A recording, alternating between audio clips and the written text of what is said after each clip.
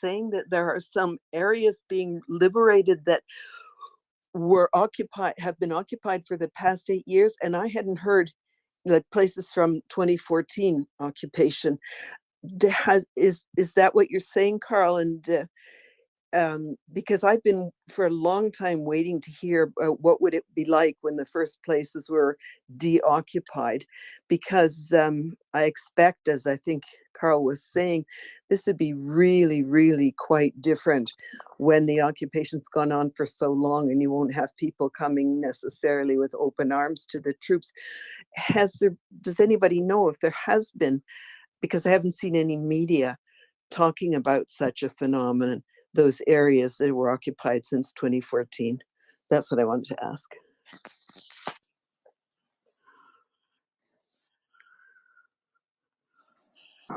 I don't know specifically which areas have been occupied since 2014 that have been recently repatriated to the Ukrainians. I don't have a map in front of me, to be quite honest.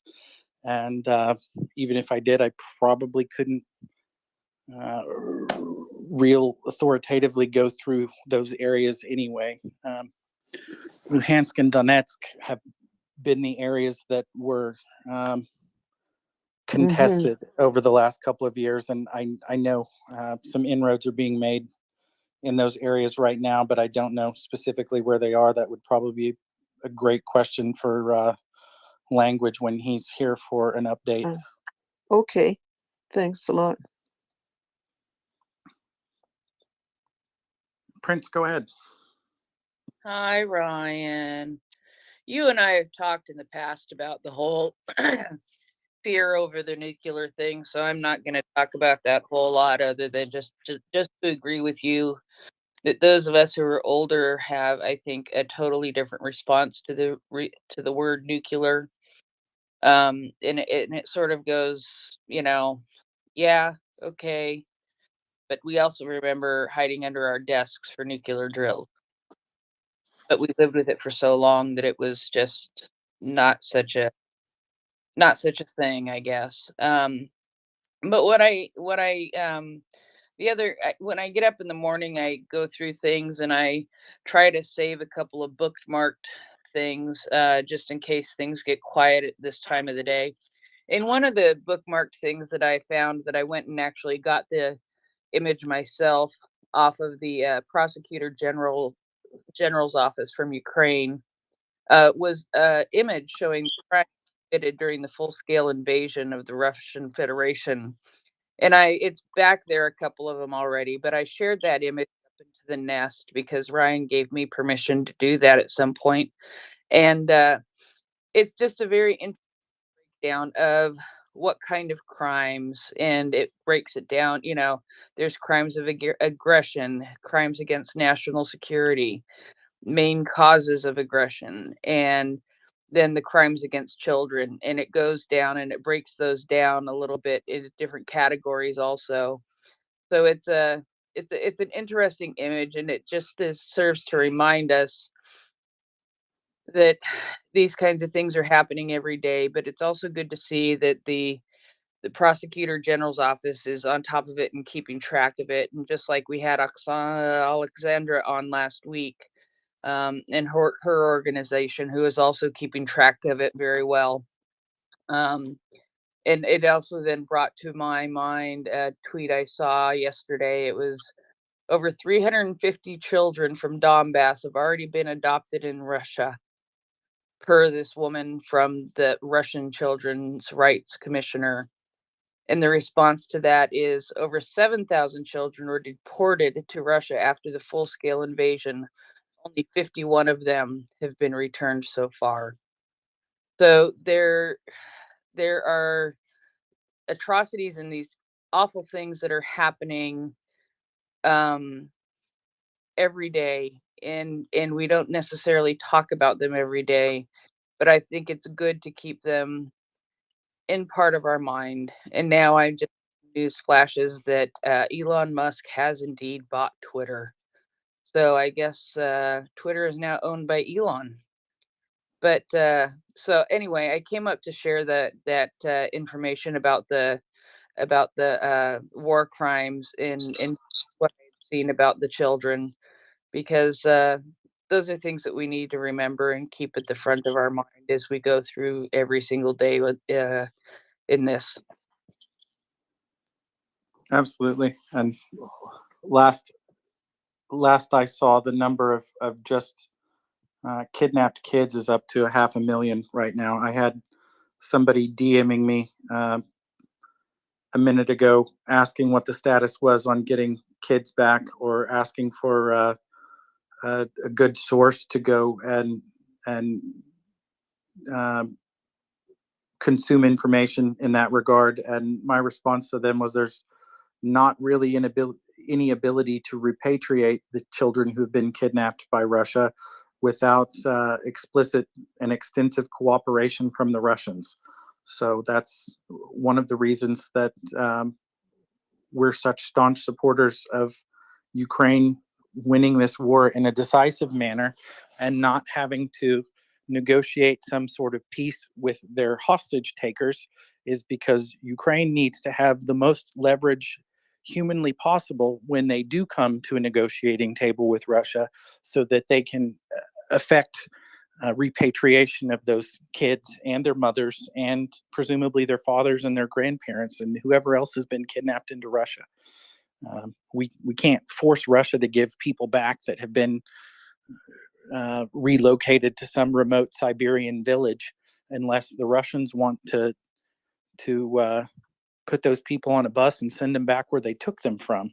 So as much as it pains me to admit that there's no real way to get those 500,000 children back, that's the reality of the situation. And that's why we need to support Ukraine as vociferously as we possibly can, and make sure that they win this war, and not just have to make an agreement to appease world consumers who are worried about energy prices or their own personal, petty political issues in whatever country they live in.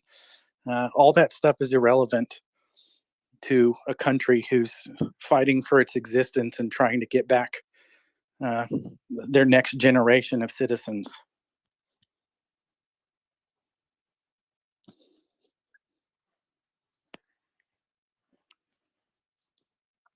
Kind of puts things in perspective a little bit. Yeah, it kind of does. It's not always an easy topic, but it's something that we mind.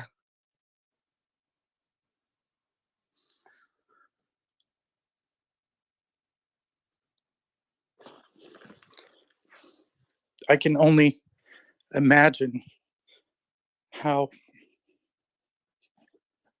Americans would feel if Mexico had crossed the border into Texas and stolen 500,000 kids out of Texas, and half the world was asking America to just negotiate a peace with Mexico. Like, get fucking real.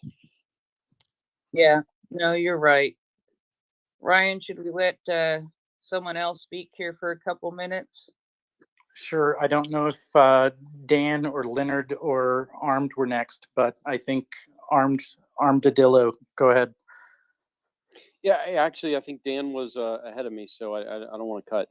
Perfect. I like people with manners. Dan, you're next. Yeah. So just first thing first here, the Elon seems to own Twitter, so someone ought to have a plan in case he completely loses his mind. But I don't know that he has yet. I'll throw a kitchen sink at him. The second thing is that I think the person asked 2 or 3 speakers ago asked about Ukraine taking over, well, said that they were dealing with populations now that had been occupied, and I think she means for 6 to 8 months, as opposed to the full 8 years. So Ukraine has now taken back some territory that Russia got essentially at the beginning of the war. And that's what she meant, not that they had taken back any significant piece of territory that had been held for the full 8 years, but that the territory that had been occupied for 6 or 8 months had been just comprehensively looted, and that those people were destitute and about to be very cold unless someone gets a plan. And obviously, that should be an area of maximum attention, although there are certainly a lot of areas crying out for maximum attention, but still that needs to be addressed. Well, there's tens of thousands of people who were forcibly removed from their homes because of incessant shelling and bombardment by Russia. Just in Kharkiv alone, in one particular neighborhood, I'm trying to think of the name of it off the top of my head. I'll have to go look it up. Give me a second. But it was a neighborhood or a portion of the city that housed 400,000, we'll just go ahead and round it up and say 500,000 people. And it's been, for the most part, depopulated because of the risk of Russian artillery shells. But there are a number of people who are still living in those bombed out apartment complexes because they, A, either have nowhere to go, or B, they're old and stuck in their ways. And anybody who's ever dealt with an elderly family member knows how hard it is to get people to change their routine sometimes, or move somewhere that they're not familiar with. And there's a lot of people there who just don't want to leave the only home they've ever known. But it was mentioned here on the space a couple of months ago, the first time we had Roman, the firefighter, that those people would be fine through the summertime because the temperatures didn't get so cold. But it's now dropping down into or at least hovering in the frost zone temperature wise in northern Ukraine right now. And as winter sets in more thoroughly, those people's homes will be uninhabited. I'm thinking uninhabitable. I'm thinking specifically of the guy who lost his arm and a couple of his fingers on the hand that he has left, who steadfastly insisted on remaining in his apartment even after it had been hit directly by a Russian artillery shell. And the guy just didn't want to leave. I mean, there's not even a window in his kitchen. There's not even a wall in his kitchen any longer, but he doesn't know where else to go, so he's staying. And Roman mentioned when he was on the space that while that was an acceptable situation, at least during the summer a couple of months ago, that it would become untenable as the temperatures dropped. And his presumption was that the mayor of Kharkiv, or the governor of Kharkiv Oblast, I don't know what exactly the bureaucracy or I don't know what the titles are, it's irrelevant.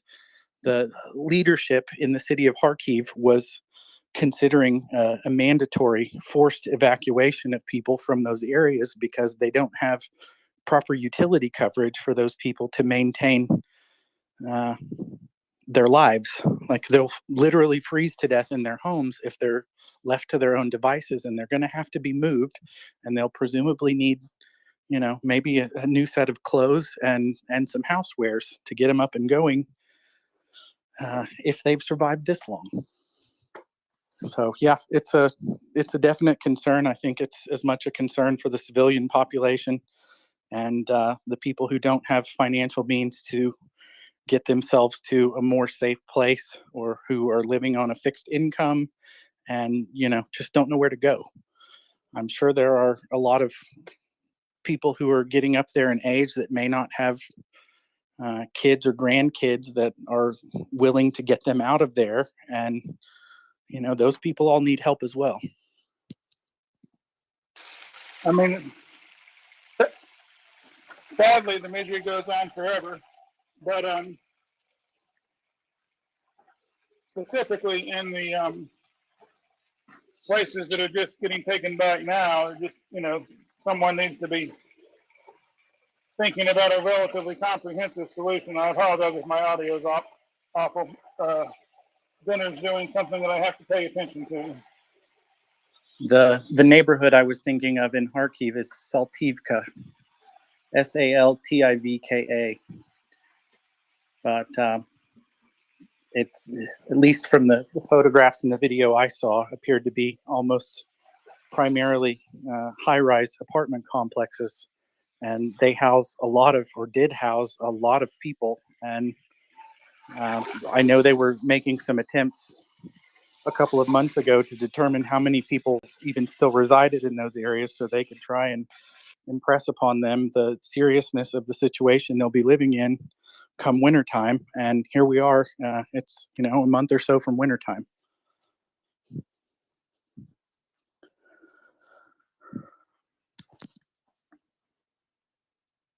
But I mean, there was plenty of misery to Thanks, go. Dan. Yeah, There's plenty of misery to go There's- around, but and I think I've seen some videos that implies that people in Ukraine have thought about this. But if you literally, however bad it is to have your apartment building wrecked by Russian shelling, it's worse to have it wrecked by Russian shelling, looted for 6 months, and then squatted on. And so, there's a lot of bad out there that's going to have to be dealt with, whatever's here. Thank you very much. thank you, Dan. Armadillo, go ahead. Yeah, thank you. And thank you for the space. I don't get to listen as much as I would like to, but and only have time for a kind of a quick question. I actually noticed this was kind of interesting to me, and I don't know how many spaces there are on Twitter. I'm still learning this concept of spaces where there, people can communicate and things. But I noticed one popped up in my feed, a group of Spanish people talking about the similar kind of conversation that we're having here about Russia has invaded Ukraine, and just obviously how horrendous it is. And my Spanish is not very good. I'll be the first to admit that. Even though I live in Texas, I probably should know more Spanish, but my Spanish is not very good. And but it did seem to be very pro-Ukrainian. So the question in my mind is, do you guys know more about other spaces out there? And what I'm particularly interested in, because the chant that we've been chanting, the hashtag that we've been sharing, I mean, certainly Maria Aid, MriyaReport, NAFO Fellows, but also Free the Leopards, right? That's the big one, right? So I've been passing that along, but the question in my mind is, how do we get that to a German-speaking audience?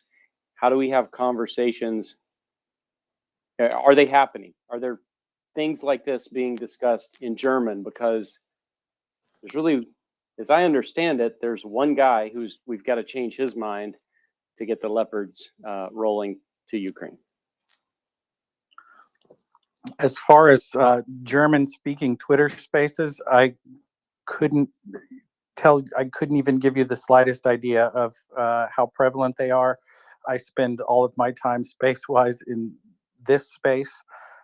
We've had some discussions in the past about trying to duplicate what we're doing here in other languages, primarily Spanish for Central and South American audiences, and for Spanish audiences as well. But I think Herm or Axel might be a good person to pose that question to. I know Axel specifically has been pushing the Free the Leopards campaign the most.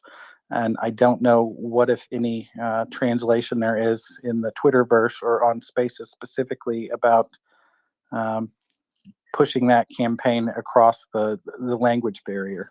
And I've started, I took a bit of German a year of German in college, so I'm no expert in German either, but I can use Google Translate, right? And so I've translated Free the Leopards into German, and interestingly, and I am going out and I'm following other NAFO fellows and so forth, and really my entire account is committed to the sole purpose of defeating Russia for Ukraine. That's what this Twitter account of mine is about.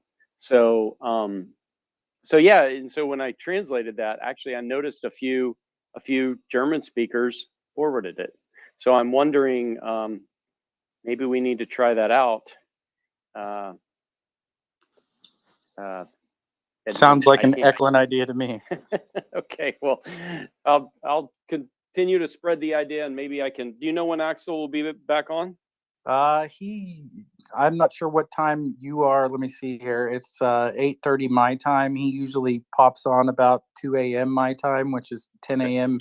his time. So I might catch him early in the morning, U.S. Central. Yeah, early in the morning or throughout the day, U.S. That's usually his afternoon and evening.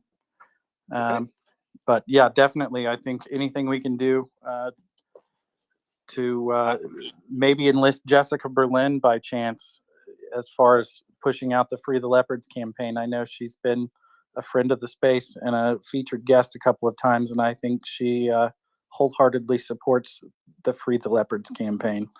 So okay. I will give it a try. Thank you. I'm gonna drop back down now. Thank you very much. I only hope that her political and geopolitical commentary is enjoyed as much in Germany as it is appreciated here in the U.S. I didn't know who Jessica Berlin was before this war, or excuse me, before this invasion in February happened. But I know who she is now, and I'm a huge fan. There are, it's funny. I guess one more quick comment. I'm impressed that there are some amazing, incredible, Churchillian-like women leaders that I've learned about. I think of Kaja Kallas. I think even of the is it Marin, the leader in Finland. So I'm still learning. I'm going to learn more, but I'm been so impressed with, they're bold and they don't put up with the guff, and I'm just truly impressed. Anyway, I'm going to go ahead and drop back down now. Thank you so much for what you guys are doing. Thank you. They also have refreshingly sober takes on international relations and geopolitics, something that I think we have a serious lack of here in the U.S. I don't detest anything more than fundamentally unserious politicians, and unfortunately, we have a plethora of those here in the U.S. as of right now. On both sides of the aisle, I might add. Leonard, go ahead. Thank you, Ryan, and good evening to you, sir.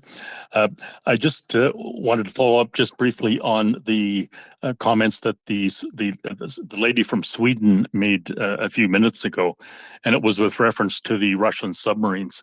I think she was referring to the Kursk, which was the Russian nuclear submarine that sank off the coast of Sweden in August of 2000. And she was correct. I didn't catch what date she put on it, but that's in fact the date it went down. And of course, as everyone knows, it was all hands lost. So the nuclear submarine got into serious difficulty. It was a K-141 class, which was the second largest class of nuclear submarines ever built, and it was carrying a 24 cruise missile type armament. So it obviously had nuclear capability and nuclear tips on board.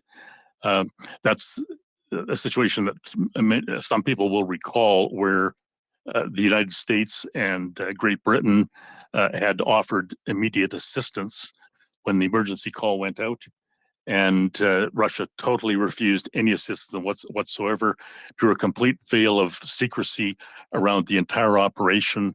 There had been two major explosions, 7 to 10 ton equivalent TNT explosions, but there was a small number of the crew actually survived and were emitting signals for best part of a day or two after sinking. But of course, they perished because Russia couldn't couldn't do anything by themselves nearly in time to get to do the rescue. So it just became a total salvage operation, and the submarine eventually was partially taken up. Part of it still sits on the bottom off Sweden, and presumably, hopefully, the nuclear components were salvaged. But yeah, that was supposedly their second most modern class. The other one I think she might have referred to was the K one, or sort of the K658 variety, which had experienced there were numerous similar kinds of incidents prior to that in the earlier class of submarines, but it's been a long history in terms of the Russian nuclear submarine capability, and there's been many missteps and accidents, but that was the worst one. That's the same incident where a few of the sailors were still stuck in the submarine sitting on the bottom of the ocean, and the US and a few other countries offered assistance to try and save lives. And yes. Russia denied that they were even having an incident at all because they didn't want to acknowledge their failures militarily, and elected to let those guys die rather than acknowledge that a mistake had been made. Exactly. Also, where we were given a firsthand look at how Russia deals with dissent within their ranks, because the mother of one of those sailors came to a press conference when Russia was updating their domestic population on developments with respect to the submarine. And as she asked for answers about the fate of her son, she was accosted by some Russian government officials who, against her will, injected her with a sedative, and then after they were called into question about that, initially said that it was administered to her well, first they denied it, and then they said it was administered to her for her own good because her nerves had gotten to her. Totally glossing over the fact that her son was probably smothering to death on the bottom of an ocean somewhere, and the country who he had sworn to serve and who should have been trying to salvage his life at whatever cost to their reputation it might have been, elected to typecast her as the crazy woman who couldn't control her emotions. And I don't even know what to say about that. That was one of the most disgusting incidents I think I've seen in quite some time. Ursus horribilis, just another classic horrible indication of Russian behavior. You should also note that that was right in the very first year of Putin's reign, if you will. So it reflects directly upon Putin, and he was directly in the driver's seat, making the decisions that surrounded that entire event. So, yeah, a clear indication, a clear indictment of Putin. So, yeah, thank you. I think it was a foreshadowing of exactly how he was going to run the nation for the next 2 decades, and his lack of value he places on human lives. Absolutely.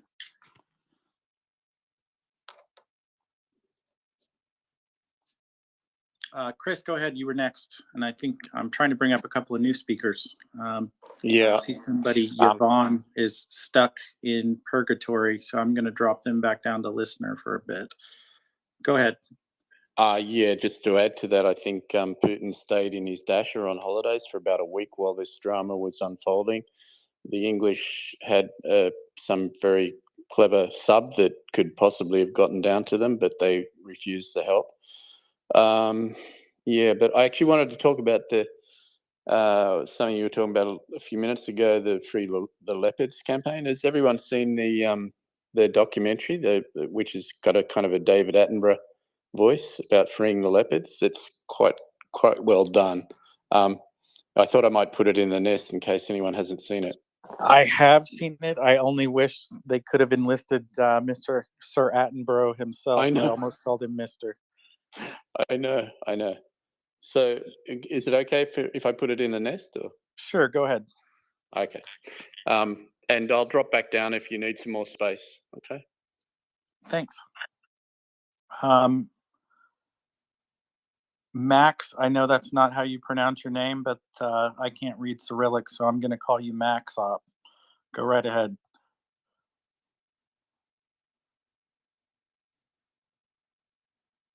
The guy who's not whiskey can go ahead.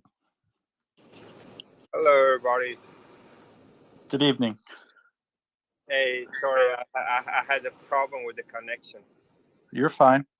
I will try to explain about the situation. I'm Uzbek. Someone told about the Uzbeks right now, like 10 minutes ago, if I can remember. I remember. And so, what happened? Let me explain something. So, actually, Ukraine said so. Uzbekistan made drones and export to Russia, right? And it's not true. It's false, guys. And we have we are against why we have banned drones in the country to import and use. And the next issue is Russia called our people, Uzbeks, who lives in Russia, to war. They invite the army, like around 50 people invited, and I just want to tell you about that. And Dmitry Garden said about it, and thank you for hearing me. And that's it. Sure, thank you. I'm not sure why Iran would have any desire to assemble those drones in Uzbekistan either. That seemed kind of like an unusual development, but I'm glad to hear that's not the case. I have a question for you. I noticed there were some migrant workers in Russia working in a factory. I believe they were Uzbek citizens, and they all received conscription papers from the Russian government a few days ago. And they had all banded together and made a video imploring the president or prime minister of Uzbekistan to intercede on their behalf and tell Putin directly or the Russian military that their citizens who were working as migrant laborers in Russia were not eligible for conscription. Do you know anything about that? And has the Uzbek government interceded on behalf of those individuals? Yeah. I heard about it. So Russia advising the citizenship for that, for if someone will go to the war, and they advising the citizenship, something like that. I'm not sure, but I don't live in there, but it's information I heard my friends, who lives in Russia, and I don't know what's going on there. They just advising the citizenship, So they're trying to accelerate citizenship and grant them citizenship and then conscript them. Yeah. Okay, thank you. Whiskey, go ahead. Hey, thanks, Ryan. I just came up to straighten out something about the submarines that were being talked about earlier. The speaker that was on previously that was talking about 41 years ago today, the submarine being sunk. It wasn't really sunk, it was stricken. And this was off the south shore or south coast of Sweden. And that was U-137. It was a whiskey class Russian submarine that was got a little too close to the Swedish shore when it ran aground and got stuck. And that was actually during, I believe, it was an early NATO, warfare practice. So it was not the cursed submarine. But what what was discussed about the Kursk submarine is actually correct. You guys just got the wrong submarine and the wrong date. And that's all. Thanks. Thank you, sir. I'm not at all surprised. Whiskey knows about the Whiskey class submarines. Yeah, if I can just respond briefly. Yeah, Sure. I wasn't suggesting the 41 year old date was correct. I was specifically referring just to the Kursk, which was, of course, August 9th, 2000. So I didn't reference the 41-year-old occurrence whatsoever. I think that was the previous speaker, the Swedish lady who was referencing that particular item. But clearly, the Kursk went down was a major naval disaster. All hands lost, and the ship broke apart ultimately, with only partial recovery and nuclear hardware on board. So yeah, thanks. Yeah, no, I remember that. Yeah, the Kursk suffered from a torpedo. They were running torpedoes and that had a highly volatile fuel mixture, and an explosion in the forward torpedo room is what actually originally took the Kursk down. And when they did the salvage operation on that at the end, they wound up cutting off the bow section of that and raising the rest of it. Submarines are something that's near and dear to me. My grandfather was in World War II, was served on the USS Silversides and was the chief of the boat. Yeah, the Kursk actually had 2 significant explosions, equivalent to about 7 to 8 tons of TNT each. Yep, that's correct.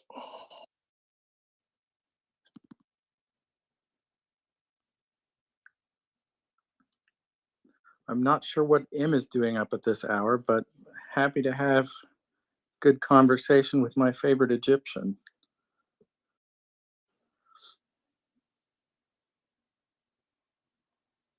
If we can get him connected, that is. M, radio check. Copy. Perfect. I see Armand is up, and I didn't notice you raise your hand, but some people aren't familiar with the spaces and our order of operations here. If you have a question or a comment, go ahead, Armand. Yeah, hi Ryan, hi everyone. It's my first connection, so thank you for the space and the amazing job that you're doing. It's very nice to follow you. My intention was to switch the topic, so I don't know if I'm welcome to do that now. Or... No, that's fine. Go right ahead. Yeah, to go back to the classics and the topic of the nuclear weapons. I was interested in NATO's response. Like, we all understood that NATO would supposedly respond decisively in the event Russia would drop a dirty bomb or even a clean nuke on Ukraine. And many commentators speculate that NATO could sink the Black Sea Fleet or destroy any Russian assets that could be identified. But those people making comments are not those in power. And I'm wondering which option is the most likely between a direct confrontation with Russia versus just simply offering better weapons to Ukraine. Having in mind that in this scenario, NATO would be engaging Russia directly, whereas Russia only attack a third party, that is Ukraine, and it could be a little delicate in the view of the rest of the world, especially those countries that do not have the means to assess independently what happened and wouldn't know necessarily who to believe, Russia accusing Ukraine or the contrary. And maybe another question that is slightly polemic, but for the sake of the debate, for preventing all this, how about providing Ukraine with tactical nukes in advance, for providing them with deterrence capability. Thank you. As much as I would like that idea, I don't think it's even one on the table or being entertained by serious diplomats, because the whole point of us encouraging Ukraine to get rid of its nuclear weapons through a three-way agreement with the US and Russia was to discourage nuclear proliferation. It would fly in the face of almost everything the US has been doing foreign policy-wise for decades now, as far as nuclear non-proliferation, for us to turn around and hand some nukes to Ukraine. I do think America specifically has at least some obligation, even if we didn't ratify the agreement, to defend them and their territorial sovereignty after they gave up their nukes. We at least gave that impression, even if it wasn't ratified. And I think that's one reason why we owe Ukraine support. As much as it's the right thing for us to do, I think we have some obligation to back them up. I don't think it is hypothetical that if Russia were to detonate a nuclear weapon or a dirty bomb, either for that matter, that the U.S. would sink the Black Fleet. I don't think that's or the Black Sea Fleet. I don't think that's hyperbole or us chest thumping. I think that is a very real proposition, and I think that has been communicated to people within the Russian military, possibly Shoigu himself, in no uncertain terms. And if Russia were to escalate this war into using nuclear weapons, dirty bomb or conventional, they're choosing to escalate to that point, and the U.S. is not escalating by directly engaging with a nuclear armed nation who's setting off nuclear weapons outside of the borders of their country. If they're feeling froggy, I don't want them to jump, but I think they would be making an existential mistake as far as the constitution of the Russian military is concerned. They like to bellyache and whine and complain that NATO is helping and NATO's involved in this war and all this stuff. And if they think NATO has engaged Russia so far by providing weapons and support to Ukraine, they haven't seen anything yet. If they set off a nuclear weapon, NATO will engage them, and they will learn what it's like to have conflicts with the United States and other NATO nations. We don't want a conflict with Russia. We've done everything we can to avoid escalating into a conflict with Russia, but them electing to use nuclear weapons outside of Russia is a red line, even if it's not going to be communicated that way directly in public spheres. I think the current presidential administration in the United States has decided that that's their red line, and even if they're not willing to say it, like some previous presidents said with respect to Syria and chemical or biological weapons, I think that the current administration is much more serious about their red lines, even if they're not going to talk about them in public. Okay, maybe thank you. Thanks a lot. Maybe a couple additional questions. Do you remind the specific language that was communicated to the Russians? I think it was kind of kept ambiguous on purpose, and something like the response would be immediate, decisive, and direct, or something of this kind. Do you remind the language? I don't remember the specific language, but I think decisive, immediate, and catastrophic were all appropriate descriptors. And we've had General Ben Hodges on the space a couple of times. He mentioned in a media interview that the hypothetical response to Russia detonating a nuclear weapon, we don't even do atmospheric testing anymore. We have negotiated with nuclear armed nations to make sure that we don't do testing like that, and we haven't for decades now. The major nuclear armed nations don't do any testing at all because they know what their weapons are capable of. Only crazy psychopaths like Kim Jong-un decide to set off nuclear weapons so they can saber rattle. And essentially that would be what Russia is deciding to do in this situation is saber rattle. But we don't do saber rattling, and we don't allow people to do saber rattling with nuclear weapons. That's a bridge too far. I've said it countless times. I don't even want to know how many times I've said it. I'd probably be embarrassed if somebody told me, but there's one country on the face of the planet that's ever used nuclear weapons, and we've spent decades now ensuring that nobody else decides to make that choice as well.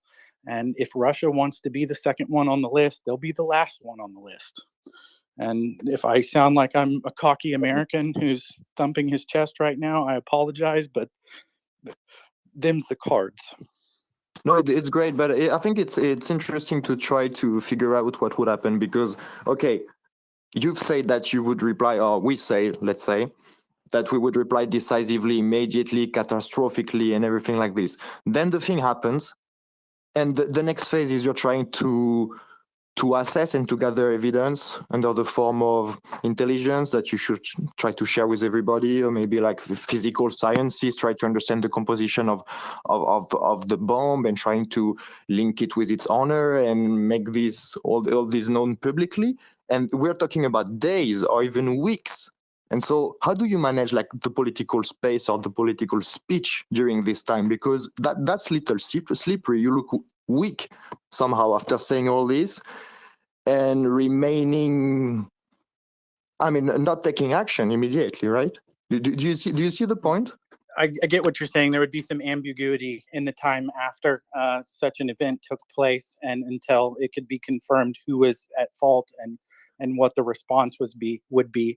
And honestly, I don't think it would take that much time because the U.S. military and the U.S. intelligence agencies would have some advanced knowledge on that. We have planes that fly around in the U.S. Air Force that explicitly and solely go around and sniff for atmospheric testing to tell whether or not radiological materials have been released, so we can determine those things as fast as possible. But I think it's pretty obvious if a dirty bomb were to be deployed in Ukraine, who the aggressor was in that situation. Ukraine has an intimate knowledge of what radiological material can do and how it can harm your environment and your population. And I think probably the last country on the face of the planet that would set off a dirty bomb in their own country for some sort of political gain is Ukraine.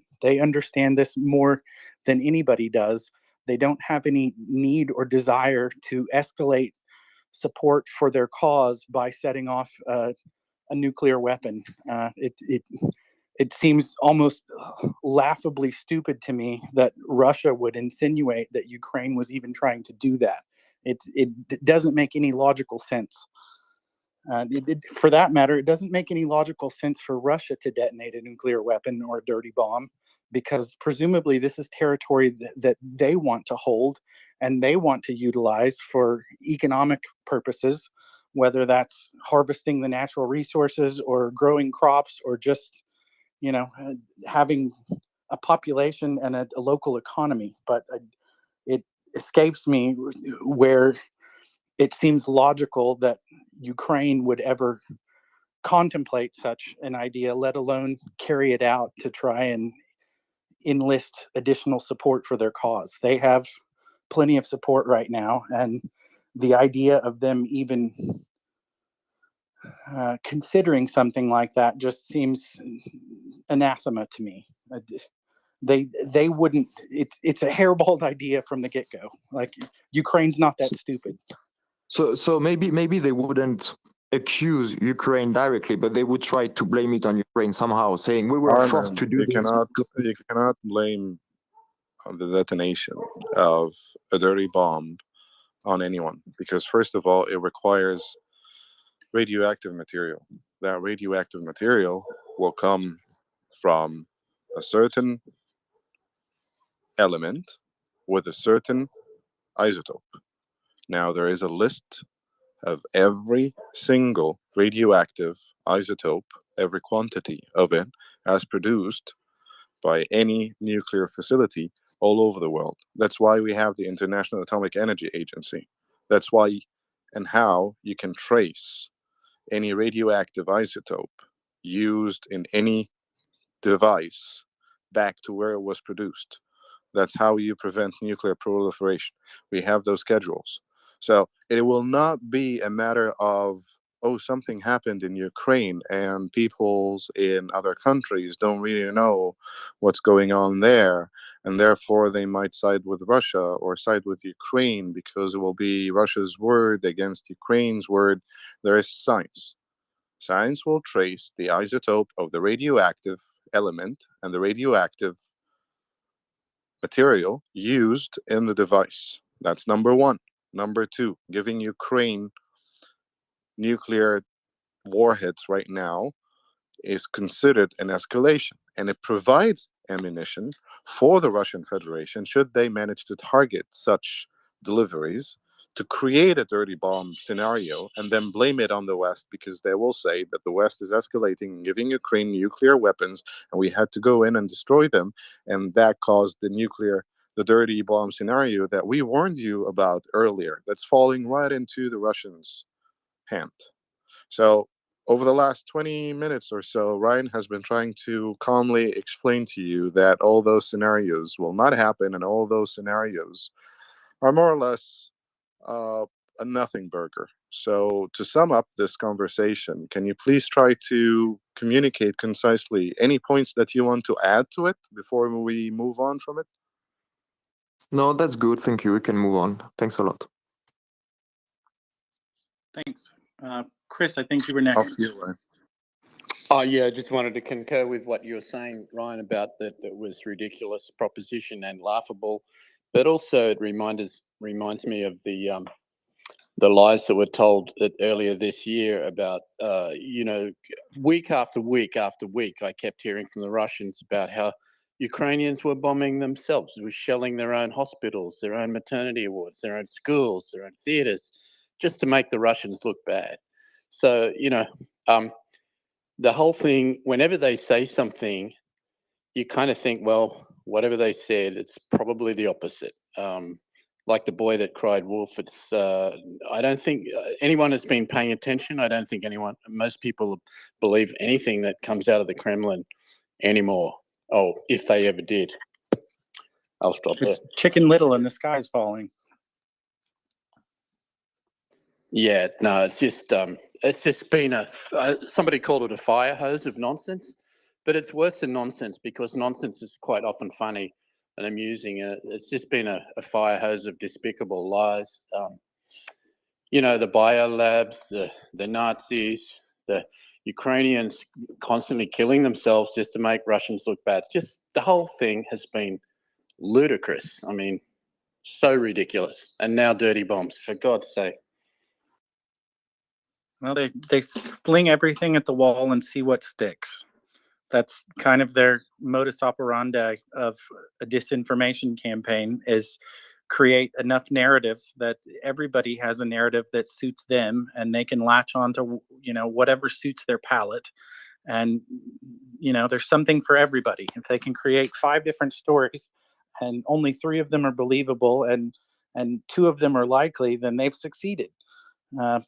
Even though the truth is staring them in the face and everyone else, it makes no sense who would set off a dirty bomb in their own territory to try and win a war, an existential threat against their country. It's nonsense. If somebody was breaking into my house and I was trying to kick them out the front door, I wouldn't go light my kitchen on fire to try and convince them it was time to leave. Yeah, and all the how the Ukrainians were supposedly bombing themselves and shooting themselves and shelling themselves, as if they'd be wasting artillery on just trying to make Russians look bad. The whole thing. I mean, if it wasn't so horrible, I would have been laughing a lot. Well, and there's a tiny sliver of truth in this web of lies they spin, because yes, Ukraine is shelling occupied territories that are occupied by Russians, and sometimes, unfortunately, Russians move into whatever local building is capable of holding a whole platoon of soldiers, or I wouldn't even call them soldiers. because they're not soldiers, they're criminals. But it's natural that a large group of people coming into a territory that they don't own or possess will hold up in whatever accommodations are capable of servicing their needs. So yeah, if a whole bunch of Russians take refuge in a Ukrainian schoolhouse somewhere in Luhansk and Donetsk, that's definitely a legitimate military target, and it should be hit. Are they going to strike it at 8 o'clock in the morning when it's full of children? Absolutely not. Hopefully the Russians wouldn't even let the kids come to school. But for Russia to turn around and try to spin that as though Ukrainians are attacking and killing civilians is silly at best and insidious at worst. And there wouldn't be any need for Ukraine to shell Ukrainian territories if the Russians would just pack their shit and go home where they belong.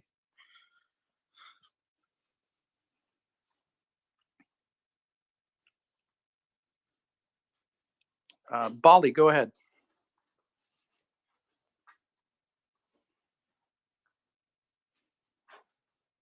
Bali guy, your hand's raised.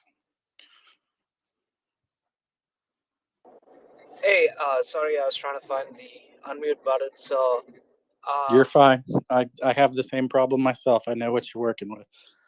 yeah.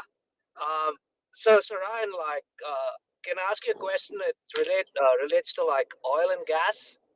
Sure. I read an article on Bloomberg which said like US was trying to cap the oil like between 40 and 60. So initially they wanted to hit like the lower range, but they couldn't do it. They couldn't get a lot of countries to agree.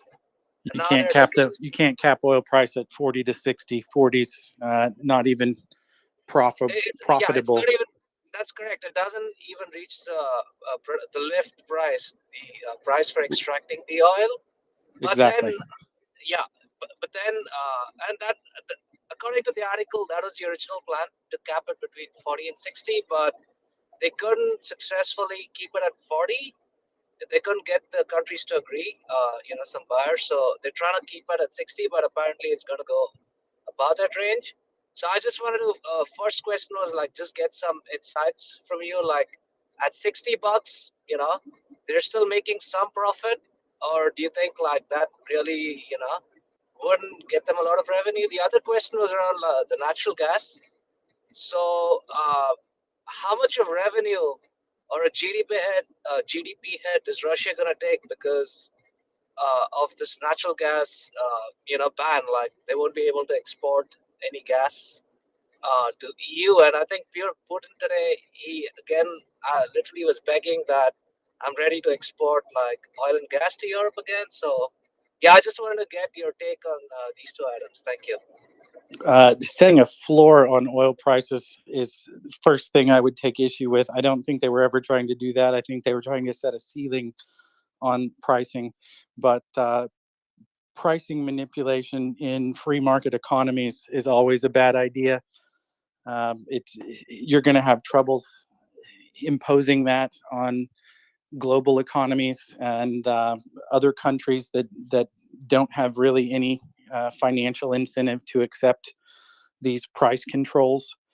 It just seems overly complicated and unrealistic in my personal opinion, but I'm not a commodities trader, and I'm definitely not involved with any foreign policy decisions that are being cooked up here in the US. A price floor is one thing that would encourage people to continue producing, but prices have been strong, to say the least, over the last year anyway. So I think what's needed as much as anything is maybe a price ceiling. No, but this again, is a price cap. Yeah, the 40 to 60 is a price cap, not the floor. So yeah. Okay. And maybe they're trying to cap profits at that price. Obviously, like you were saying, $40 a barrel doesn't even cover the lifting costs in a lot of markets. So they wouldn't be trying to do that. I don't know that they would get a whole lot of buy-in from global producers, the private companies here in the U.S. and the state-run producers like Saudi Aramco are not going to be interested in any of that. No, this was just for the Russian oil. So I'm talking about like the Russian oil. That is my understanding. This cap would just apply to the Russian oil, to countries importing oil from Russia. I don't know how they would successfully implement a price control regime like that. Their natural gas is a much bigger problem than their crude oil because natural gas has to be liquefied and then put onto a ship, which requires massive compression facilities and lots of insulation. But the only other option, if you're not going to liquefy it, is to put it in a pipeline and to deliver it at high pressure to the places it's needed. Obviously, Europe was the closest market that it was needed in, and now that that customer has dried up on them, they're going to have to build a new pipeline somewhere else or build a whole hell of a lot of liquefaction facilities so they can put that stuff on boats and send it to markets that will accept their product. I don't think they have the engineering capabilities or the equipment that they would need from the West, primarily pumps and specialized stuff to do the compression. So I don't think it's a realistic opportunity for them to build additional liquefaction capacity. And that leaves their only other option as building a pipeline into Asia, presumably to China, which will take them a number of years to complete. Even if China was already on board with this and the pipe was being produced right now, just engineering a path to lay the pipeline and getting welders out to put it in the ground and get it up and running would probably take them every bit of 24 months, if not longer. So Russia's in a bad spot, basically because they can't get their goods to market. I'm fine with that. I think their natural gas economy is in a much more precarious situation than their oil is. But natural gas is essentially just a byproduct of oil production. They both typically come out of the same hole in the ground and they're separated at the surface and then taken places. But the big profit margins you normally earn are on the oil, not on the gas. The gas it's great and it's beneficial if you can sell it and earn a profit, but the margins you earn on it outside of the current distorted market in Europe right now are usually relatively low and de minimis. It's side money. And I say that because there are lots of oil and gas companies here in the US who will elect to flare that gas off at the wellhead so they can leave the well opened up full bore and recapture as much oil as they can in the first 2 years that the well is brought online, because that's when the majority of your oil production comes. So gas is kind of an afterthought. They've used it as a tool for political leverage to basically get the European economy over a barrel and extort them. And now the whole situation has blown up in their face. And Germany specifically was warned by at least the two previous US presidential administrations that came from both sides of the aisle. The Obama administration and the Trump administration both warned Germany not to become so dependent on Russian gas supplies.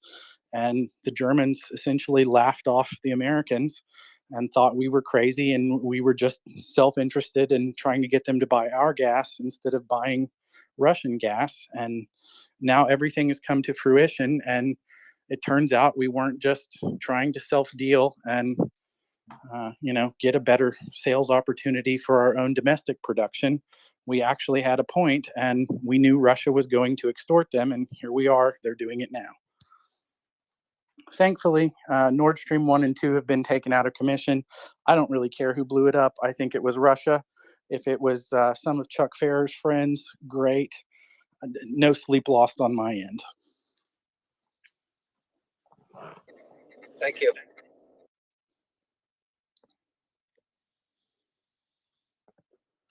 Ryan, I'm going to defend Chuck here and say, no, it was not Chuck or any of his friends. I don't seriously think it was Chuck or any of his friends either. But at this point, given that Germany has left so much to desire with respect to their support of Ukraine, as far as them not providing weapons that are needed, I wouldn't really care if the Americans forced the hand of the Germans, even if that was the case. So I hate to be breathing life into rumors and innuendo, but I only even bring it up because it doesn't matter to me. Germany needs to shit or get off the pot, so to speak, as far as being on the right side of history. They've had, 50 years now, maybe 80 years to reminisce on some of their previous mistakes in history. And I was hoping that maybe they would step up to the plate and be on the right side of history for once. And there's still time. Ryan, do you care to riff at all on the subject of artificially regulating or attempting to regulate oil prices and production caps vis-a-vis pricing and so on? And specifically in light of the disastrous Canadian experiment, legendarily or unlegendarily called the National Energy Program, that was a feeble attempt at that kind of a pricing bureaucratic manipulation that literally failed spectacularly and was utterly dismantled by the subsequent Canadian government, and in the meantime caused just extensive internal political turmoil and agitation that far exceeded anything foreseen by the bureaucratic minions who attempted to intervene in and regulate a pricing of an oil commodity, even on a national footing, much less given the even more complex features of the international marketplace. I'm sure you could riff on that for quite some time, Ryan. Oh yeah, that's why I am a militant free market capitalist when it comes to energy market, at least energy production. The idea that we could set some kind of price fixing situation that would work successfully on a domestic U.S. market or a North American energy market, and also be successfully implemented across global energy markets seems fraught with risk and a whole slew of unintended consequences. And that's primarily why I'm against it. If you're going to nationalize your country's raw materials or natural resources and use that as a direct benefit to, enrich your country or educate your population or do something like that, great. But if we're just going to try to jump in the middle of a free market capitalism situation and tinker with prices on one particular commodity for a finite amount of time just to screw over Russia, it seems like you're seems like not the best idea to affect the change you want. Like you mentioned, in Canada, it was cooked up by a whole bunch of politicos and bureaucrats who don't understand energy production or all of the complications that are involved in it, as far as and the things you have to think about and consider when you're engaging in developing a new play, as they're called here in the US. If you're moving into a new reservoir and going to start producing massive amounts of energy, of which the world constantly needs more and more and more, there's only more people on the planet. They only want to fly more places and drive more cars and use more electricity. It's a little short-sighted to try and tinker with pricing or production versus just letting the best man win. I don't think it gets overly complicated because you have state actors like Saudi Aramco who are not beholden to any shareholder. I mean, I guess technically they are beholden to shareholders because they're a publicly traded company now, but for all intents and purposes, that's a state-run oil company, as are a bunch of other ones. And when you start having private entities or entrepreneurs or wildcatters, as they're called in the energy business, who are competing with these large multinational corporations like Exxon and BP and Shell and Aramco, it just gets extremely complicated. And when you cinch up one leak on one side of the boat, or you poke in one spot, things start squirting out somewhere else, and there are a whole bunch of unintended consequences that can have a cascading effect and screw up the whole energy market even more than it got screwed up during the pandemic. So no, I'm not a huge fan of price controls or production caps or any of that stuff. That's the kind of crap OPEC pulls, and we're not OPEC. And you probably cannot cite a single occurrence or a single historical reference where that kind of attempt to intermeddle in the marketplace, specifically in hydrocarbons, has had any impact whatsoever, or has had any success whatsoever. Yeah, success, impact, definitely. The desired impact, not so much. Success, yeah, you could probably count those on one hand. Yeah, exactly.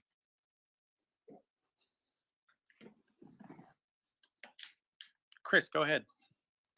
Yeah, look, kind of similar, kind of related to this. I have a little theory, but I don't actually really have enough knowledge to know whether I'm onto anything or not.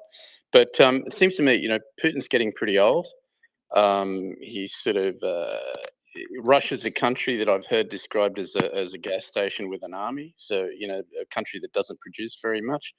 In the meantime, other countries around the world, around in the West, are switching to renewables, are moving away from fossil fuels. So I just wondered whether, to what extent this kind of timetable of Putin trying to complete his mission in life, to try and restore some of the glory of the former Soviet Union or whatever's in his mind. I don't know. I can't figure out what's going on in his head. But whether partly, there's a kind of a timetable for him which has provoked him into launching this war, because it's kind of can be seen as a bit of a land grab. Ukraine's got amazing agricultural and other obviously other resources and so on that. Yeah, so I just like, to what extent is that a factor in what's motivating Russia in this crazy enterprise? Thanks. To what extent, I couldn't begin to say. Do I think that was a factor in his calculus to go ahead and invade this February? Absolutely. Obviously, the world is attempting, or at least the world's developed nations are attempting to transition off of hydrocarbons and onto more renewable energy sources like wind and solar, and start, tinkering with their transportation industries and producing more electric vehicles in lieu of combustion engines. Do I think that was something that was a direct threat to the Russian economy in the short term? No. Is that more of a long-term strangle on their ability to continue to operate as a glorified trailer park with a gas station out front? Yeah. If suddenly the world's developed economies like Europe and North America started driving a lot more electric cars and needing a lot less petroleum products, then conceivably we could sustain ourselves, and Europe could sustain itself with a lot less hydrocarbons that are coming out of Russia. So there's less of a demand for the product they have an abundance of, and prices are lower. And then suddenly these multi-billion-dollar corporations that have been doing JV partnerships in Russia with Rosneft and Gazprom all of a sudden don't see it as a quick return on investment for them to go and spend billions of dollars on some offshore drilling project in Siberia. And they would rather invest those dollars in quick return shale oil or shale gas. Yeah, I think that was a factor. How we could quantify how big of a factor that was, I don't know. I don't think it was a huge factor. I don't think it, honestly, personally, I don't think it probably represented more than 10% of the pie that went into his decision-making process, but it was undoubtedly part of the calculus. I think we have irritated a financial expert enough that he's joined us here on the space. That, or we're about to get an Atacam's brand cigarette promotion. Oh, I'm back in the States. You get me all night, baby. Oh boy, I didn't know.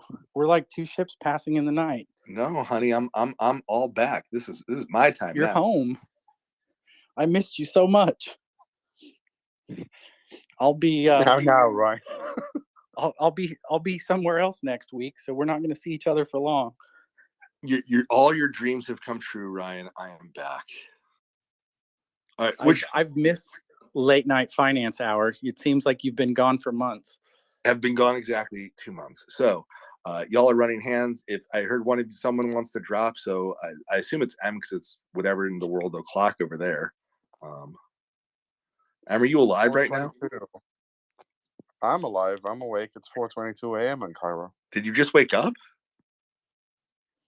I never sleep, man.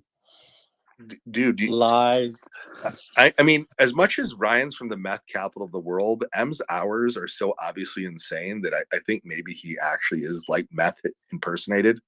Like he's actually meth. Like it's not he takes it; he actually is a methamphetamine. Well, if I'm not mistaken, he dated an Oklahoma girl at one time, so I wouldn't cast any aspersions on our M.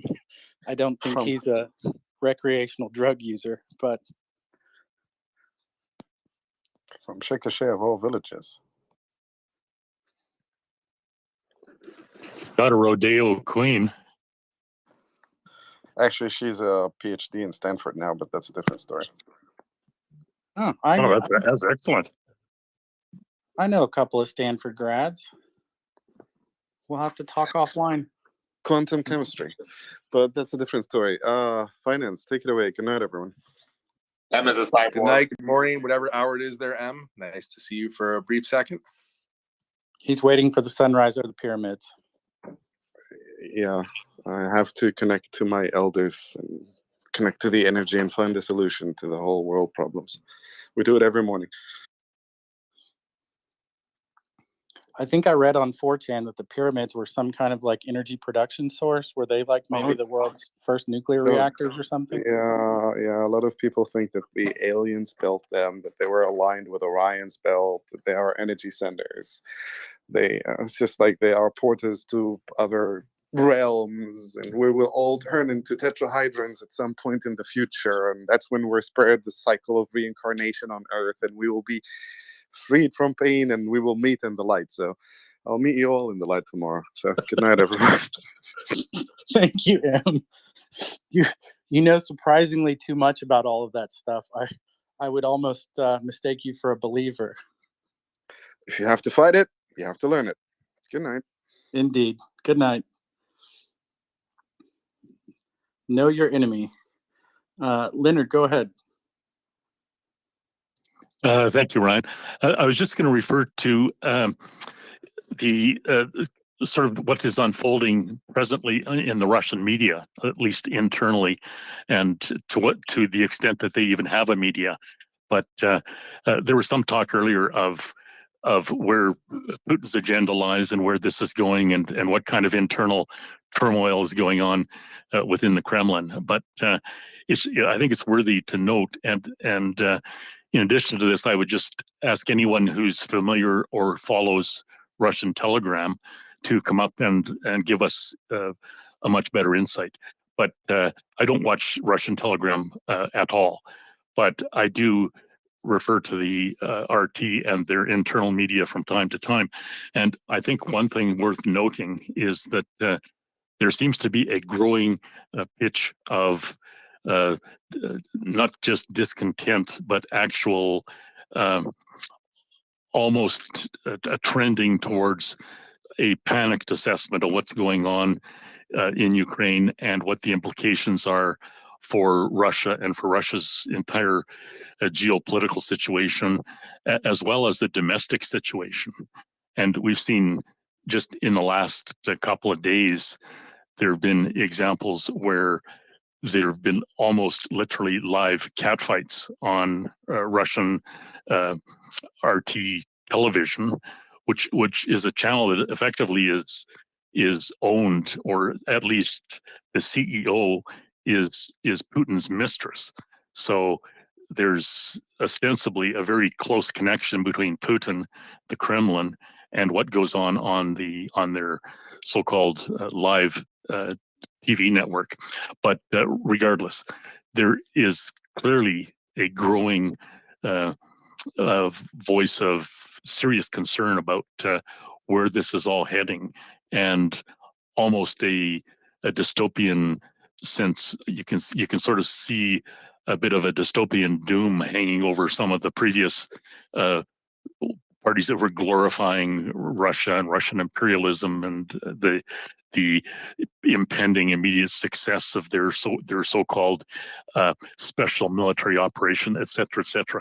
That seems to have been completely eliminated now. There's none of that tenor that I can detect anyway in their live TV broadcasts, and it's quite interesting to watch that unfold and watch a growing a sense of I don't know what the correct word would even be. Discombobulation. It's not panic. It's not despair. It's a real increasing level of sort of fear of impending doom, if you will, and a kind of a seating knowledge that this thing is not going to turn out well for Russia, no matter which direction they go. And it'd be really interesting to see if anybody has more direct insights that they've garnered right off of the Russian Telegram channels, to see how that contrasts or compares to what we're seeing in the so-called broadcast media. So yeah, just a thought on that point. Thanks.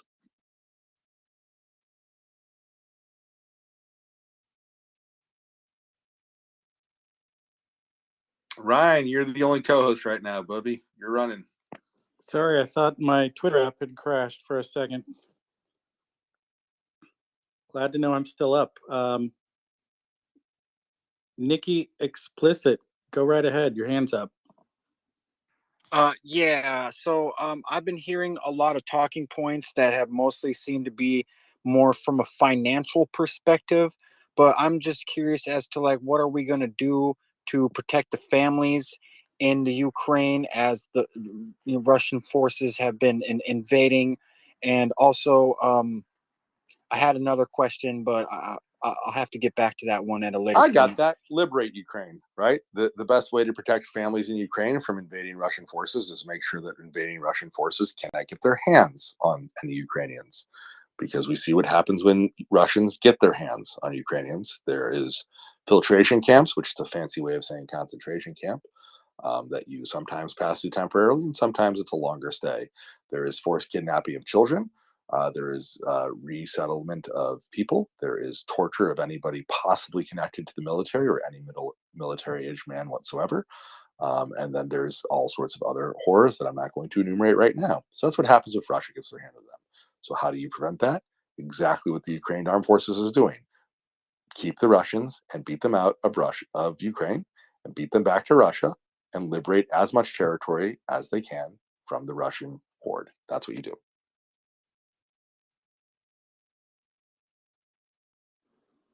Here, here.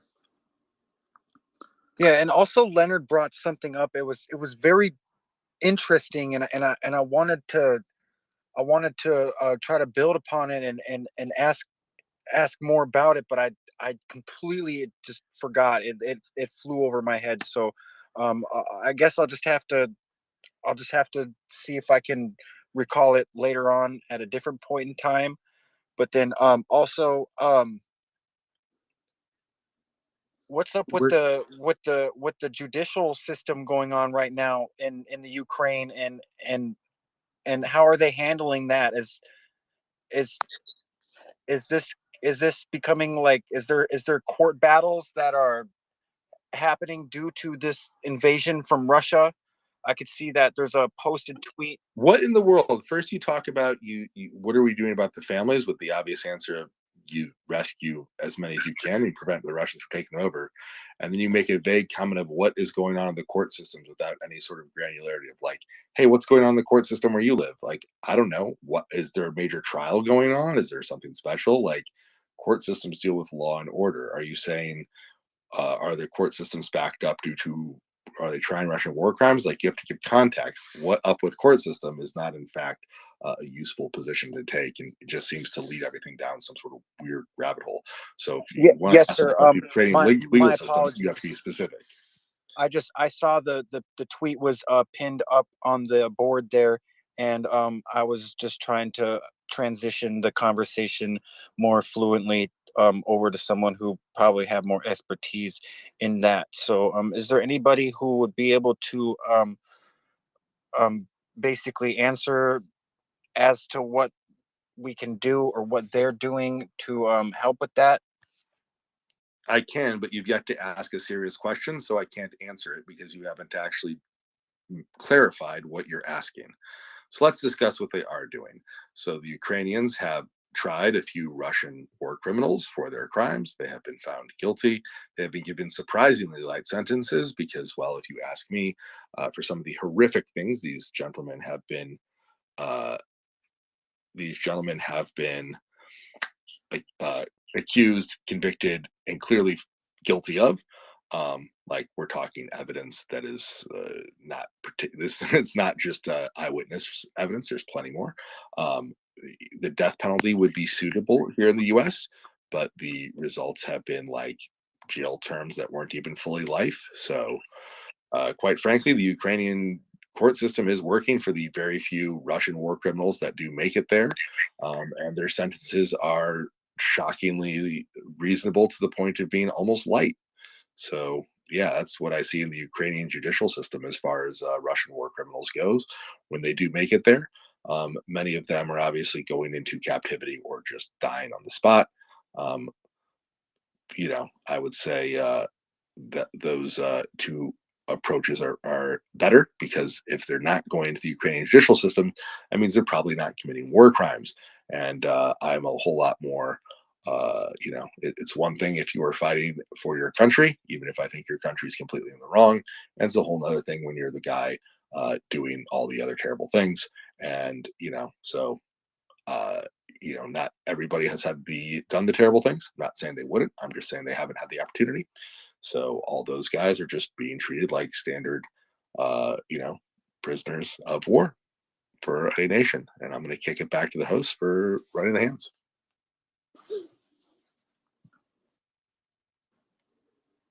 Let's go to Roberto.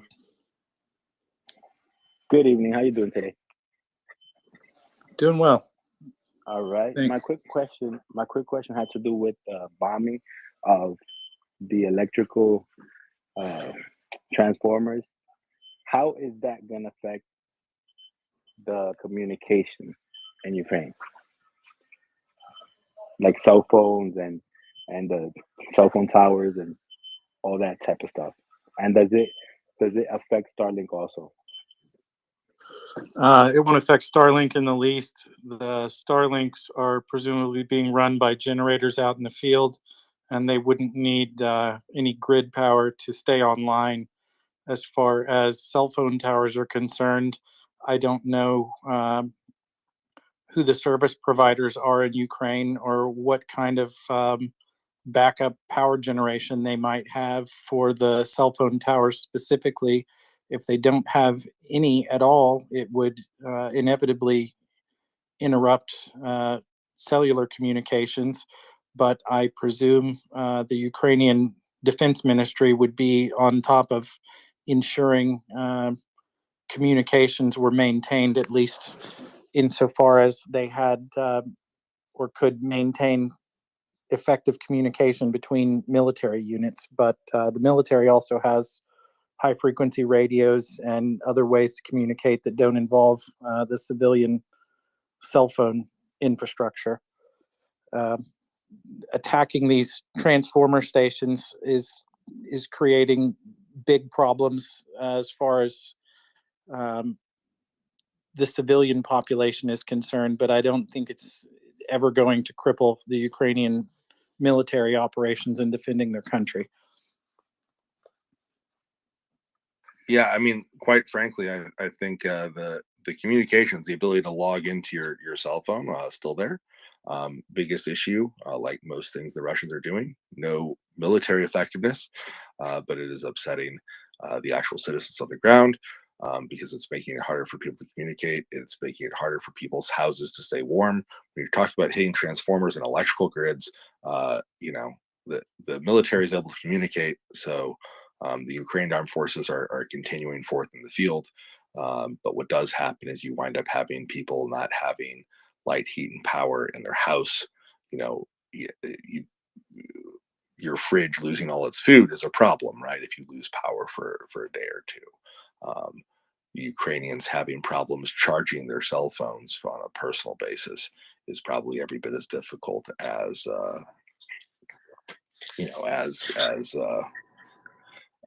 as anything for communication on a very personal level. So yeah, I would say that's the way to think about this when you want to talk about communication, right? Military, fine. Those boys, they've got it down, and women, men and women in the Ukraine military fighting and supplying and doing all the other military things.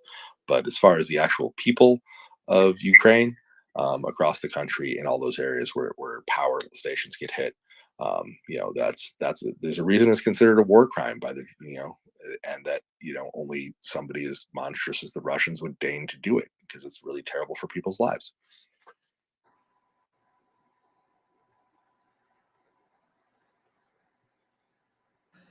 And then also, if I might cut in, I see here that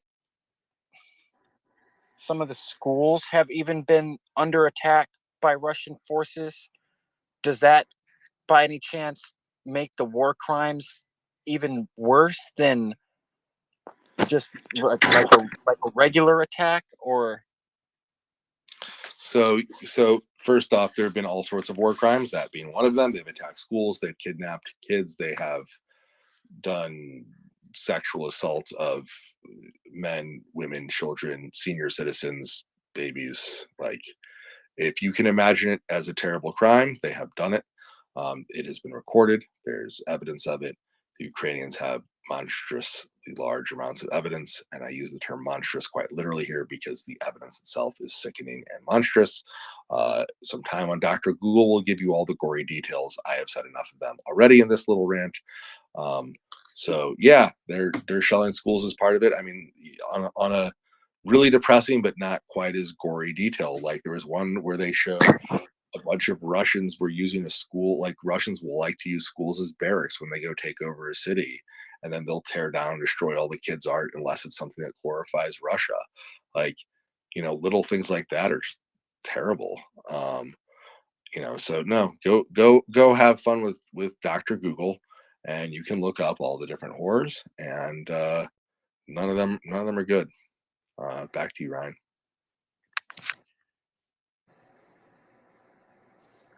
I wanted to say good morning to Anda, our Romanian co-host, who has joined me in the co-host seat. Finance, if you're feeling froggy and are all rested up, you're welcome to take my co-host seat. Oh, I'll baby. stick around on the panel. Didn't think you'd ask. Good morning. Or good evening, both of them. Both of you. Good morning, Anda. Even the dog is happy to say good morning.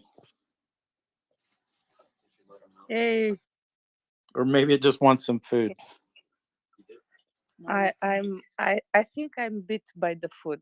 I don't know why, but I think I'm bit by the food. Mirsha, please keep your mic off until you are called to speak, because the space is recorded, and if we all open the mic, it goes weird. The registration goes weird. Thank you very much. Ryan, I don't know the order of the hands. I just know that Daryl came last. Then it was Jerome, Mersa, and Daryl. All right. So, Jerome, Please Good continue. evening. Oh, sorry. Good evening. Good evening. Good evening. It's good to hear you. I had a very good, I haven't talked to her in a while, but a very good friend from Cluj, Napoca years ago. I wonder how she's doing. Anyway, question for Ryan. I usually can counter our favorite bow-tied commentator on Fox, but tonight he was claiming, I don't know if you saw, about diesel problem in the U.S. due to this war. I didn't know how to counter that argument. Is there a diesel Diesel issue problem in in the the U.S. U.S.? has absolutely nothing to do with this war. Yes, there's a diesel problem in the No, U.S. I It under, is. okay. It's. Yeah, It's can you a. just help me? Yeah, I didn't want to I can tell connect you it. I what the just was, problem is.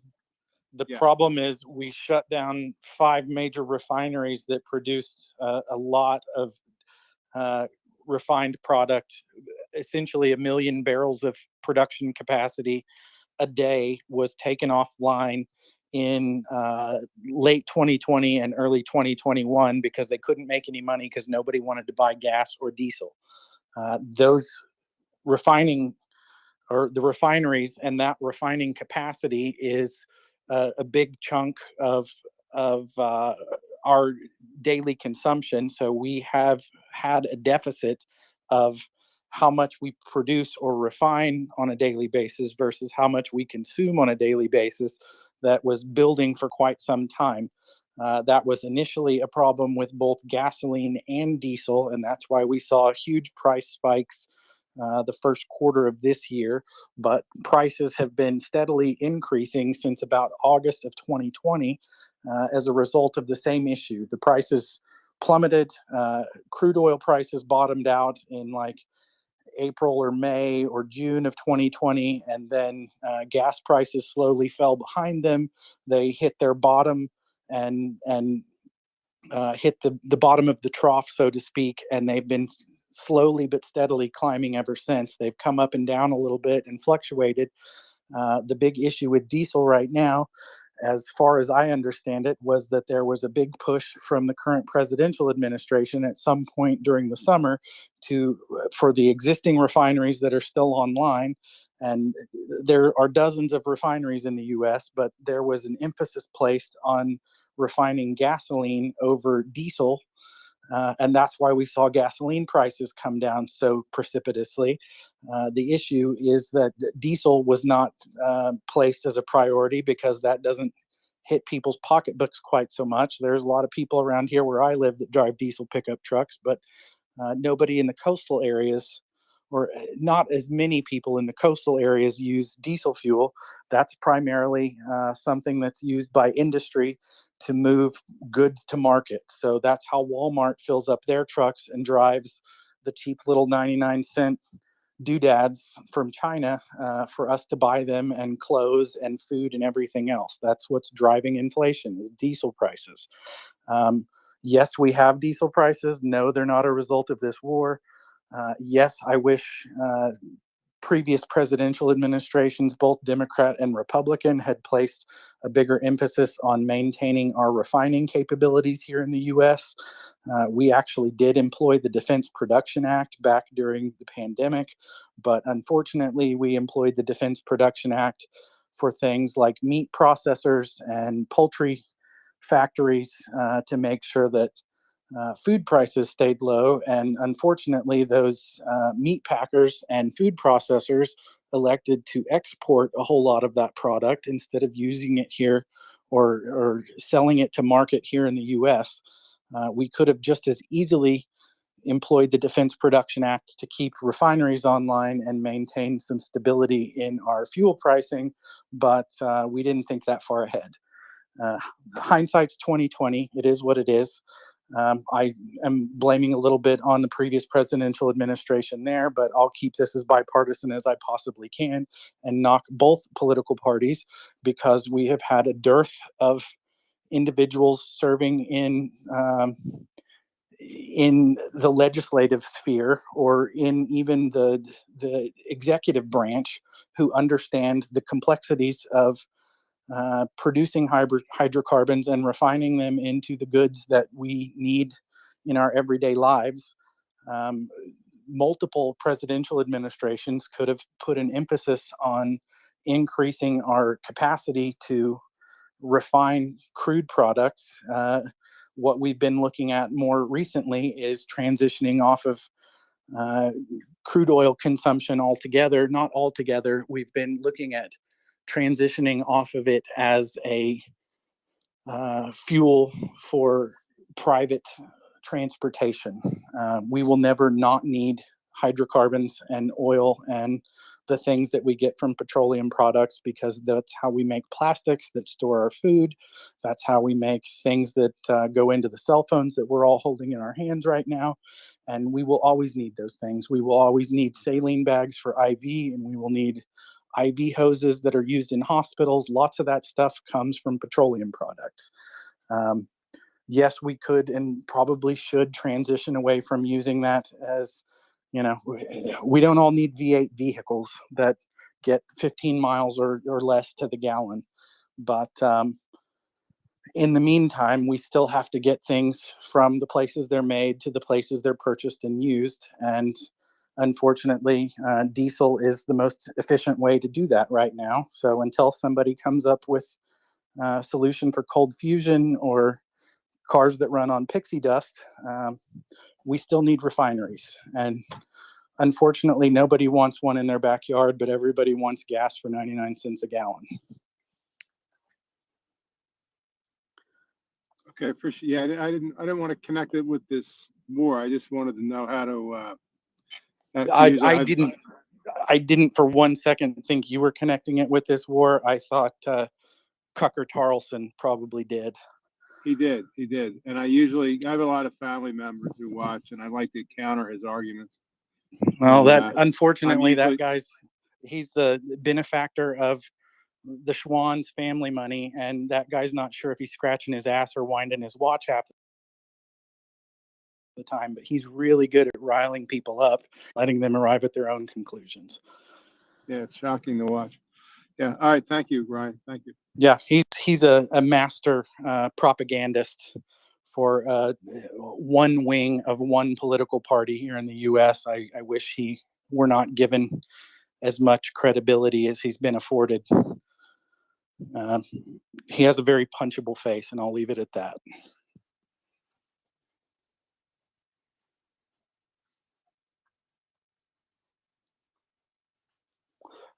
Daryl, I think you were next. Maybe Marissa was. Actually, I think Marissa was. Hi, Ryan. I Good agree evening. with you. He has punchable face. Well, Tucker Carlson, sorry. Yeah, he's a smarmy little brat. Yeah. Oh. I would love to shove that silver spoon right down his throat. Yeah. But I don't think I'll ever get close enough to get the opportunity. We need to be united now with everything. Yeah, you're right.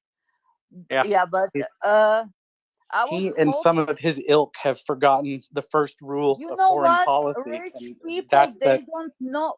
They disconnect from the rest of the country. They have money, so what they do, ratings, they make money. That's all. Well, he's forgotten the first rule of foreign policy, which is that politics stops at the water's edge. I mean, now when we're facing innocent people dying, babies, I mean, we should. Where is the humanity? Where is compassion? Oh, I'm sorry, I get emotional. I'm a survivor of Bosnian war, and I know exactly what Ukrainian civilians going through.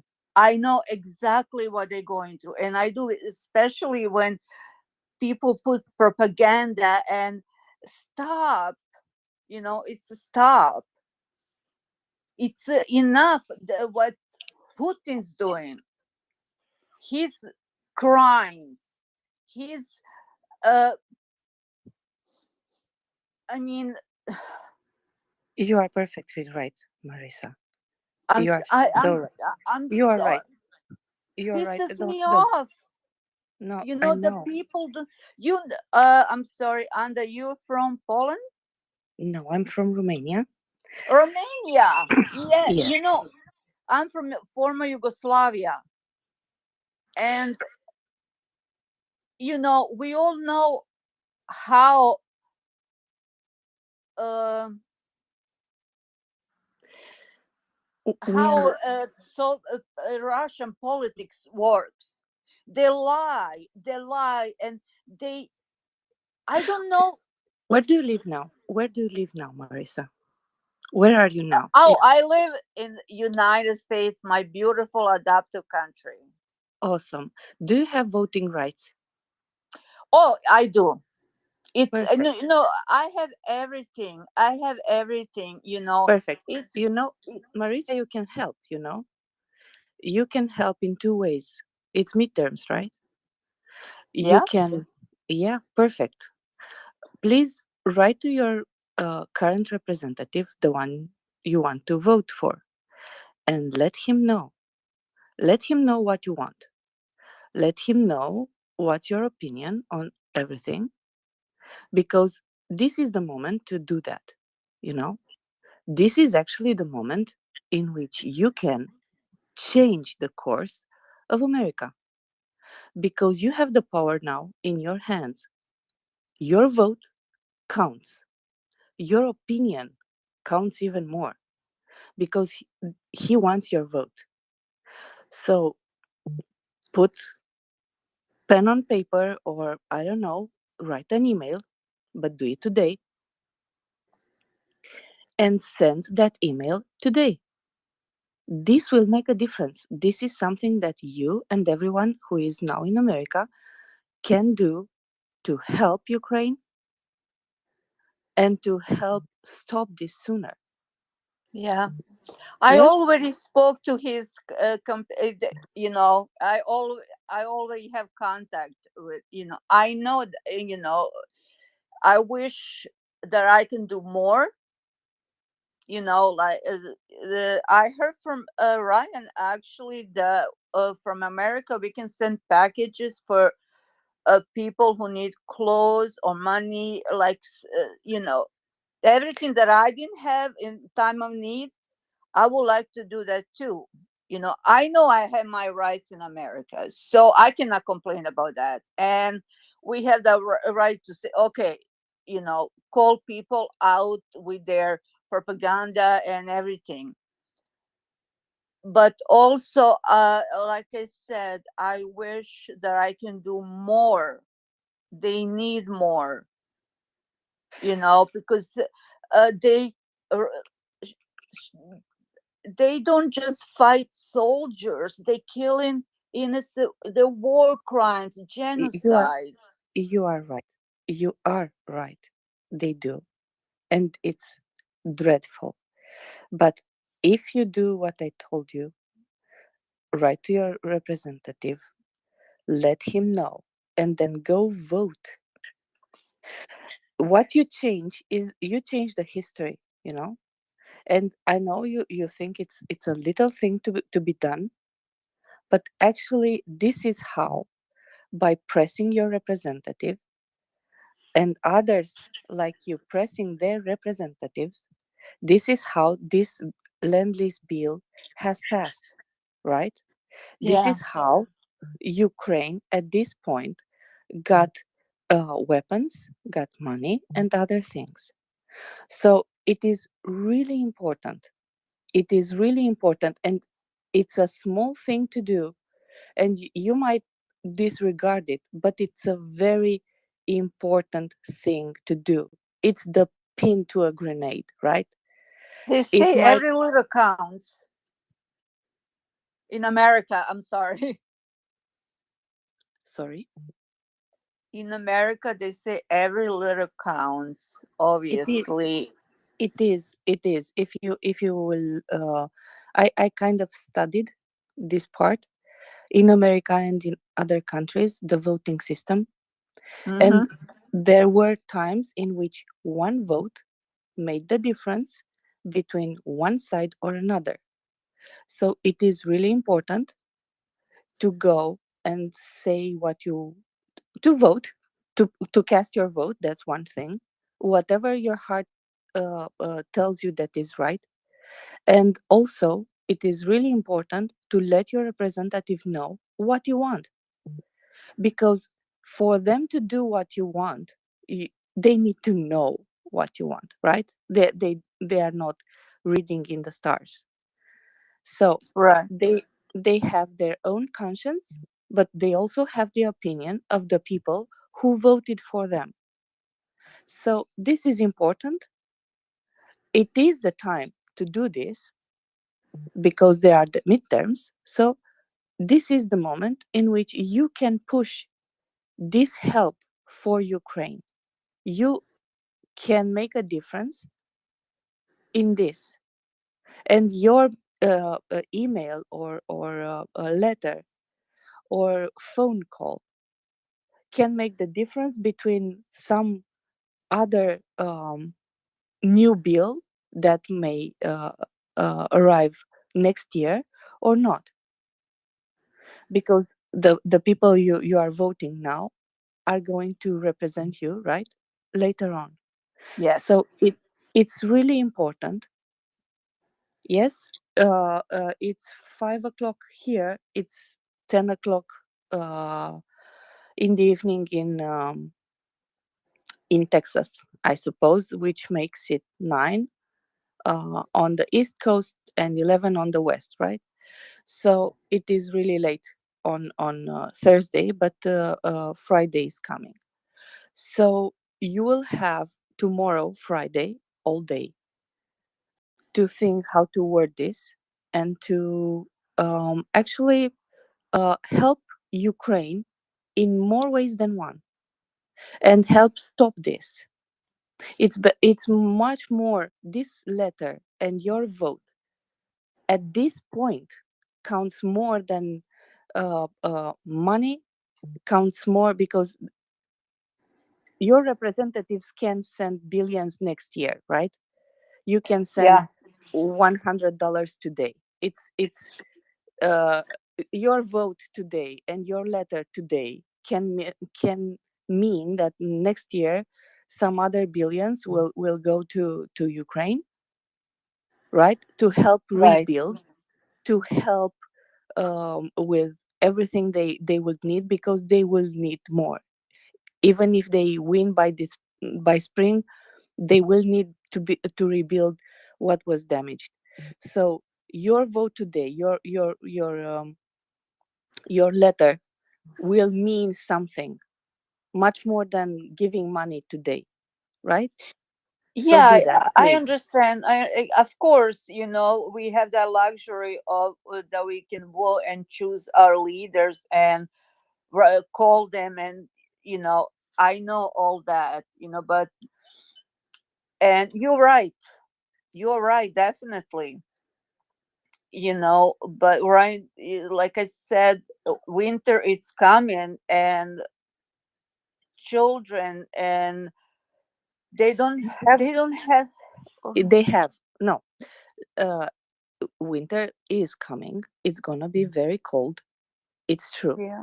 There are 10 degrees difference between Romania and north of Ukraine in general.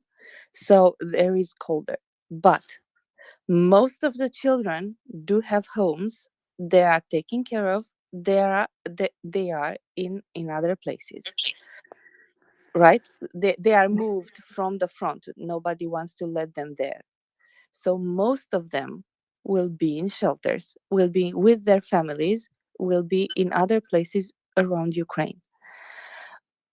Um, it is gonna be really rough, but a lot of winter gear is sent and will be sent, right?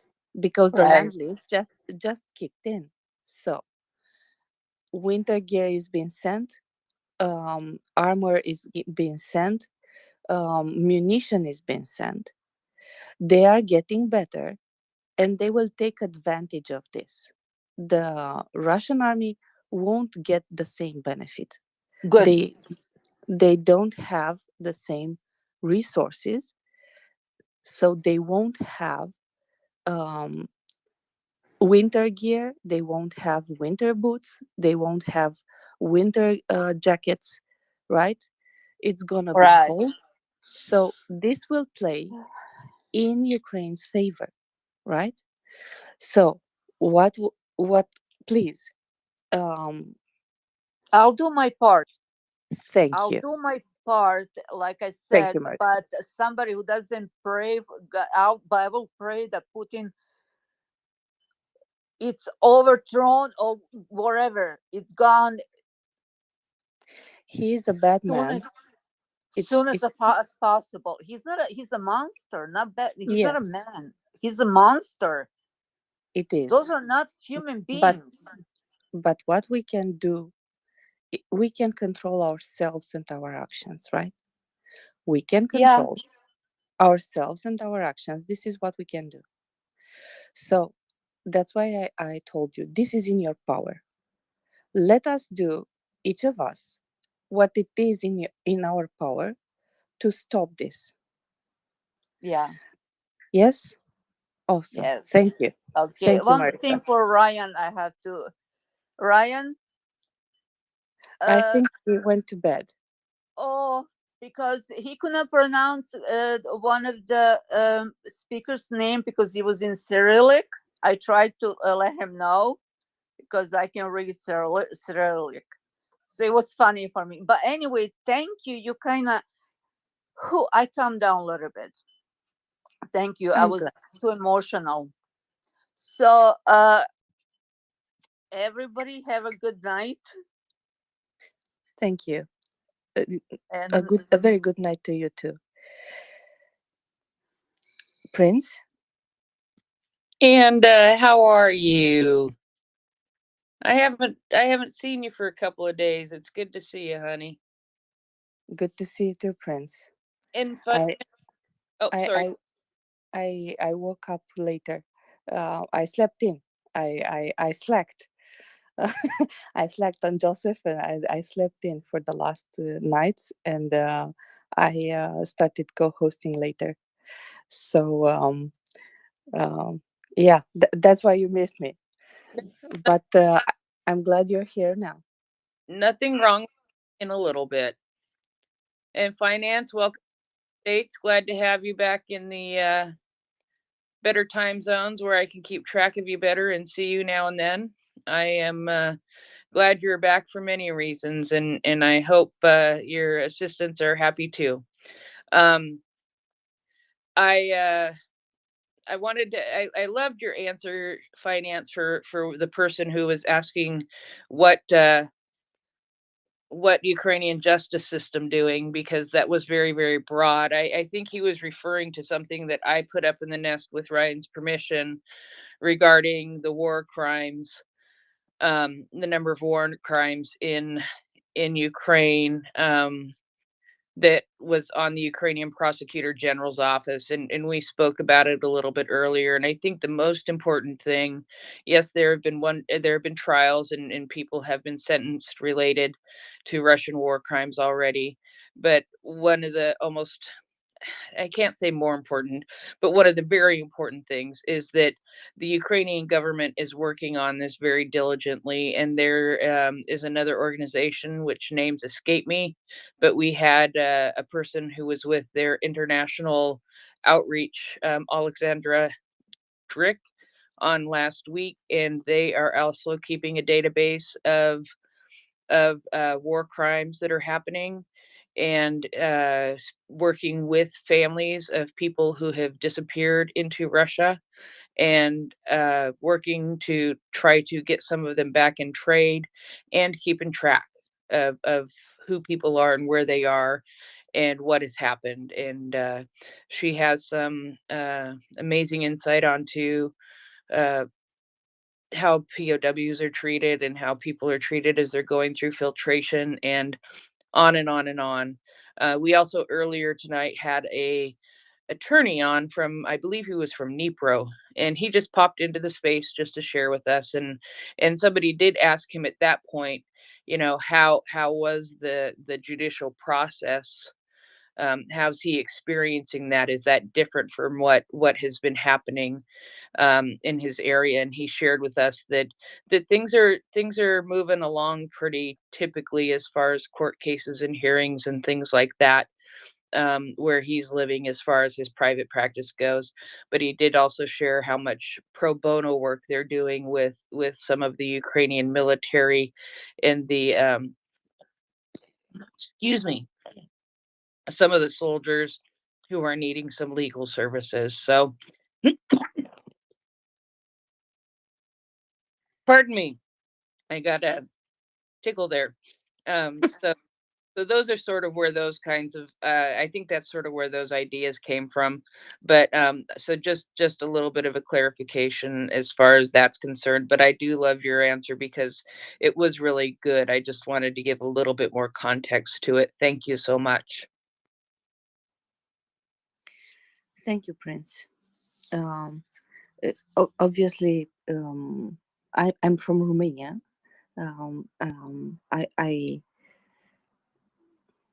I'm not as good as astute at everything that's happening in the US, and it's a good thing to have not only supporting fires but details.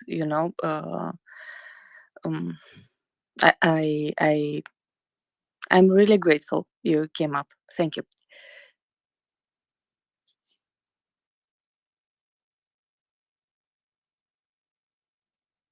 So, you've been listening to MriyaReport. We are here 24/7 until the Russians go home. This is our goal. I have 2 hands up today, Daryl and Leonard. Prince, if you want to stick around, I'm more than happy to have you on the panel. Thank you, Anda. I might stick around for a little bit and then I might try to unplug for a little while tonight too. Thank you.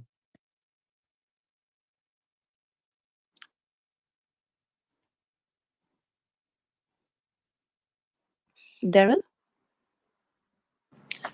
Okay, now that I finally didn't have a call coming in, but every time I get ready to talk, I always have a phone call come in. So, haven't been able to stay on steady all day because of being where I have been all day up in the mountains.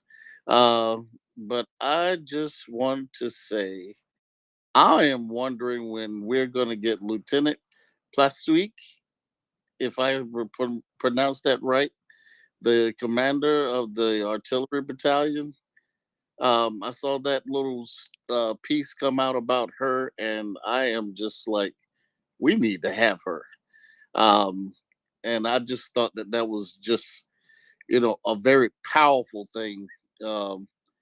Her being on top of the wreckage of the Russian equipment that her artillery uh, uh, guns destroyed at the battlefront. So I was just wondering. I just hope that we can get her on if she's listening. And if anybody that can get a hold of her, please. We'd love to have her here. But I just thought I'd throw that out there for anybody to listen. I don't know if anybody said it earlier, if they've actually got in contact with her. But I just wanted to say that, and I'm glad to hear you. Yeah, you pulling double shifts here though, so I'm wondering when you're sleeping. But anyway, In the meantime, but I hear you slept in. So, huh? I'm sleeping in the meantime. No, but I slept in the last days, and tomorrow is gonna be a short shift because I will have to take care of my grandparents. So I do take my time from time to time, but I try to help when it's needed. But yeah, actually, I'm actually pissed because most of the time I don't have the opportunity to listen to you. That's the moment when you're on. That's when I'm sleeping. If you don't see me here, that's why I'm sleeping. When you're on, I'm sleeping. That's my shift to sleep. And well, that begs to differ on my end. I'm sleeping when you're on. Um, but I hope everybody is um, is just as you know tweaked tweaked about Lieutenant Plastic as I am when and seeing that photo of her. It was just powerful, and I think it would be something for the ladies out there, for gents too. But I think it's a real powerful reminder of that this war is not only being prosecuted by the men of Ukraine, but also the women. And just kudos to all of the soldiers. Slava Ukraine. Herem Slava. And just as I said, I think a month ago, just give us a chance. We can prove we can do great things. Leonard. Thank you, Anna, and good evening to you. It's great to hear your voice on the space again. And I trust you had a little bit of rest to recharge batteries and so on. So great to see you going again. Uh, I just wanted to reference what Prince had said, and that was specifically regarding Alexandra Drick. And I just wanted to emphasize how important that speaker was, and how critically crucial uh, everything she said was to what is going on presently in Ukraine, and even more specifically, what is going to be going on even well after Ukraine is victorious and well after the Russians have been driven out of every square inch of Ukraine. And specifically, what Heather had mentioned is that Alexandra has devoted essentially her entire life, as it exists right now, to uh, to preserving all of as much of the information, detailed, granular documentary evidence as is humanly possible, uh, referencing the Russian war crimes and the whole vast litany of Russian war crimes that have been committed literally since day one of this entire Russian travesty, and how important it is the voice that Alexandra brought to the United Nations, and thanks again to Prince for bringing Alexandra on and giving us full access to the full range of her voice and her uh, expression of her actions and her thoughts in this entire area. And I just wanted to just reemphasize for everybody who listens to this space that what Alexandra is doing is a piece of work that is going to go on probably for a decade. And the groundwork that she's doing right now, and the focus that she is bringing to this entire this vast litany of Russian heinous crimes that have been committed, that the focus that she is bringing upon that will be something that we see and that affects the world that we live in long after this war is over. And just as a reference point, the groundwork that will have to be done, and Alexandra has already referred to the number of different agencies, the number of different nations that are involved in providing legal talent, prosecutors, trial lawyers, investigators, documentary expertise to preserve all of the existing and the accumulating evidence on film, on paper, and preserve it in whatever means are available, and using the latest in up to the modern technology, everything from forensics to uh, the whole panoply of skills that are required to bring these evidence to trial, to justice. And the significance of that can just be seen in the recent presentations before the Security Council of the United Nations, and what Alexandra has done to back up and beef up the very moving and effective presentations that were made by the Ukraine ambassador to the United Nations and the Ukraine ambassador and emissary to the Security Council. And anybody who has watched that gentleman in action and watched his calm, collected, very professional but pointed and very detailed presentation to the Security Council in the face of Russian derision and absolute Russian just ignorance of and terrible treatment of the presentation of the Ukrainian position. Anybody who has watched that will appreciate the significance of the work Alexandra is doing and the need for every nation to make contributions in kind. And just by way of reference to the war crimes tribunals that followed up in the wake of the Serbian Bosnian crisis. This is going to be far more detailed and far more involved and take far more legwork than any of that. So that is a matter that we should all thank Prince and specifically Alexandra for all the legwork that is being done.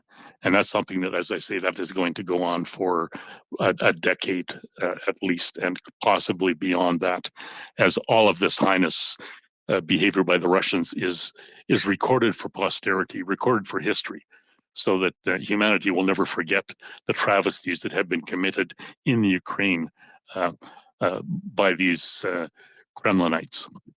So thank you. Thank you, Leonard. If I could just say thank you, Leonard, for expounding on that so well. I appreciate that. Now, I did see Alexandra in the United Nations Security Council briefing, and that is where I discovered her. But I do have to give the credit to Victoria for getting her to come onto the space, because I talked to Victoria about it and hoped that Victoria would reach out to her as a Ukrainian speaking to a Ukrainian to try to get her to come on the space. And so give the credit to you to Victoria for getting her to come onto this space. But thank you so much for all you said there, Leonard, because it is such an important thing. And you know, it would be wonderful if we could see these people tried and convicted in a quick manner. But the reality is as you pointed out, it's going to take a long time for these things to happen. As hard and as frustrating it is, it's going to take a long time for the majority of this to happen. And right now, seeing the government of Ukraine and all of the other agencies working together to document these war crimes in the most detailed manner and keep track of them is almost more important than seeing people come to quick justice, because what you want in the long run is justice, not quick justice. You want a thorough and accurate justice that holds people accountable for the awful things that they have done. And so keeping this data is very important. So thank you. Absolutely, Prince. And that of course is the significant objective of the entire exercise, to create this record for posterity, so that not this generation, but for generations to come, these kinds of heinous actions are noted, they're laid down in black and white, and there is a verdict and a judgment passed upon that, so that humanity does not have to encounter this level of travesty again at any future point. So yes, thank you for that, Prince.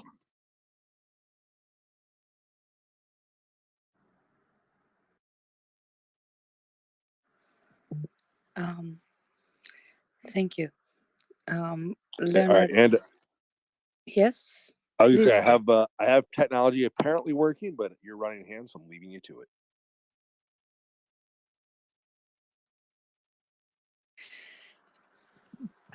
I just wanted to thank Leonard My coffee hasn't kicked in quite as good, and he said it so beautifully, and I failed to thank Prince for her contribution, and for all her contribution, because she's always been supportive and attentive, and it really makes a difference. So thank you, Prince. I do have hands again. I have Charles and Roy. Charles, please continue. Good morning, Anda. I think it helps for us to go back and why Ukraine is fighting this war to not live under a dictatorship and oppressive regime.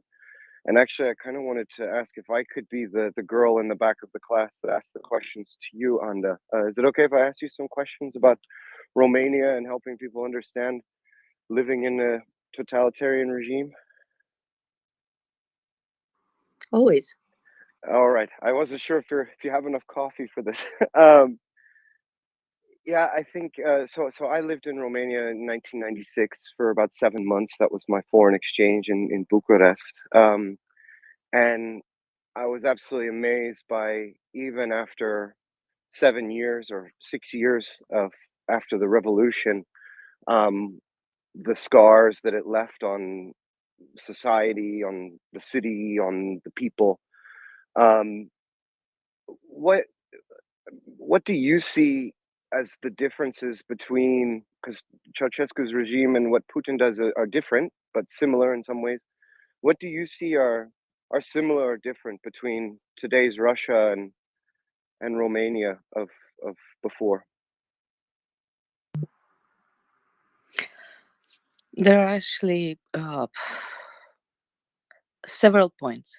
There are several points. You really want to make me talk. Let's start with similarities in regime, right? It was an oppressive regime. We had something that was called securitate. Securitate was a general term for everything that is um, or should be something like the FBI, for example, in United States, right? For people to relate, so they should have, um, um, and there were several branches of it. One branch in particular was something that we can relate to in seeing what's happening now in Russia. It was the branch which addressed internal disorder, but by internal disorder meant anything and everything that was contrary to the regime. So if you spoke against Ceausescu, if you spoke against the party, the main party, the single party, because it was just one party, right? We had the propaganda that we can vote. We can vote our leaders. I was young. I didn't had voting rights at that point, but I went with my grandparents to vote. It was a the vote was for the same people in the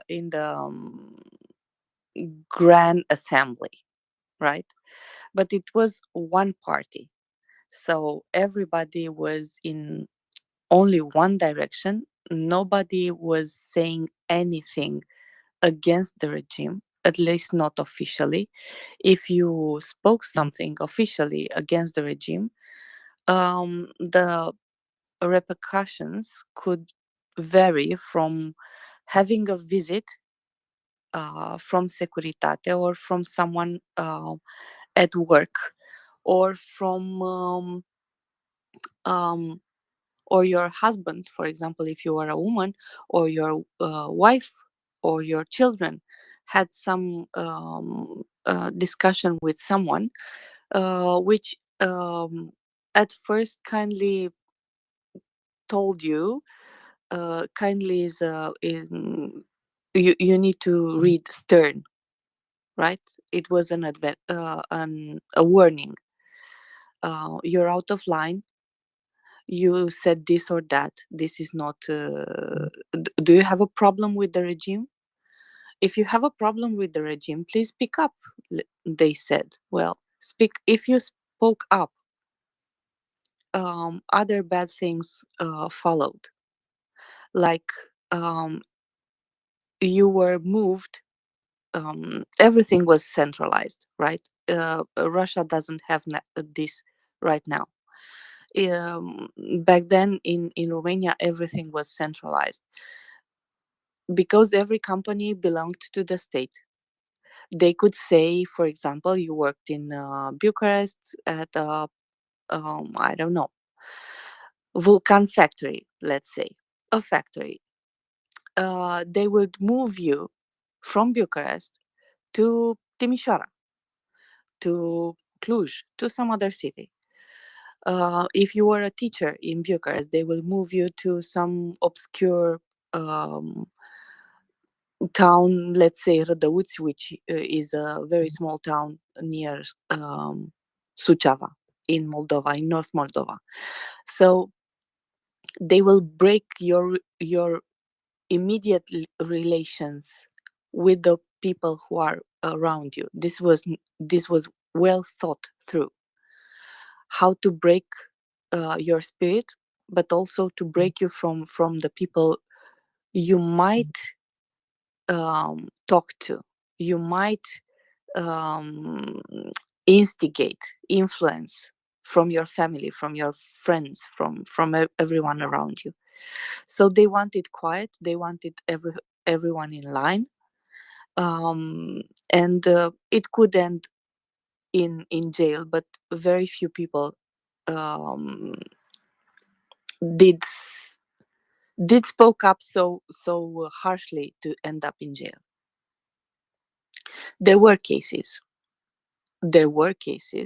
and we knew about them, and we feared them. That being said, I must tell you, and this is the truth, at 6-7 years old, my family told me, never speak outside this family, outside this house, whatever or whichever you hear in this house. So we were trained from a very small age not to express ourselves or express what's been told in the what's been commented in the house, and they were really careful not to comment in front of us, the children, because they knew we are children, we could speak up, right? Speak against the regime unwillingly, and then the parents would have a visit, and other problems will follow. So this was the life in Romania before the revolution. You had to be really careful who are you talking with. There were two aspects of security, right? This securitate. One, there were the employees. They were a lot, but not as much. Second, they had snitches, right? They had other people who did minor transgressions, usually, or were in positions in which they knew they will get information. Yes, like the priests. So the Securitate would go to a priest, would go to someone who made the minor transgression, and said to him, well, you have to prove your loyalty to the party, you have to prove your loyalty to the country. So please tell me if you listen or hear or find out that someone else is transgressing. And people were snitching. People were snitching. That's why in Romania, for example, it is really hard today, 30 years after the revolution, for people to snitch on others, even if this snitching means uh, pulling someone out in the light when he is doing bad things, right? There was corruption, big corruption, and small corruption after the revolution. Money were not something. So before the revolution, we had money and nothing to do with them. Not many, not lots of money, but there was nothing to spend them on. So it didn't count. After the revolution, money started to have a very big impact in the economy. It was like a wild economy here. So money became a tool of power. And the corruption, the petty bribery and the big bribery started. You could get something, but if you bribed someone to do it for you, and eventually people from various walks of life uh, realize that they can ask for money to do their job, and you will give them the money because you were in dire straits and you needed them to do their job. In this, we had medical, um, the medics. That was one of the biggest petty and not so petty um, um, bribing areas, right? If you wanted something done, you needed to give someone some money, and this was common. So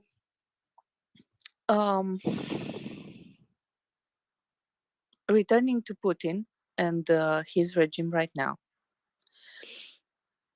they have this apparatus of restricting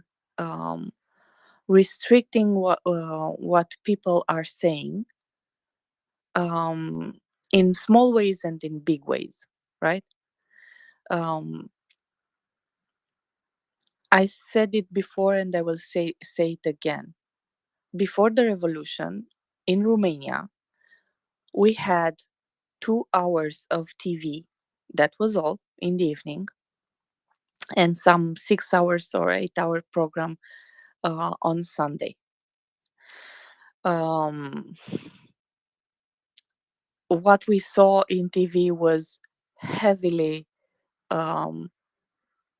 censored, right? Heavily watched. So we didn't get news from outside. We got news from outside, from friends, from gossip, basically.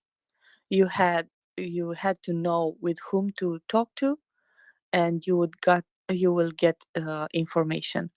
Not many and not often, but generally speaking, people knew what was going on. Not very much from outside the country, but at least we knew what was going on within the country. I'll give you an example. In 1987, so 2 years prior to the revolution, there was a revolt in Brasov. This revolt in Brasov was during November, December. It was really cold. Brasov was one of the cities in which it was very hard to live at that point. They had food ratio. So they had some punching cards with for bread, for example. This was not in Bucharest. In Bucharest, we could go and buy bread, and we didn't had a problem. If I wanted to buy two pieces of bread, I could buy bread. They could not. There was nothing all over the country. There was nothing. If you went, for example, if I wanted cheese, I could not get cheese because there was nowhere to be found. When they brought cheese at the local shop, a queue was formed. This was equally for fish, for chicken, for eggs, for butter. I stood in line with my mother 4 hours to get one piece of butter. One. 250 grams of butter. This was one piece. And I stood in line 4 hours. It was one piece per child and two pieces per an adult. But you had to stay in line. I stood 11 hours with my mother to get 1 kilogram of flour and 1 kilogram of oil. So sunflower oil. So food was scarce. But we had bread in Bucharest, and they didn't in Brasov. And 2 years prior the revolution, they revolted in Brasov. They went and tried to bully the city council to give heat and more food to the people. And nobody knew in Bucharest about that because it was not no television, and all the phones were tapped, so you could not phone someone, and it was land phone. You could not phone someone and said, look what's happening here. You didn't have Twitter, you didn't have WhatsApp, we didn't have anything. You had to meet face to face in an environment in which you would know you would not be listened to, or you would not be recorded. So we found out about this in January, when I had the spring break, the winter break, let's say, right?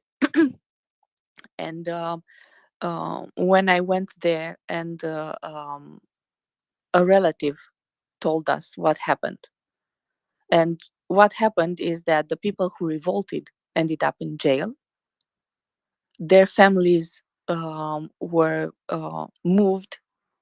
Moved means for example, if the husband was in the revolt, the he was thrown in jail, and the wife was moved to another city.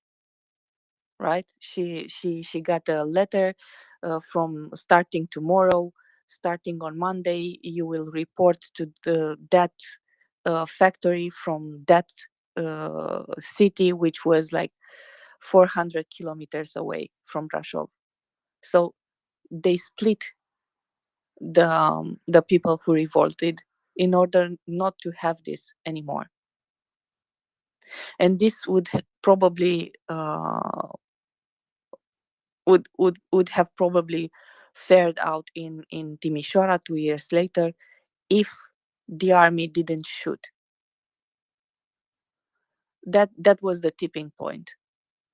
in Timișoara in 1989, when the revolt started, they sent the army, and the army opened fire on the civilians on the steps of the cathedral in Timișoara.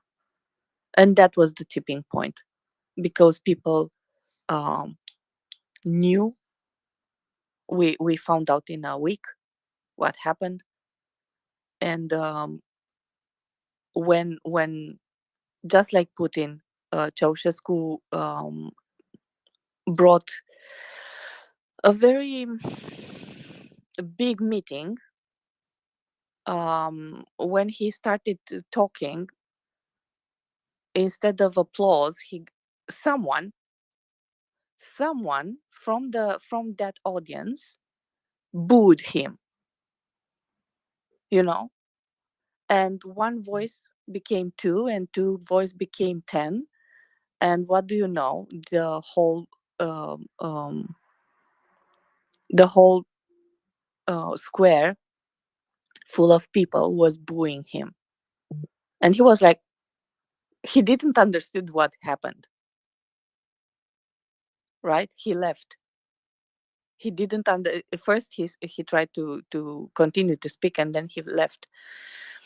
Now, getting back to Russia, I told you all this for you to understand. Oppressing regimes are hard to break. It's not easy. But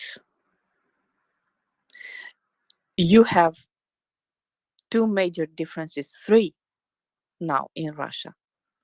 One, most of the young men and women, right, do have access to internet. If they don't have a VPN, someone else in their circle has. So they have access to information far quicker than we did back in the day. So big cities, people from big cities know what's happening, right? They don't dare talk. We find out that someone stepped accidentally over a window. They know far more cases, because I'm sure there are far more cases, in order to get them in line. We don't find out about all of them. Their families know. Their friends' families know. So people talk among each other. This is clear. This is natural, and it's a mechanism of protection to shut up and keep your head down, and mind to yourself. But the conscience, your conscience, needs to say something. We kept our head down because nobody died, right? We revolted when someone died.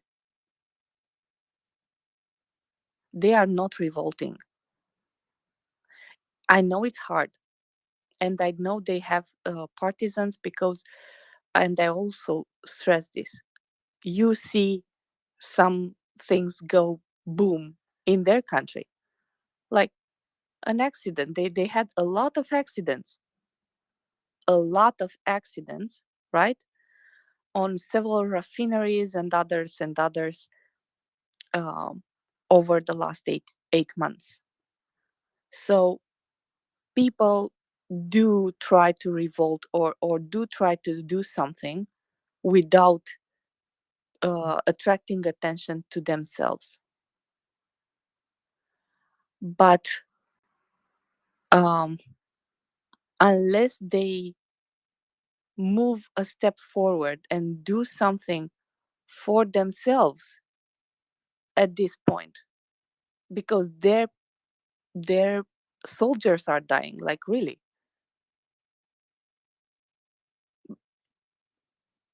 we uh, we have we have a Can I? sorry.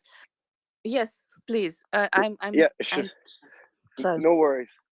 I just want to ask you about the revolt because I mean I think we saw protests at the beginning of the war in Russia, and then we saw some, I mean, very small ones that were broken up immediately, and we saw the same thing after the mobilization. And I think from our perspective, I mean, we remember that Dresden started small. Timisoara started small. It was only a few people on the first day.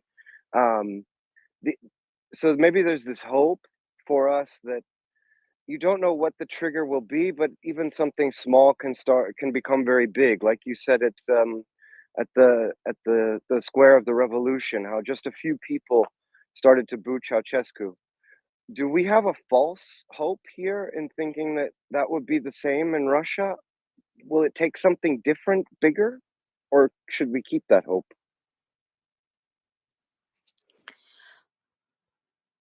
In my opinion, I won't lose hope.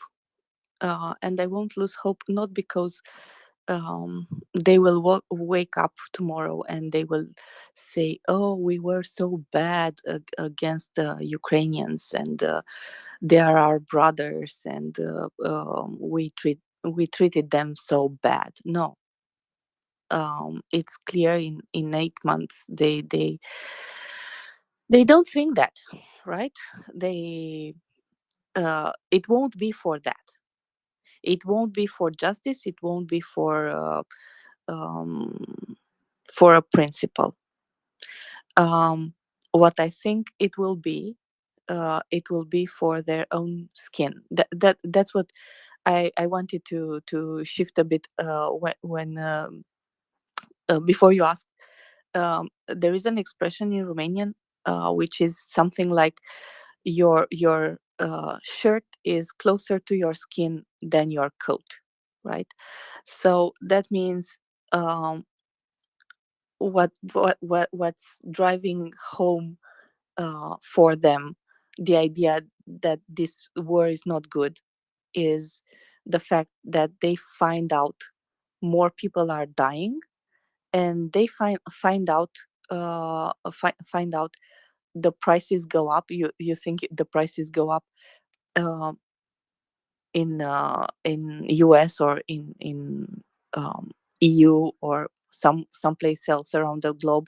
The prices go up in Russia too, right? They have inflation.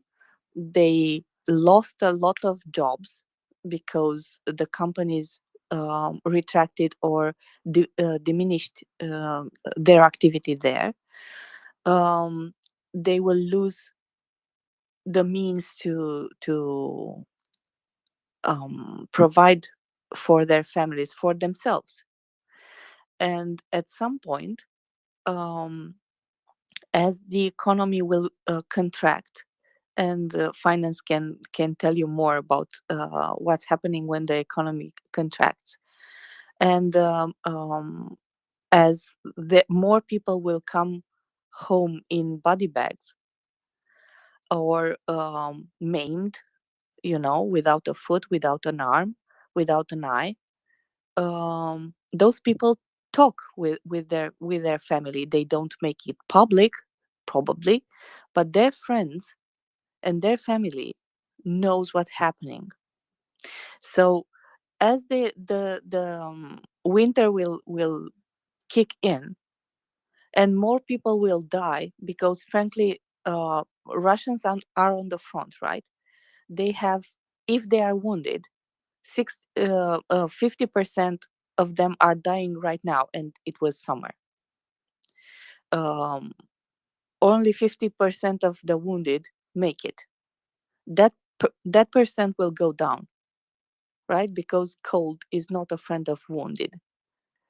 So you will have more deaths um, from from from from the front, from everywhere. So everything will be um, unpleasant, and at some point, someone somewhere will decide, this is enough. He will talk with some friends and they will go out and they will say to the local whatever, this is enough. Enough, it's enough. We had enough of this. And what's important, from my point of view, is there are two things actually. One, if the revolt starts from the normal general population, the army not to shoot them or to take their side, because it's easier to oppress someone who is, I don't know how many, 2,000 kilometers from Moscow, in the far east of um, Russia.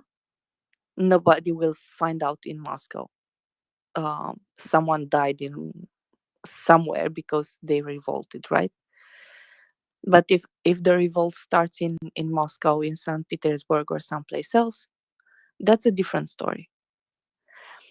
Also, it can be rebuked, just like last time. So the second option is someone from higher office to say, this is enough. Let's change this guy. And it's an option. But as I told Marissa, I think was her name, earlier, we cannot make our plans. We cannot count on this. It will happen at some point. That's for sure, because they cannot go on like this. It's not gonna get any better. It's gonna get really bad for them. But we cannot make the plans on that. We cannot foresee this is going to happen in 2 months. So we need to hold on for another 2 months, and then they will have a regime change, and the regime will say, we will retract all armies from Ukraine, and then the war will be over. We cannot make that assumption, right? We can you make plans, but you make plans on things on things you control. What you control from outside Ukraine, you control what you give to Ukraine. From Ukraine, you control the fight, right? If you live in Ukraine, you control yourself and what you can help for the fight. You work for someone or for something, like we had Alexander Kamishin right here. He is he has in the company, he has 200,000 people employed. Those men are not fighting on the front. Those men are fighting every day to keep the trains running. So that's what they can do: run the trains and run them on time. And I think this is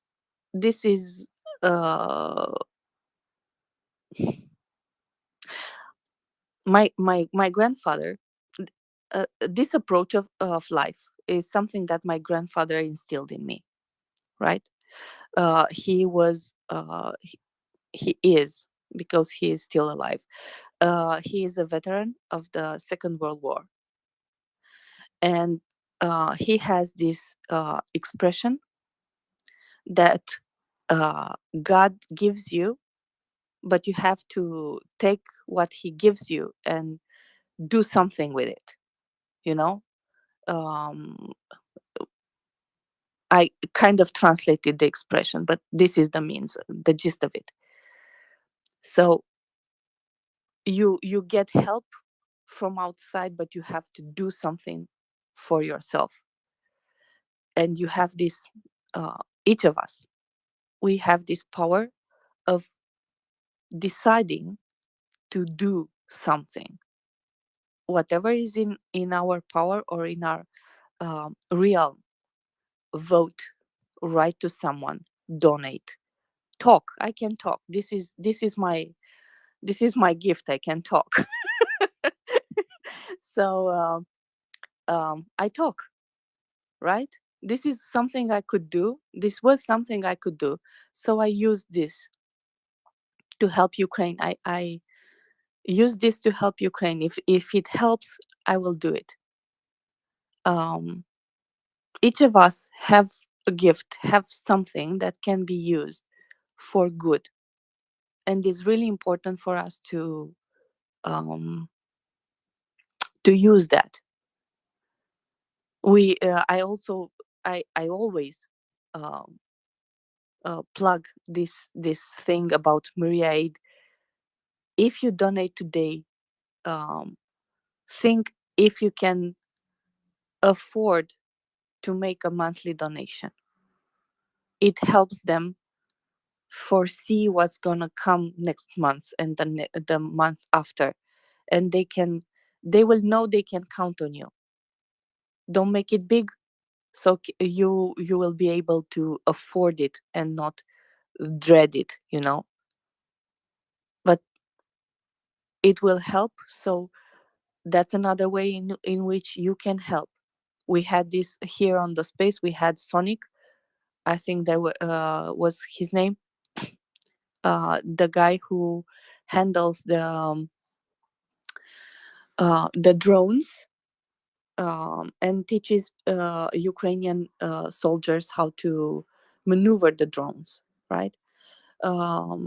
We had um, um, people who delivered goods to Ukraine through MriyaAid. We had Tim, for example, who drove for 24 hours to get from Estonia to Ukraine to deliver goods to Ukraine. We had I don't know, so many people. The guys from Ripley's Heroes. We had the Renegades. We had the guys from with the ambulances from Poland or Finland, Norway. The guys with fire trucks from Norway. So many people employ their skills, their knowledge, their ability to reach others in order to help Ukraine. So, as I said, maybe some of you, and I know some of you think donating some money doesn't, it's not big. It's not a big deal. But it adds up. It adds up. It may be a drop in the ocean, but the ocean is made of a lot of drops, just like yourself. And if no one boos, right? If in that square when Ceausescu was there, if no one boos, if no one disagrees, if there is not that first person to say something against, you will have a rally just like Putin, where you have had, right, the war started and the Bucha and everything, and after that a month later you will have a rally with people clapping and applauding Putin, how great he is, in a how do the name fails me, where they play soccer. The stadium. The stadium, right? He brought a lot of people on a stadium 1 month after Bucha to demonstrate he is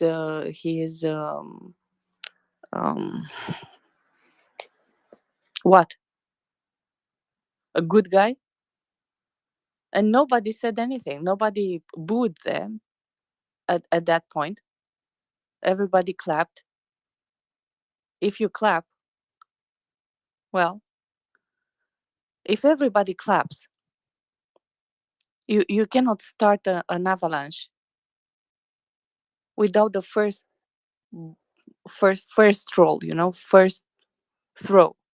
Somewhere it's gotta give. Thanks a lot.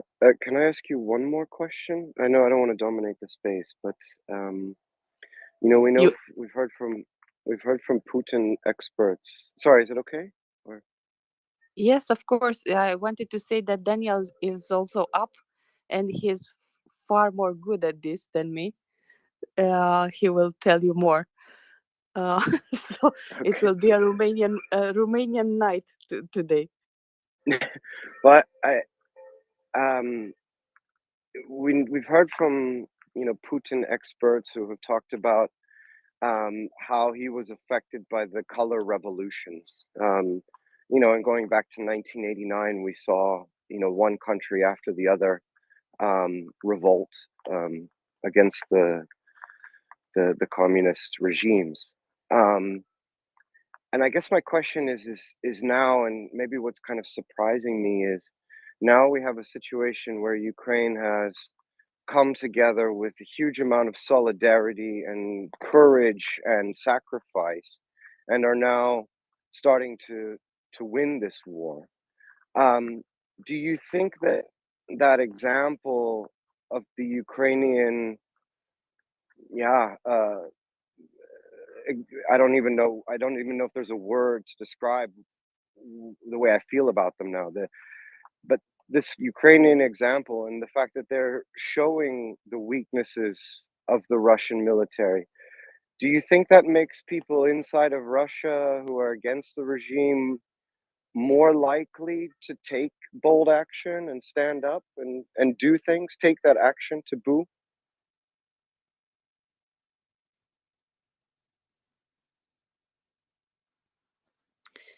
Um, Frankly, no. I think that that's my personal opinion. Um, they will boo when they will decide it's enough for them, enough attrition for them, and that might come late. That's my personal opinion. Maybe Daniel has a different one, but I'm not betting on any change soon, actually.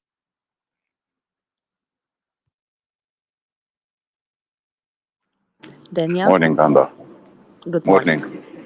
Um, you spoke about demonstration, the first one that was staged, where public office people, where some students, some government employees, which they're taken with buses and sent to the stadium. They were given the flags, all the staged demonstration you can imagine. That's why you see after that In all Russia, were put into yes, you are talking about Russia, yes, Putin's. yes, Okay. yes. That was a staged demonstration. It was not something sincere from the people. For example, I saw lives made it on 9th of May. People going to Red Square to see the parade and to listen. Also, I don't saw the enthusiasm, and that was just beginning. So I'll be a bit cautious to talk about no resistance. Second, there are two major things which happens there. One is high-level sabotage. You can see everywhere in Russia. Strategic buildings on the fire. You see electric switches for railways put on fire, similar like Belarus resistance. And these are not something which you can send tens of teams of special operation forces from Ukraine. These are Russian things. And there are small levels like military commissariat on fire, Medvedev office on fire, things like that. So there are people who oppose him. It's very hard when you are in a repressive regime to act bravely. If I compare them to the teenagers, girls, students from Iran, of course, it's a huge, huge difference. In Iran, I think they hit a limit. They made it a lot of demonstration past 20 years. And most of them ended with people hanged on the cranes, executed in prison cells, or just executed on streets, and a lot of people jailed and tortured. And I think in Iran, the repression doesn't scare enough the young people because they saw a lot. And it's like different people from Afghanistan. In Afghanistan, people are not scared about war, atrocities. Is something like normalization of violence. In Russia, normalization of violence is something new.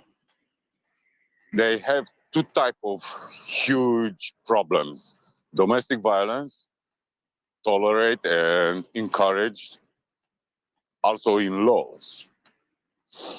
But this idea, the state will repress you, is something new, probably 2018, 2019, where you made any move against the regime, you go into jail or be raped in a police bus or sent to jail or in labor camp. Another thing, Russian state was made with violence for the people who had a lot of power, a lot of money, a struggle for who rules, who have wealth, things like that. Not directly against citizens. So there is a limit which they not already achieved. Let's take the example, the communist regimes. Communist regimes in 44, 45s were opposed. The regime tried to be oppressive, but until 50s, until to the end of life of Stalin, things increased in tens of degrees of how to put pressure, violence of the state. And Russians are not there yet. Also, let's not forget, a political regime will not fall just because citizens are against. Take the Arab Spring, for example. Egypt and Syria, Tunisia. How the regime fall? Just because people were in the streets, angry, ready to kill, to destroy? No. They need something to support them. Some political leaders, some military leaders, some security forces to take to the next level. And if we talk about Romania, I know, revolution 40 years ago, 43 years ago, things were similar. People were in the streets In 16, 17 in Timișoara, army was on the streets, shooting live rounds in the demonstrators, killing a lot of them. Then the streets were clean of blood with fire trucks. The body of the people killed were sent to crematoria. We know the story. In 21, 22, we have first the staged demonstration in the big square in Bucharest. People scared, entering the panic, starting to act against of the staged demonstration. And what we have in the first night, the tanks and the infantry fighting vehicles of Romanian army killed Romanians on the streets. After 48 hours, they changed sides. But they changed sides in part because we have the Autopen incident, where the anti-terror security forces were killed by the army because the general in command was the GRU.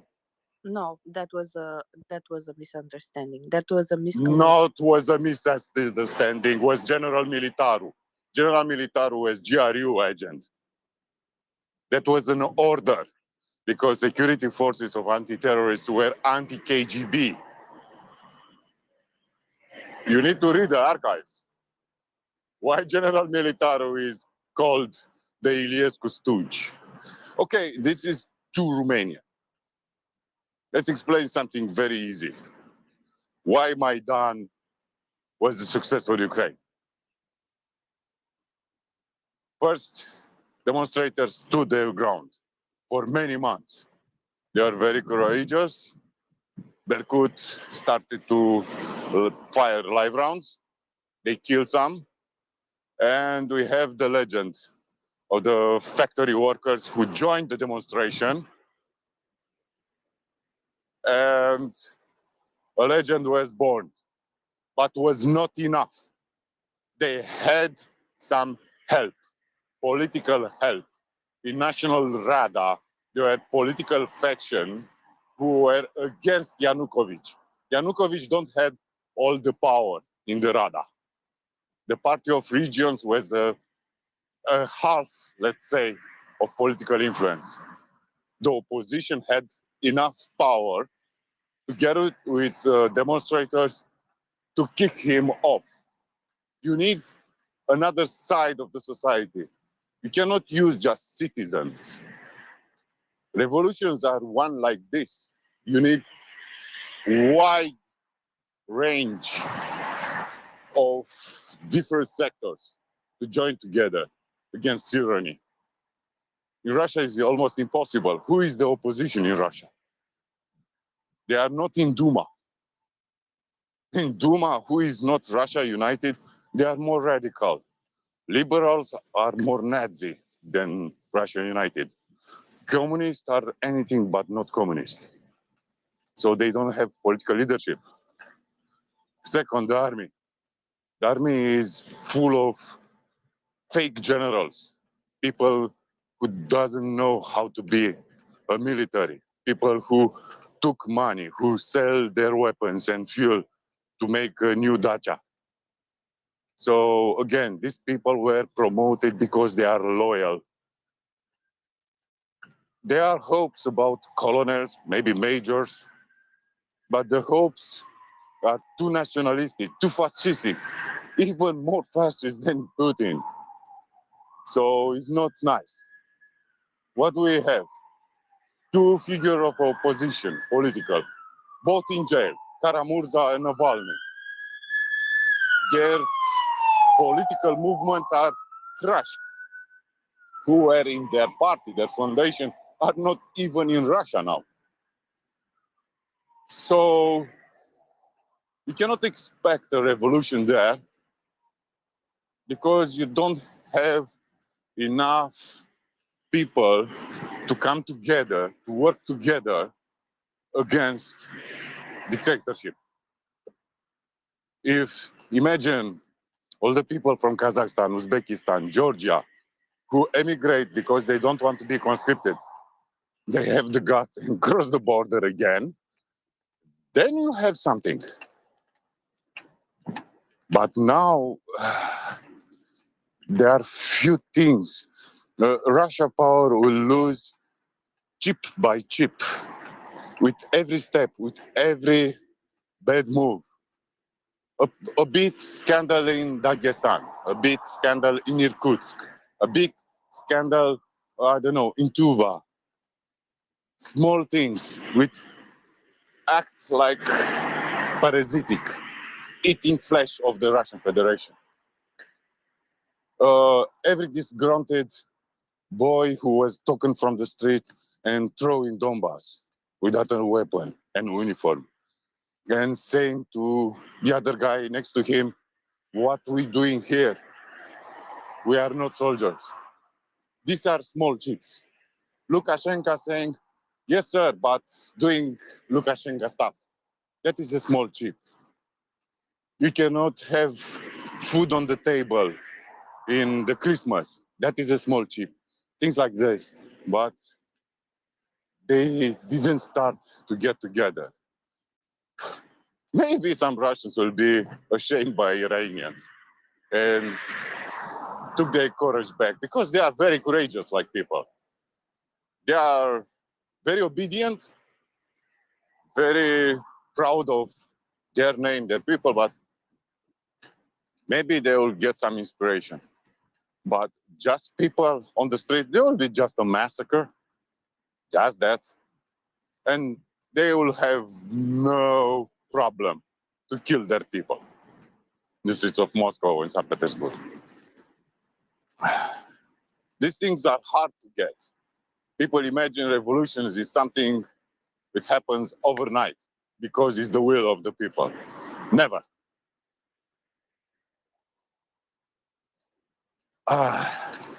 In my opinion, Putin will fall very soon, but not because mass protests, because he's a weirdo and psychopath. And some people around him want to say, I need my yacht. I need my wife happy. I want to spend my billions. This thing will kill him. Not because people are in the streets. Let's not be naive.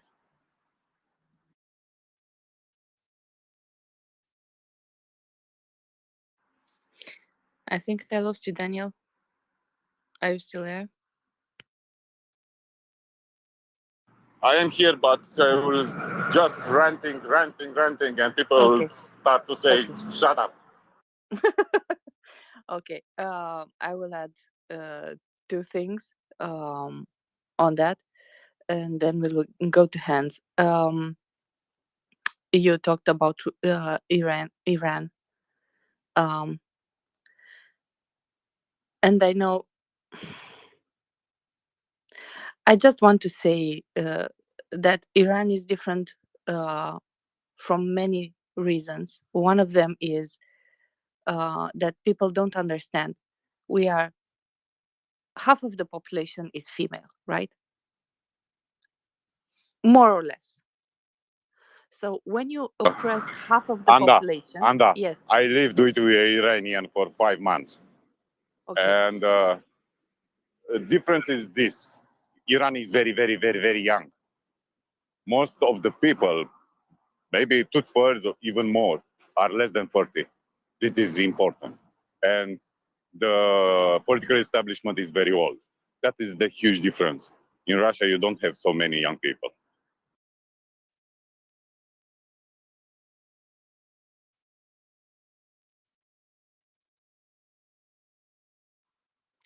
What I was trying to say was that when you oppress half of the population and the other half, which is male, at some point says, well, a part of them anyway, this is not right, then you have more than half revolting at the same time.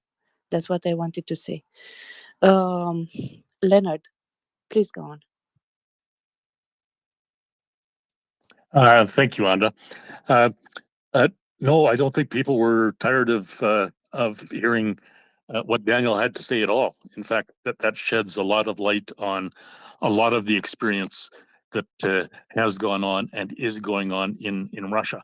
But I would just add maybe a consideration, and that is that to not discount the backlash of the people too greatly, because you just need to look at Russian history to see that at least 3 times in the past 100 years, uh, the entire Russian government has fallen, uh, largely in the wake of significant military disasters. And yeah, there's a strong point, and a lot of people make the same point that you make, Daniel, with a lot of force, and that is that whatever change happens will be separate from the people and will largely be a power struggle within the actual Kremlin itself. But I would just point out that Russia had a complete collapse of government that followed literally over 100 years ago in the wake of the Russo-Japanese War, where the Russian Navy effectively was destroyed in a weekend by the Japanese fleet. And then there was more severe military disasters. And the direct result of that was that unrest spread through all the Russian military, has spread into the ranks of the people.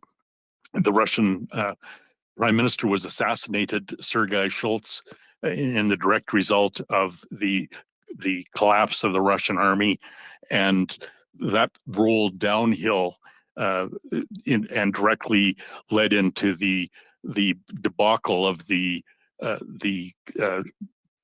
Tannenberg collapse, if you will, of the Russian army in World War I, where literally the 2 entire armies were destroyed by the Germans and led to abject surrender, the loss of all of the Russian Baltic Empire, if you will, and led directly to not just suicides by the Russian commanding generals, but also the collapse, the October Revolution of 1917, which actually happened in November 9th, according to the Western calendar.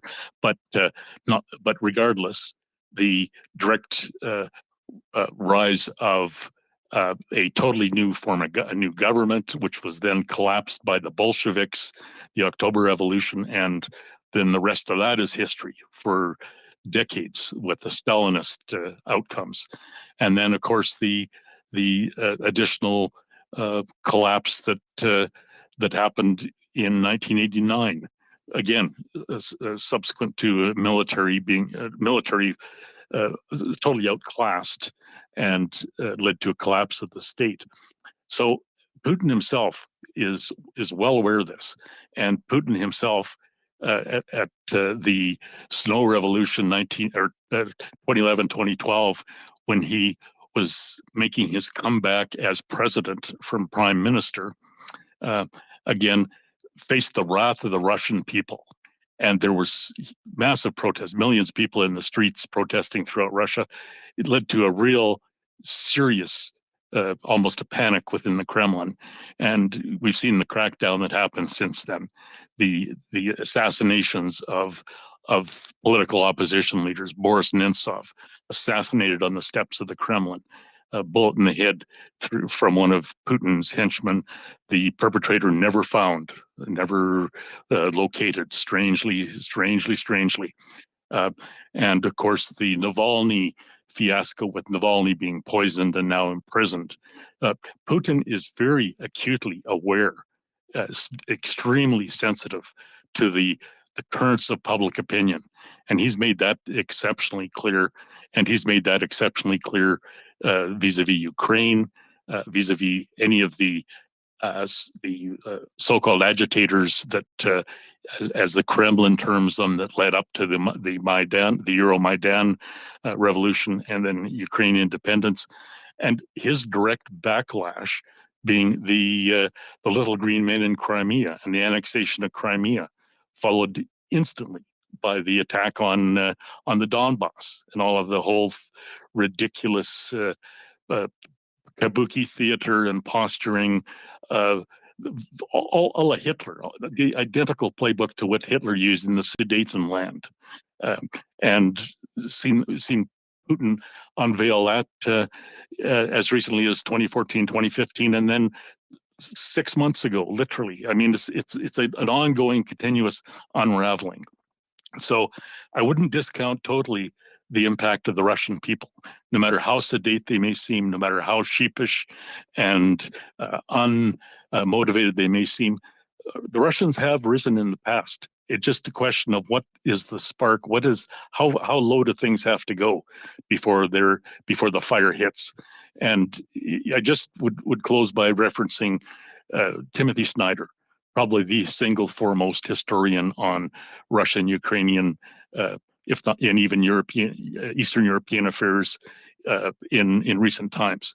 And Timothy Snyder has made a specific remark on that point. And he said that tyrannies like Russia seem as though they will go on forever, up until the very moment they collapse. In other words, you go to bed at night, they seem like they're there forever.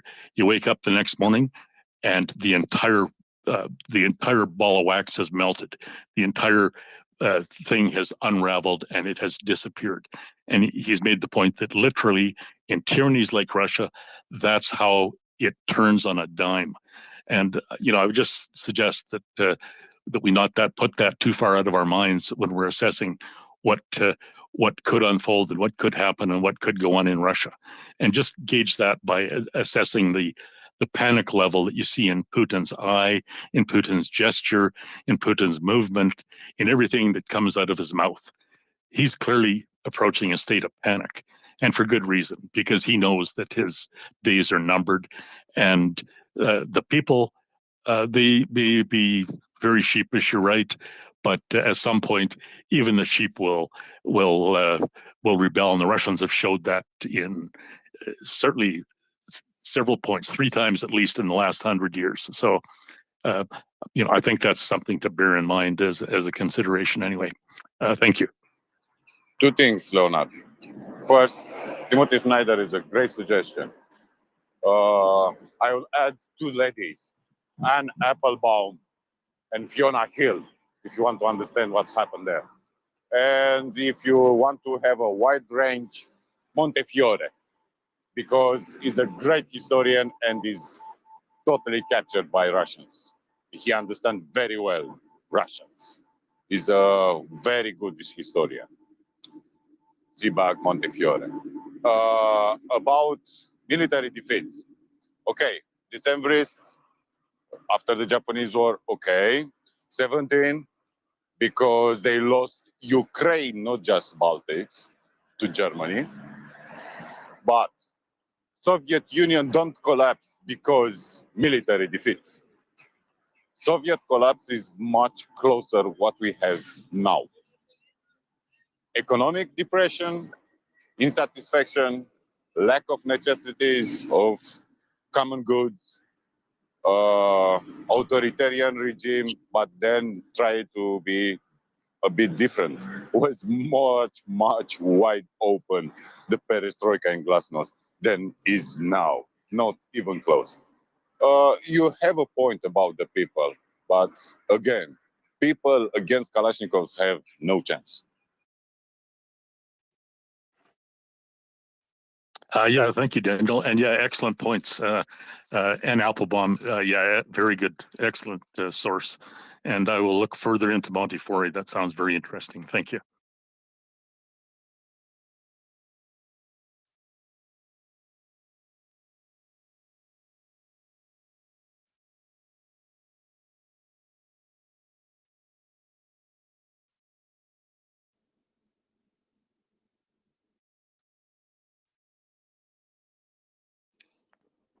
Hello, my name is Mila. I'm not sure if it's my turn to speak. I'm very new to Twitter and Twitter Space and to Maria.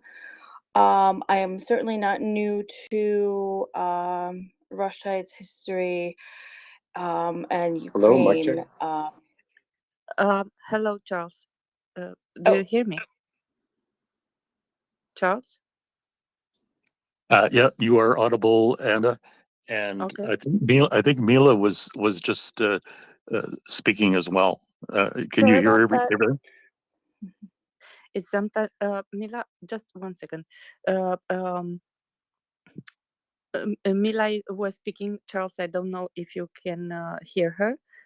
Sometimes it happens for the people on the panel or between co-hosts not to hear themselves. It's a Twitter thing.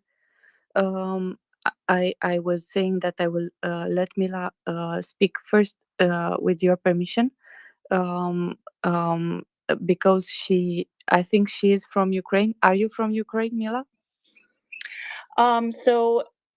Yes, thank you so much, and appreciate it. I am Ukrainian, born in Moldova. So my parents, my mom is Romanian. I'm sorry, my mom is Ukrainian. My dad is Romanian. They met in Moldova, and I was born and raised there. So I speak Ukrainian fluently. I have been to Ukraine. I have family in Ukraine, and also in Iași in Romania, and obviously in Moldova. And I grew up speaking Russian because of Russification. Now I live in US. So just bear with me for a second. I am new again to Twitter space, new to Mriya, certainly not new to being completely consumed by Ukraine and what is happening in Ukraine at the moment and what has been happening since 2014. And I've been taking notes. So I want to add a little bit from my perspective and my experience. And I have to say, I agree with Daniel where he did make great points on the history, and also Leonard, thank you, on the history and the fact that there has been several uprisings in Russia in the last 100 and something years. And that is the fact. However, have Russians learned their lessons, and have they pursued a more, for lack of a better word, westernized democracy? I really haven't observed that, right? We haven't observed that in the revolution 2000 and I'm sorry, 1917. That's the one that comes the most prominent to me. And past that, historically, with everything that happened with Ukraine and Russia, and then when Soviet Union collapsed, the scary thing pattern here for me and for many is also what will happen to we don't want Russia. I would like to see the current regime collapse as soon as possible, and I don't think it will happen because of the uprising of the people, because Russia is so large and the demographic is so it is not diverse. So I don't see that Russia will collapse from uprising of people, but I do have hope that it will collapse for the points that Daniel mentioned. And if it does, what I would hate to see, and I am working towards hopefully, contributing to making sure that Russia does not stay the way it is, and it does not. So this evil want to be empire does not resurrect again. So again, excuse me, it's almost 1 a.m. in here, and where I am, and I wanted to contribute something from my own experience and some what I guess knowledge. And I did take some notes so I could have a more coherent conversation. So I do apologize and appreciate your patience and understanding. Thank you, Mila. Um, we are all new to this Twitter thing and Twitter Spaces, but it's a great way to connect and to find out more about each other and our history, and how is it related to Ukraine. Kishlat, I saw you're from Uzbekistan. Is that correct? Right. Hello. Hello. So, Right. please, oh, what do you want to share with us? So our country now in difficult situation. If you know, it's Central Asia. We have a relationship is good with Russia too, and Europe and USA. So now, um, just a moment. Can someone continue the? I'll be back now. Just a sec. Thank you. Charles, you had your hand up, and I think you want to have the opportunity to speak again. I talked a lot at the beginning of this evening. Yeah, thanks. It's very short. I just wanted to highlight Timothy Snyder's name came up, and currently at the moment, so he's a professor at Yale, and he's currently running an open course on Ukrainian history, going all the way back to the Vikings and so on. The course is still running, but all of the lectures are open to view on YouTube. So if you just Google Yale Ukraine, you'll find them. This course is not finished, so new ones are coming out. Obviously, it's an investment of 20 hours or so, but it's extremely fascinating about Ukrainian history, where all of this came from, dispelling a lot of the myths that Russia propagates about culture and being one people. And so I recommend everybody, if you're interested and if you're a nerd like me, to check that out. Thank you, Charles.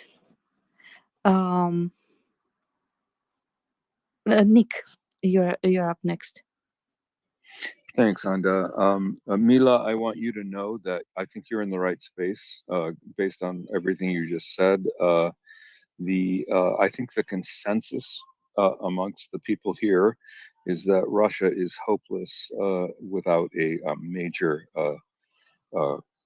collapse and hopefully intelligently structured rebuild, because the culture is rotten to the core and the propaganda has overwhelmed everyone in the country, or actually countries, because it's a federation that is largely colonialist. I wanted to thank Anda and Danielle, but I'll start with Anda because she went first. I am familiar with from growing up with accounts of what it was like to live under communism. But you're only the second person I've actually heard an account from who I am acquainted with, and I thought it was articulate, concise, and moving. And so, thank you, Anda. And I expect I'm speaking for scores of people in the space who heard this. By the way, it's not just me. It's going to be a lot of people who probably feel the same way. And Danielle, because of a bout of Danielle, excuse me, because of a bout of insomnia in my pre-dawn Pacific time morning, I got to hear you hear your impassioned and brilliant words concerning the genocide that Russia is inflicting upon Ukraine. And I want you to know that even though I was unable to respond because I was trying to sleep, I heard you and I valued it, because as I value pretty much everything I ever hear you say. But it was great. I appreciate what you said tonight too. And just in case Twitter becomes completely unmanageable in the next few days because of the takeover by a certain billionaire. Thanks, everybody. I've appreciated you for a long time, and I hope we can stick back together. But who knows? Who knows what's about to happen? If the place is flooded with trolls and bots from Muscovy, who knows? But anyhow, thanks one and all. That's all I wanted to say, and I'm going to drop back down to listener. Thank you, Nick. Thank you very much. Dr. Nefari, you've been very patient. Thank you, and thank you to everybody, and thank you to Daniel to sharing all his knowledge with us tonight.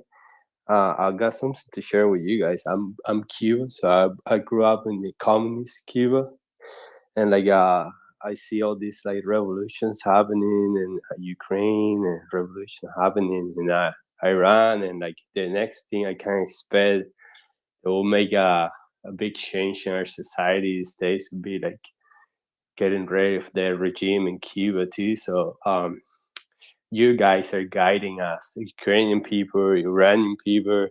They're rising against authoritarian governments and nationalistic regimes. You guys are guiding all the other small countries living in authoritarian regimes to free themselves. So I got a lot to thank to Ukrainians and Iranians, and keep up the good fight. And thanks for people like Daniel. They have a lot of knowledge and history. They know where all this stuff came from, and they can guide us through a good path to free ourselves. Thank you to everybody.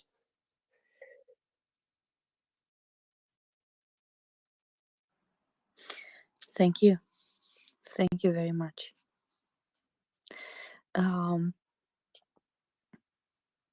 Mila, you said you grew up in Moldova. Yes. Mhm. How do you perceive this regime of Putin's? Absolutely vile, evil, and there are no words to describe it.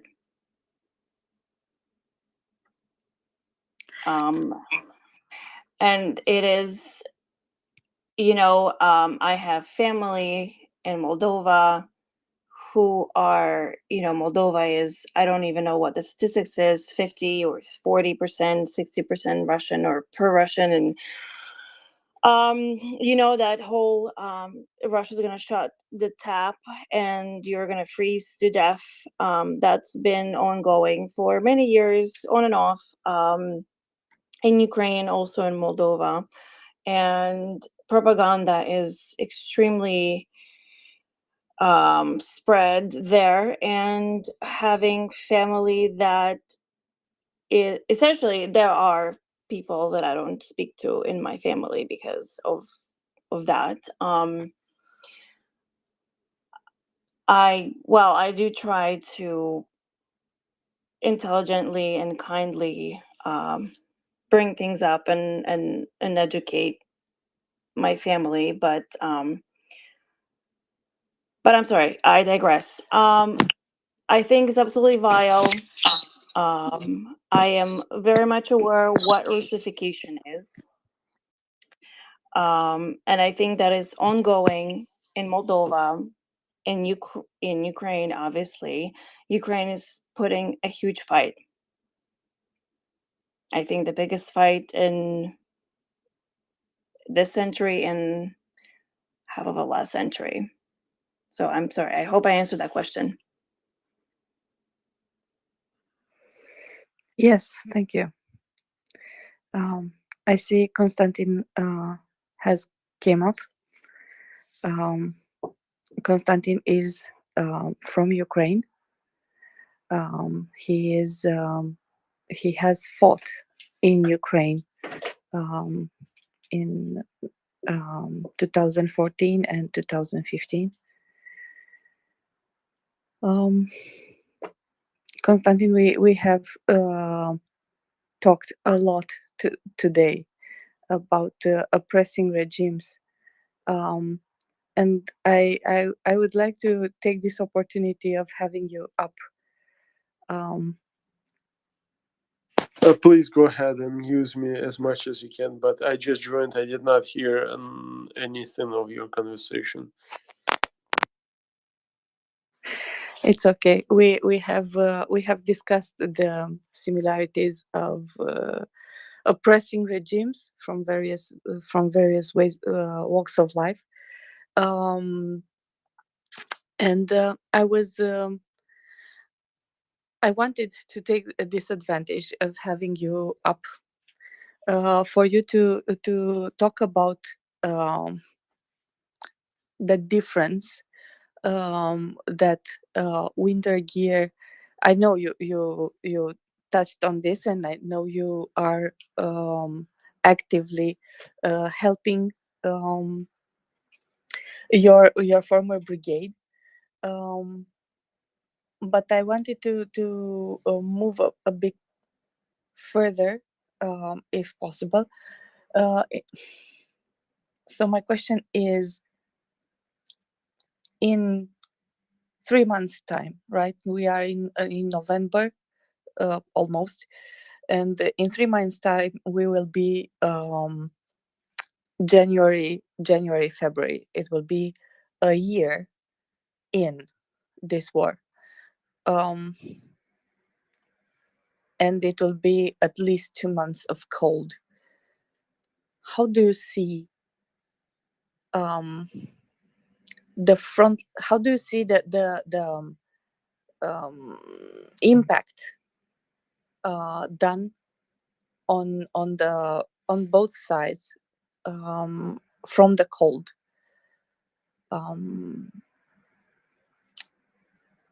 Both on Ukrainians and on the Russian invaders. Well, I hope I understand the question right. So, just to summarize it, and I will ask you if I got it right. You're asking what is my view on the effects of the cold weather on Ukraine and on Russia separately. Separately, because I know some of Ukrainian soldiers do get or will get winter clothes, winter boots, and I know the Russians won't. So you know the weather better. How do you Okay, think it will stand?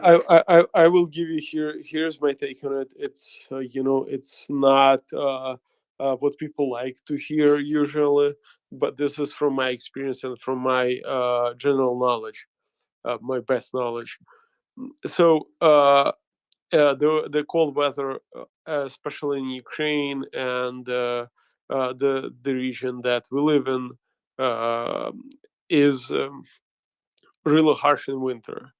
It's hard to live in it because there is the weather basically jumps up and down around 0 degrees. It does not stay. It's like not stable below zero, and it's not stable above zero. It's exactly jumping. One day you can go to sleep and it's -10 outside. So really tuck yourself up and make yourself warm. And next day you go out and you have in the winter sun shining and you have plus 12 degrees Celsius.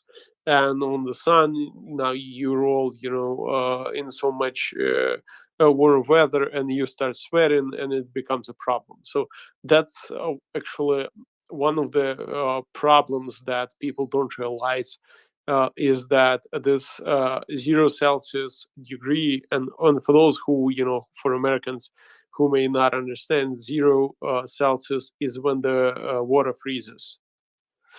And that's like one of the key why Celsius, is built around that, because that's the key, key metric for survival. And when it flops around -10, from 0 to -10 to +10, that's what makes things really complicated. When you have, you left your water outside and it froze, and when the water freezes, it breaks everything. For example, an engine. If you have, an engine that is filled with water, and most of the vehicles that Soviet vehicles, they are the cooling systems is filled with water. You have to drain it because it would otherwise expand and destroy the radiator, or radiator at best, or the engine itself, the block of the engine, and it's gonna render a vehicle completely unusable. And there are a lot of other things, how this specifically flopping around 0 degrees affects your living. It's not only about feeling or not feeling cold. It's exactly about water freezing or not freezing. It's super important that people don't understand about weather in Ukraine. So now, when we move forward, like when we compare Ukrainian readiness in terms of gear to Russian, of course, both Russia and both Ukraine are preparing right now for the winter. We do our best. Trust me, Russians are trying. There is like we can call them idiots, but they do know what the winter is. They fought in winter. They understand what is happening now. And same in Ukraine. We know what a winter is, and we do our best to mitigate it. But there is like a big difference that people don't understand, is that in Ukraine, for example, if you're a friend who needs a sleeping bag or a base layer or a coat, is cold in Ukraine and it does not have one supplied by the military, or he's one burned due to the shelling, and he lost it because of the active combat in Ukraine. The logistics allow you, for example, if your relative and your brother fighting, lost his coat, it takes you around 1 day from where you are to send him the gear that he needs. In Russia, imagine that you are a conscript from Ulan-Ude, or some Khabarovsk, or some Yekaterinburg, or other cities that are 15 or more thousand kilometers, like 1,500 or more kilometers away from the border. And now imagine that there is nothing that actually delivers from border of Russia and Ukraine to the positions. And in Ukraine, we don't have that problem. Literally, you can go to any office and have if you have a box of goods that you want to deliver to your brother fighting on the front lines. You ask him, okay, where you are. He says, oh, I'm in the Bakhmut. So you say, okay, Bakhmut, well, Nova Poshta is not one of our services. It's not working in Bakhmut, so I'm going to send to Kramatorsk. And then you call him and say, I send the equipment to Kramatorsk, and you can pick it up next 2 weeks. And when their unit has free time and accumulated enough packages for everyone in that branch of Nova Poshta, that's our delivery service. Once again, they're gonna go and get all the gear and get it back. For Russians, it's like it does not exist. There is no this logistics that can deliver them. They can send it to Rostov, for example, and they have to pick it up from Bakhmut front lines, from Rostov. And how long is going to take them? That's going to take like 3 weeks only to, it's going to take 1 week to deliver to Rostov, and then they travel 150 kilometers through the Russian border that they have to cross, and it's pretty strict. It has not been discussed here, but border between Ukraine, even occupied part of Russia, is quite strict. You have checks of everything because they are afraid of it really a lot, because they understand how much weaponry is over there, and crossing those borders, they have to check absolutely everything. Not everyone has a Russian passport, and not everyone is actually Russian who is fighting there. So it's like triple checks. For example, imagine you're a mercenary from Wagner who was brought from Syria. You don't have a right to come back to Russia, and it's like it's their logistics is messed up when they do this, and ours are not, and that's one of the biggest advantages. But now this is the advantage I'm talking about. And now when we talk about when is with things that we can actually say are pretty all right in Russia, is that Russia is actually cold, and production of cold weather gear for them is nothing new, and they have good stocks. They have a lot of equipment. They have a lot of manufacturing facilities. It's usually a small business that does this, and they have a lot of worked out. So don't try to think that it's like they are complete idiots and gonna freeze to death, right? It's a cold country. It's northern country that that understand what cold is.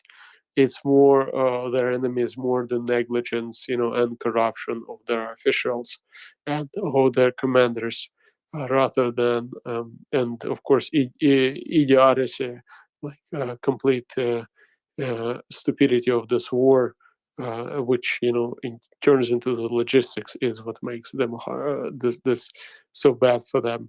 But in general, like I've said, this is where this is one of their strong points. They know how to they live in the cold weather, so they know how to produce it. And producing 300,000 warm weather sets is not that complicated as people may think. It's not I don't know, space or thermal vision. And while we bash them and laugh at them, keep in mind that it's not that all fun and games. It's actually a big problem for us. People are dying, and I do understand what you're saying, and you're right. If they would be able to organize themselves, which they didn't prove very well they can in the last days or months. That doesn't mean they are not in Ukraine, and it doesn't mean they are not killing, basically, right? Well, on the front lines, even if we are glad it, Ukraine is winning this counter offensive, and it's pushing them back. Both sides sustain heavy losses. So I,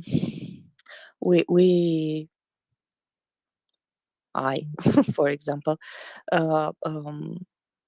think of this. Think of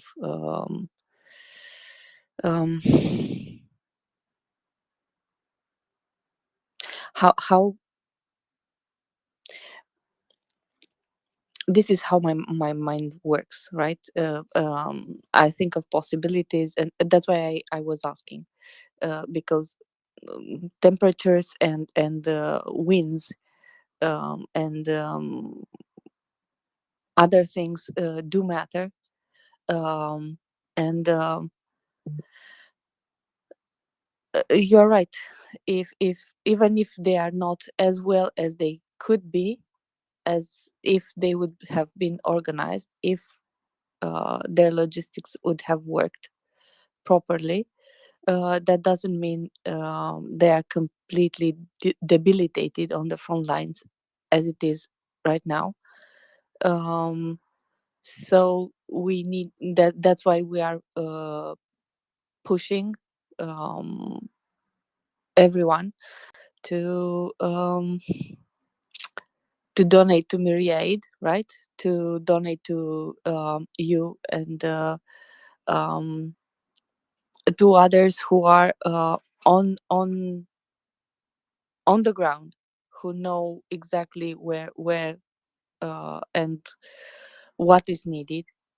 And also we are pushing for our listeners in US to write to their representatives to go vote and to make a difference, because it's the moment to make a difference. And also we are pushing for more weapons, right? We have this campaign with Free the Leopards, and this is exactly because we thought that having the leopards in Ukraine would be a great way of countering these drones which are incoming, and also for other military and strategic reasons. As Axel said,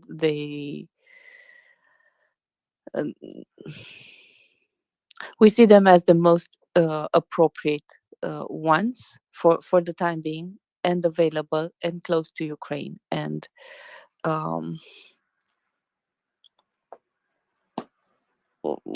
basically as means to help Ukraine, right? To help. And I would, I really appreciate what you're saying, and yeah, this is absolutely important that you donate to MriyaAid. It's a great fund that helps. You said donate to me. No, there is no need to donate to me. I don't take donations. No, But I was thinking about. I was talking about your campaign. I know you don't take money. I know you use Amazon to for buying stuff which you send directly to Ukraine, and that you don't take money for yourself. Everything goes to Ukraine, and I think it's a great thing that you are helping your brothers. You are helping you. You are in a position in which you can help, and you do that, and I think it's amazing and commendable. And I wanted to let people know. I know we have in the space people coming and going. Some are our regulars, let's say, and they know you and what you do, but some are not. And I really appreciate what you're doing for your brothers. So that's why I said it. thank Luis, you. you have your yeah. Sorry, please, Konstantin. Sorry. So just that here, and one thing that we all hope for in Ukraine is that when the winter comes, um, Russian problem is that they're super centralized, and where you super centralize and you have only three people essentially making the decisions, and there is no one else that can assign a piece of paper, they will fail to deliver those requirement, or they will fail at logistics. They may have the gear, winter gear for example, but they will fail it to deliver it where it's needed, in the front line specifically. That's our hope. I mean, that's a solvable problem, but we hope that they will fail. or that they failed in things like that before, and that's our hope. But once again, we don't take anything for granted. We prepare ourselves as much as we can, and MriyaReport is one of those huge examples that help Ukrainian armed forces to prepare. So goes for say Javelin, for example. They recently posted, I think they got 300,000 for winter gear as well, and that's what makes it different when the Russian government, and government are centralized mostly. Some trying to be distributed by essentially it's still. There are still centers of decisions that have to make those decisions, and when they fail, uh, when there is a problem, you have something like organizations like MriyaReport or my wish list come in. That's when we identify, okay, government does not, it doesn't mean it's a bad government. It just says that the government does not exceed into this. Like, ask yourself, how many things you're good at and how many things you're bad at. You're always find something that you're not so good at, and that's where come in. That's where smaller organizations such as MriyaReport come in, and they can close the gap. Like, for example, given those drones is super important, that where the government, it cannot simply supply the drone to absolutely every squad, every platoon, but that's where volunteers come in and say, like, okay, let's give the guys so they feel secure, so that every platoon commander has his camera and his tablet, and the pilot who actually shows him what is happening around. So that's where Ukraine exceeds. That's where I believe Ukraine has the advantage, and that advantage changed the course of war in February. It really did. It's that's what entire society mobilized. Entire society started helping, and it did help. While government focuses on HIMARS, armored Humvees, other weaponry, artillery, we can close the gaps where they simply cannot, because I'm sorry, but your commissioner in Senate does not hear a guy who is platoon commander in Ukraine. They don't have that connection. We have to be that connection for them. It's us. It's us who make the difference. And even though we cannot supply entire Ukrainian military with every platoon commander with the drone radio and all the weather gear for his unit, but we can supply, for example, let's say 3 or 5, or let's say we can supply 9 or 10. That changes a lot, and there are hundreds of groups like this that and all together in the end you will have entire Ukrainian military supplied, and that's where we differ. And this is exactly why you should donate to MriyaReport, and it's like absolutely awesome. It's you're given an opportunity when you're gonna be 80 years old, and you're gonna be looking back and at the events that were happening, and you will be able to say, okay, it did not cost me much. It only cost me like $50, but I helped. I was part of that. It's me who helped. So use your those $50 or $10 or $1 that it will just be part of it. You have this chance to protect liberty, freedom, and justice in Ukraine right now by helping. So do that, and I'm gonna step down to listener because I'm actually working right now. So thank you for bringing me up. Thank you, Konstantin. I'm always happy when you're able to join us, and I think your insight on not only being Ukrainian but being on the front lines and talking with your brothers from the front lines, I think that's an invaluable insight and information, and I'm happy. Luis, you have your hand up. Welcome. Good morning. Good morning, Anda. Good morning, everyone else. Good evening, whatever you are in the world.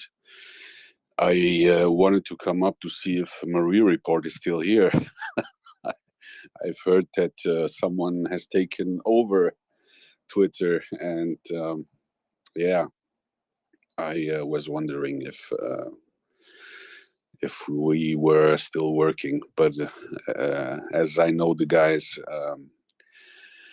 even if Twitter goes down, we will build our social platform ourselves and invite you all there so we can continue broadcasting. No, I came up to, exactly tell you that what Konstantin just said. You know that here in Europe it is end of the month. We already talked yesterday, the day before about it. Our paychecks are here.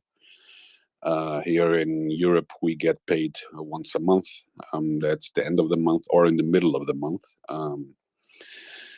And please, I'm sitting outside right now in Germany, and it's really, really cold.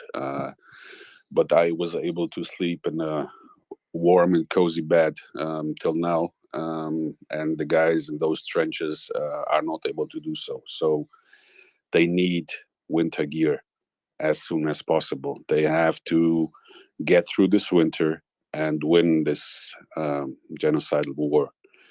So please, if you didn't set up a monthly donation to MriyaAid, go into the website and donate. On that process, you will be asked if you want to donate a single time or set up a monthly donation, so the guys at the headquarters can plan what money they have for the next months and plan the shipments and stuff like that.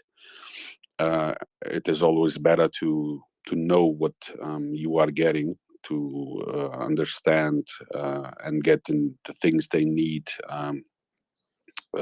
as soon as possible. So please donate, and to whoever you might donate. It's I personally donate to MriyaAid.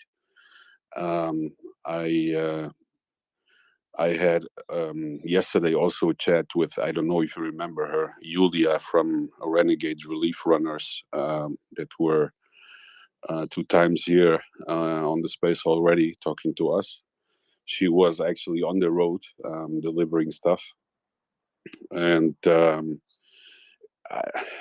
at the end, it doesn't matter to whom you donate.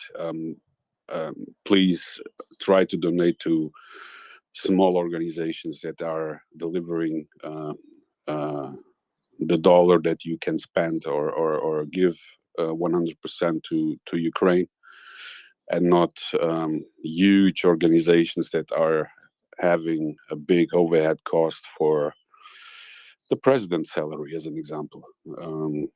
So try to try to find small organizations that are doing the work on the ground, that are open with their accounts, that where you can see what they get and what they get on the ground, because that's important, right? So if you donate to a big organization, I know that there are 40-50% overhead costs, and I don't know what is happening to the other 50%. So I prefer to take my money that I can give, and just simply I would travel to Ukraine and bring the money there, but I'm not able to do so. So we have to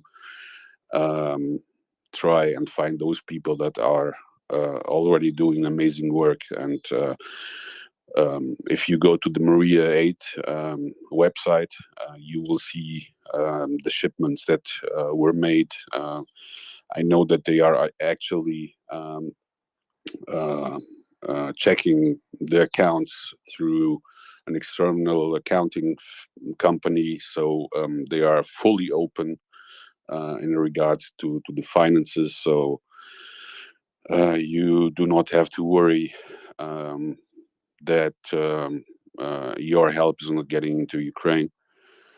And yeah, that's what I wanted to tell you. Please, Europeans, it's donation time. I said it yesterday also. Meanwhile, I don't see it as a donation. I see it as a payment that they have to make because Ukrainians are working for me. They are protecting me and my family, my kids, from those evil orcs on the ground. And if you have a bodyguard, you have to pay him. So just for the next couple of months, just think about Ukraine or Ukrainians like this. They are our bodyguards, and we have to pay them. Yeah, that's pretty much all I wanted to say. Thank you. Thank you, Luis. Actually, I will take this opportunity to add two things, right? As Konstantin said, and you said also, MriyaReport is run by volunteers. As it is this space, we are all volunteers. Nobody is getting anything out of this. We are here for Ukraine. We want Ukraine to win, and Anda, MriyaReport, yes. can I just add one simple thing, because I think people are also not aware, and that is sometimes something that when we say that the MriyaReport and MriyaReport are all volunteers, I think people don't fully understand what that means.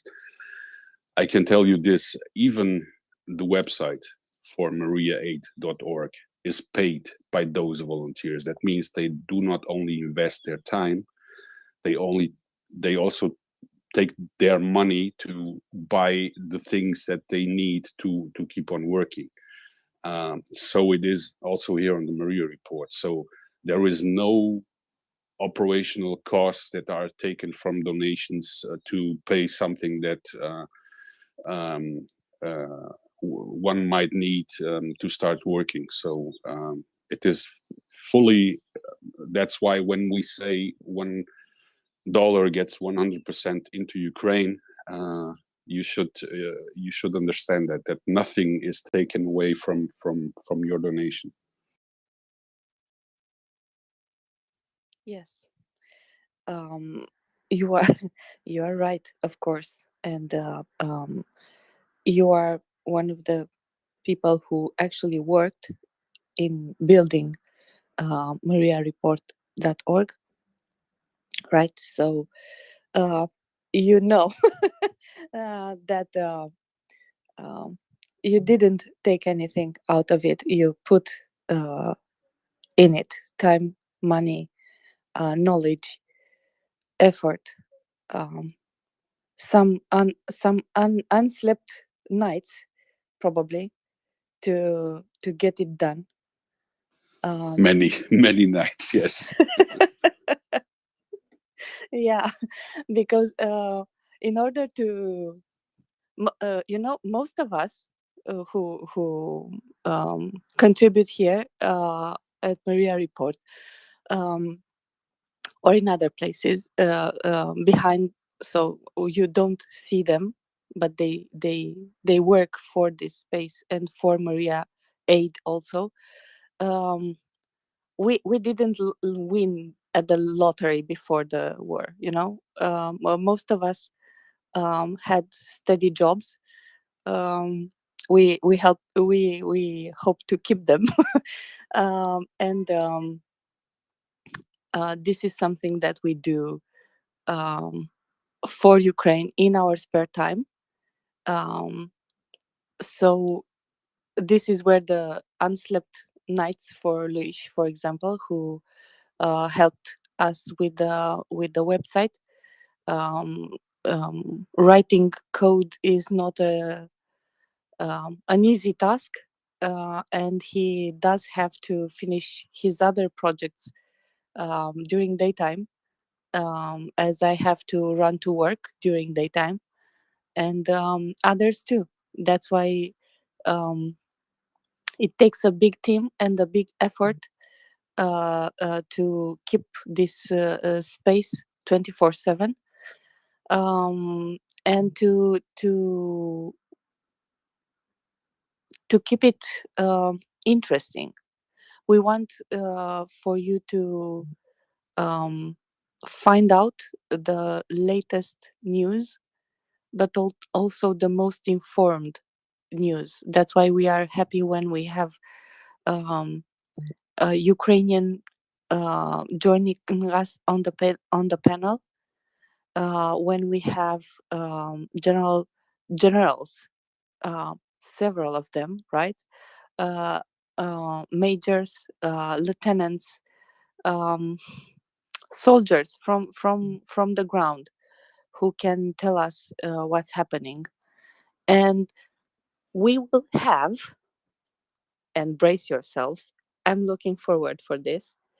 We will have today the director of the Ukrainian Poshta. As Konstantin mentioned earlier, they are the ones who ensure part of the logistics, right? You send them with the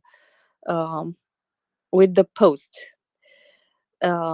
more often than not, and this is how part of the help, the personal help, gets to the front lines.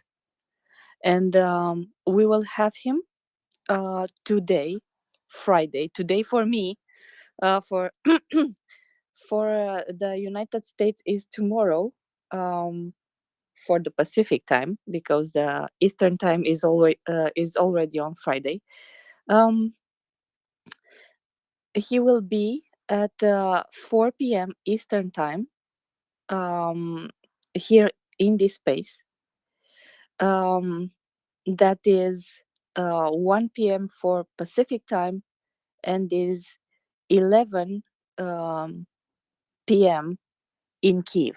So it will be really late this evening for me.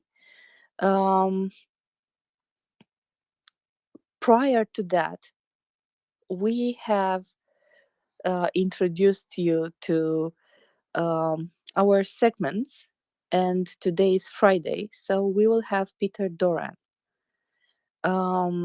Peter Doran has a guest, an awesome guest. His name is Leon Aaron. He's a Wait, senior. Sorry. Wait, is it today or tomorrow, Peter Doran? Today, Friday, October the 28th. Oh, okay. Then I'm mistaken. Sorry. You just reminded me that I have to fix a bug on the website because the time zone clocks are not working properly. I will have a look. And that's why you don't deploy on Fridays, right? Exactly. So Peter Doran will be today on Friday at 11:30 a.m. on Eastern time, New York time, right?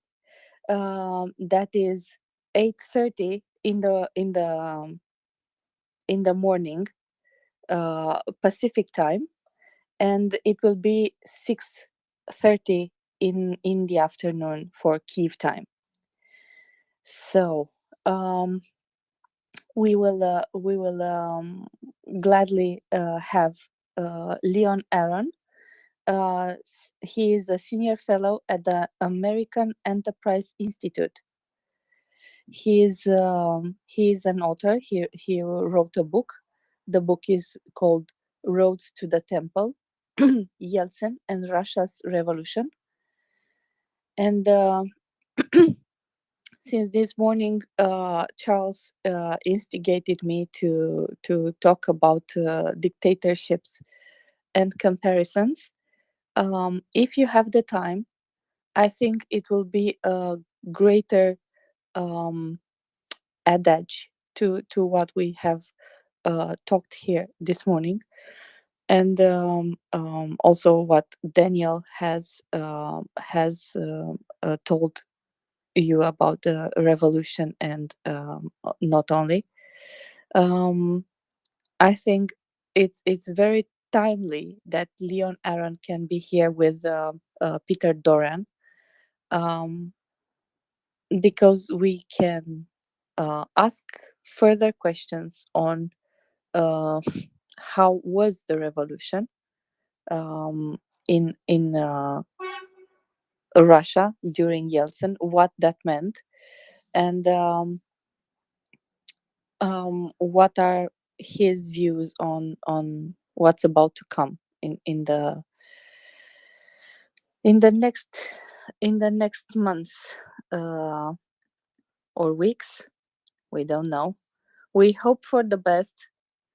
We expect the worst. Right? So we prepare for the worst in order to win, right? And this preparing is the donation part, is the writing part, is yeah, the contributing part. So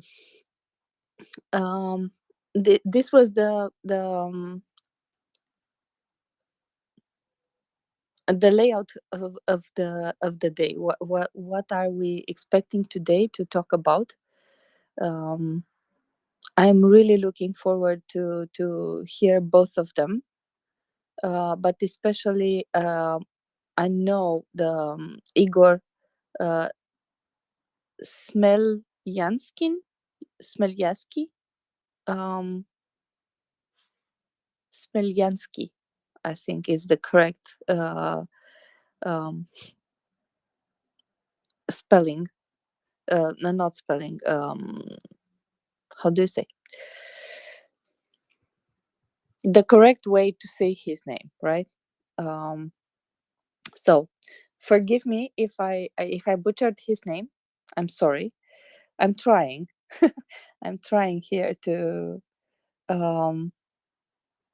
be as accurate as possible, but sometimes I miss.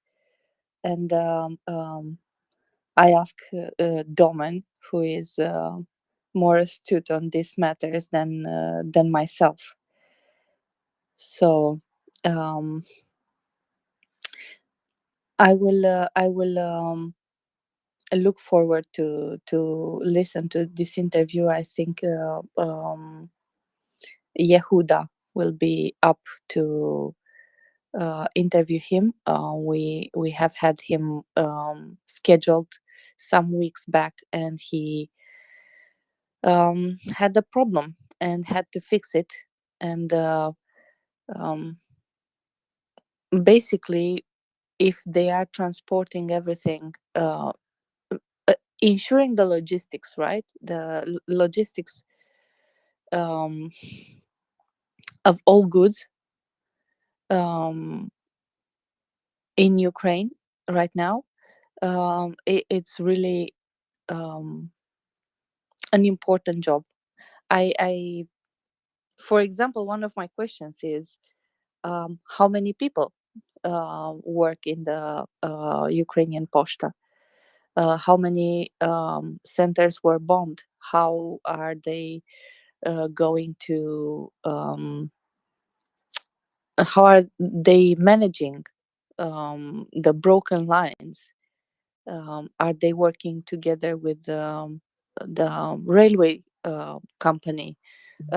Together, as in speaking with and addressing this. So I have so many questions regarding this, and I'm so looking forward for this interview. So I have no hands, and at this point, nobody's talking to me, which is a bit uncommon for the morning. I will try to see if someone is requesting. So I will have someone talking to me, actually, uh, after she's gone to fix the bug. And if not, I will start with something I've noticed. Um, Something I've noticed the other day. Oh, Luis has his hand up, and I see people are coming. Yay!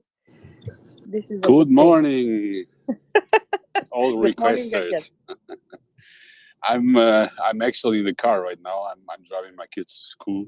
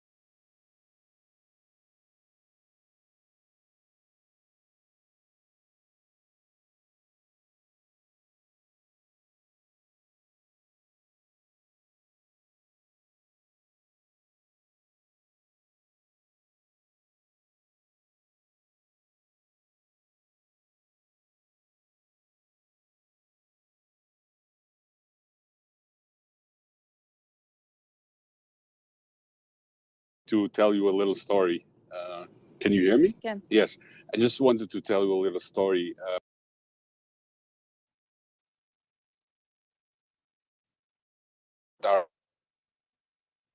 On you, and the, you have to understand that they are actually always here listening, but they do not search to speak or to make themselves how do you say that, take credit for anything. They are simply working in the background, and there are so many people that you would have your mind blown up if you knew. I was working on the website with two Ukrainian developers that were in Ukraine during the development of the website, and the nice button that you have there that takes you directly into the Twitter space was programmed by them, and yeah, I just wanted to point out that what you see here, hosts, co-hosts, regular speakers, there are many more in the background and working for the good cause in Ukraine. Indeed. And I think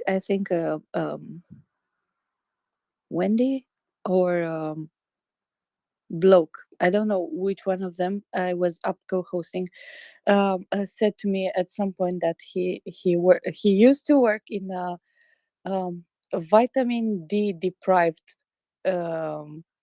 environment, and yeah, basically this is it. Some people are working not in the daylight, right? Not in the front lines. You see me talking here every day, but there are many people who contribute for this space to be ran, and for other things that need attention, and you don't see them. but we know them and we appreciate them, and we try to thank them because there is nothing to be taken for granted.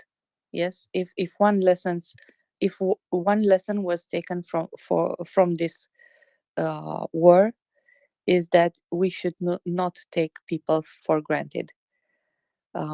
We should value the people who are around us, and we should help them and contribute. I have 3 hands up.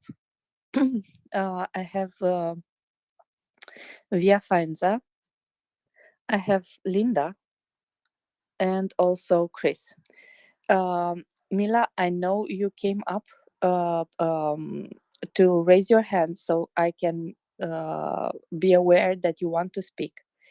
On the bottom right of your screen, there is a center right. There is a small shaped icon in like a heart with a plus. If you push that, it will pop up on your screen the possibility to raise your hand, and I will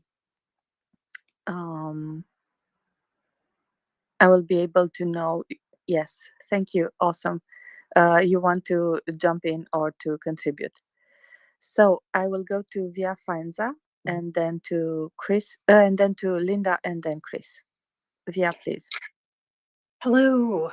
Hello, everyone. And thank you, Anda. You are doing a great job as host. I just wanted to say that I'm really looking forward to the Peter Doran, the second of his in his series today.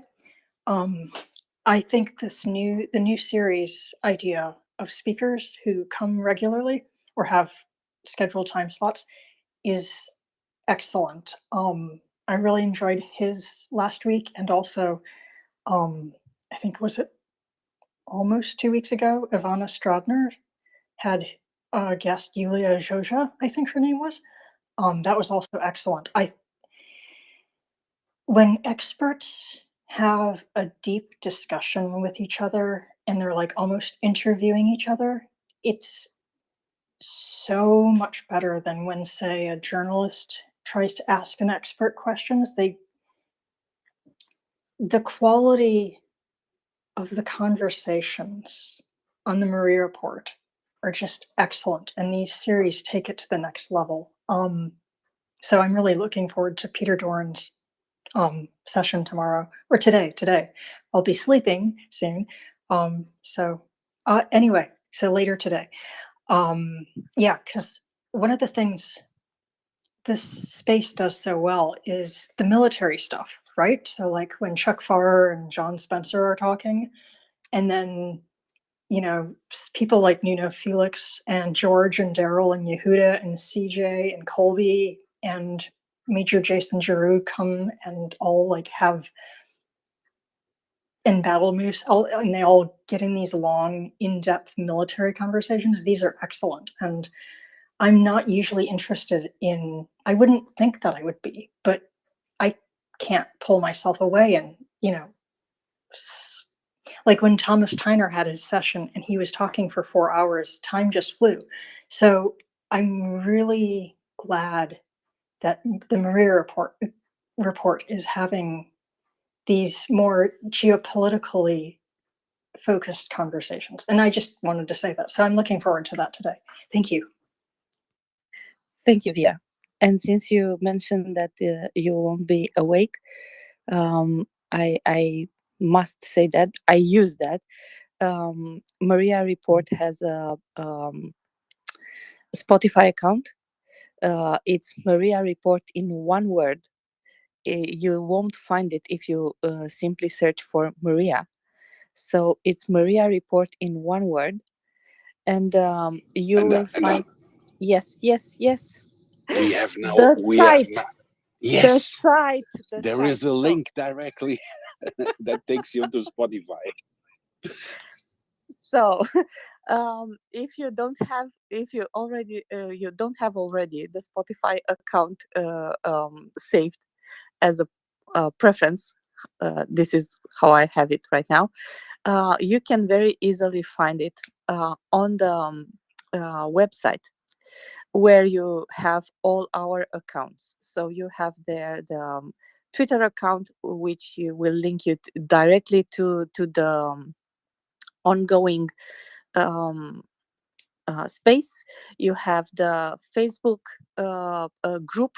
There is a Facebook group for those of us who are more accustomed with Facebook, who are, for example, in Romania, there is almost no Twitter, but Facebook is king. So there is the link to Facebook. There is also the link to Instagram, and also for the Spotify account. And on the Spotify account, you will find in 2-3 days time from the interview, you'll find up the interview, which is professionally edited in order to remove the interruptions, or for example, I don't know, someone is having a bad mic connection and needs to drop or something. So it is really smooth, and you can listen to the whole interview. And yes, use the site. I already have the Spotify account because I use it in my car as I go to work or come back. It is also kids friendly, so being edited, some of the slips that our hard battered soldiers um, um, slip in at some point by mistake, and from passionate expressions, they are taken out as not being very appropriate for children to listen. So if you don't have the time to join today the two interviews, both of them or one of them, you will find them on the Spotify account, and also you can find that there many other interviews that were performed here. You have as Via Faenza said, Thomas Steiner, he has 3 enterings, because one of the interviews, the second one was really long, almost 4 hours, and it was split in 2, part 1 and part 2, and there was also a previous one of 3 hours. You can find there Mick Ryan, General Mick Ryan, the interview with him, General Pekka Toveri, which is from Finland. Mick Ryan is from Australia. General Ben Hodges, yes. Can I quickly jump in and tell you something? We will be, I think, during the weekend, integrating a Spotify playlist directly into the website. That means that you don't have to search for the account. Of course, we would like that you follow us or the MriyaReport on Spotify itself, but we can put an amped playlist in the website where people can directly hear to the interviews on the website itself. And we are also looking into transcription. That means that an interview with someone will be written through AI on the website. So if you prefer to read it, you will be also able to do so.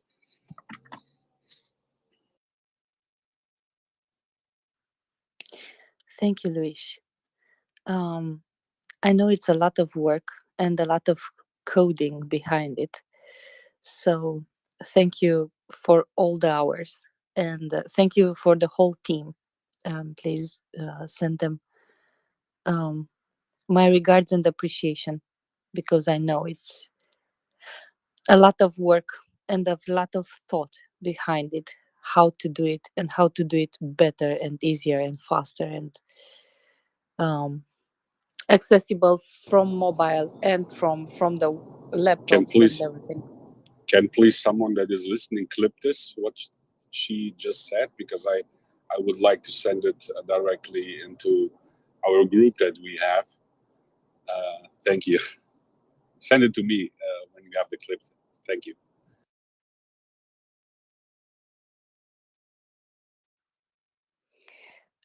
We will see how we can do that, but if our friendly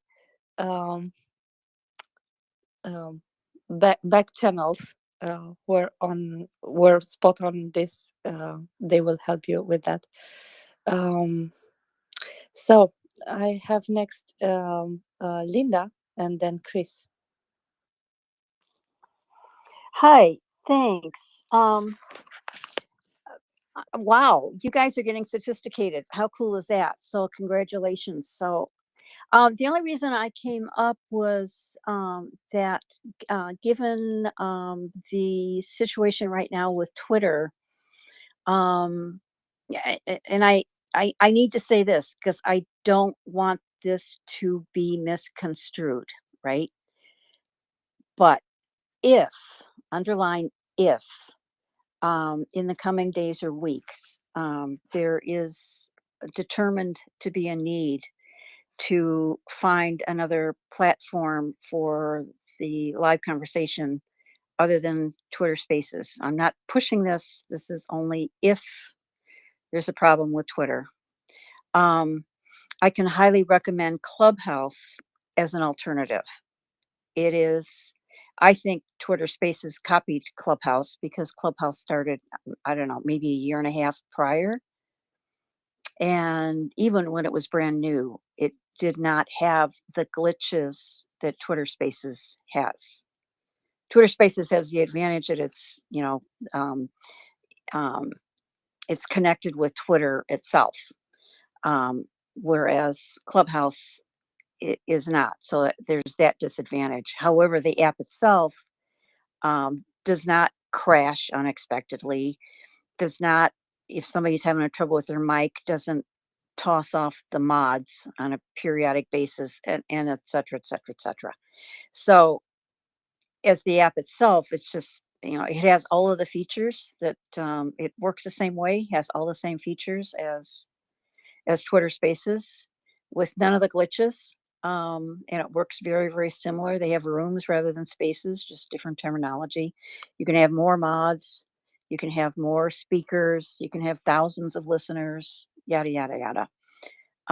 But this is only if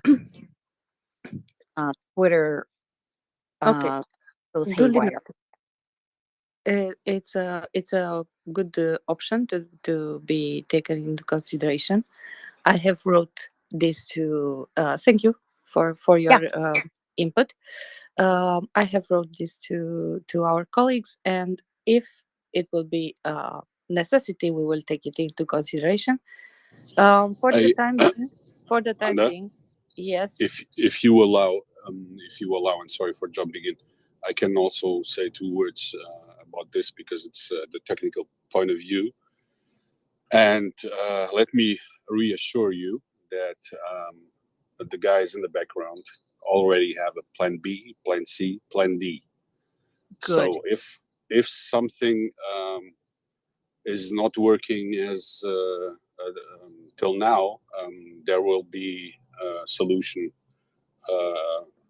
put in place. You have now the website where you can find if something happens,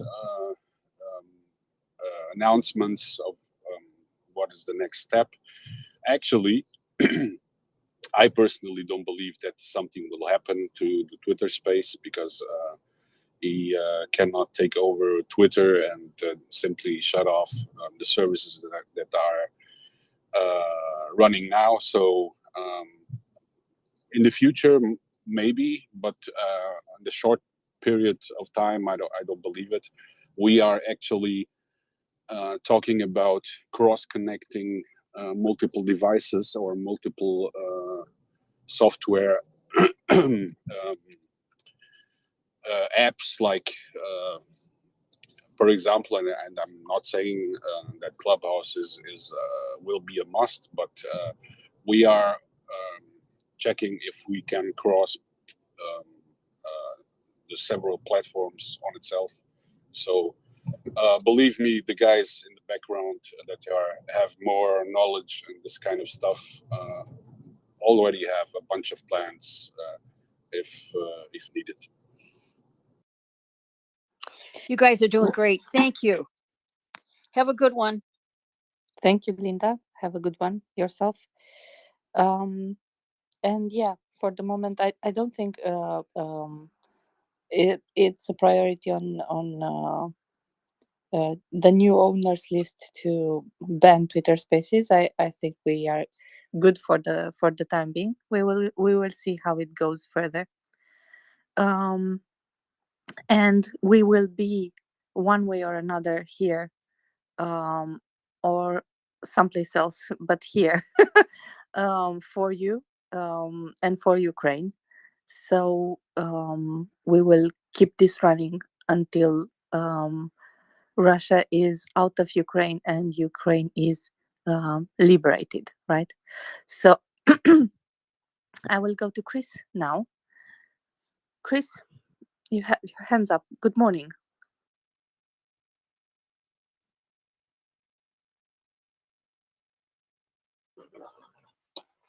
Hi, Andrew. Have you got me? Yes, loud and clear. Oh, okay. And it's the mic loudness is okay, is it? Yeah, you just said it was. It is, yes. It is. You are loud. We can hear you very, very well. Okay. Okay. Good morning. Hope you're well. I was just going to say a couple of things, actually. I just wanted to say some things to support Lewis, actually, amongst other things.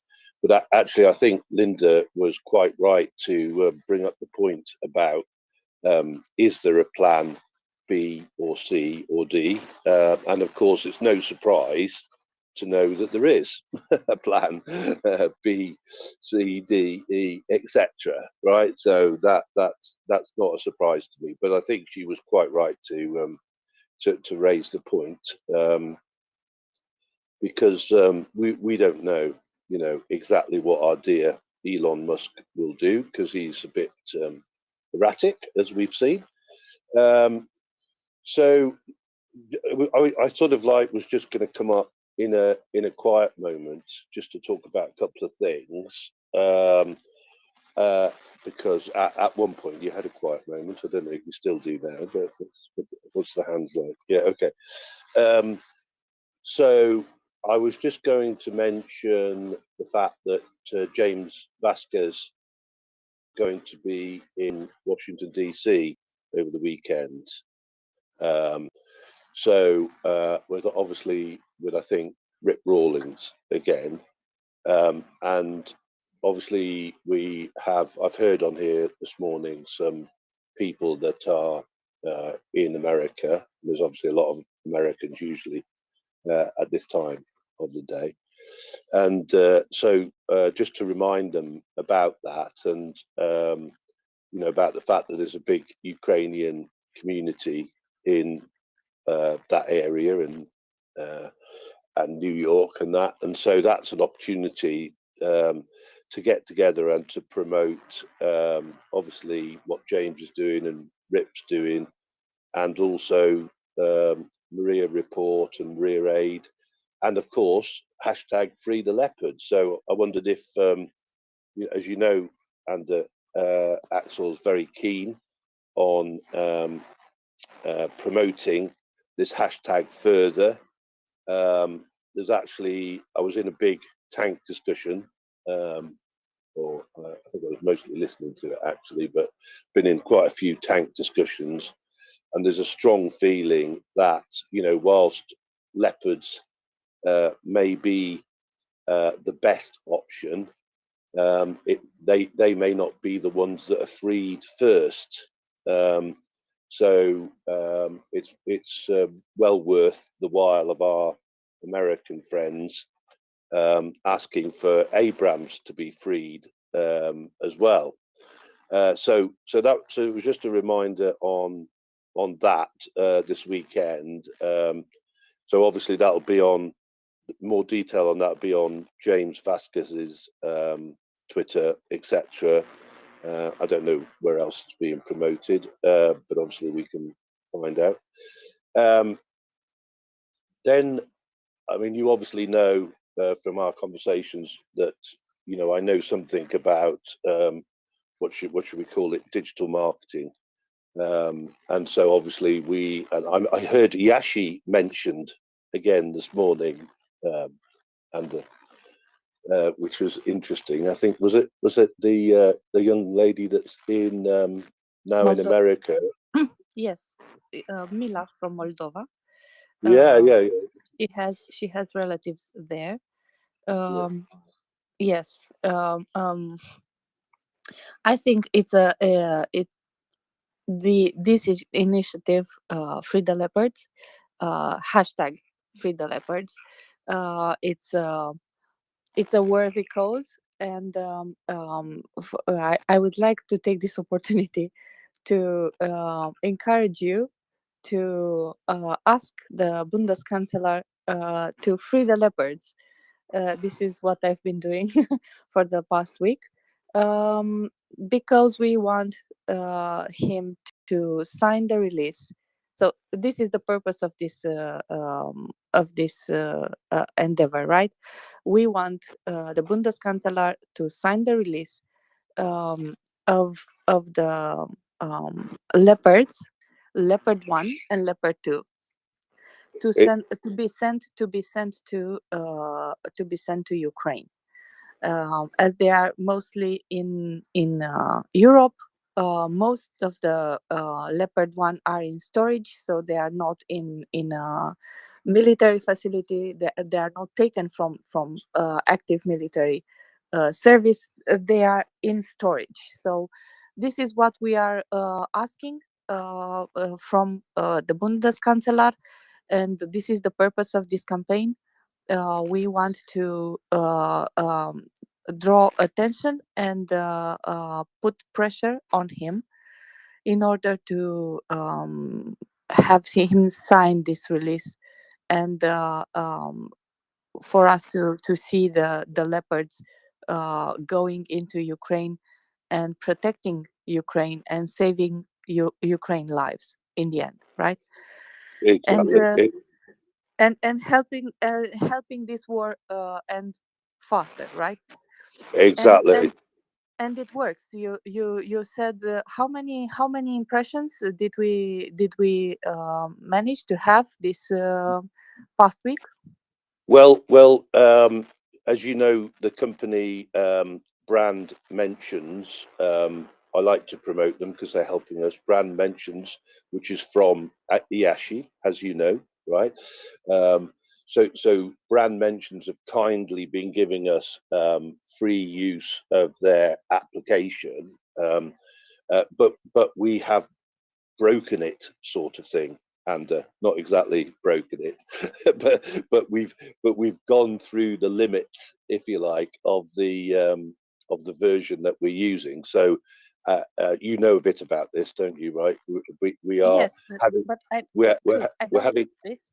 Chris, Pardon? I don't want Yeah.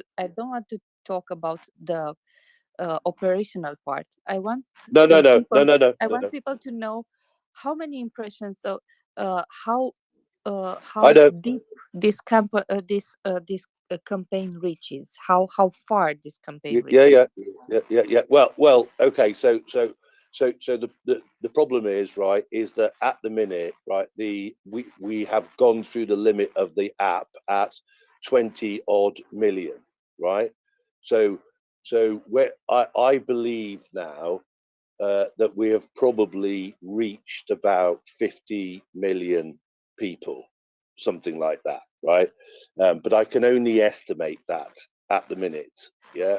And so also, so as I say, so we've got to the limits of the current level of application that we have, right? So around 50 million people we've reached with that hashtag free the leopards, right? And it could be more, and it could be more, right? We may only be seeing the base of the iceberg, if you like, right? The tip of the iceberg. If Well, we see the base, it will be nice. You're right. You're right. You're right. You're absolutely right. Yeah, you're absolutely right. So anyway, so basically, and I think the thing to say about it is that people are doing some amazing posts, that I saw one last night when I was looking through. Obviously, anybody can see. If they go into Twitter and they put hashtag free the leopards in the search bar and that, then the posts will come up that have been done by many, many people. And there are some absolutely incredible, innovative posts that have been done, that are in their own right. One individual post is like reaching tens or hundreds of thousands of people, which is obviously helping our overall reach of whatever it is, 50 million or something like that, right? So it's just absolutely fantastic, the work that's being done. And so I just wanted to just say, like the last, since about 2004, I joined LinkedIn, Facebook, and Twitter. And since that time, so from 2004 to now, amongst other things, I've been sort of a digital strategist, if you like, and a digital ghost, which means I've been working behind the scenes for other people.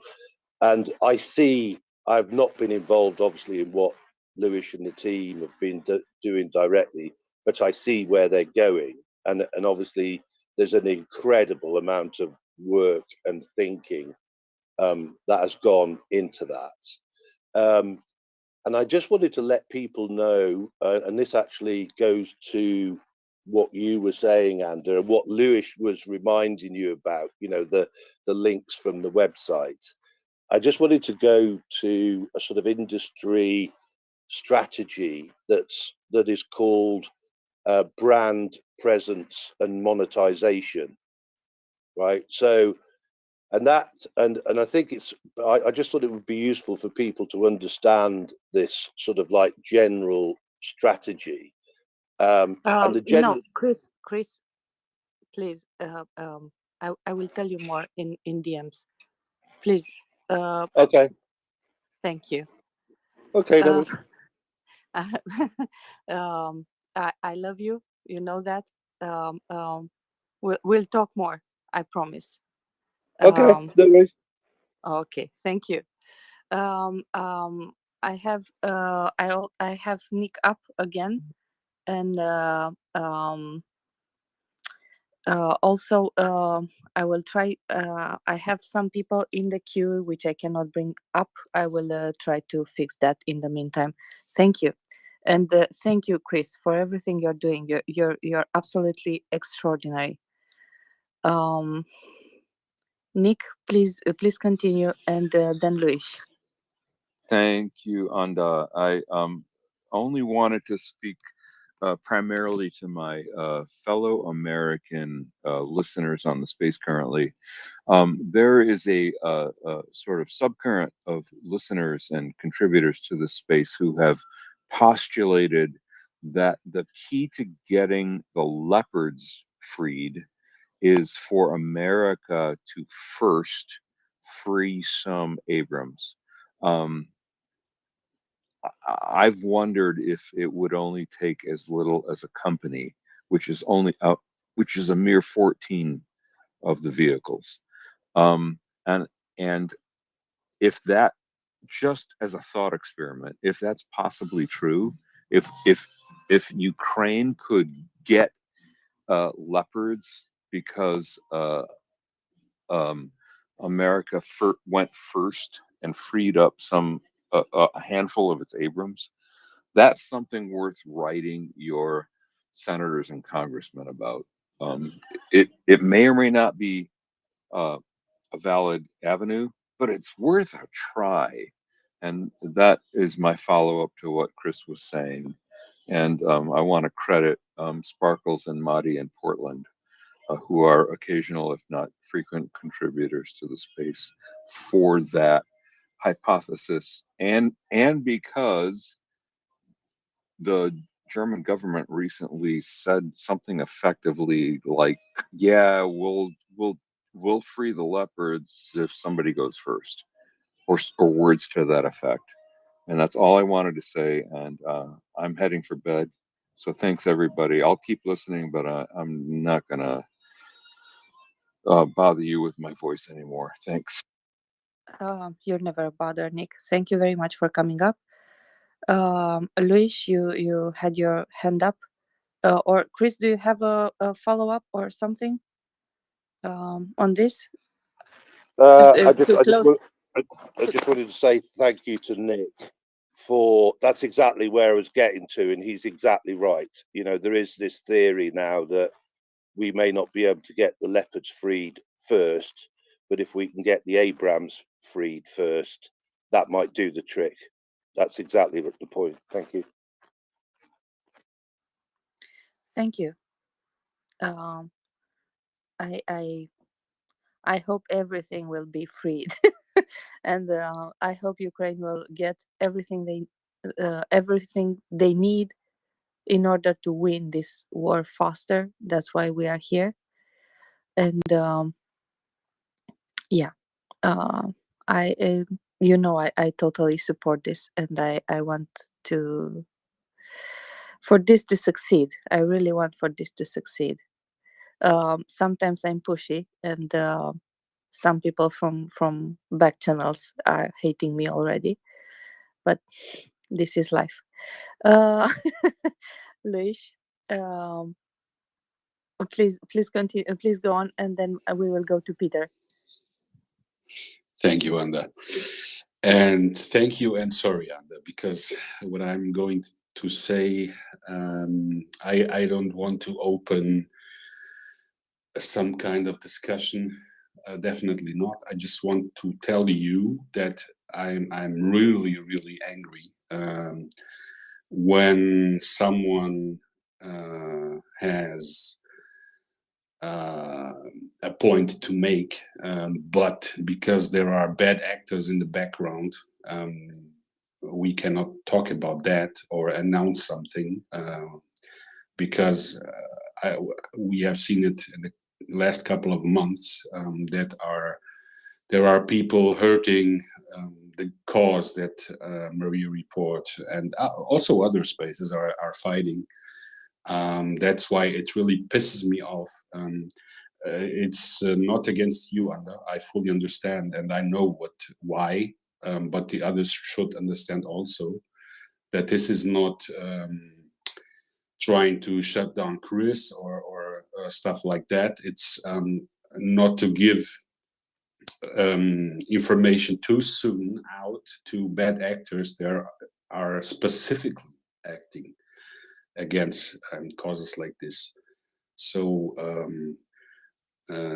that's why when you see someone like this on your daily basis on Twitter or whatever you are, call them out, because this is not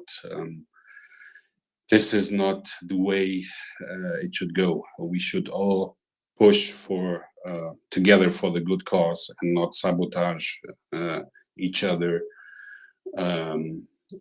or sabotage people that are fighting the good cause. And believe me, when I say that, it's simply appalling.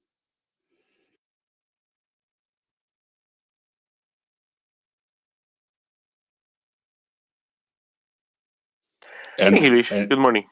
yeah, and by the way, and like I said, it's not against you. You did fully understandable, but there are many forces in bad forces in the world. Unfortunately, sorry. Anda couldn't really hear you. Oh, now she's back because she was having technical issues.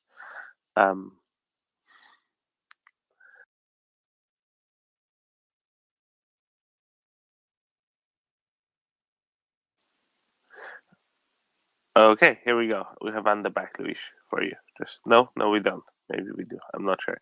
Peter, go ahead. We'll sort Anda's tech issues out. Good morning to all you wonderful people. Thank you for participating in the space. The hardest thing humanity does on a daily basis is come together in coalitions.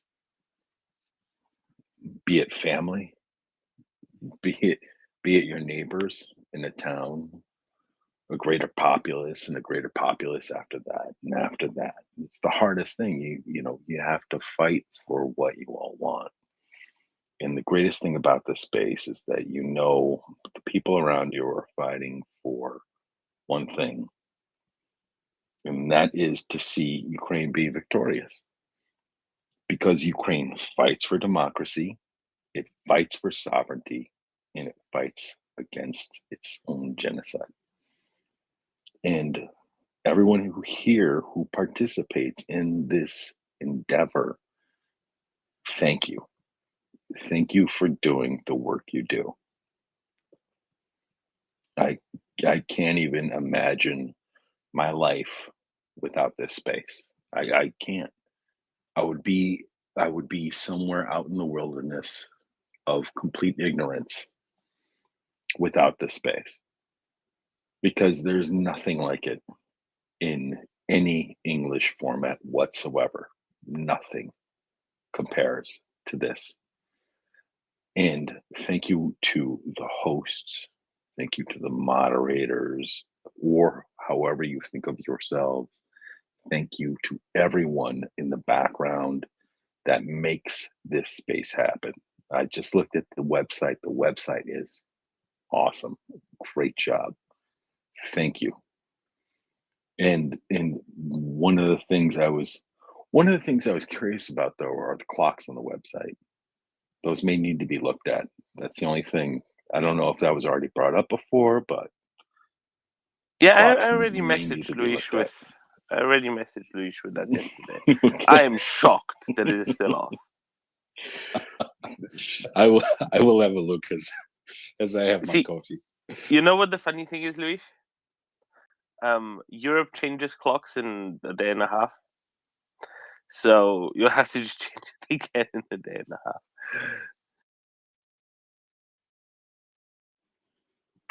Thank you to everyone here. Thank you for being here. As an American, I'm going to start working towards getting that company of Abrams to Ukraine today. I will start writing. We'll start letter writing. I will start calling. I will start tweeting. I will Facebook them. I will Instagram them. I will do it all to make sure it happens, because apparently that may break the quote unquote German seal, of whatever, even though their tanks are better suited for the environment by like 150%. Thank you for being here. I help to help you, and you help me to make everything better there in Ukraine.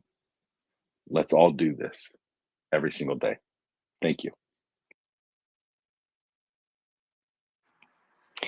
Thank you, Peter. Really, really appreciate you coming up and lighting the mood and lifting us up. It's I really thank you. I have lunchtime with his hands up.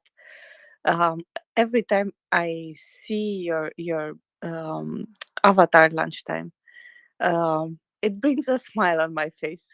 You know, I see the Kerch Bridge. I see the Godzilla there. It's a beautiful sight. Yeah.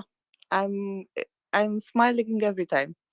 So please, good morning. I know you're from England, right? I am indeed, and I'm very glad that it brings a smile to your face.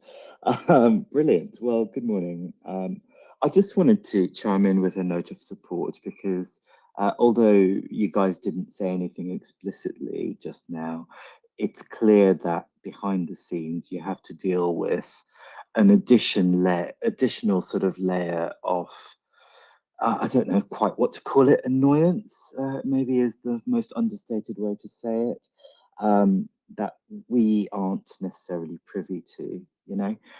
So yeah, just to echo other people's words of support, we know you guys work ridiculous hours. I remain convinced some of you are not, you know, are sort of possibly vampires. It's hard to say because I'm pretty sure that you never sleep. Lunchtime. I'm sorry. They're called Romanians now. Right, I see. Sorry, I didn't mean to be politically incorrect. So in addition to, you know, working all hours to keep this space going, I do understand that behind the scenes there is a whole lot of nonsense that goes on from people who are rather mean-spirited, shall we say. So just to express my appreciation, really. Thank you. They can hear. They can hear. They appreciate. So, yeah. And yes, we will be nothing without them. So we are just the face. Via, please, you have your hands up. Yes. I just popped back up or raised my hand just to say thank you for the session with Peter Dorn's first session. Actually felt honored to be able to ask him a question. And so I want to say thank you because Doman's here and for allowing me to do that. My question was about how did the West, like academics and our political leaders, get Russia so wrong? And in answering the question, Peter had this really good point where he said it wasn't a malicious, he didn't think it was always a malicious thing, like it wasn't always Russian propaganda in the background. And he talked about one of his professors who had taught him Russian, and he had learned to speak Russian with the proper accent because he didn't want to have an American accent. But then when he spoke to actual Russians, they detected that he had a Latvian tinged Russian accent or a Latvian accent, and they looked down on him for that. And so Peter went back to his professor and said, you know, I have this Latvian accent. I didn't realize this. And his professor said, you should be proud of that. You know, this is something, you know, this is not something to be looked down on. This is great. And I thought it was very touching to me that he said a lot of the impressions we in the quote unquote West have of Russia came from teachers who we looked up to, and they praised Russian culture and sort maybe left us with a romanticized view of things that, you know, clearly Anda and Doman did not have growing up behind the Iron Curtain. You know, we look up to our teachers, and I just wanted to say I thought it was really an interesting answer that he gave, and I wanted to say thank you for letting me ask a question. And with this, I'm going to go to sleep because it's way past my bedtime, and thank you all for being here and having the MriyaReport like like was it lunchtime? Who said, or no, it was Peter B, who said that my understanding of things in Ukraine and geopolitics would be so different if you weren't here. So thank you so much. Thank you, Via. I really enjoyed Peter's story, just as you had, about his teacher teaching him Russian to speak Russian with a Latvian accent. I think it's one of those little gems that you don't get without let's say a question and answer session in a sufficiently relaxed environment, perhaps, maybe. It's one of those things books are worth reading for, isn't it? Because that's the place where you end up with random anecdotes on page 217, in the middle paragraph, just buried in there. It's kind of I don't know. For me, it's sometimes the reason to open a book, because I know that I will find something that I wouldn't expect to find. As to the romanticized view, actually, no. Before we get to the romanticized view, do you know what Peter's description of Russian, what should we call it, snobism when it comes to accents, maybe, reminded me of? It reminded me of French. Now, I know we have some French listeners, but it does awfully remind me of French. That if you don't pronounce it just right, they will just pretend not to understand anything you're saying. Please, It's an awfully Doman, similar approach. Yes. Doman, do you know how French says downhill? Downhill, It's no, or the it's cigarettes. the Danil. Danil. It's Danil. Yes. Right. So yes. No, there's that, but if you don't say it just right, they just pretend not to understand, and then they wonder why English became a lingua franca, because it's a lot more flexible with how you say things. It makes it a lot easier. Tell that to the French person in your life next time they say no, but the French is the language of diplomacy. Nonsense. Anyway, moving on from my own frustrations. To some more widely shared annoyances, perhaps. The romanticized look east, looking straight over what could be considered, the European equivalent of the flyover states, except there's not that many flights that actually go over, right? It's kind of it's been a tendency for the great powers, whatever they might be, whatever they might consider themselves as, to ignore this land in the middle, right? These areas in between the let's say wherever the German border might be at a given point in Russia, because they just don't matter as much. They're smaller countries with smaller populations, not particularly large economies necessarily, though some are definitely getting there. And that's why they're literally overlooked. And this, the not so many flights actually go there is very meaningful, because there just isn't as much experience with, the real country that lies over there on the far eastern side of Europe. Way east beyond that, there just aren't as many experiences with it, and that allows that romanticized view to persist, because there just isn't enough to work against it, perhaps.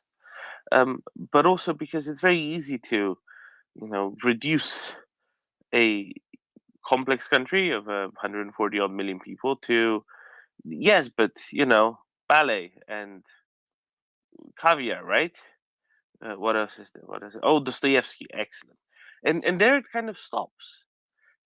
And that should have been a warning in itself, that this is a overly reductionist view, and there must be something else. And also, if you read Dostoevsky properly, it probably tells you that you should probably be very, doesn't it?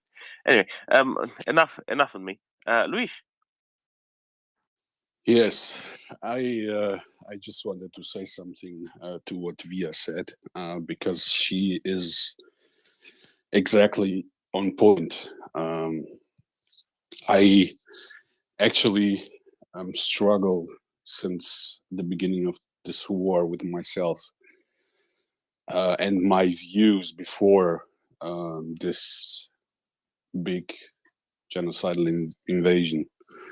And if you go through my timeline here on Twitter, you will see that many months ago, I already wrote that we will have, for our own future and for the future of our children, I don't know how we will ever be able to apologize to Ukrainians because we enabled what is going on. We accepted that imperialistic regime for decades. We gave them the money that they need now to buy bullets to kill Ukrainian children.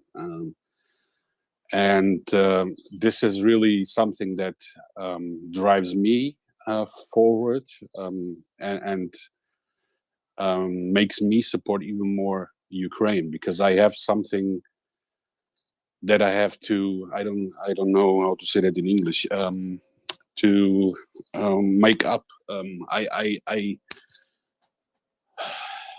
I need to apologize, and if my support is that kind of apology that Ukrainians will accept, I will support it until they win this war.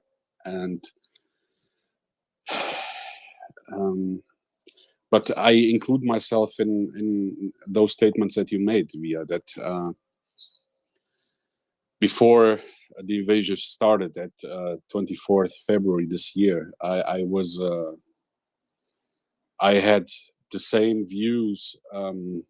I even said that Ukrainians and Russians are the same, and I deeply regret that, because Ukrainians are showing us every single day, every single hour, that they are completely different. I saw a video 1 hour ago, I think, as I was sitting on my balcony. They are even transforming trenches in pieces of art. And what we have seen from Russia itself is just disgusting and appalling. And I know many people that only watch the normal news on television don't know that, but there are daily stories of things happening in Ukraine that you didn't you wouldn't believe if you would see it. And like I said, I deeply regret my way of thinking for 46 years. But I am willing to do whatever I have to do to apologize for me and for my family, why we didn't listen earlier to all the countries that have borders with Russia, because this is our biggest mistake in the history. Yeah, that's what I wanted to say. Thank you.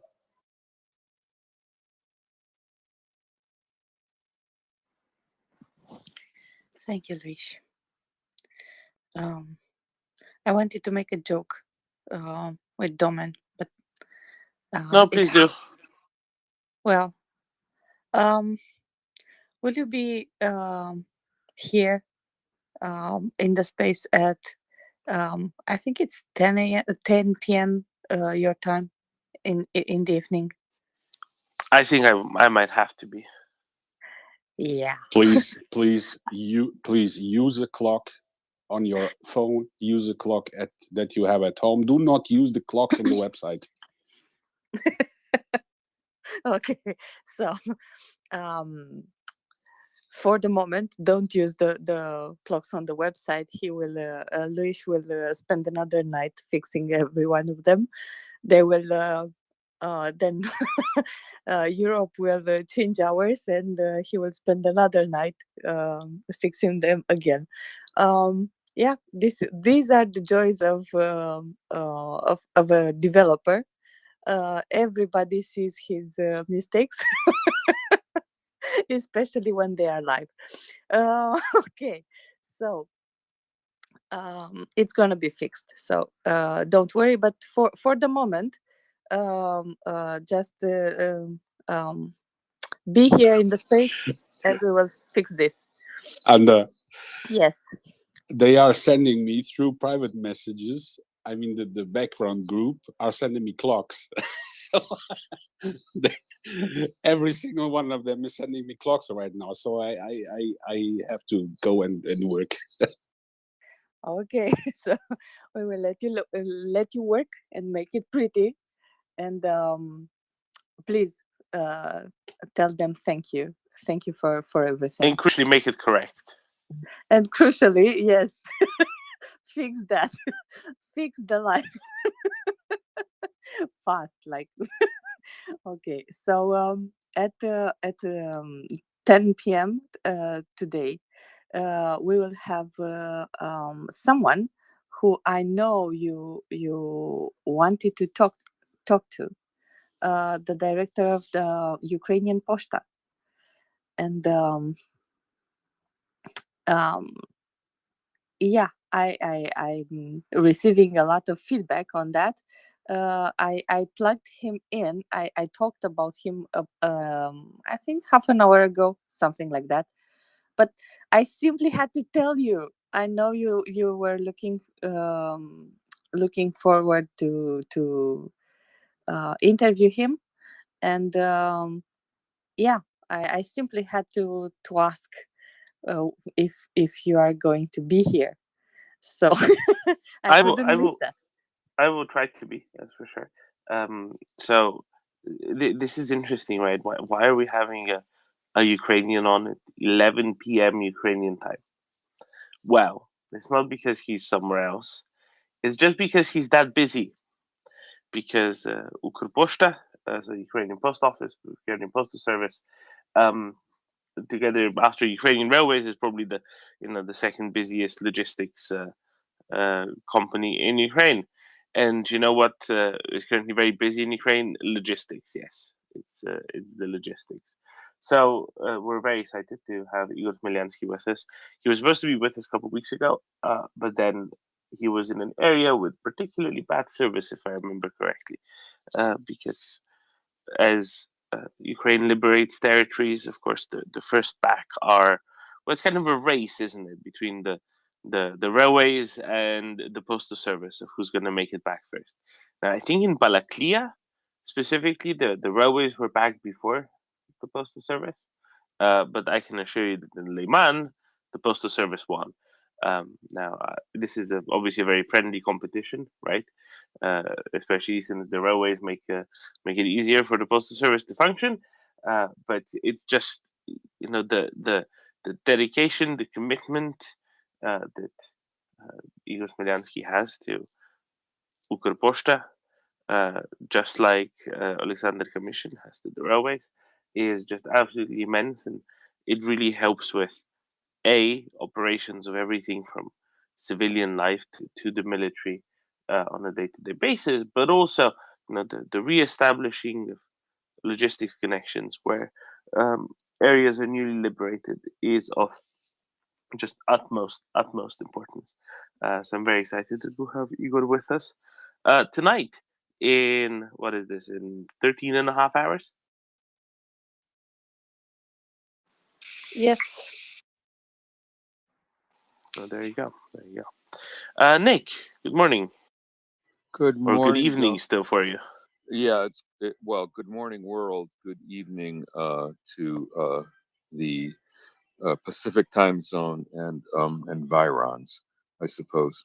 I wanted to thank Via for what she said, and I wanted to especially thank Luis and just I wanted I wanted to say, Luis, I know how deeply you care, and honestly, I don't think any of us understood at the outset of this thing how primitive and barbaric the Russians still were.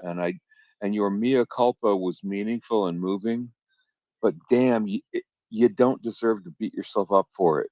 It they are inextricable barbarians. They don't belong in the civilized world, and none of us, honestly. I mean, aside from Mari Kaparov, who is a, a, a really excellent observer and witness and student of Russia.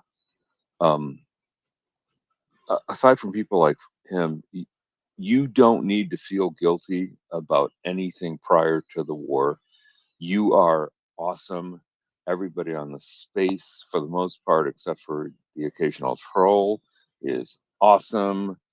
And we've all learned. We've learned that there is a disease in Russian culture. It is not just caviar and ballet. It is imperialism, fascism, and a whole crapload of other uh, anti-civilizational diseases, I guess. And I wanted to thank you, and I think I've corresponded with you in the past. You know that I very much appreciate you, and don't beat yourself up. We all made the same mistake 9 months ago while we were watching the Gathering Storm and thinking they're not really going to do this, and then they did it because it's a barbaric police state headed by a psychopath. And that's where we are now, and we all need to just get together and dig everyone out of it, starting with every last Ukrainian who has been um, tortured, tormented, and slain and wounded by this ridiculous, preposterous, insufferable barbarity inflicted on their country. And I've demonstrated already that I'm ready for bed. So enough out of me. Thanks everybody. And Domin, you are. I know you're going to say it's all about Ukraine and not you, but you are worth listening to overnight, every night. Thank you. He's a superstar. He is a superstar. He is a superstar friend. 1000%. He is a superstar. Domin, don't bother answering. I know what you're going to say. It's not about you. It's about Ukraine. I've heard you do this before, but you're great. You're awesome. And Anda, well, you know what I think about you. You're awesome too. Thank you. All right. Good night, everybody. Good night, Nick. Thank you. So, Luis, you have your hands up. Are the clocks ready? I'm literally just logging on to the website. Believe me, have you seen what I have sent you through the app? No, I'm sorry. So I have to put a disclaimer for everybody, and I'm terribly sorry. This is my shortcoming. I can talk a lot. That's the good thing sometimes, but I cannot read and talk into the space at the same time. So I will see most of your DMs late after I'm out of the space. Don't be mad at me. It's if I read something while I talk, I cannot talk. I'm I'm not wired that way. So it's a one-way street, and I have to do it this way in order to to be fluent while I speak with you and the guest and everyone else.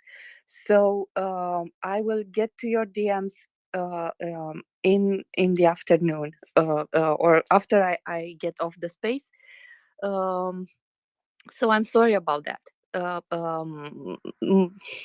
I haven't. So the short answer to your question is I haven't seen your DM. So I'm sorry. No problem. Just to thank Nick for his kind words. I would like to retribute them. Yes, we have corresponded in the past, and you are really a guy with a good heart. And yeah, let's double the efforts that we all have, and try to remand our mistakes from the past, and make a better world for our children. That's I know that sometimes it sounds like I'm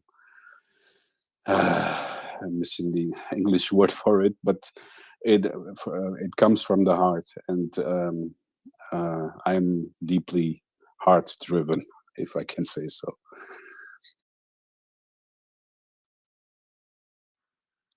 Thank you, and thank you for everything you do.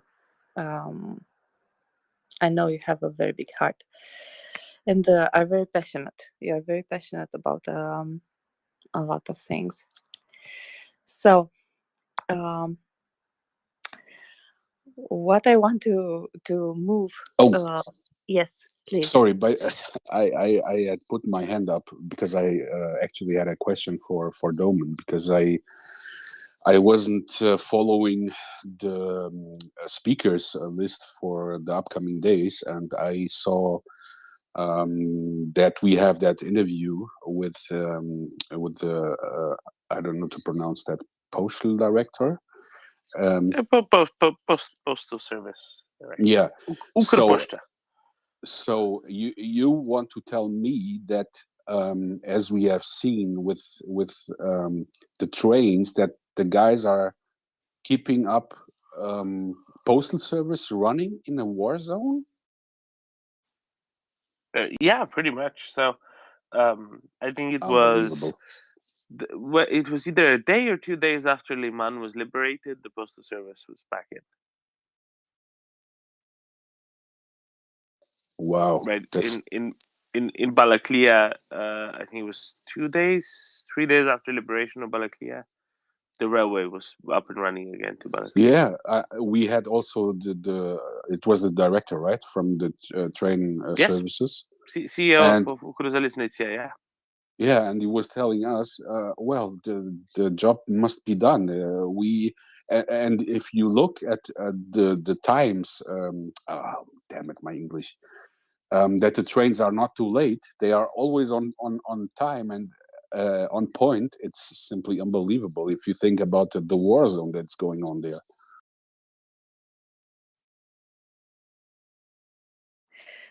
I think Luis, like myself, is amazed about this, because true story, in Romania, no war.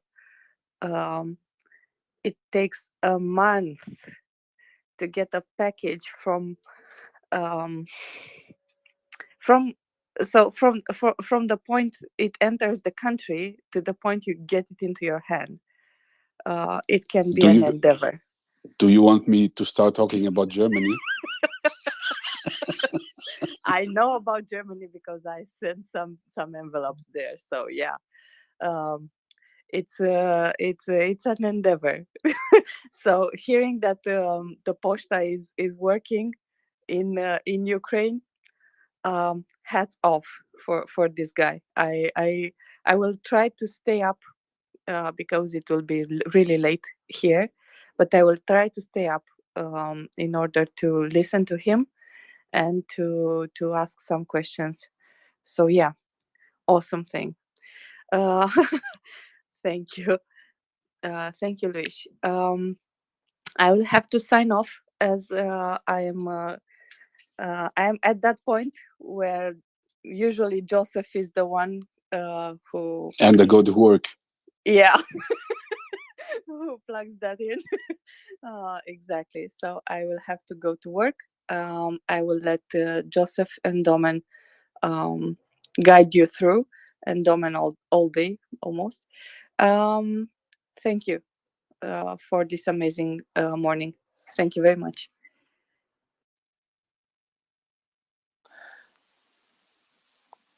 Goodbye, and have a nice day. And Beth, I'll hear from you in the evening. Joseph appeared. Excellent. Florian, go ahead. On the joking way, I wanted to comment, but Louis knows German railways, so that's why he has to be amazed. Ukrainian railways even impressed the Swiss. A more serious point, or more of a question: what happened over the night towards last evening on the military situation? Is there any updates? Something gone boom? I saw this morning a few videos of POWs from the Russians that were captured in the east. They looked awful. But what do we know about what's going on the various fronts?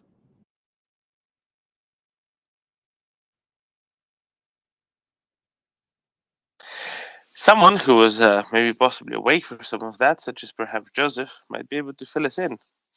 Because I don't know. Hey, I just worked So, in. and if you don't want to do I don't know. this discussion, I'll look into it. I'll try to come up with a better answer. But yeah, I'll look into it. Sorry.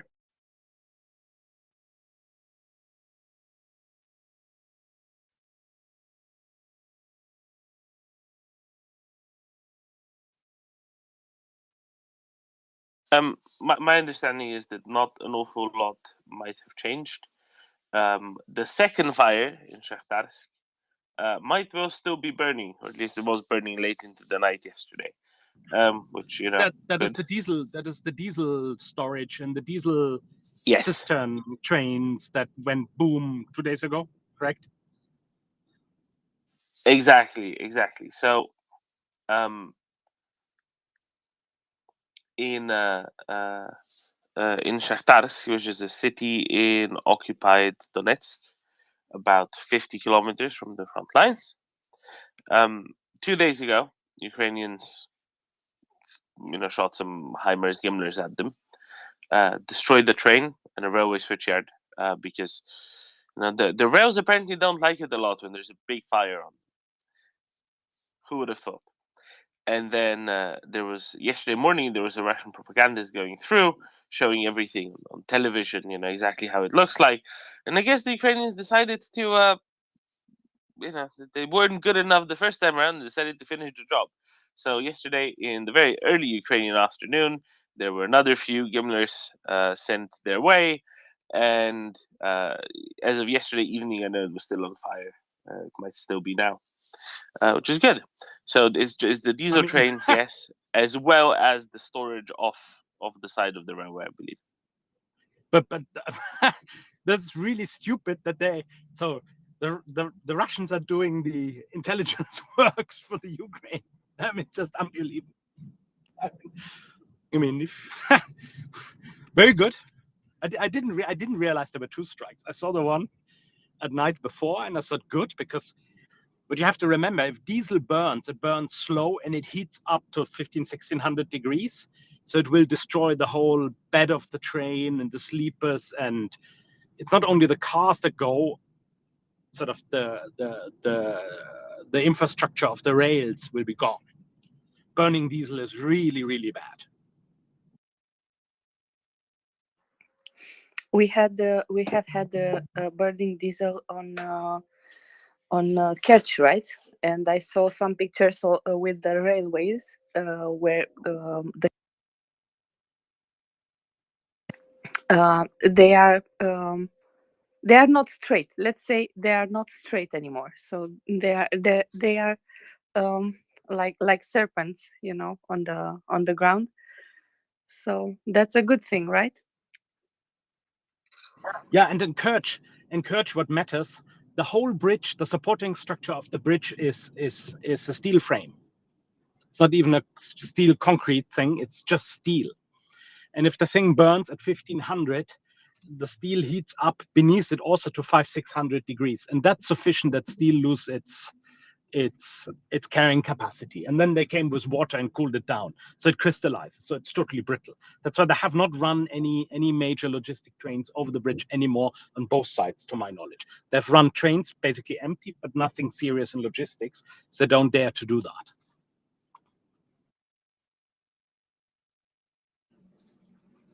I also wanted to point out something before I go to work. Yes, and until Joseph is coming back with knowledge, with more info, what went boom, which I will listen as I will go to work. There are like 73 73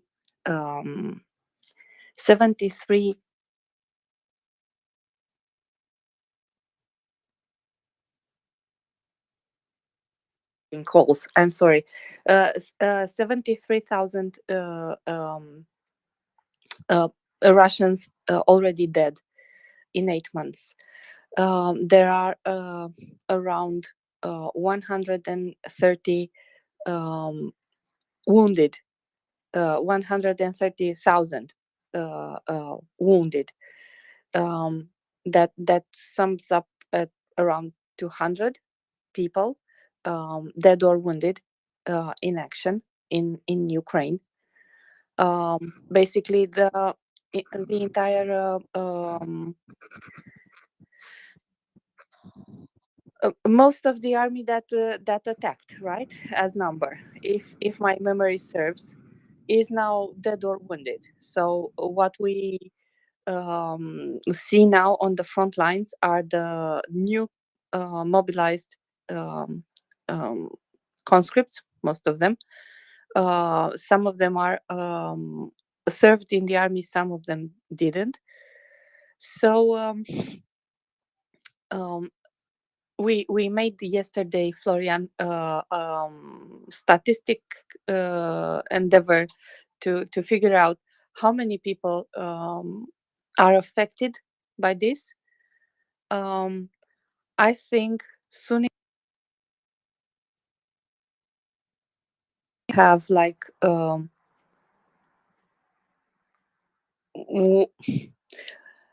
let's say one in every 50 families that will know someone who died or is wounded in this war, and that links somehow with the discussion we had earlier about if there is a possibility for them to revolt at some point. As I said, I'm not counting on that, but this should help in that direction, I think. That's what I want. I mean, how many people you know? You know 100 people, probably.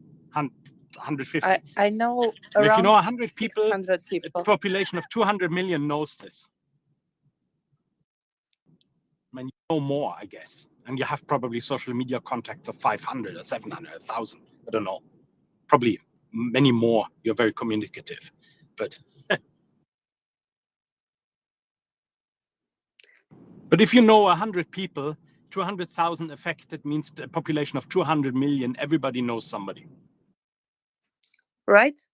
That was my assessment, that most probably everybody knows somebody or someone's friend, someone's relative. At least they heard about this, so it's not a distant thought. That's why I think, if I'm not mistaken, around 3 million fled when the second wave of mobilization started. They didn't fled for nothing. They fled because they know, and they didn't want to get mobilized. They didn't want to be sent to the front lines. So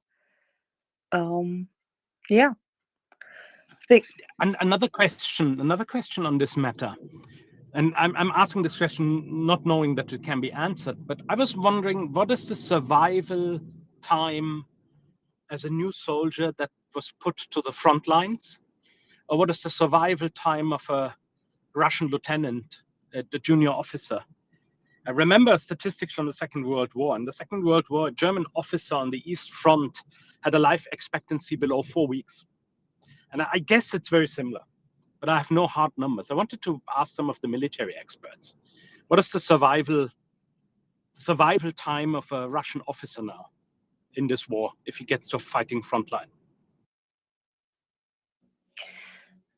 I don't know about the Russian officers, but I saw a post the other day.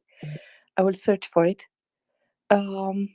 It was a conscripted soldier who got into Ukraine, and in a couple of days he died. They found his phone, and it was unlocked, and they could read the messages to his significant other, and yeah, basically it's not looking good for them. I'd say that from what I've read, maybe a military person could give us more insight, or someone who documented themselves better than me. It's about 3 weeks from when they were conscripted to when they are wounded or dead, on average. But what my question is rather, once you go to the front, the first time you go to the fighting line, how long do you last until you leave this dead or wounded? Because if this is very short, this needs to be known in Russia. That will put a lot of people away, or that will increase the incentive not to get in this meat grinder at any costs. They are very incentive, so they know, how should I put this? They know, because they are trying to conscript further without being an official conscripted period. For some areas it's declared finished, that they have finished conscripting, but in bigger towns they try to conscript further, and when they go to the places of work, they are waiting you at railway station or at the subway station, asking you who you are. They are looking at, especially at males from conscripting ages, right? So and people say, I'm not that person, I don't know that person, please send me, show me your papers so I can identify you. The conscripting officers or whatever they are saying, we don't have any papers with us, we don't we are not disclosing who we are and what we do in the rest of the time. And yeah, it's at least what I've seen from it was there were some footages from St. Petersburg and Moscow. It's not that they don't know, they know, and they don't want to go to Ukraine because they know they will die like soon. Yeah. I hope we will get some statistics in the coming days or weeks. I don't know how fast we will have this, but it's really it's interesting, and it was to be expected, and it's a good thing for Ukraine, right? I don't know who said it here, but I heard it here in this space. Don't stop your enemy when the enemy is making mistakes. So let them make mistakes, let them persist in their mistakes, This will help Ukraine win faster, send them back. We have seen the video with an incentive to the video is how do you say in them, when you try to make someone do something they probably don't want to do, incentivize to simply either go back or to give themselves up, because they will be treated fairly. They will be treated according to Geneva Convention, and at least they are not going to die. And that's a big plus, taking into consideration they didn't have any training, and they are fighting stupidly in a foreign country. And I hope the new conscripts at least will consider this video that the Ukrainians released the other day. I hope it reaches them. I hope they will surrender en masse, and I hope this will weaken their lines and will fasten will allow a faster pace of a liberation of the occupied territories. So, and Time to go to work. Yes, I'm closing. I'm exiting the space. Thank you, everybody. Goodbye. And Florian, right? There's reasons why numbers aren't really forthcoming. It's because it's not necessarily very well disclosed in the first place, but it goes a little bit beyond that. Often you should be able to, extrapolate on the basis of what other units are around there, who should be a part of units. You could do some sort of a sensible analysis, right? The problem is you can't really, because a lot of the units are really undermanned, understaffed. They don't have all the people they should have. It's lots of little bits like that. So that's also why it might be a little bit more difficult. Now, officers do get obituaries more often than others, so that can kind of help you figure out, proportions. But it's only been just over 1,000, I think, that got obituaries thus far, according to a very helpful Twitter handle called something like Russian officers killed in Ukraine, something along those lines. And I think it's just over 1,000 at this point. And of course, Rob Lee's million-part thread. Yeah, that too. So Russian officers killed in Ukraine currently is 1,370 as of 5 days ago. So there you go. Yeah, Rob Lee's million-part thread is going to go down in the archives of Twitter as something very special. Luis, Yes, do you have any timely news?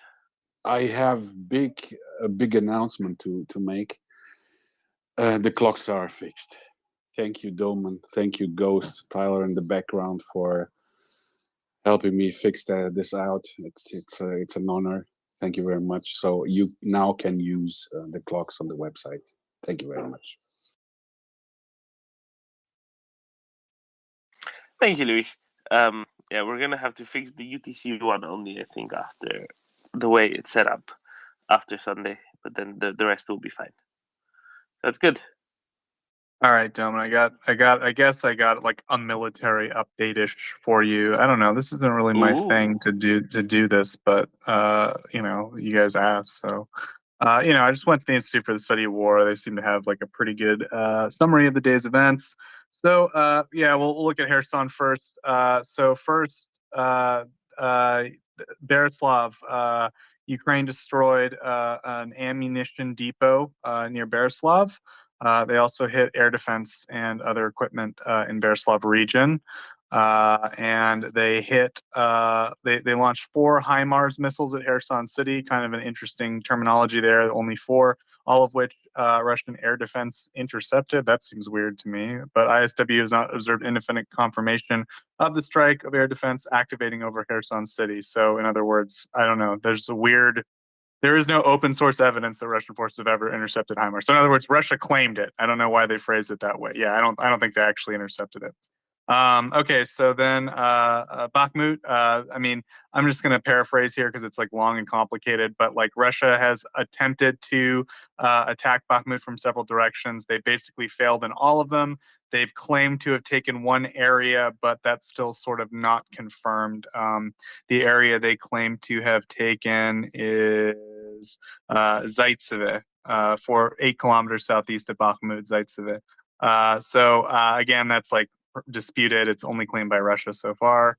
And then I think that was pretty much it. There was like a little bit of stuff in Kharkiv direction, but it's like pretty complicated. I was like having a little bit of trouble understanding it. Like typically the northern direction, the Kharkiv area, they're not as like clear about what happened compared to Operational Command South, in my opinion. But let's see. Yeah, so Ukrainian forces are continuing the counteroffensive on Kreminna-Lysychansk line, and they have attacked Chervonopivka.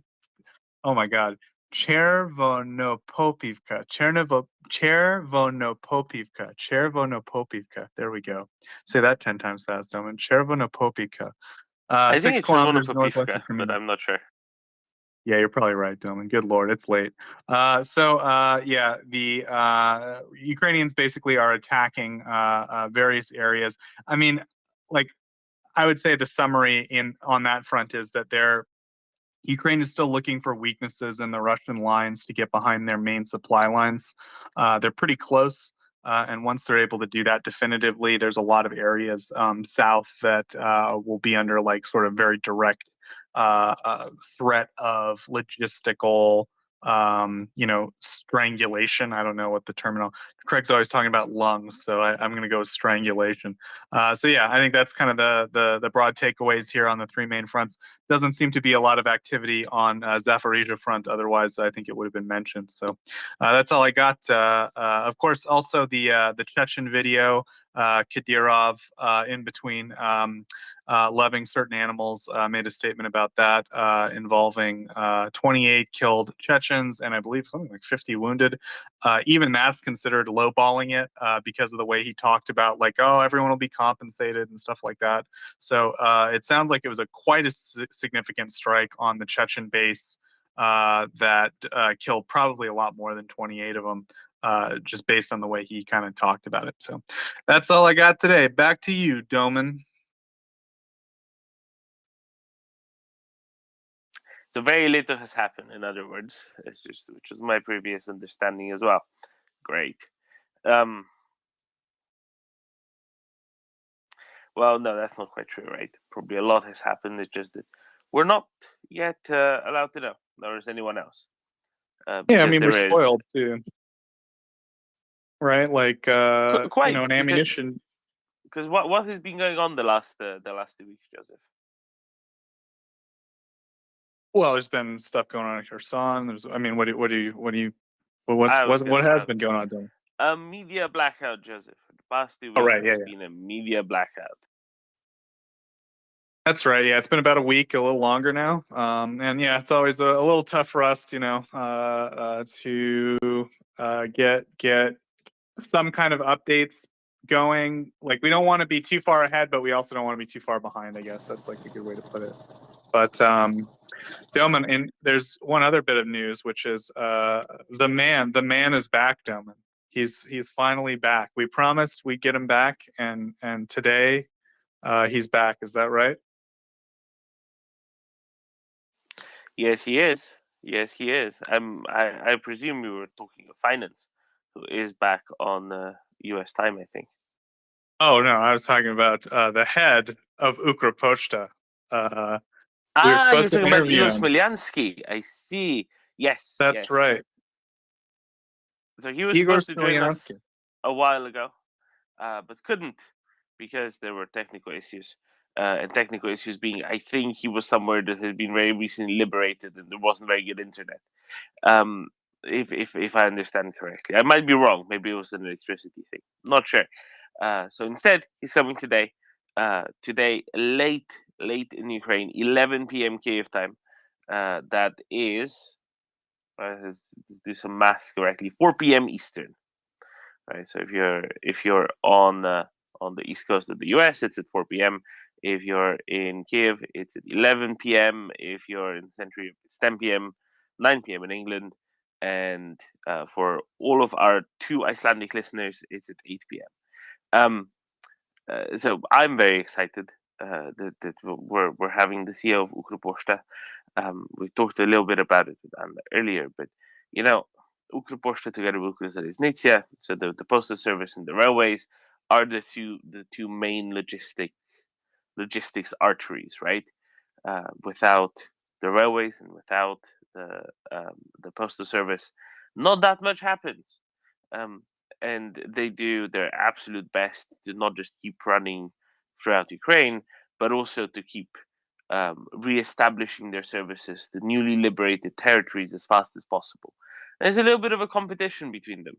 So, we already had a fantastic conversation with Alexander Commission, the head of Ukrzaliznytsia, the Ukrainian Railways, some weeks ago now. And we're very excited to speak to the other competitor, the other runner in this race, of who gets back to which newly liberated town first, which is indeed the CEO of Ukropochta. So tonight, late tonight, in let's call it 13 hours from now, just under 13 hours from now, we'll be talking to Igor Smilyansky. I'm very excited. Joseph, I trust you're similarly excited. I indeed am. It's quite late, as Doman said. It's 4 p.m. Eastern time, New York time, so I will be there. Doman, my only question is, why did you come to work early today, buddy? You got to be here for 13 hours. Well, Joseph, because you weren't here and Nanda was all alone. That's the honest truth. And then the only other thing I wanted to mention was Peter Doran, of course, will be back. I guess we moved it. I think it was Saturday morning last week, so I guess we're going to try Friday. No, it's still going to be Saturday. Oh, that's right. Okay, it's already Friday, Joseph. Look at the calendar. No, I'm talking about Doran's thing. Yes, I know. I'm telling you, today is already Friday. I know. I'm telling you. I thought last week it was on Saturday that it was. It's a regularly scheduled. Yeah. Okay. Well, anyway, on today, Peter Doran will have a segment. No. A regular. Okay, I'm sorry. Go ahead, Doman. To the best of my understanding, Peter is again going to be joining us on Saturday. So it's going to be remaining a Saturday segment with Peter Doran. But you're thinking about it in the sense that it's going to be now tomorrow. But I'm reading a card that says it's on. I'm reading a card that Really? says it's on Friday, Doman. And My also, the person tomorrow, in so charge of this is yelling, "You're wrong." So I'm gonna just go now, Doman. Today, at 11:30 a.m. Pacific time, or sorry, Eastern time, New York time, we will be again joined for the now rescheduled weekly segment with Peter Doran, Stories of Freedom. He'll be having a guest, Leon Aaron, a senior fellow at the American Enterprise Institute, author of Roads to the Temple, Yeltsin and Russia's Revolution. So I'm sure it'll be a very interesting segment. Again, that'll be at 11:30 a.m. today, Doman. Today. Joseph, you're relishing this being right and Doman being wrong just a little too much. Wait. No, I was just trying to plug the segment, and geez, but I'm done now. No, but I love you, Doman. But Doman is also right, because when I look at the calendar, it is for tomorrow. at 3:30 till 5 p.m. So something is weird on the calendar. Yep. So whomever figured that So out can go and fix the calendar. does that mean we get Peter Duran twice? There's a for massive fight Hope on the so. back end right now. is it matinee double feature? Oh my. Okay, we'll go figure that out. I'm sure that then Peter Doran and Ian Aaron are coming today. Then, if that's what's being said, that's fine by me. Very happy to talk to Peter a day earlier. Always happy to talk to Peter.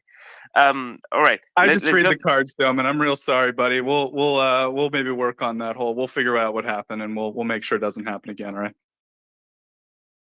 Let's let's hear out Eric while we figure stuff out. How about that? Hi, Eric.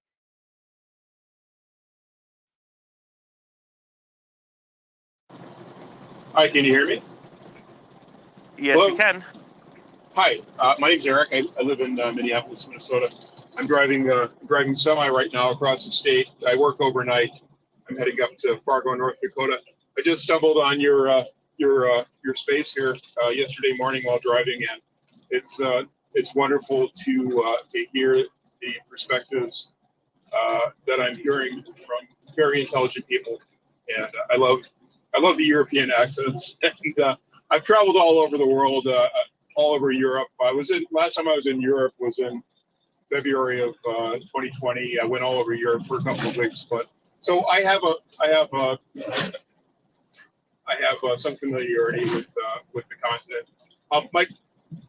My question is, I'm wondering about the impact of volunteers from the United States, the numbers and the contribution of Americans in Ukraine. And also, I'm wondering about prospective timeline for when the invasion of Kherson will happen. And I'll listen.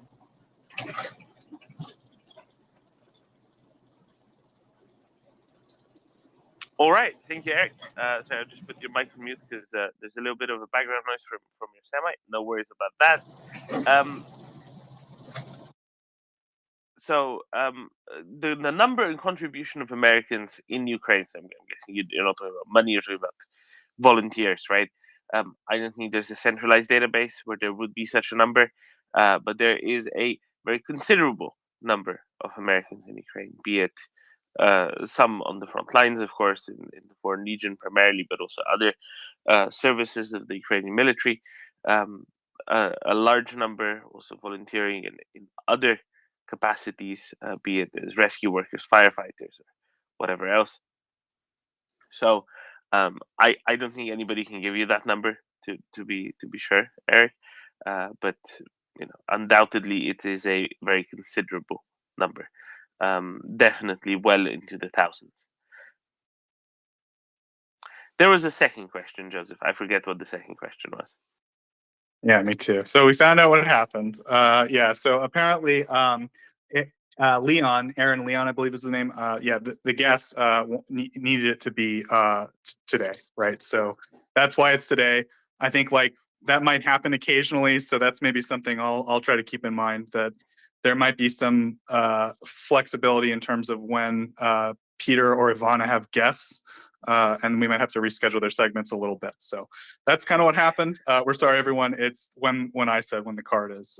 So moving forward, we'll try to keep that in mind, and the calendar will reflect it. Right, Doman? Back to you. The calendar should reflect it, indeed. Eric, you had a second question other than the number of Americans in Ukraine that I really wanted to answer, but I forgot what it was. Yes, hi, can you hear me? Yes, we can. Okay, yeah, I'm just wondering, I've been very interested about the siege of Kherson, and I'm wondering when that's going to happen. That's the only. I've been learning all about these regions of Ukraine that I've never heard of before. So I know that's the only capital area that the Russians occupy, and I'm wondering when that siege is going to what's the timeline for potentially it starting the siege of Kherson.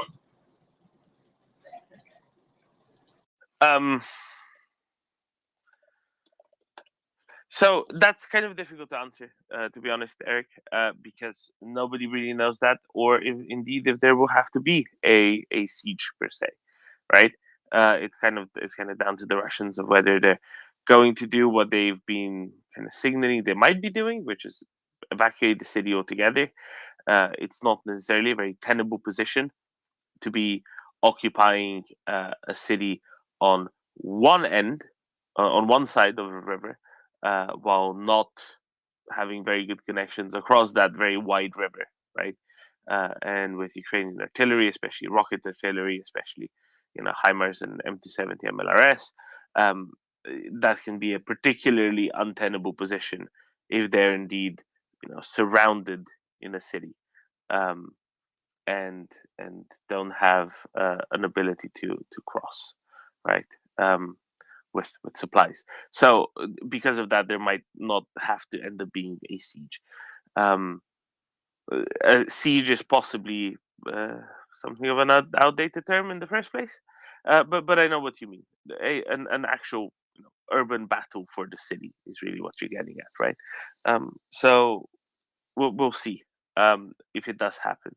Ukrainian forces seem to be shaping the battlefield the best they can.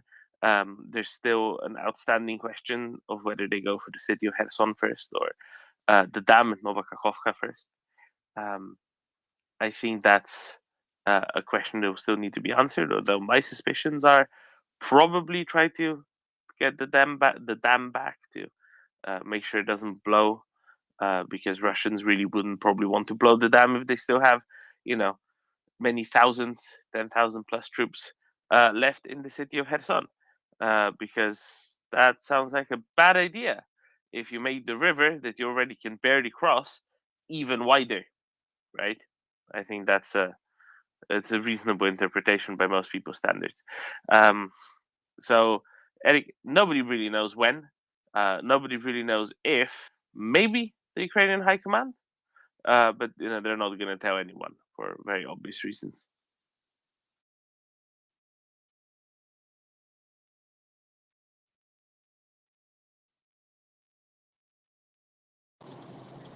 Thank you very much. I'm very much enjoying listening to all of you.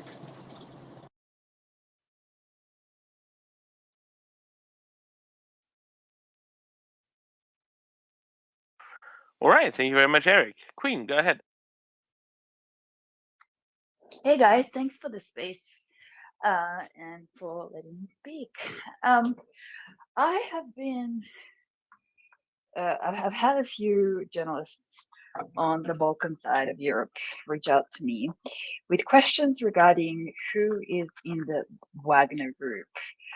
Specifically, these news outlets want to know, are there any Serb nationals in the Wagner group or any other Balkan nationals operating currently in the Wagner group? Do we have any credible reports?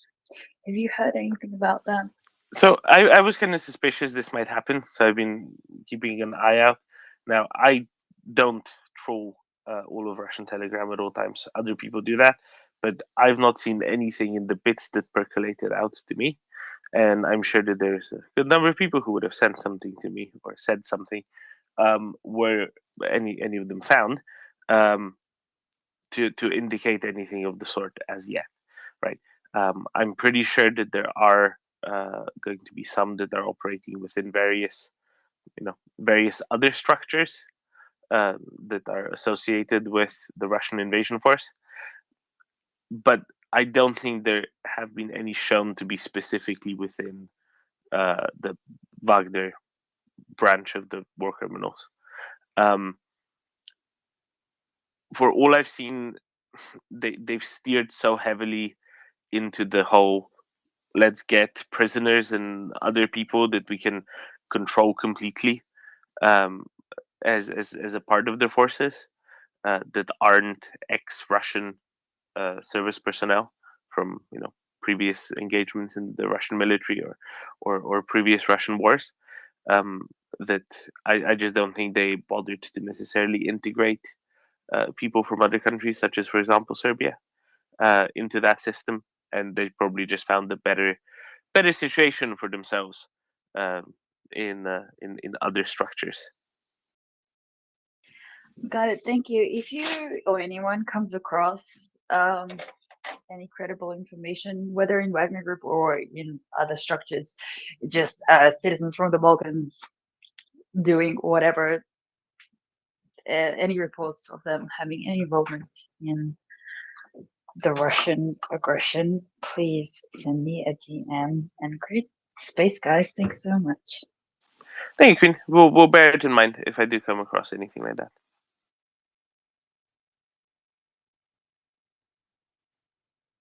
So, Doman, there was a certain psychopathic butcher at a conference yesterday.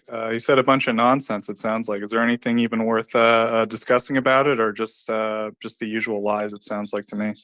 Well, do you mean the Valdai? I do. Okay.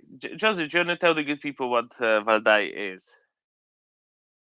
I don't really know, except that it's like a fancy Russian, geopolitics think tanky type deal, right? It's supposedly for their real thinkers on that, on all those issues. Is that about right, Doman?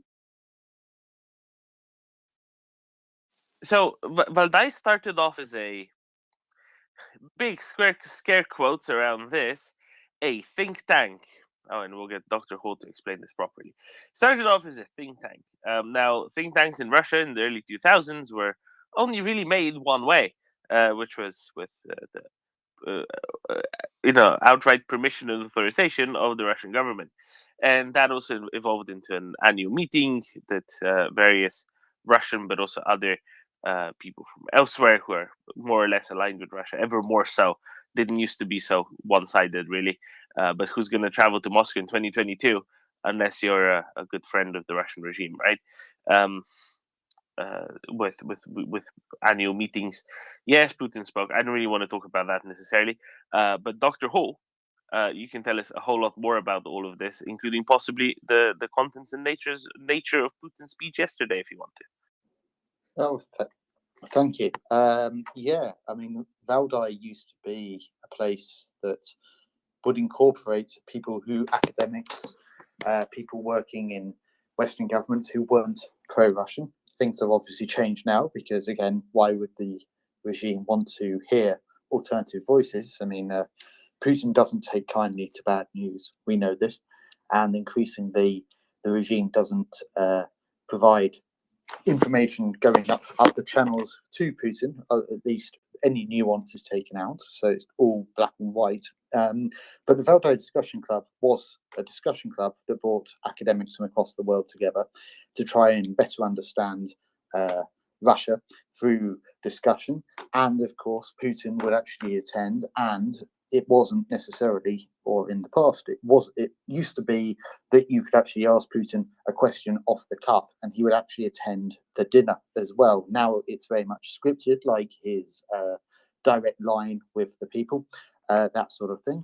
So what happened yesterday was Putin reiterating yet again that he doesn't see Ukraine as a state, or he sees it rather as part of Russia, that Russia created Ukraine.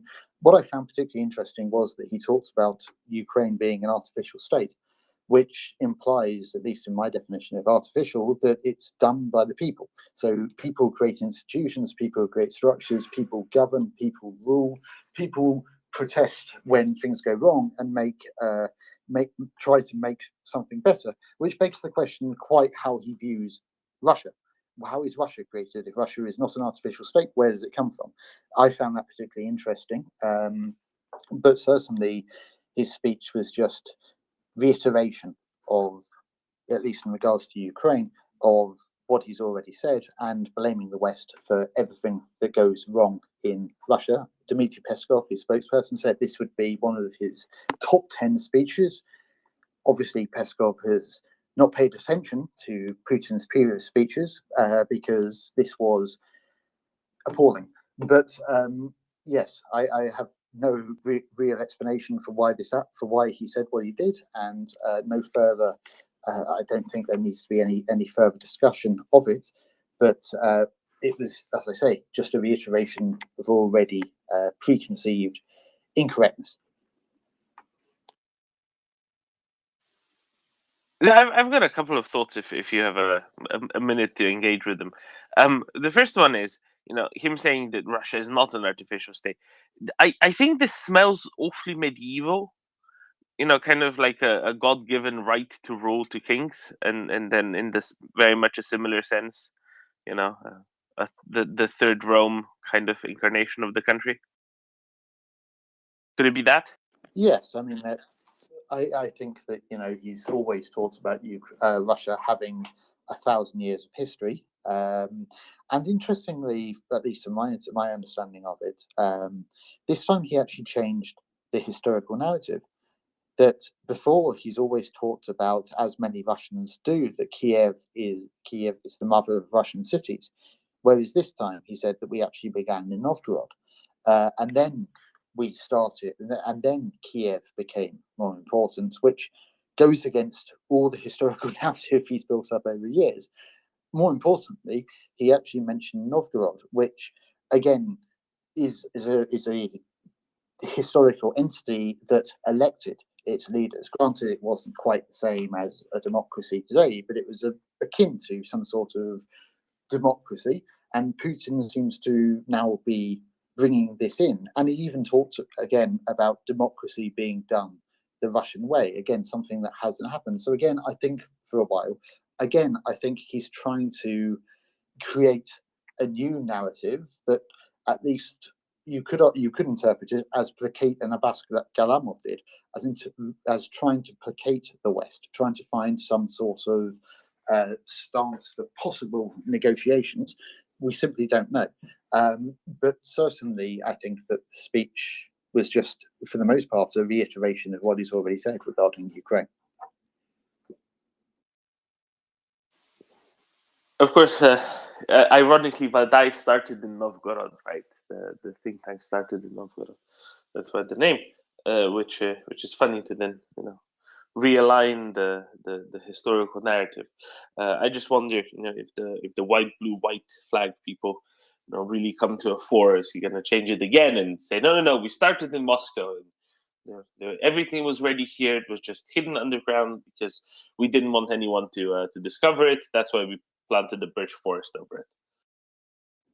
Well, the white, blue, white cohort. I mean, they're unlikely to come to power, and it's anti-Putin rather than necessarily trying to create a new historiography of Russia. I can imagine that many of them also view Kiev as the basis of where Russia began.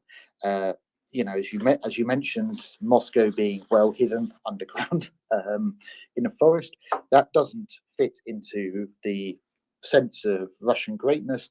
And of course, Kiev was existed, was a vibrant city at this point. Moscow at most was a hamlet. So they wouldn't use Moscow. They might go for Novgorod, possibly, but they are likely to still maintain that Kiev retains a dominant role in Russian historiography, I would say.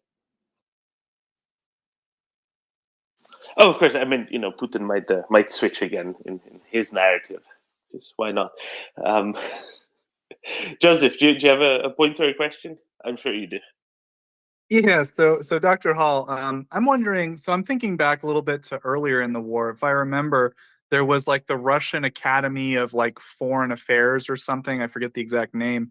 They all signed a big letter that was like, hey, we think this is dumb, more or less. I think that was Gimo, wasn't it?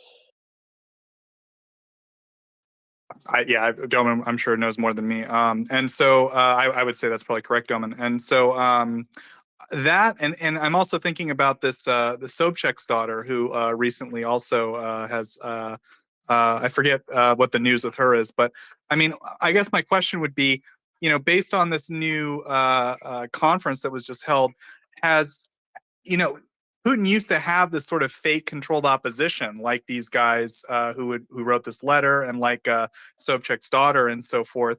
Have they been sort of cleaning house, and now all these places are sort of run by loyal Putin cronies, or are they still around just being quiet, or kind of what's the deal? What has happened to this sort of class of people that are, you know, in the past would have been the controlled opposition? Dr. Hall.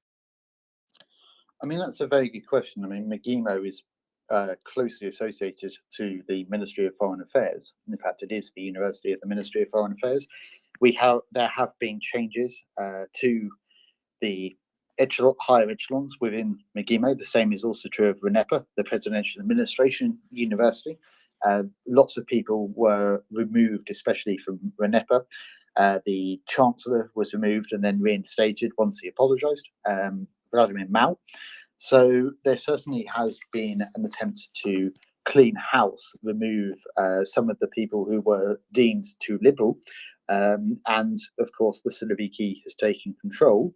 We know that the systemic opposition remains largely controlled. I mean, Zenia Sobchak was never going to be really an effective to call her systemic opposition, I think, was always incorrect. She served a purpose in 2018 to try and get some people who weren't supporting the parties to vote for in the presidential election. She was a controlled candidate, nominally from the opposition, but certainly was never part of the systemic opposition for any long time. I mean, she was bribed with more television shows. She's also Putin's goddaughter. And yes, I think that they are moving people on.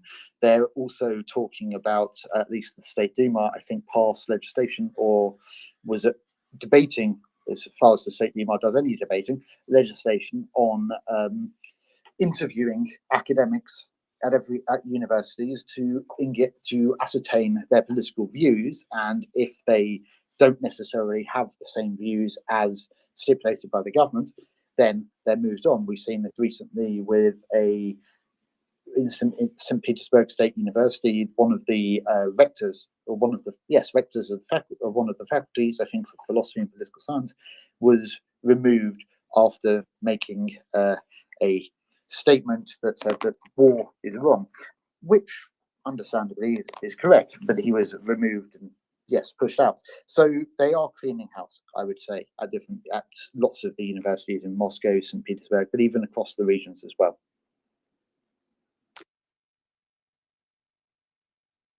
Thank you, Dr. Hall.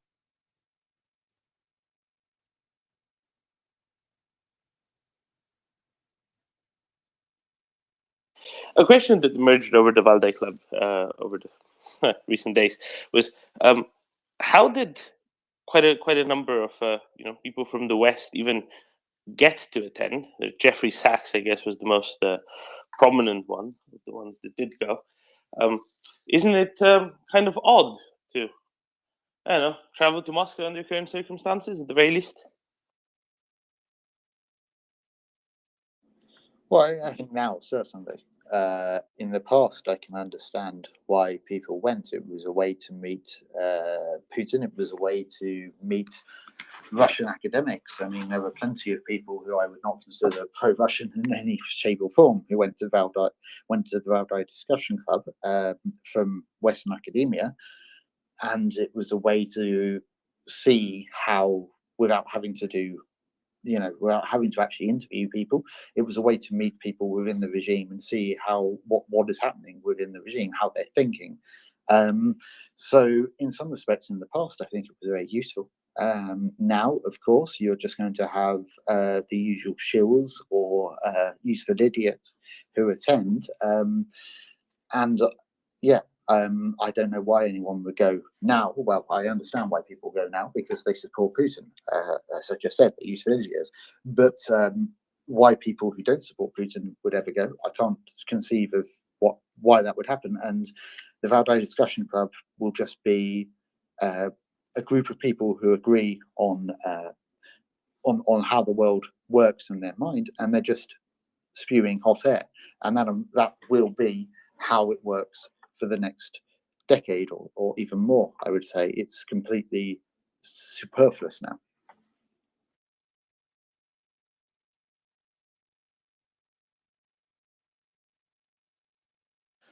On the other hand, I would note, I think, that the relatively small number of people from elsewhere that bothered to show up, either in person or by teleconferencing software, probably signals that their views are somewhat isolated in themselves, not just because of the Russian invasion of Ukraine, but also more broadly that this narrative of whatever they say, polycentric, multipolar world has kind of proven to not be very true, in part because of the 8 months of utter and complete failure of Russia in Ukraine, but also from galvanizing the Western world as a collective to a much greater degree than it has been unified previously over the previous years.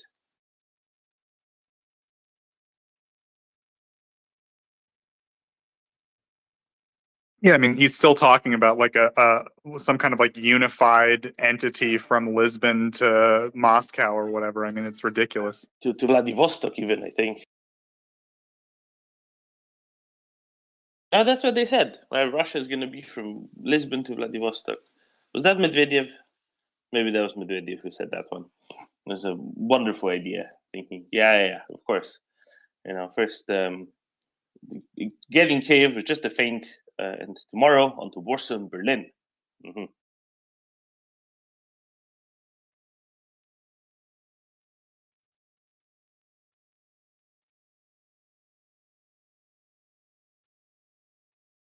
Well, Doman, it might be a good time for some announcements. I got a dog here. He's real rowdy, even though it's super late. I don't know what I'm going to do about that. But what I do know is people should retweet the space.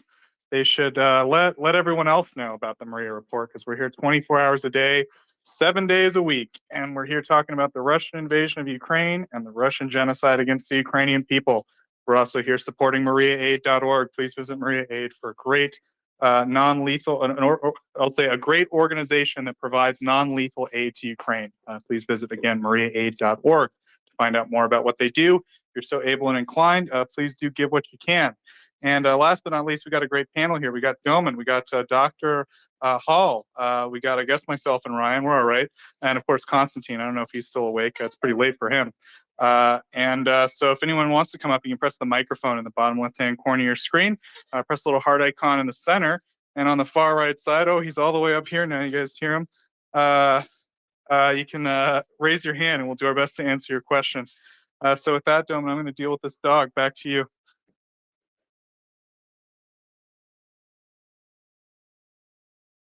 Thank you, Joseph. Goodness, you and your dog issues.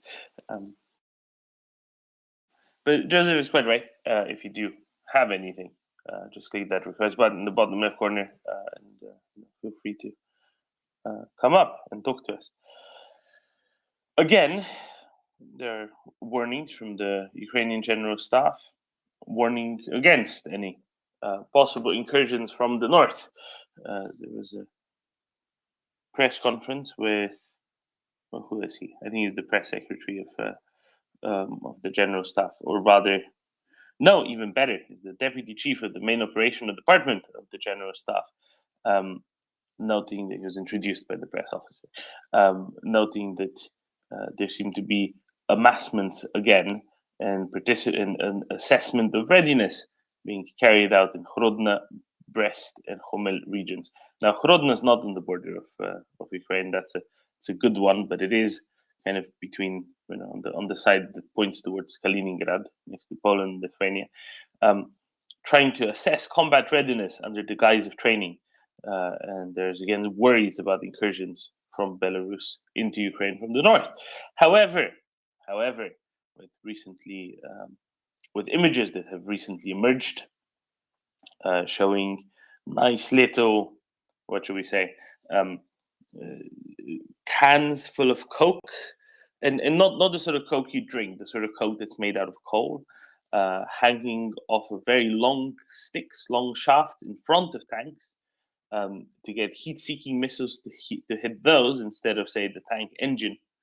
I have a hunch. Joseph, that the combat readiness assessment should come back as as an F rather than an A.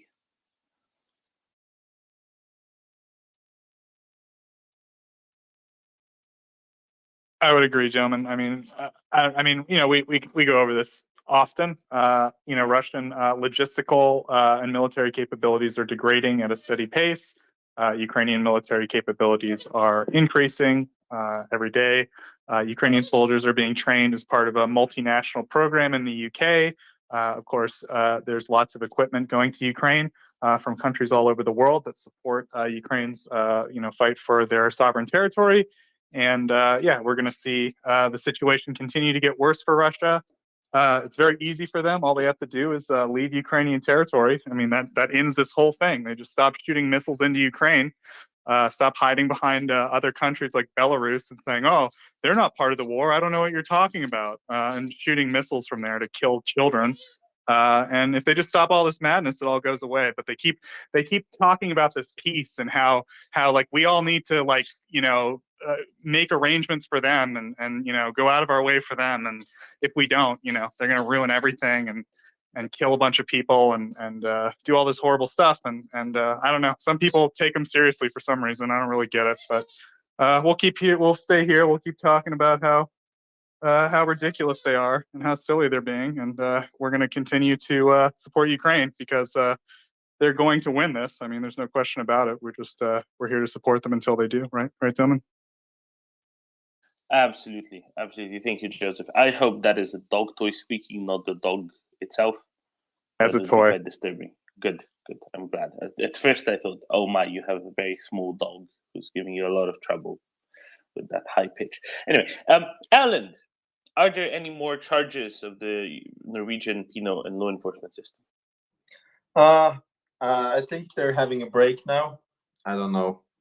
I haven't seen any more drone activity from my window.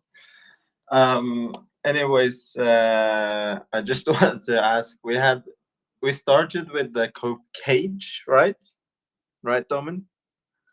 Yeah, yes, we did. Well, yeah, Russians did, yeah. The anti-javelin cage that does nothing to deter a javelin, yeah. Yes, and then we had the copium, or was there something in between? Cope carpet. Cope carpet. Yeah, there were the birch logs strapped to the front of a truck, and for people who like particular types of folklore music, they might. And then we had the cope car tires. Pyramids. Yeah, car tires, around pyramids. Around Remember the the pyramids? Mm-hmm. Yeah. Yeah. No, those weren't. No, I've explained this. Like, those were so that the amphibious vehicle that it is can pull up by a pier without, you know, crashing into it too hard. It would scratch the paint. No, this is purely to make sure that when you pull up by a pier, you're nice and safe and stable. There's a reason why they're so high up, right? Because it's an amphibious armored vehicle. It rides low in the water. And now we have the cope stick, right? Yeah, but it's a stick. It's a stick with a Coke can, and again, not a can of Coca-Cola, because that's not allowed anymore, right? It's a can with some Coke burning in it, because Coke burns very hot. The reason why Coke cold, is anyone really cool? So I just some wonder, people can tell you. Is that the whole list, or is there I'm more? sure there's more. What's gonna be the next thing? That's what I'm asking. Because this Coke bucket on a stick, yeah, it's getting out of hand, I think.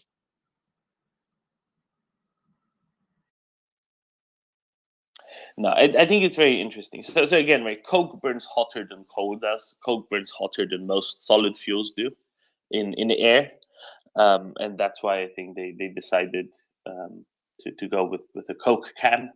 But it's very funny because it's a Coke can that they're trying to deter a heat-seeking missile with. Just, you know, great, fantastic, well done. I think it's going to have exactly zero effect, other than maybe setting fire to the foliage after a tank has been destroyed and dropped its Coke can. I think that might be an added danger now. Maybe that's what it is. maybe they're trying to deter Ukrainians from firing at them for fear of wildfires, which of course it's almost November, they're going to be a lot less likely. So really they should have started these much earlier. They should have really started using these in the height of summer, but they didn't think of it yet. Maybe that's why. I'm just in anticipation for the next cope version, because it's getting out of hand. I mean, the only left is just to put literal garbage on the tanks. I mean, we've sort of seen like them loot stuff like refrigerators and crap I've seen on tanks. So I guess just Washing using machines, that as definitely, actual yeah. armor. Yeah, we've seen washing machines on tanks. I might remember that. Could be. Jens? Yeah. Good morning, everybody.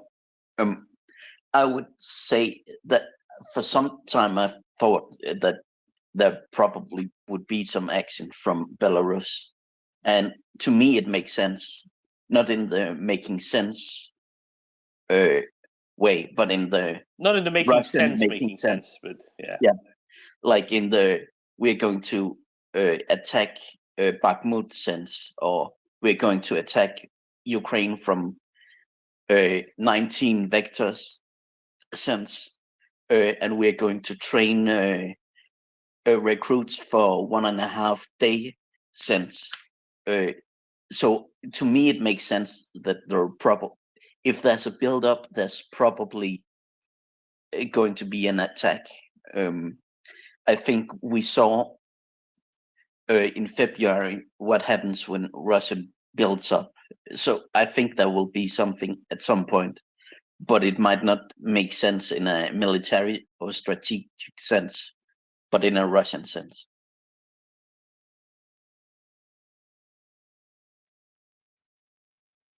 Man, they're mincemeat if they try that. What do you think, Doman? Well, that's kind of what I was going to say. Is there's territorial army units in Ukraine plus a couple of HIMARS that would have an absolute field day if they were actually to attempt that. So I really don't think it'd be that likely to be at all successful. But they are dumb enough to try, I reckon, which is all that matters probably. Alan? Yeah, well, it's probably possible, and I'm sure Putin wants Lukashenko to send some green men over the border, but Lukashenko knows that his days are finished whenever he does this, or at least if not finished, maybe Russia will send some Rosguardia in to help him out, and so that his own people don't throw him out of his palace. But it all really depends on how far the stick that Putin holds up his ass is really going, and how scared Lukashenko is of his own life. It's all down to this calculation. If he thinks Putin is gonna kill him if he doesn't send people over to Ukraine, then he's gonna do it, because he doesn't care about. He doesn't want this war now. He knows that it's going badly. I think he knows it even better than Putin, or else he would have already sent people to help him. So, yeah, it doesn't really make a difference unless it's really annoying for the Ukrainians to have to commit forces in the north, because this army. It's not really an army. They're going to be minced meat in a couple of weeks. They're going to be all done. So yeah, it's annoying, but I'm not concerned. So I think what you presented is a bit of a false dichotomy. I don't think they see, because if Russians really wanted to have an attack from the north, Russia can just do it like they did it in February without Belarusians' help, right?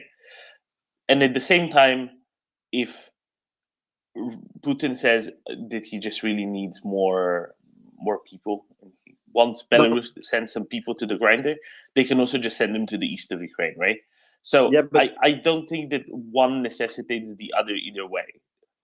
but Domen, the thing is that he can have the soldiers, Putin, on his own to do another attack from Belarus.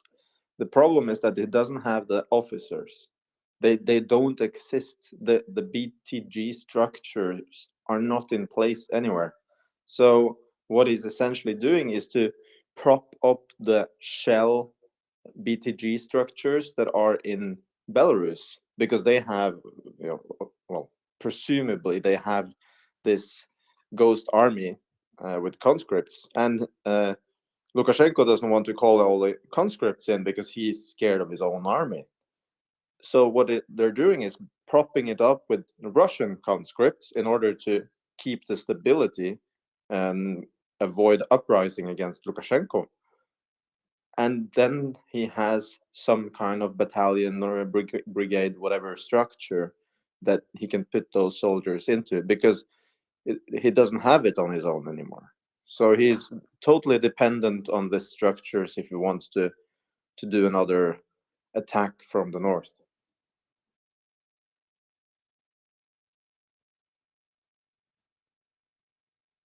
So you're saying he would be dependent on the Belarusian military to do anything for him? Yeah, maybe that's fair.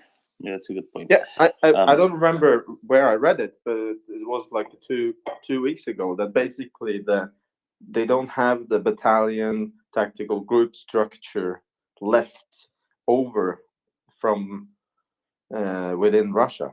They don't have the officers, but in Belarus they presumably do. But yeah, the combat readiness of these officers are rather questionable. So yeah, but it might be just a spoof and some sort of staging area for training the conscripts. I think that's more likely, though. I don't think. I think Putin knows like that. heavy demonstrations, right? Yeah. Kind of training and demonstrations both rolled into one. Yeah, but it's a danger, of course. It's like Putin is a loose cannon, and he really wants this next front. But the thing is that the particular area, like geography, and also the troops that are in those areas are just they're gonna blow this pseudo army to pieces in no time. It's annoying for the Ukrainians. It's really annoying, but it won't make a difference on the battlefield, I believe. Okay, Alan. Yeah, I concur. I think the most likely scenario is they don't, and they just keep using Belarus as a launch point for the various standoff weapons to hit civilian targets with. Victoria, good morning. Good morning, Domin. Listening to your conversations, an exchange of thoughts about Belarus, I just wanted to add one piece of information that I've learned myself while I was in Warsaw just a couple of weeks ago. Apparently, there are lots of Belarusians who moved there, and just recently and a couple of years ago. An Uber driver, guy who was in his mid 50s probably, he told me an interesting thing, because I was also asking him, so what's the status with what are the moods of people when it comes to joining Russia in the war with Ukraine, etc. And he said, well, you shouldn't worry about that for a very simple reason, because of the conscripts that the Belarusians have, like people that they have right now in the army, or who they will call for the duty. Those are the people. There are lots of them, or as he said, majority of them were on the street protest against Lukashenko when there were protests against falsification of elections result during the presidential election campaign in Belarus. So he says people are, of course, a little bit downhearted, so to say, by what was happening back then. But now, if Lukashenko tells them to go and fight Russian war, from his point of view, people just will not do that, and will then use all of their anger and dissatisfaction to overthrow finally Lukashenko, and Lukashenko knows about it, so he will not go this path. And obviously, for Lukashenko to stay in power, he will be there for as long as Putin is in power.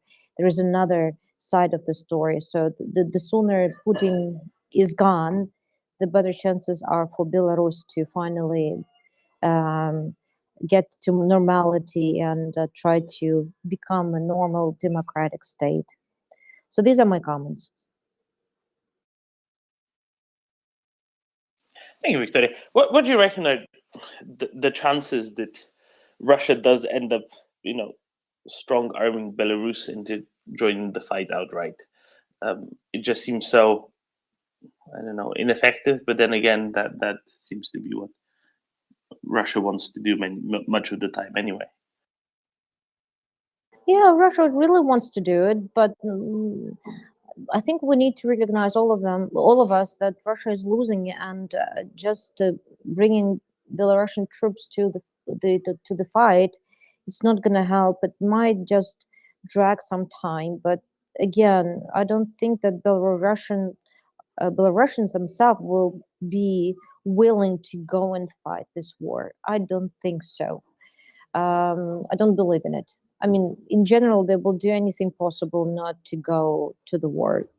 Yes, Russians will use the land itself, the Belarusian land and its air bases for, as you saying, Domin, to attack Ukraine from that from there. But to use the army, people, Belarusians on the battlefield, I don't think it's going to happen. I have another question though. I think what is missing, not missing, but I don't see much of the discussions right now. There are lots of analysis of possible, like, short-term scenarios of what will happen in the next months, within the next 2-3 months, what might happen, what might not happen. I understand that we need to think about that for sure, but overall, and this is what I wanted to ask you, Domin, and anyone else, maybe you have some ideas. Given the fact that Russia is losing, and it will lose, it will not win, Ukraine will win. Given the fact that for Putin, loss is not winning the war, losing the war means it's the end, like physically he will be eliminated. What steps he will take, from your perspective, to save himself? I mean, what are the scenarios that you see that might be evolving within the next 6 to 12 months? Because yesterday, if we listen carefully to what Putin was saying, right, he was asked specifically the question about, so what's the purpose of the special operation in Ukraine? And he said to protect Donbass, or to do something with Donbass, right? I don't remember exactly what are the exact words, but he was only mentioning Donbass. He wasn't mentioning Zaporizhia region, Kherson region. He was only mentioning Donbass. So from my perspective, this is a signal that obviously Russians and Putin himself, for him, probably he has already lost Kherson, and he probably has already lost Zaporizhia region. But again, understanding that, what from your perspective he might do to keep his face and to keep his reign alive, and not be exterminated for losing this war? What are your thoughts? So I think he will actually survive it, at least immediately, because so maybe I'm too cynical, honestly, but the more I see of the efficacy of Russian propaganda domestically within Russia, the more I think it doesn't really matter what reality is. It's just straight off, 1984. And remember, we've always been in war with East Asia. And it's just so effective domestically that the substantial majority of the population just falls for whatever, and they just really don't care, right? It's this apathy taken to a whole other level. So even if you ignore the people who have very strong imperialist nationalistic tendencies, even if you ignore those guys, the rest just don't care. The rest just seem so completely apathetic that anything really can be sold to them. And remember that we've always been in war with Eurasia. So it's kind of a very deeply ingrained, um,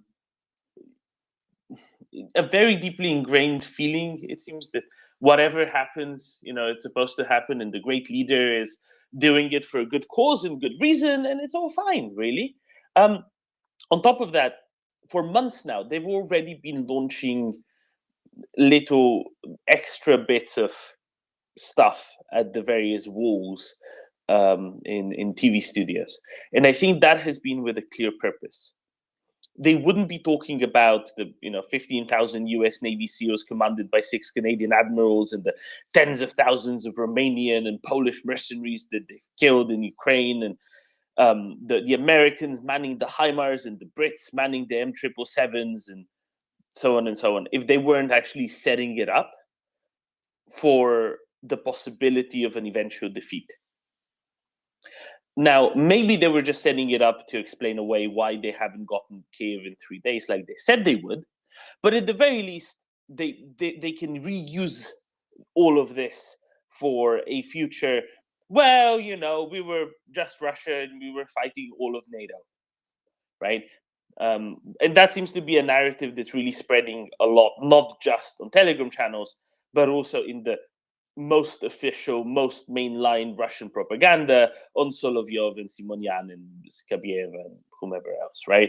So I think that he can actually survive it. I think he can actually genuinely survive it if he says, look, we were left alone, we were betrayed by, I don't know, whatever friends they think they have.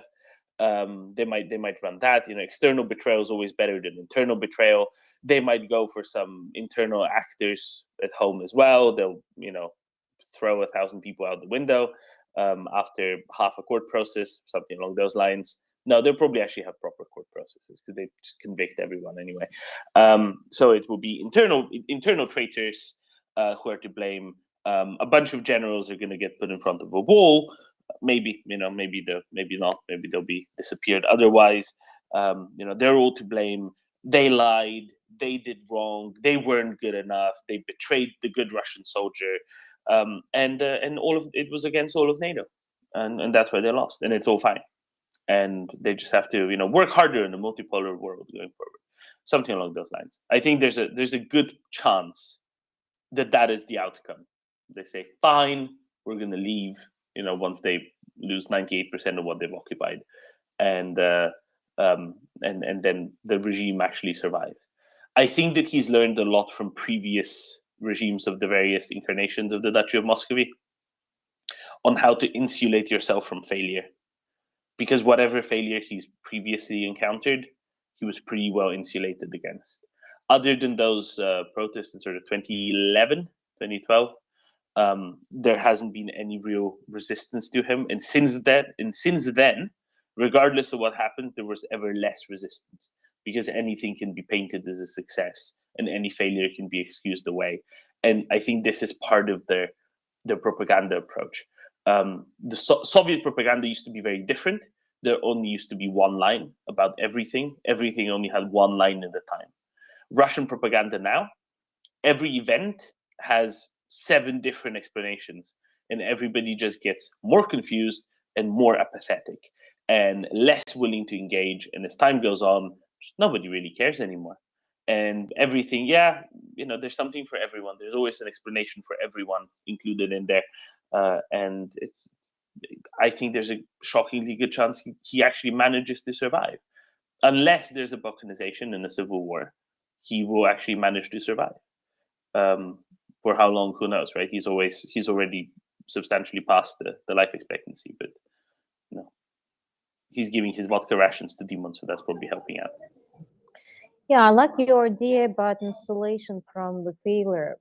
The question here is, though, why then Russians keeps attacking, for example, European critical infrastructure, different ones, right? Nord Stream 1, Nord Stream 2, cables, railroads, etc.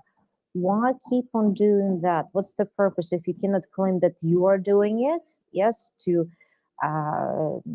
use it as a booster of morale within Russia, then why then teasing the West with all of those actions? That's the first thing that comes to my mind. The second thing is still when we talk about isolation of the failure, the question remains whether during the road, during the path, or walking towards the failure, right, losing territory that Russians occupied, whether along the way, Putin and his regime in particular being so sinister, and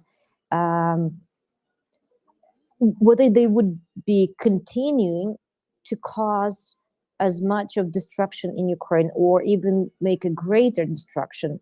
And we've discussed it with you and on this platform already numerous times. The issues related to security and safety of nuclear power plants in particular and other critical infrastructure.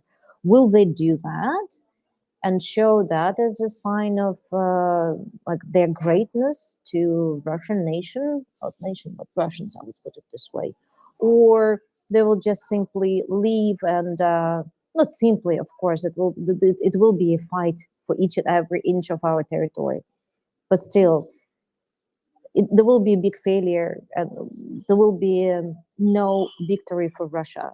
But what will happen along the path, that is a big concern of mine right now at this stage. Maybe you have some ideas on that. So I'll do the second question first, because I don't have a very good answer for it. At least it's a much shorter answer and much more depressing, which is they seem to be wanting to destroy as much as possible in the meantime. They say, well, if we can't have it, nobody else can either. Now, how far they're going to go with it remains to be seen. And there's reasons why I don't think they'll go as far as you suggested they might go. And I understand they might go that way, but I just don't think they will, because they'll be faced with much more serious external consequences if they try to. And it will be harder to sell those consequences alongside any other failure, the principal failure. So that's why I think they're less likely to go that way in part as well. But there will certainly be, continuing destruction, continuing bombing until they're actually out. I am almost certain of that. Until they pack up, they will be committed to destroy as much infrastructure, to kill as many people as they can, because this is part of their goal. And it's it's appalling on so many levels, but then what else is to be expected from that particular organization? As to why they're targeting European critical infrastructure, so I think that's a really good question. And I think we have to go back to what Russia thinks of war and how Russia decides to conduct war. Russia thinks of war as something almost ever present whenever there is a dispute of some sort, regardless of how it's constructed. Russia thinks of it as a war by default. So any economic sanctions, anything of the sort, is really fundamentally thought of as war, right? But Russia doesn't merely conduct war using tanks and missiles and other, kinetic weapons. Russia really likes to conduct information warfare because they think they're good at it. I think it's also because they think they're insulated from it. I think they also think that that it's particularly asymmetric, let's say, in the sense that they like talking about, exploiting the protest potential of a population, because they know their own population doesn't have a protest potential, not really, right? But say the French population has a very excellent protest potential. So Russia can do things to galvanize and send people in France or Italy or wherever else onto the streets with relatively little expense, with relative ease. But no one else can do the same thing to Russia. In that sense, it's very asymmetric. And I think this is part of why they like pursuing that as much as they do. Beyond that, that infrastructure across Europe, right? They're trying to divide Europe as much as possible. And a lot of their weaponizing of energy has really been aimed at galvanizing protests in Europe against high energy prices, whatever else, but also making it clear to those who are very supportive of Ukraine that this is something that they will also have to deal with, right? And it's an annoyance, and they think they might be able to maybe shake the determination of some, or at least they're trying to, because it costs them very little to go and have a fishing trawler troll where it should not be trawling. Very simply put, that's not very difficult for the Russian government to achieve. It doesn't cost very much, right? To get a captain of a fishing trawler to do something he shouldn't be doing, especially if it's already a Russian captain, then it's particularly easy. I'm not sure who was captaining those fishing trawlers around the Shetlands, but hey. As to Nord Stream 1 and 2, not actually critical infrastructure, barely infrastructure at all at this point, because they had effectively outlived their usefulness. And it does a lot to scare people. It does a lot, more importantly, probably to have Western militaries, NATO allies particularly, but also Sweden, Finland, to have to reassess their domestic posture and their posture around in and around their territorial waters, because those are undersea infrastructure is much more difficult to secure, right? Because you can't really have an effective patrol in 3 dimensions underwater like you can have in 2 dimensions on land. It's just much more difficult to secure, and this really sends some serious needs for reassessments and replanning around the vulnerability of undersea infrastructure. That obviously carries an expense that might sway some people, and I don't think it actually swayed anyone in positions of power and actually makes decisions, but it might sway some people to think, maybe going against Russia isn't really worth it. Let's just leave them Ukraine. I don't think it actually led to that at all, but it leads to that in very narrow circles, in very limited circles, and that's probably why they're trying to do that. Again, this is all a part of their information plus warfare. Now, what's really not helping them is the warm European autumn this year thus far. What's really not helping them are predictions for a relatively warm winter across most of Europe. What's really not helping them are the gas prices that are now, right around the same as they were last winter. So they're not, that high anymore. Those scare moments in August where there were headlines of, gas is 3 times more expensive this year than last year. Woe to us. Thinking or implying that this is how it's actually going to go forward, were massively overstating things. And off the back of those very high gas prices back in late August, they started organizing these cost of living effectively protests across Europe, starting in Prague and then in a number of other places, Bucharest, Sofia, etc. Later on. These were all based around these very base ideas of high energy prices and the like.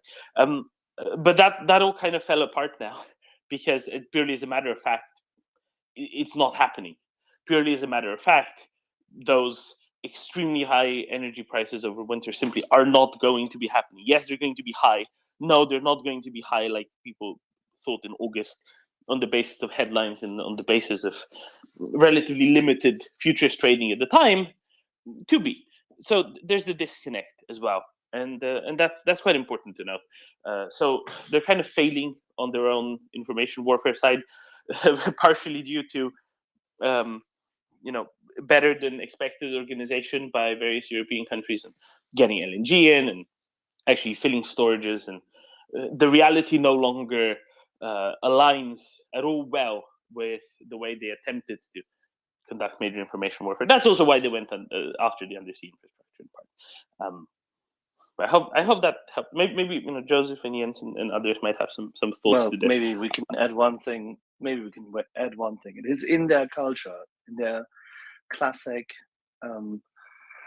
Well, the Slovaki just continue this, but it's in their culture to test the enemy at any given point in time on as many fronts as possible, just in order to see where vulnerabilities are, just in order to see where fractures can be sought, found, or created.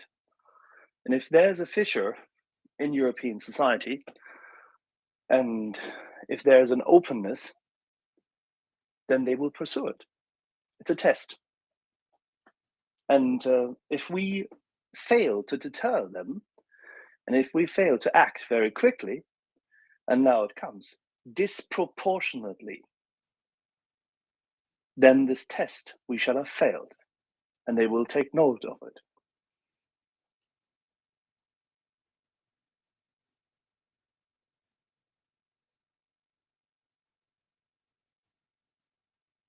Yeah, that was pretty much my point. I couldn't have said it better than Axel. But Dillman, to be honest, I gotta go and get going, buddy. So I just wanted to reiterate, we've got Peter Doran coming in about 7 hours for his segment Stories of Freedom. He's gonna have Leon Aaron on, a senior fellow at the American Enterprise Institute. So again, that's at 11:30 a.m.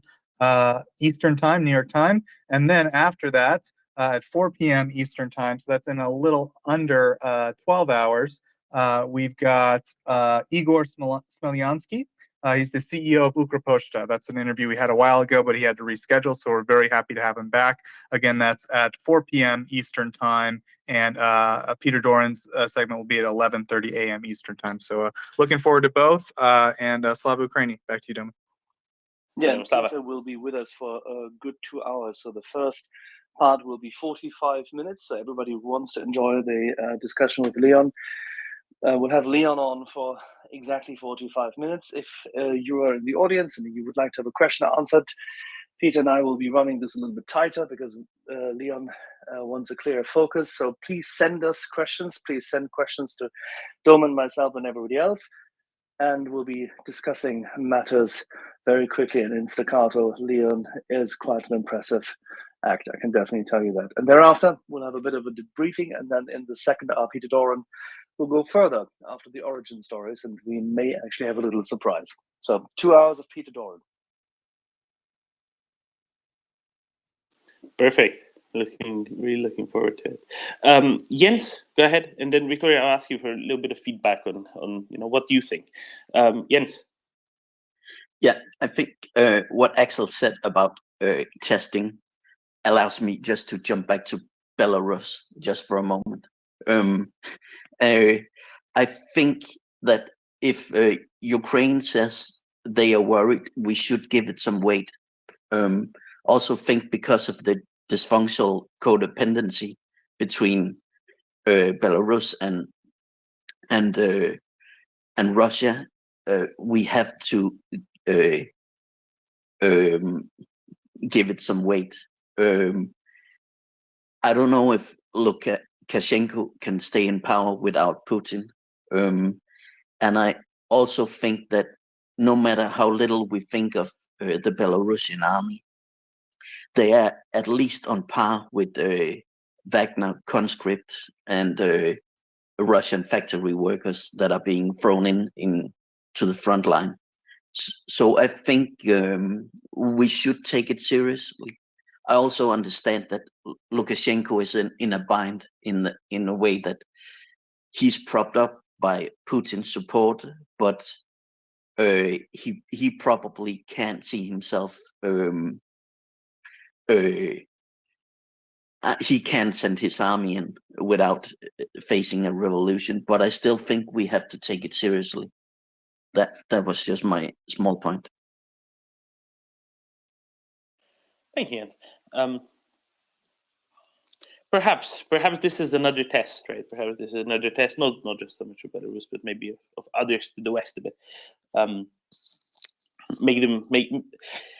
Whenever Russia gets to focus other countries' attention on domestic issues instead of and thus distract away from the horrors that Russia is committing in Ukraine, that benefits Russia, right? I think it's really that simple. Victoria, what do you think? I went on for 15 minutes about infrastructure and information warfare. Yeah. What do you reckon? Where am I wrong? Really, is my biggest question, I guess. Well, first of all, there is nothing wrong in what you're saying. It's your assessment, and only time will tell where and who was wrong or right. So it's yet to be seen.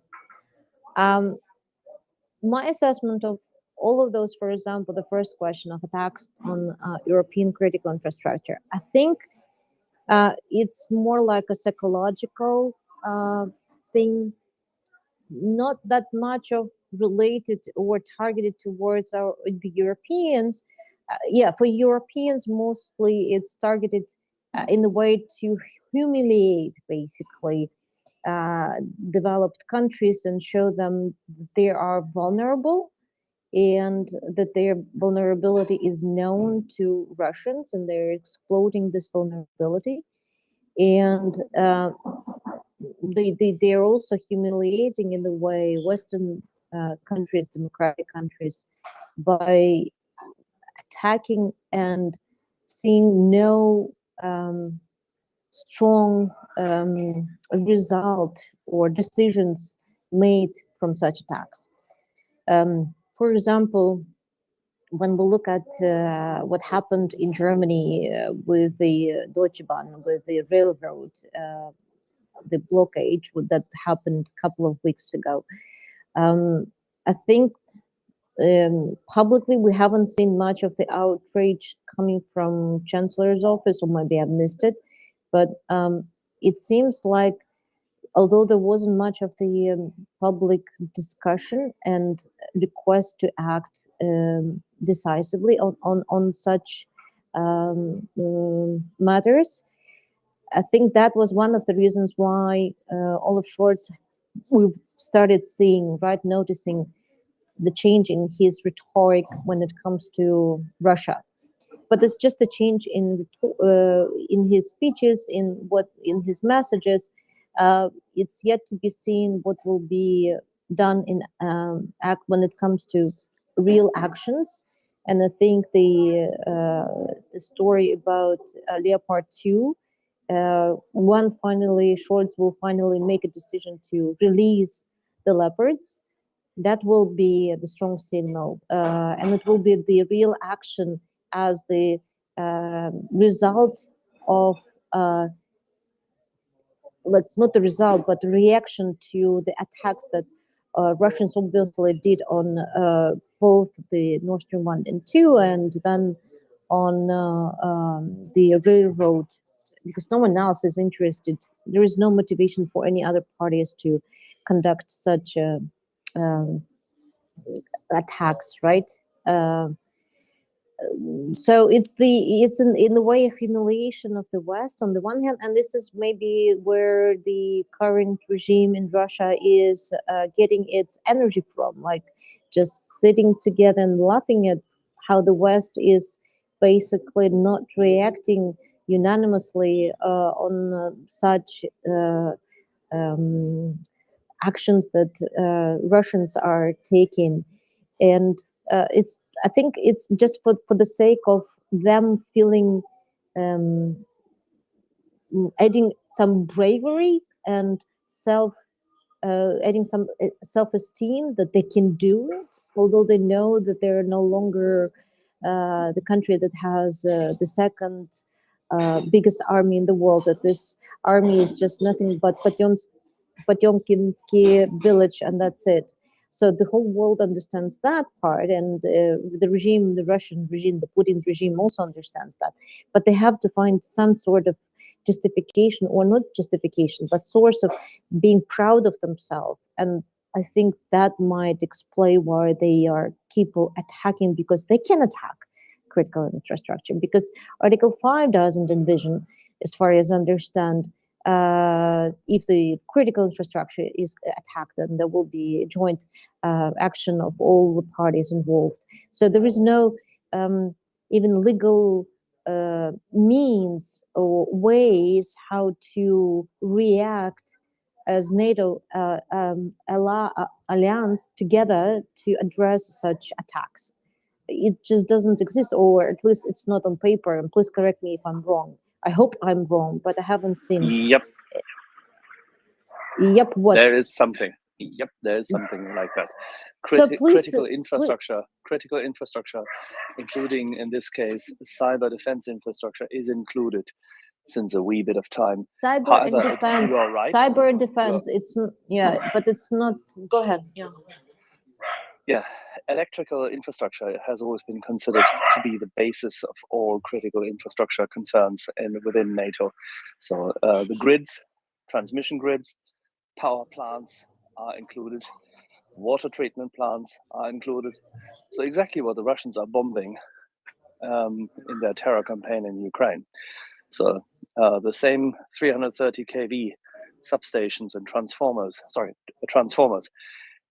if they were in any shape or form targeted in a NATO country, that would be an Article 5 concern. Absolutely. Has always been NATO doctrine. Cyber defense was added a few years ago, and therefore telecommunication cables are close to this, which is why I said it's a test, and we need we need to disproportionately react to that. Fully agreed with you. Yeah, and it's test that unfortunately so far Europe is failing in the way. I mean, if it was taken unanimously seriously, then I think everyone would be sitting in Olaf Scholz's office, all NATO countries, and demanding to release, for example, tanks. It's just one of the ways how to say to Russia that such acts of aggression and terrorism is unacceptable for Europeans. And here is our reaction, but there is no reaction. Yeah, because they did it on the first tests were, of course, now on very low, should we say, low impact level.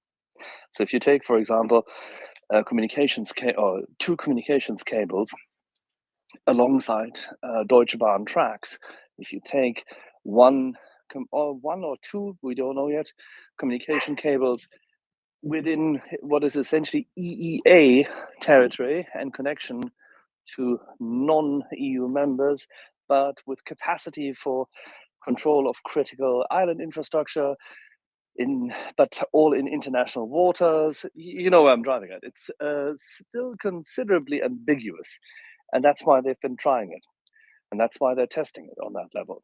So it is a little bit below the radar, but still evident. And therefore, as I said, we need to take this much more seriously. Completely agree with you.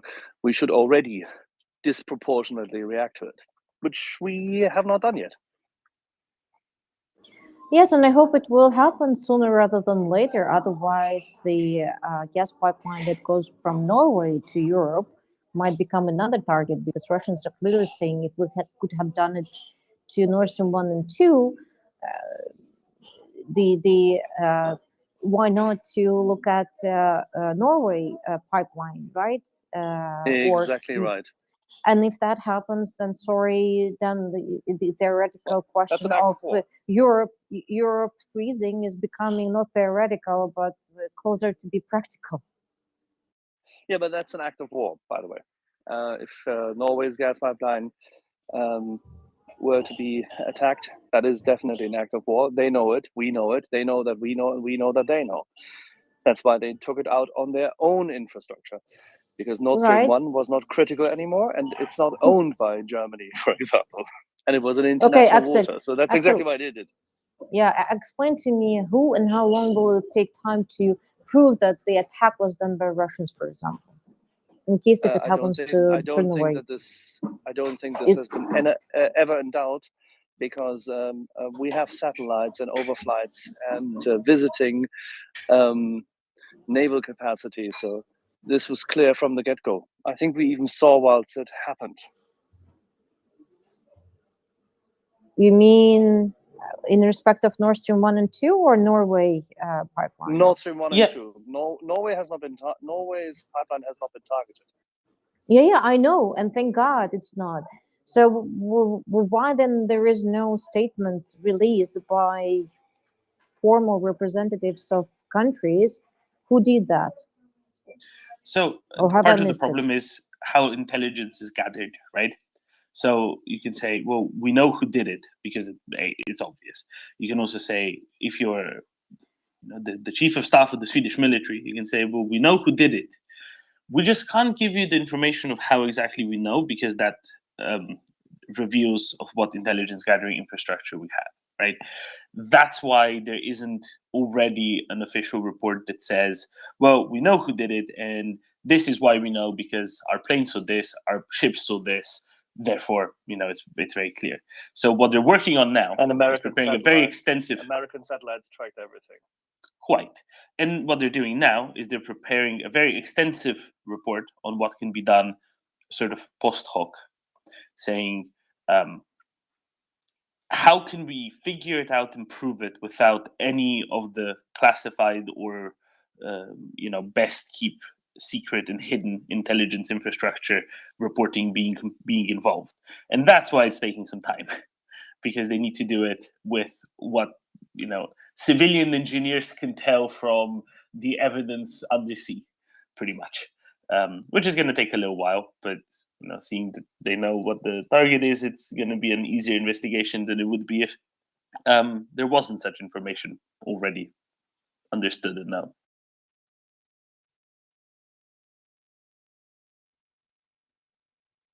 So I'm pretty sure it will come. Thank you. Yeah, I hope it will come soon. I hope it will come soon. I do too. I can't wait for it to actually be out. A nice svt.se report. Anyway, right. Betty's been waiting a little while. Betty, shoot. Hey guys, sorry.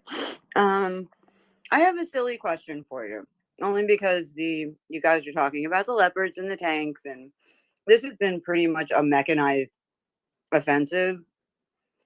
But how many tanks can they seriously lose before they have to give up? Because Russia can't replace 2,600 tanks. Well, how do they keep they fighting? can replace them with much worse, much older stuff, which is what they're already doing. They have that much older stuff to keep this going? I mean, they have a lot of stuff that every other country has basically recycled by this point. I mean, it floors me that in 8 months he's lost, 60,000 soldiers, but 2,600 tanks, when maybe he's got the capacity to build 20. What was somebody said it was like 250. I'm like, you can't. He's not going to have an army left. Yeah, that capacity to actually build tanks. Russia at the end of this. So, and this is where you know that argument that Russians keep pulling out of, oh, we're so threatened by NATO, that's why we have to go and attack Ukraine. This is yet another level at which this is proven to be an utter and complete ridiculous made-up lie. Because if they were actually under threat, because if they actually thought that somebody might conceivably consider to invade them, they wouldn't be going and having all of their conventional army equipment being destroyed. Oh, they no, wouldn't be moving. I don't believe that he believes that, or that he thinks NATO's invading or whatever. But at the end of this, when this is like all said and done and Ukraine has won, Russia's really not going to have anything left to protect its own border, just to even have an army. You know what I mean? So they have many thousands of T-62s around. They have many thousands of T-55s around. They look like a tank. They're completely useless against even RPG-7s, let alone modern anti-tank weapons. And the one thing that Ukraine really has a lot of are modern anti-tank weapons, javelins, Enlos, and the like. So, I mean, they're shipping them, right? They're moving ever more. Actually, have you seen any T-52s yet? I know we've seen a lot of T-62s. Sorry, T-55s is what I meant to say. Have you seen any of those yet used by Russia? Because about 3 months ago, they brought in a Nope. bunch of T-62s. Then we haven't seen T-55s. Okay, so they can lose a lot more tanks, in other words. So we've seen, when they brought in T-62s, what, 2 months ago, 3 months ago? They said, yeah, but they're going to be, you know, behind the lines. They're not going to be used at the front at all. We're just going to keep them there because, I don't know, they like the climate or something. And over recent weeks, Ukraine has been destroying just T-62 after T-62 after T-62 in Kherson Oblast already, because, well, it kind of had to. Yeah. So I think that's you know, that's of some interest anyway. They have a lot left, but So this won't be an issue to force him to have to concede. He doesn't care. He doesn't need the ridiculous number of tanks to actually defend Russia, because nobody's ever stupid enough to go invade Russia again. So it's kind of, I mean, what's there? Invade. Nobody wants it. Nobody bloody wants it.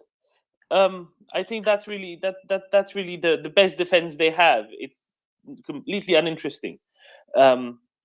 So anyway, let's go to Edvard, because then in a minute we'll get CJ up to talk artillery, and he's getting a friend up as well. So I'm very excited for that. Thank you, Betty. Good thinking. Sadly, they don't care enough about themselves. Edvard. Oh, thank you, Domen. Yes, I shall be quick then. Yes, Russia has a lot of old Soviet stuff, Betty, and remember, most of it is rusted out. Most of it is completely Yeah. useless. So they say we have Exactly. 15,000 tanks. No, they have 4,000 things that have a gun and a turret, therefore look like a tank, that are actually possibly revivable. But that's still thousands of targets for javelins, nevertheless. Sorry, carry on, Edvard. I just wanted to make the distinction and clear. I think no problem, Domen. I think the war has shown so far that the quality of the Russian material is,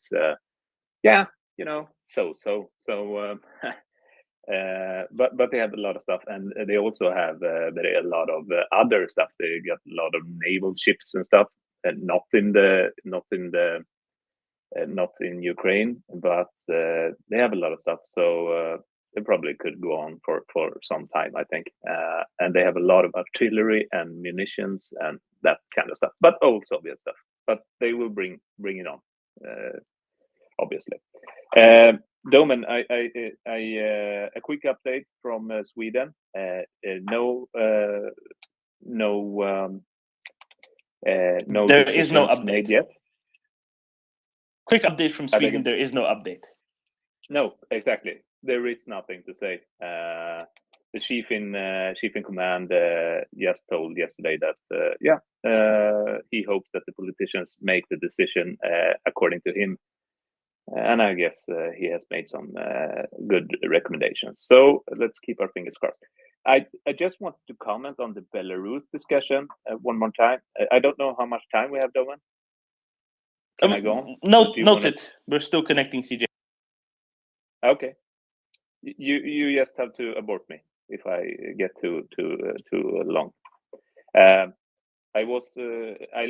looking at a survey because I heard that Jens and other people here discussed Belarus and look at the survey made in April, and it's made by Chatham House. Eurasia. Yeah, exactly. And they asked the Belarusian population to choose from a set of questions, right? A set of answers to what Belarus would, what will happen with the Belarusian army if they were to take part in the invasion of Ukraine. And as far as I can see, if we look at what the people of Belarus thought about its army, what it would do if they were to take part.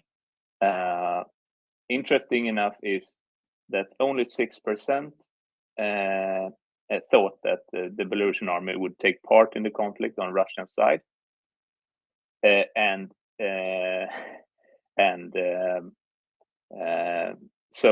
that and only like should tell you 2% were actually happy to for Belarus to get involved, right? Yeah, and that shows exactly. the great disinterest of the Belarusian public to ever engage, and that's because their propaganda is very different from Russian propaganda, because their propaganda is aimed much more at, peace and tranquility rather than imperialist expansionist tendencies. And Completely agree. Most likely, the military would put down their arms and stuff like that. So I think for now, no worries about that, I would say. And I think many of you other here in the forum agrees with that. Yeah, that's all I have to say, Domen. Over Thank to you very much, CJ Edvard. or you. Thank you. Thank you very much. I agree, and I've brought that Chatham House poll up from the first day when it came out quite regularly, because it's an excellent poll indeed. Thank you very much, Edvard. And we have a CJ parachuting in awfully early this morning. Good morning, CJ. How are you? Good morning. Good morning. Running a physical fitness test, so I have to be there extra early today. But it's no different to you, I guess, right, Domen? In the different time zone there. Well, it's coming on to lunchtime here, so it's a very different situation for me than you. You're up before 5. And Domen, what was your physical fitness test today? Getting on the space an hour earlier than normal. I passed. I was there. I do have a favor to ask Axel and Domen, if you don't mind. Go right ahead. So let's have the favor. Let's have the payment in kind first. He Will can you ask stay on first. a little longer? Well, no, I mean, perhaps. I'm trying to get an Alaskan friend on the space here. I think he might be requesting now, Domen. You can take a look at that. Name? But Vitaly? Nope, not as yet. No Vitaly did I see. Has his family been in Alaska for very long? Like 150 years? Well, he's new to Twitter, October 2022. So he's very passionate about Swedish howitzers, which I guess, why wouldn't you be? I mean, I certainly am. They got some good ones there. But I was just going to ask anyone that, knows Ukrainian or Russian or just, pronunciation, if you could help me out with the tweet in the nest. I was able to come across some incredible information yesterday about an artillery commander in the Ukrainian army, but I want to make sure I can say her name right if anyone asks. So I'm not sure I have it down exactly. So I think it's Lyubov Plaksiuk. Yeah, Lyubov Plaksiuk. Is that about right? Lyubov Plaksiuk? Yeah. And Lyubov means love, by the way. Well, beautiful. Angel of Death. Yeah, I mean, it's some pretty incredible stuff there. Hopefully we can one day get her on the space, because while people were sharing the post, I came across a lot more incredible information, like the fact that actually, while she was a 2S5 commander at the beginning of the war, she has since been upgraded to the AHS Crab and has posted an incredible amount of, one-on-one artillery duel kills, some of the highest of the war. So really just amazing stuff. Excellent. Oh, so she's out of the Hyacinth? Yes, on to bigger and better things, and I say, why not? Now we just need to get her in maybe a Paladin one day. Aren't crabs better than M109s? Or Paladins just the newest versions of the M109s? I mean, well, I obviously never used a crab, but according to Ukrainians, I mean, the crabs are nice because they're plentiful and they're somewhat new, but they rely a little bit more on the M109s. At least this is what, Constantine tells me, and I definitely trust his opinion. And it seems to make sense, right? The M109 is a battle-tested platform. Yes, it was started in the 60s, but they worked out a lot of the kinks in the manufacturing and maintenance that the crab, albeit, pretty advanced, is still very, very much new. And so, in terms of repairing it, it's slightly more difficult. But they still, really appreciate both and use both very well. But I think, based on the Ukrainians I've talked to, they would definitely prefer, Paladins at the end of the day if they could get those. Makes sense. If you're listening and you're CJ's friend who really likes Swedish howitzers, please click the request button in the bottom left corner of your screen, so that I can actually bring you up. Because I don't see you in the space anyway, unless you have some sort of a pseudonym. In the meantime, CJ, I have a hunch that Jens might have a question for you. Jens? Oh no, I just want to say, it seems sounds to me a bit like you're discounting Belarus, and I think the proximity from Kyiv to the Belarusian front means that Ukraine can never discount it, and I don't think they are. So, but I will get away from Belarus if you allow me to. That was all. Yeah, no, thanks, Jens.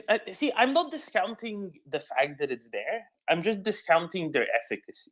Right? When we have, was it General Hodges or was it General Hertling that said that during his tenure as a head of U.S. Army Europe, they always rated the Belarusian army among the 3 worst, and it was never the 3rd worst. So it's that, and yes, they're close, but when Russians attacked a much less well-prepared, much less well-equipped Ukraine in February from the north, they got pushed back. If they do it now, they won't just get pushed back. They'll get moving columns hit by Gimlers. That's just not going to end very well for them. They'll get 10 miles into Ukraine, and that's where they're going to stop. That's where they're going to stop, or something like that. I don't know. CJ, what do you reckon will happen if Belarusian and Russian units cross north of Kyiv again into Ukraine?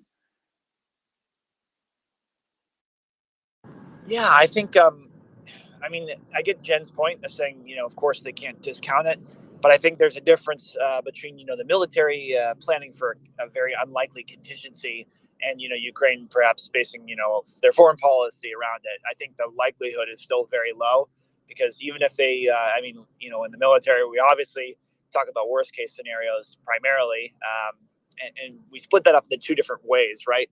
The most likely course of action, which is what we spend most of our time planning against, and also the most dangerous course of action, right? Like, what if the enemy is as strong as they say? What if they execute, the most devastating strategy as possible? So if you're just planning off the most dangerous course of action here, Belarus brings in, 50,000 of their active duty army, which is pretty much as they have. So there really isn't necessarily more. They bring in every tank, which I believe is about 200 to 300. So that's less than Ukraine has captured from Russia since the beginning of this conflict. And, it's even if they are operating at the highest level and following their doctrine exactly, which is something that Russia, a much superior military, did not do, they still, it's like a blip on the radar, right? So their 50,000 people come against the Ukrainian border, and the border guard has something, I believe, between 100 and 200,000 people.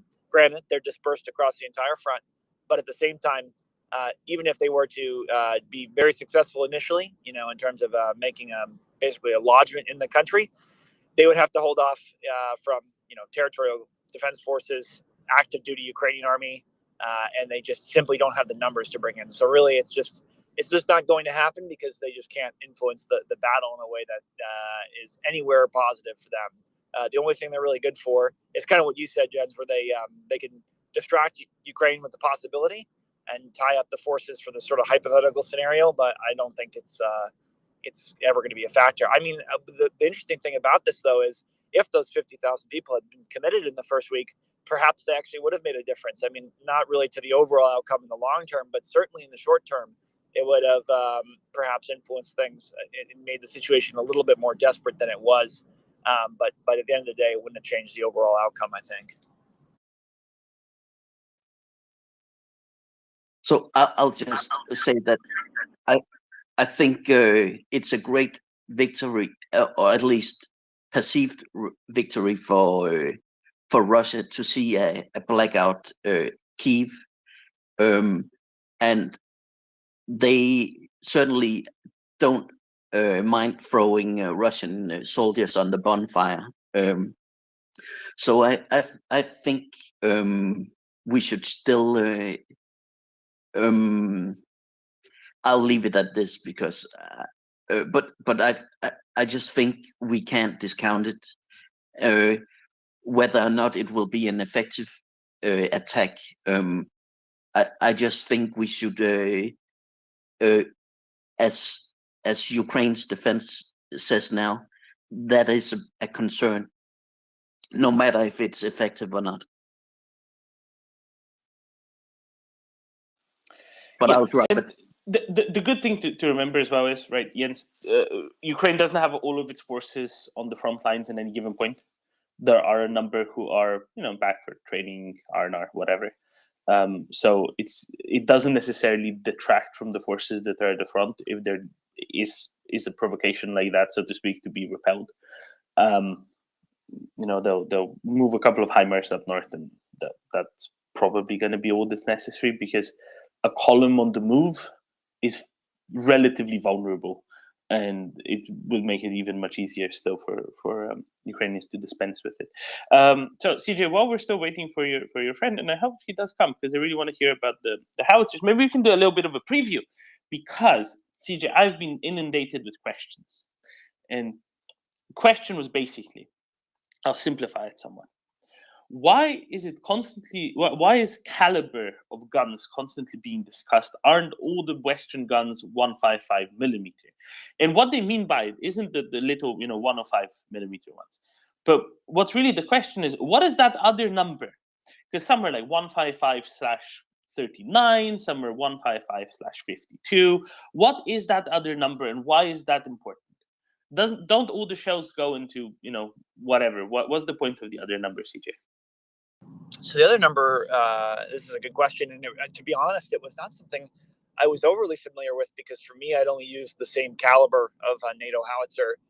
Well, let me rephrase. I'd only used, the M119, which is a 105 millimeter howitzer, and the 777, which is, we know it pretty well at this point. But I had not really used the Paladin, or really knew much about other types of artillery at the beginning, and this includes the L-52. So with these longer barreled guns that you can put on a mobile platform, it gives you two things. The first is that if you know a thing or two about ballistics, you probably know more than me. But long story short, basically, I don't, CJ. Well, I really don't. I guess I mean rhetorically, but at the same time, perhaps you do, because you know more about at least for physics than I do. And John Ridge knows more than all of us combined. But what I do know for a fact is the longer your barrel is, right, the more that energy is transferred from the propellants and basically the explosion that happens inside the barrel to the round itself. So just think of it this way. Longer barrel means faster round, means more range. So this is the first point. The second point is, because the barrel is built slightly differently, it can also take another charge of propellant, or gunpowder, as you might say. And so what this means is then, of course, it can go slightly further. So with such systems as the Caesar, the Panzer howitzer, and now, of course, perhaps the Archer, it has this longer barrel, which can shoot further, because the rounds are coming out faster, both due to barrel length and also due to more propellant possible.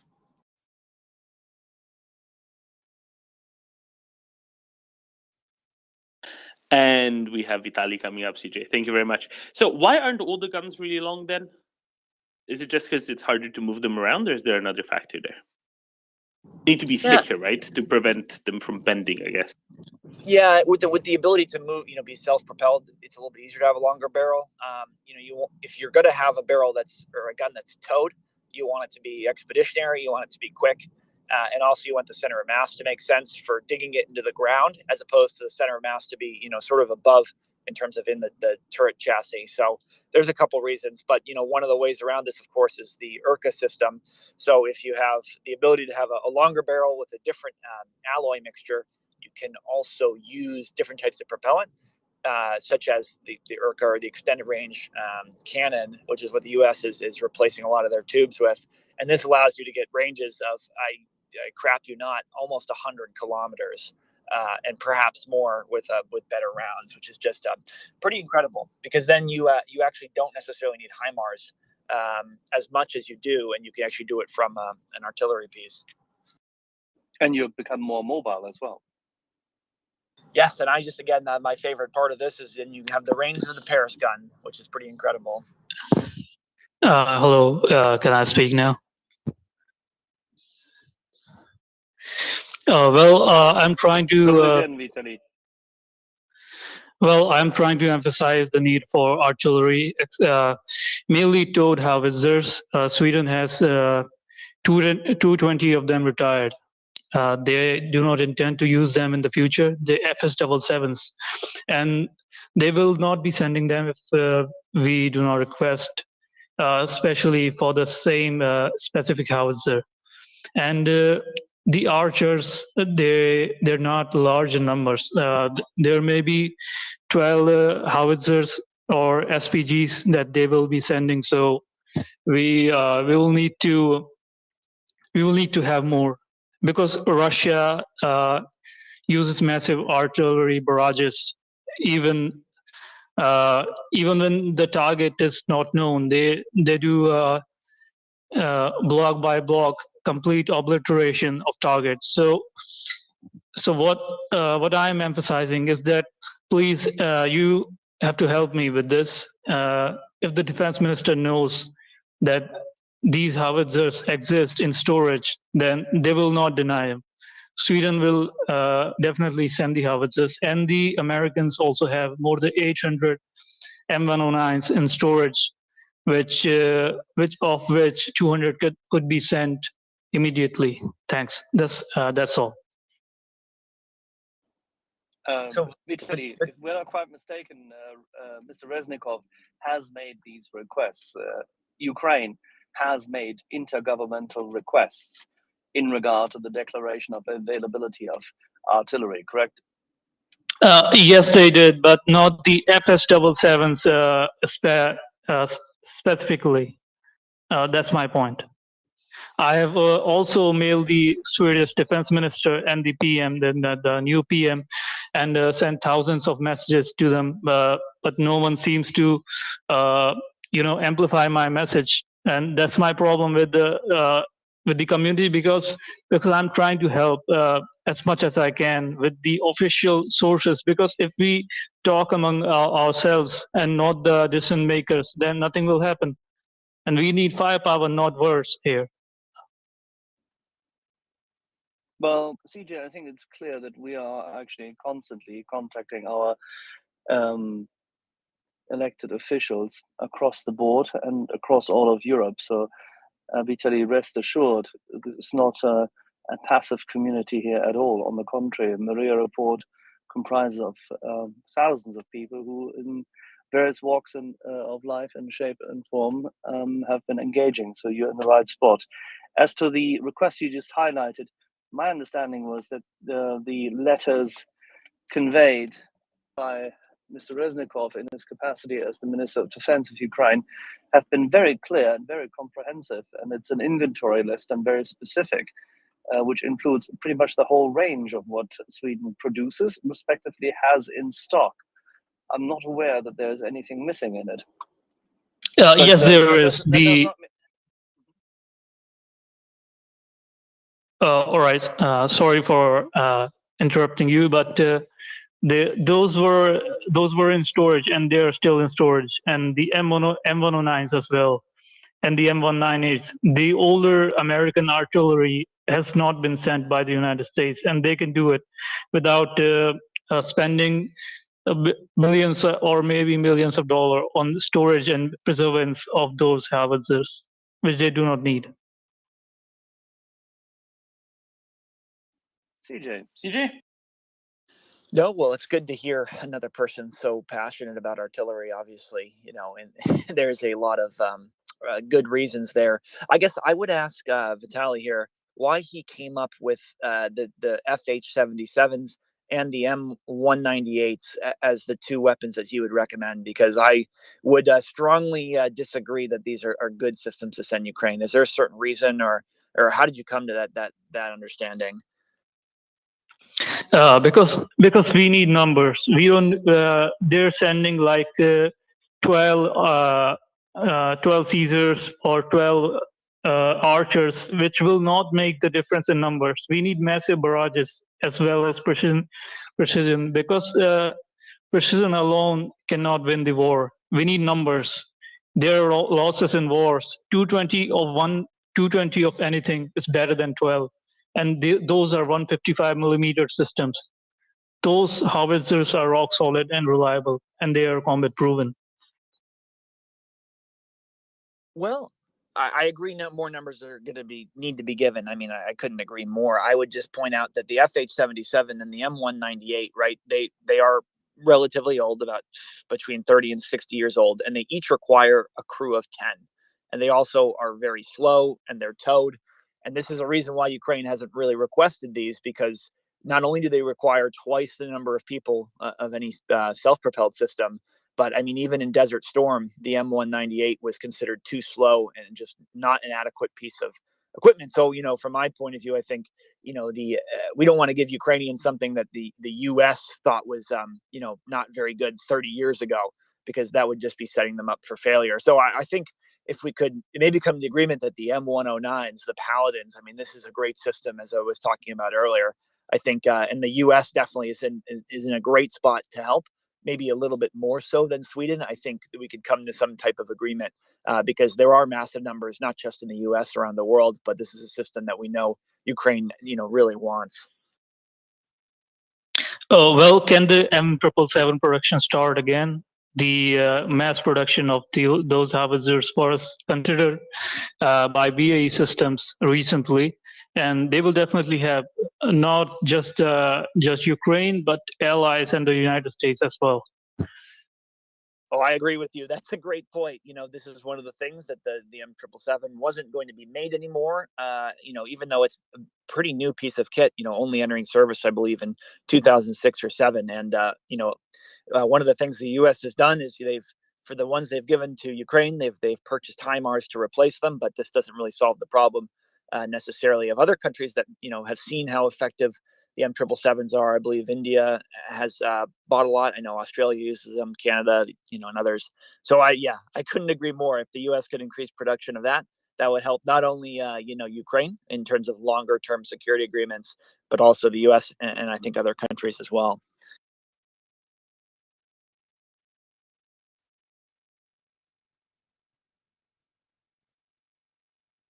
Oh, well, yes, I agree with that. Thank you for giving me the platform.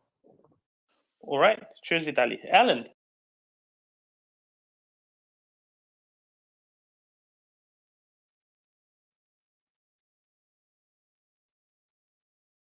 Alan, I think you unmuted and muted back. Okay, maybe Alan can't speak right now. Live Sniper. Yes, I just checked the Vitaly's timeline, and you haven't yet tweeted anything regarding this request, and you have 18 followers. But if you would manage to condense the thought and the request into one tweet, then I'm sure that I would be able. I don't know if my followers are the right ones, but then it could be at least amplified and attached and how would I say, tagged with the respective persons in Twitter as well. That might help. Thanks. Oh, well, I replied to those tweets of the officials, not directly tweeting the request myself, because I do not have that many followers. Yeah, exactly. But if you have only 18 followers, but I have 3,000 something, then I think that many people in this space have a lot of followers, so they could retweet and amplify this request if you wish. Thank you. Yes, that's what I like, because at the end, only the victory matters. No one else matters.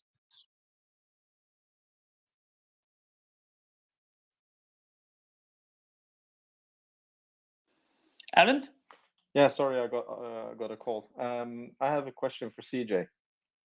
The M109s that the M109s that are in storage in the US, what kind of version are they, and when were they put in storage, or are some of them still active, or are they all in storage?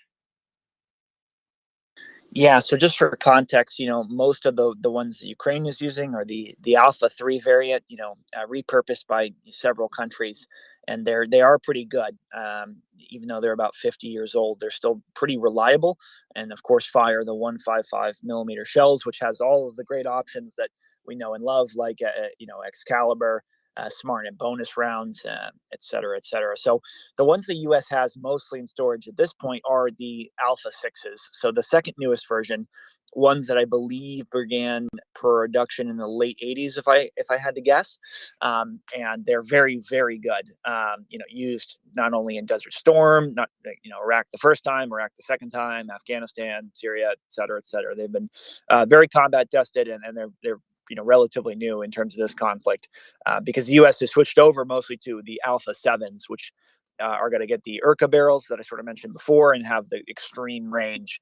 But one of the reasons why that the U.S. hasn't given the Alpha 6s yet is because they are, logistically challenging to maintain. And by that, I mean, you need to have the Paladin, the Alpha 6, you need to have the Cat. So the basically the loader for it, which pretty much looks like a Paladin without the gun. And it follows around the Paladin and it just carries ammo. And basically it in order to keep up a high rate of fire and to have the weapon be effective, you need another vehicle full of ammo that can just basically pump ammo in quickly.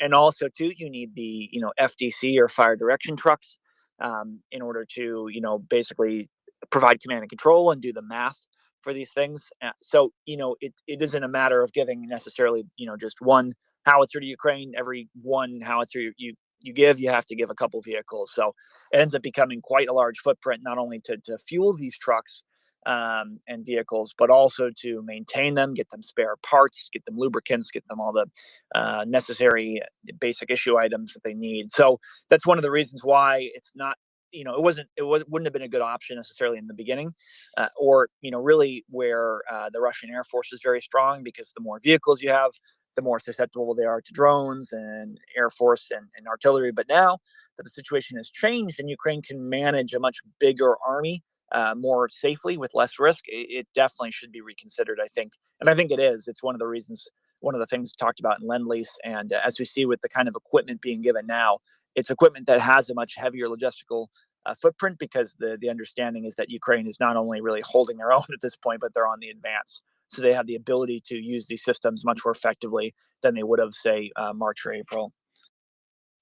Well, to follow up on that, so I understand that M109A6 is clearly a logistical challenge, but aren't there any of the older versions that aren't with the loader and comes with all these challenges that could be delivered? They're already operating the A3, which we gave them, and they seem to like them a lot.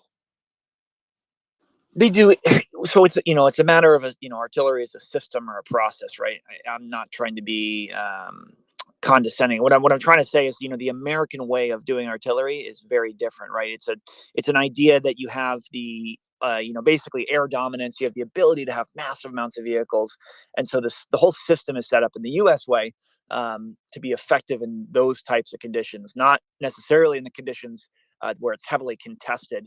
And you really can't have that many vehicles. So that's perhaps a negative for U.S. fighting forces, right? This is something that is being constantly looked at for the U.S. to have a smaller footprint so they can fight in the tough conditions that Ukraine is.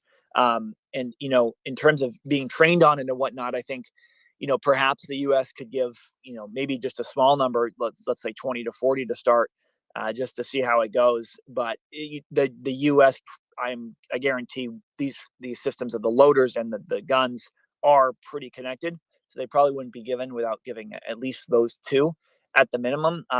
Because at the end of the day, if it's a matter of getting supplies to Ukraine, what's going to be more effective in the short term, which is the immediate concern, it might be better just to focus on getting much better ammunition, spare parts for the guns they have, as opposed to giving them yet another new system. So this is, one of the challenges that it's way above my pay grade, but an important consideration nonetheless.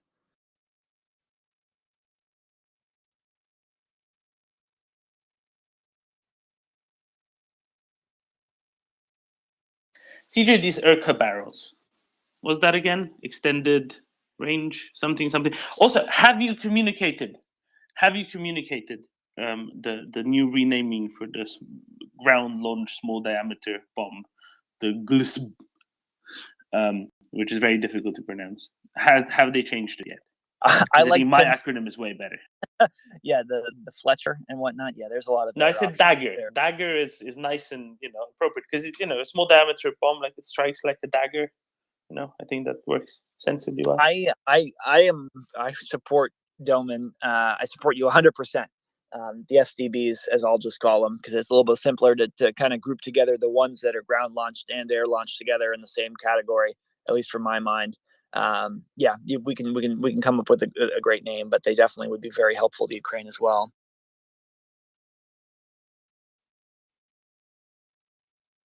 So Urca barrels, what are those again? Are they just extra length? Is that what it is? They're not just extra length. They are also have a different alloy composition inside, so they can take a much basically larger amount of energy from a different type of propellant, and so that way they can shoot further for those two reasons. So they're somewhat expensive, and they take a while to switch out. So it's not something like it's not going to be a possibility for Ukraine to get these in the middle of the war, but perhaps after the war, in considerations if they were interested in the Alpha 7 variants, then that would be good. But with the fact that they already have 20 HIMARS, and I think now at this point maybe 15 or 20 M270 variants, I mean, this is going to be the thing that they might want to expand even more, so having more of this guided rocket artillery, which has proven so devastating on the battlefield for them.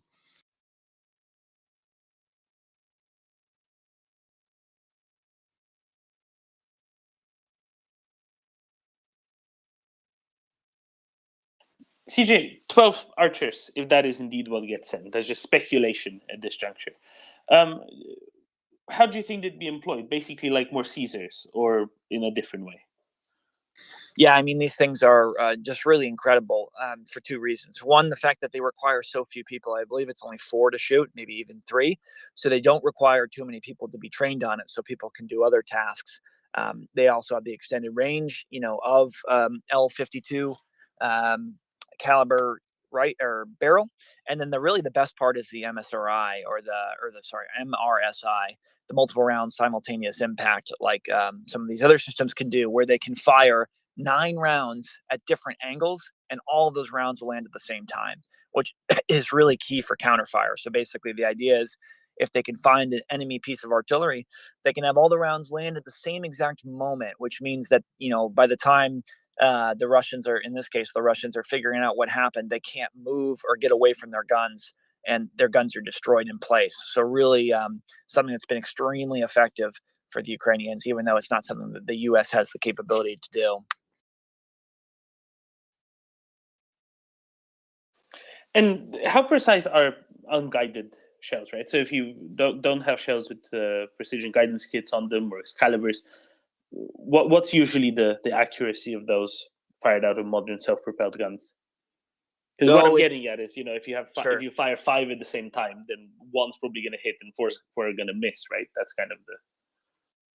So if, let's say, you have a perfect grid, so you have an exact location, which isn't always a guarantee based on how you get that target grid, and you have perfect data in terms of your math is 100% right. Basically, you can be fairly certain that you will land approximately within 50 meters of the target.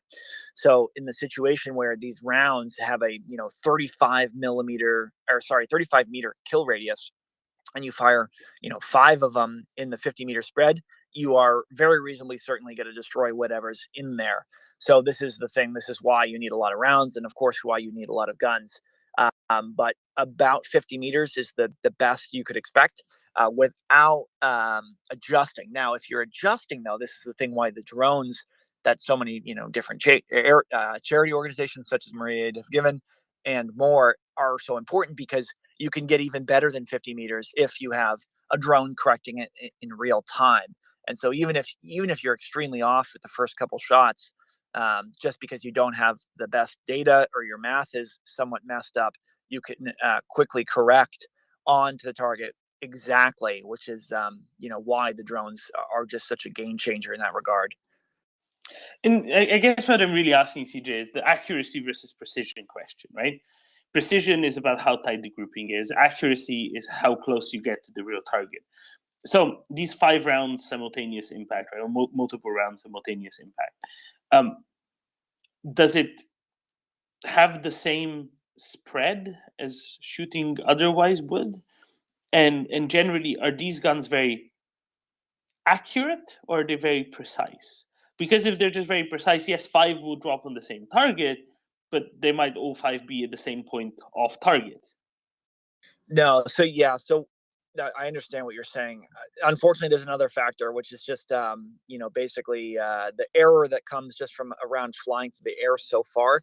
And what I mean by that is without a guided system, but it's just an unguided round. But if you have perfect data and the best conditions and the best crew, what's going to happen is if you try and fire at the same exact spot, for a period of time, the round still is just due to the wind, due to the moisture, due to all these other factors that you simply cannot control for without a guidance package.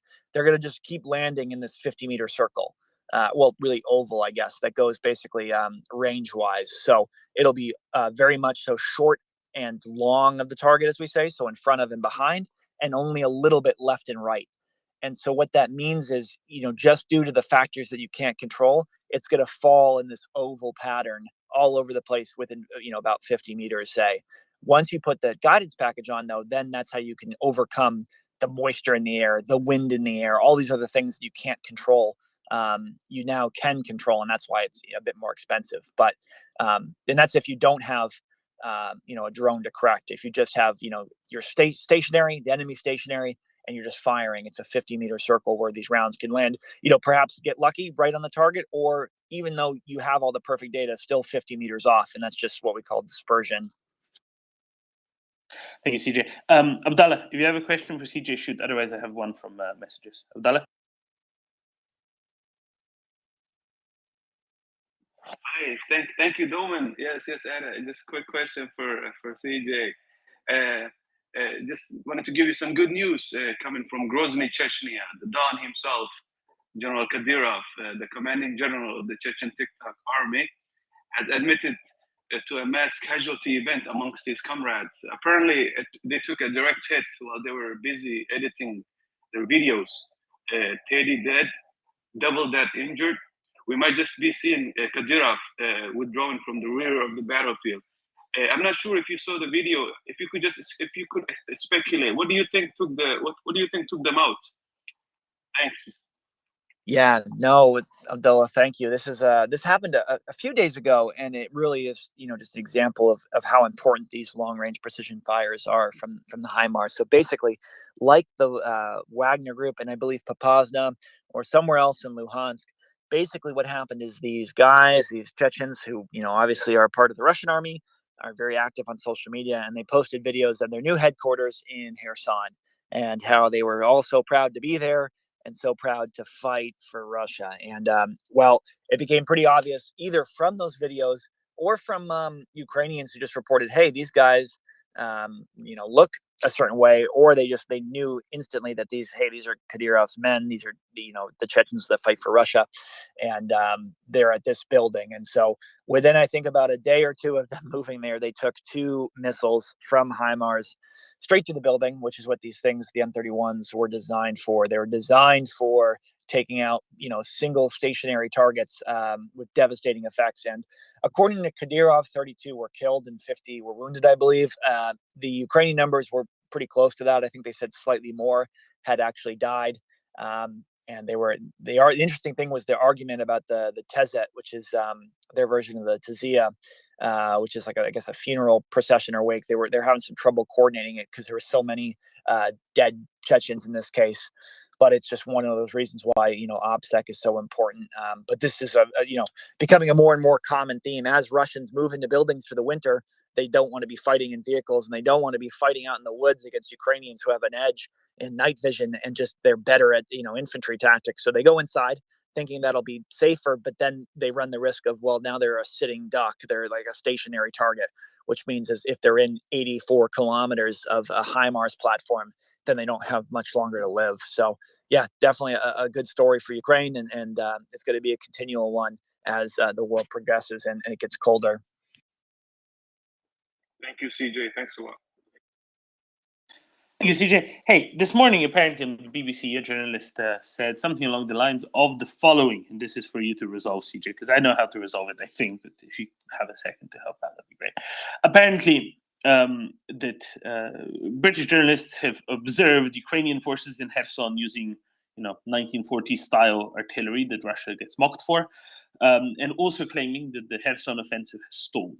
Now, obviously, CJ, you and I know that Ukraine uses plenty of old Soviet artillery, including, as well as some old Croat pieces that they've gotten, right, and some formerly Soviet-occupied German pieces that they've gotten from Estonia, I think.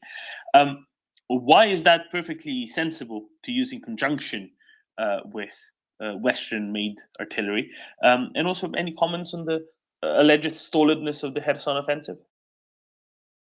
Well, there's still a media blackout, so I'm not quite sure. I know in the initial days, I think about a week and a half ago, Russia announced they were leaving certain towns, and the intercepts that we're seeing are indicating a very desperate situation for Russia. So there's a chance that perhaps Ukraine doesn't want to advance further because it's more advantageous for them to continue to destroy Russians on that side of the river. So they know best. I would leave it up to them. But in terms of using older systems or Russian systems or Soviet systems, this is one of the great things about artillery is that it has many missions. It has many purposes. While we've seen the Ukrainians execute precision strikes due to them having better skill and also the equipment now to do it, you also need artillery to just suppress. So you need artillery to basically keep the enemy's heads down. And that kind of fire doesn't have to be accurate or very much necessarily, but you can have these older Soviet systems do that job while you have your newer systems focus on neutralization or destruction missions with the more precise ammo. And so, that's why, Ukraine benefited so much from the Soviet systems they got from Poland and the Baltic states and more at the very beginning of this war, because they were able to, quickly use it to that end. And then once they got 777s in April and all the other pieces started flowing in from the other countries, they're able to execute these more precise missions simultaneously and have just a multitude of effects. So really, they seem to be masters of using all different types of things for many different ends. And this is the difference between in this scenario between Ukraine and Russia, is that Russia only has pretty inaccurate artillery, and they can't accomplish these missions they need to do, like counter battery fire. There was an incredible interview of an M777 crew in Ukraine that came out yesterday, and it showed them in the same position for days on end, basically in a fortified fighting position that they were shooting artillery from. And what you could take away from that, because they were being shot at, I mean, there was rounds coming in, but it was just so inaccurate. It's clear that Ukraine is not worried about counter battery fire normally, or just at least on average, and that they feel very safe staying put because they know their systems are so much accurate than their opponent. So it really is just incredible to watch. So in other words, right, Western artillery will be used for more precise missions, counter battery fire and similar. Soviet artillery will be used for basically suppressive fire, area fires. And that's normal and that's expected. As to stalledness of an offensive, CJ, does an offensive always move at a constant rate over its entire duration? No, I mean, we know the weather is bad. We know that there is not only a lot of mud that's formed, but also a lot of rain, which makes it hard for drones to see. And again, I think it's more so that this is perhaps by choice. Again, I'm not trying to sound too optimistic necessarily, but we saw when they wanted to, Ukraine was able to advance almost 40 kilometers in 3 days on this front. So it's certainly possible for them to do this. Just right now, they're not. So as we all, can look at a map and see just how bad the situation is for Russia on that side of the river, I would not be surprised if they weren't advancing by choice.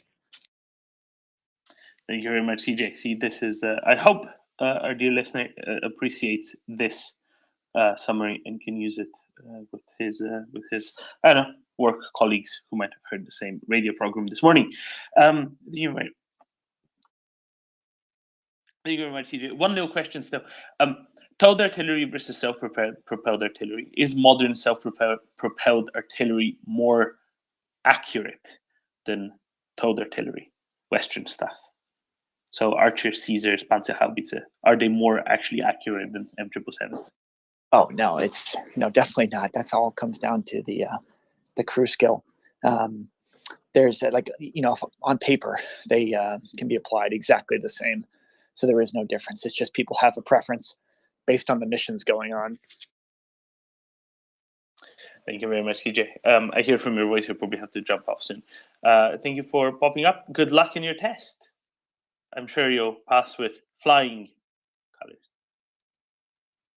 I probably have time for one more question here if we want to just finish this Oh, out. excellent. Mitek, if you have a concise question for CJ, go ahead. Yeah. Actually, so I'll because I don't want you to stick around for too long. So basically, I saw some stuff on Twitter today that indicates two things: that there's a certain amount of propaganda going on, that we, the general public, and the pundits, the experts, are in the belief that Russian soldiers are horrible and useless, and they have no skills, and we should not be afraid of them. And I saw the other thread from an actual soldier, or an alleged actual soldier, talking about how we really shouldn't be that way, and we should always fear the worst from our opponent. And then lastly, before I get on to the firm of it, is that there was one of these stories on Twitter, one of these intercepted messages, which may or may not have been play acting, that indicates that there's skirmishes near Berislav, which is like what, 15, 20 kilometers from Milova already, and you wonder why that's happening. So the question is, actual soldiers on the ground in the Ukrainian armed forces are told what about their opponent? Are they expected to respect the opponent to the extent that at least they should protect themselves and their unit and their mission? And is it even possible for there to be skirmishes in Berislav now if the pocket is that huge? All right, thank you. No, this is a good question, and there was a lot of confusion about this, especially at the end of August, when people talked about Berislav. So for Berislav, which is, as you kind of pointed out, is in Kherson on the right bank of the Dnipro. But I think in most cases on both sides of the conflict, when we hear about Berislav, they're talking about it as a front or an axis. So just like the Kharkiv axis, which was an important battlefield for the first 7 months of the war, it wasn't referring necessarily to the city, but the direction of attack. So when I've seen skirmishes in Berislav, normally I take that to mean, for the most part, as along that route. So basically the northeastern side of Kherson, coming down to Berislav and then Novokhovka. But we do know that there's of course partisan activity and maybe special operations activity behind enemy lines there. So it could be one or two of those things. And then as far as your other question, I mean, it is kind of like the existential military question. I think Malcolm Nance, kind of summed it up best. And it's what we call IPB, or the intelligence preparation of the battlefield. And it refers in part to the beginning of the planning phase of an operation and how you go about thinking about what you have to do, whether it's defend a town, liberate a town, take out an enemy force, conduct a resupply. You have to consider who's in front of you, where they are, and sometimes you have to do a mission just to find that information out, and then you can proceed from there. I mean, again, I'm not obviously fighting, but at least in terms of how I've seen the Ukrainians do it, they try not to underestimate or overestimate, right? They try and get the ground truth, because if they were to just sit there and take the Russian reporting at face value, they'd be like, oh, look at this, there's 130 BTGs in front of us, all across occupied Ukraine. They have trenches and defense lines that are impenetrable. They have this massive air force on paper. They have this massive navy on paper. How do we proceed? And the reality is, as we all know, it's very much so a paper tiger. So it's really about finding out just how weak the Russians are, and then moving through, because you can be too confident, right? You can think, well, these guys don't know how to adjust artillery. They probably didn't lay mines correctly, and you could be very wrong. But if you just sit there and wait because you're worried that they're too strong, of course, then you'll never achieve your goals. So there's definitely a balance there, and it comes from the reconnaissance. It comes from understanding the military intelligence necessary and then acting on it appropriately. So, from the strategic level, though, this is the thing. Like, most countries thought Russia was as strong as they said they were, which clearly they were not. And what that meant was, in the opening days of the war, to give aid, didn't want to help, but if this Russian army was as strong as they said they were, then what are a couple javelins and stingers going to do? And as I kind of mentioned earlier, if the Russian Air Force is as strong, why would we give them howitzers or HIMARS when they're just going to be destroyed by aircraft? So that's why it's really important at the highest levels to understand exactly where an army's at, because it's going to change how you react, if that makes sense. Yeah, it totally does. And I would never in a million years compare what I do during an election, knocking on doors and planning, stuff to do in a single polling division, to a military operation. But I still go in with my eyes open, and I assume only as much as I knew of the situation before, until I do reconnaissance. And then armed with that, I could then go in with information and people to do things. I would never in a million years assume that the other side is a bunch of clowns, even though my editorialist is doing that precisely on the newspaper, you sort of thing. And I think that as long as long as the Ukrainian armed forces are doing what they need to do to make sure that A, they're okay, B, that they get the job done, and C, that they don't go. Let me ask you this, CJ. All right, as a student of military history, the beachhead at Anzio, when they landed, the Americans and a couple of guys on jeeps got on and drove ahead, and they got so far, and then they came back. General, it's clear. But he just sat there waiting for more assurances, and then he finally got encapsulated, and it became the disaster of Anzio. It's the sort of bad thinking that I don't see in the Ukrainian armed forces. I don't see that they have um, any shame in moving forwards or backwards if it's for the good of the general overall campaign. Yeah, I mean, I've been very fortunate enough to go to Anzio myself, and Salerno, and Sicily, and follow the 82nd Airborne's progression, to kind of understand those battles better. So I understand completely what you're saying, and I don't know if that's so much well, I guess it is a failure of planning, but I also wouldn't sell yourself short in, comparisons between whatever it is and military things. I mean, there is a lot of similarities, and one of the ones that I would bring up that you kind of mentioned is, what the Ukrainians seem to be good at is not just obviously planning well, but we talk about what we call branch and sequel plans and contingency planning. So what do I mean by that? I mean, let's say the objective is to liberate a town. Well, what if there's a Russian unit there you didn't expect? So that's what we call, kind of a contingency plan. Perhaps you can still accomplish the mission by going around. Perhaps you call up an adjacent unit to help. But if you don't do that planning of what will happen, what we should do if this happens, then you won't be able to react in real time. And then the most important part is you have to plan for failure and success. And this is something that the Russians clearly have not done at any sort of level. So the idea is, what if they capture the town 3 days earlier? Well, now they're going to be sitting there, and they could be prone to artillery and all these other problems that they didn't anticipate. So you can actually be too successful. And then the situation is, well, what if we don't take the city on the proper day? And you might think, well, that's a big failure, but the reality might be, you might find out as you're going.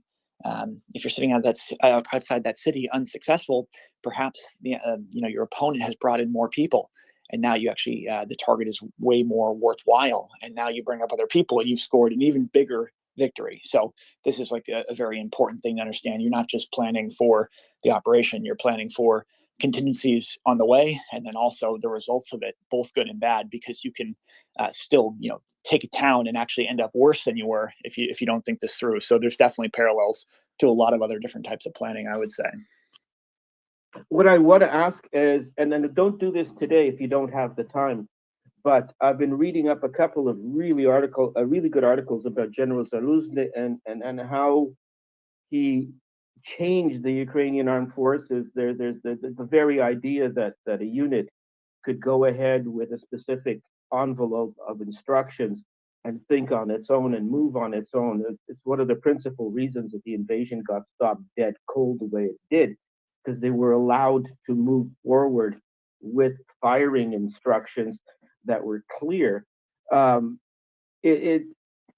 think we should do, well, not me, you guys should do a special on Zaluzny and the great reform of the Ukrainian armed forces. That would be really awesome. Last question, and I'm going to let you go because you guys are busy and there's other people want to talk. If you were the big cheeses at the top, would you bypass Kherson City completely and just let them stew in their own juices while you carry on capturing other territory, or does it have to be taken now? I mean, one of the tough things in answering that question is, there's going to be risks no matter what. And I think this is what people, I guess, perhaps don't appreciate, because it's difficult to kind of put yourself in someone else's shoes. Yes, I mean, militarily, from the point of view, it makes a lot of sense just to bypass the city, right? Because if you get to Nova Kahovka, even though you're, let's say you don't even cross the river, but you're at a crossing point, now you can use artillery to hit all of the routes of supply into Kherson City. And you can effectively cut them off, put them under siege without attacking the city, cause massive, enemy casualties, and really be in a good situation for the next leap.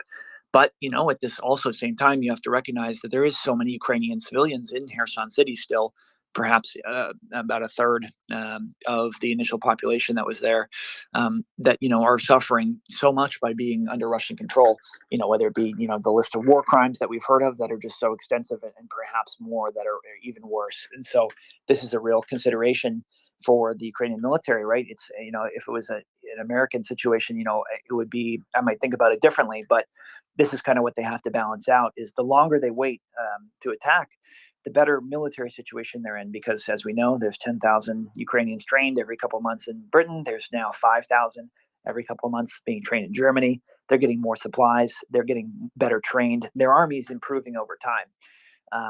And the opposite is true for the Russians. Every day they're in occupied Ukraine, they're getting colder, they're getting hungrier, they're just having less ammo, and they're using older and older equipment.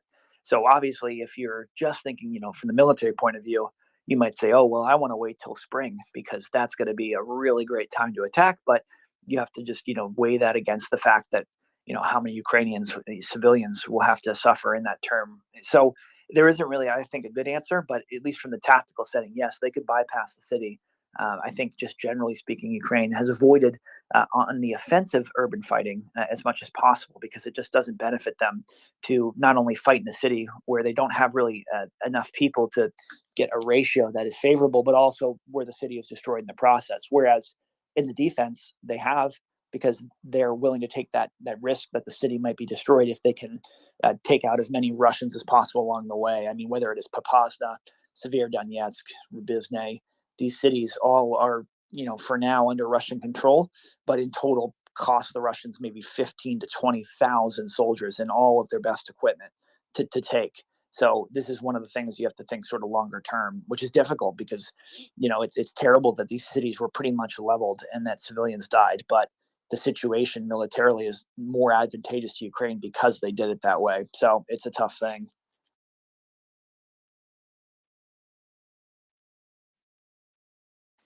Thank you, CJ. I think this really comes down to the question that you kind of hinted at: going for the dam first, or liberating the city of Kherson first. I wonder what the motivation will be with the dam. I think a lot will be with how much Ukrainians would actually believe that Russia might want to blow the dam for whatever reason. No, their motivations are often odd and often undecipherable. Yeah, and as we know, I don't think the dam will be blown, thankfully, because one of the good pieces of news here is the Russians have dug the most asinine defensive fortifications on the southern side of the river that are right at the river to try and prevent a crossing. And so what this means is if they were to flood the area, these defensive positions would be worthless. So I tend to think they probably will not do that, because it would definitely hurt the Russian military situation more than it would help them. And it's not just that, right? Also, if you make the river from being, 600 meters wide to being 4 kilometers wide because of all of that big floodplain on the left bank, if you still have 10,000 troops in Kherson, what are you doing? And again, it's Russians. They do confusing things, but nevertheless, that would be a particularly baffling thing to attempt to do. Yeah, this is why, we're not privy to some key information, which is fine. We have no need to, but the idea that, what is the next step after Kherson City is liberated? Because it certainly will be in the, before the spring at the absolute latest. But at the same time, is the goal perhaps to get to Crimea sooner? Is it to really build up the Ukrainian military. I mean, the aid package that have been given now by so many countries are going to be pretty powerful, but they're going to take some time, whether it is the F-15, F-16 flight training program, that just gets Ukrainian pilots well versed in these systems, whether it's, Abrams. These things are going to make the Ukrainian military extremely powerful, but they're going to take, at least a year. And so if Ukraine is willing to take that risk and take that time, which again is risky for a bunch of regions, but this is what they're considering right now as they look for a way forward.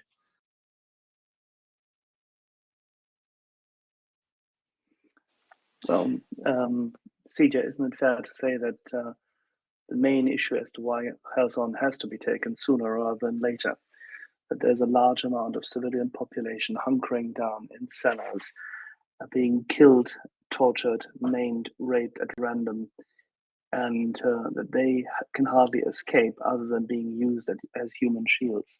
And that there's a moral dimension to this whole, which is what the Russians are looking for. And this is the tragic position Southern Command has. Yeah, and I mean, it's not a position I would want to be in, but all we can really do is give Ukraine as many precision guided systems as possible, because what this allows them to do is it gives them more capabilities to attack within Novakovka and Kherson City like they have with HIMARS.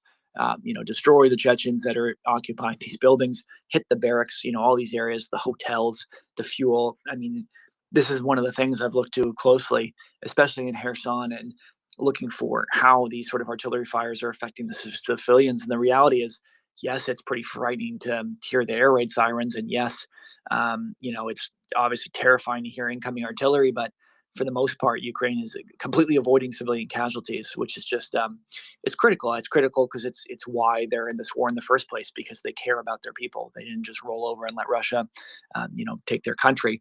And then the second reason too is from the military point of view, it keeps the people very supportive of your military if they're taking every single effort to avoid civilian casualties. I mean, I know Ukrainian civilians probably still obviously would support the military to the fullest extent even if they didn't have these capabilities. But we just know for a fact that they're even in Kherson there's many stores that are refusing to take the ruble.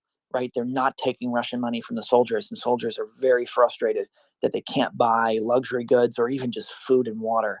And this is just an incredible sign of resistance that the Ukrainian civilians are doing. And I'm not saying it's just being done because Ukraine's being careful with civilians, but it just all, ties in together into this understanding that there's this, contract or pact that every country should have where, your military is going to defend your people to the best of its ability. It's going to, through careful planning and good training, it's going to prevent as many civilian casualties as possible. And it just makes it all the more worth supporting.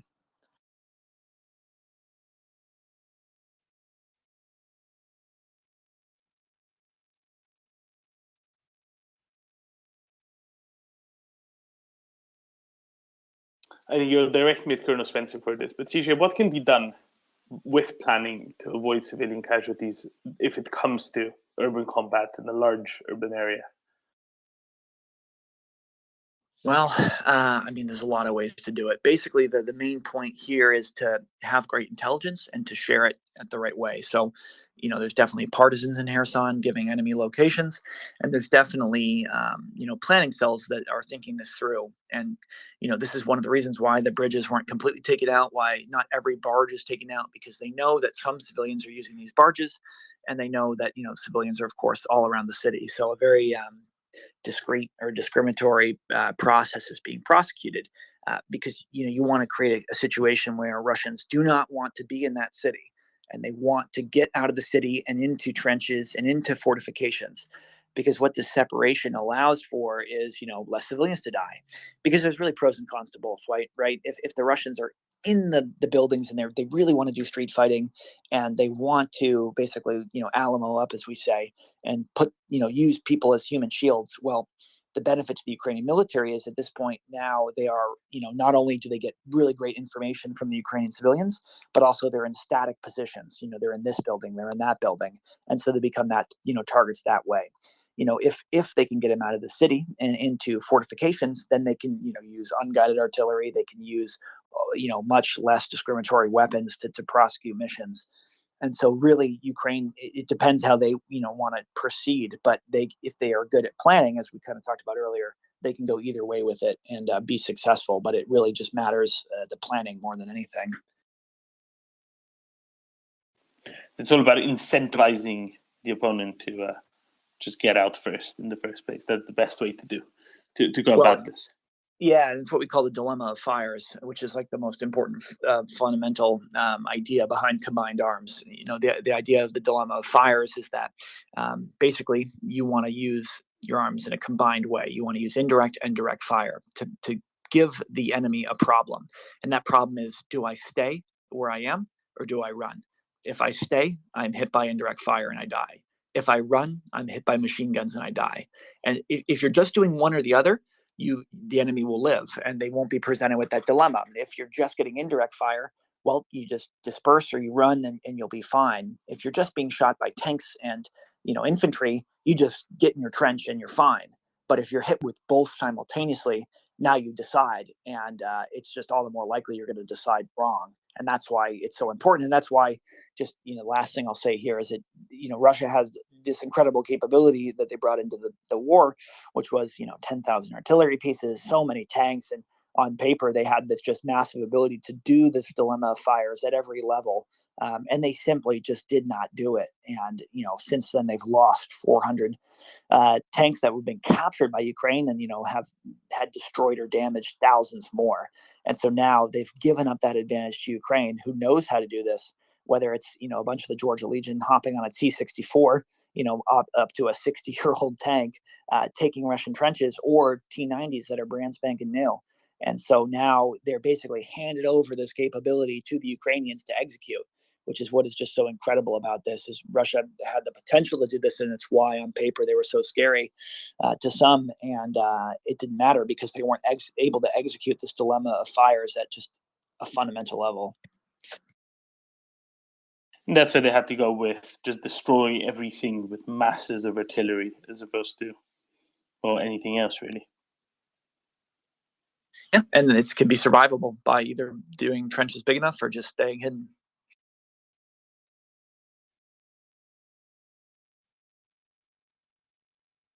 So how many miles today, CJ?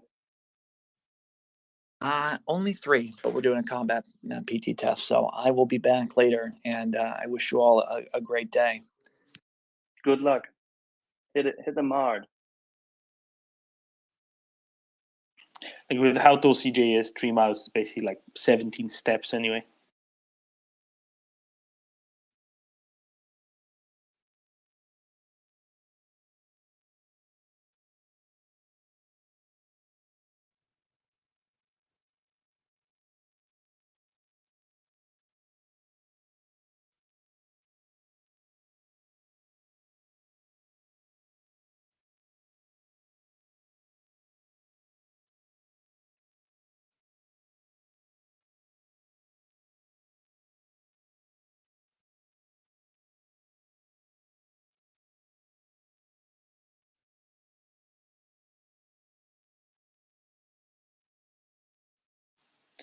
Would you like to hear some news, Axel?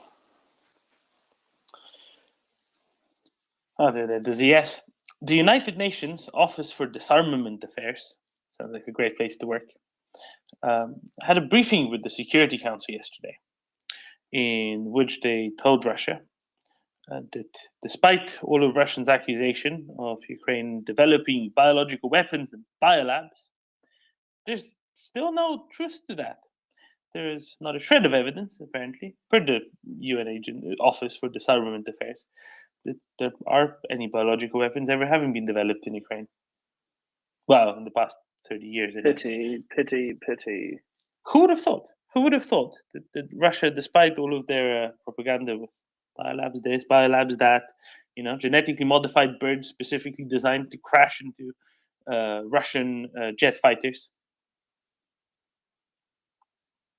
it was all made up. Astonishing. If only all the undermined far left and far right media in the world could have been easily disarmed earlier. Ay. Oh, sorry, we told them so? Yeah, we did. Critical thinking should never be on mute.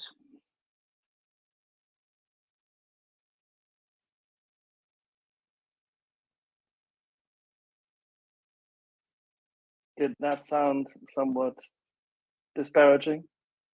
Probably. But that's the good thing about this space, because technically we all have common sense and a head, not to just give it a wobble, but also to use its content.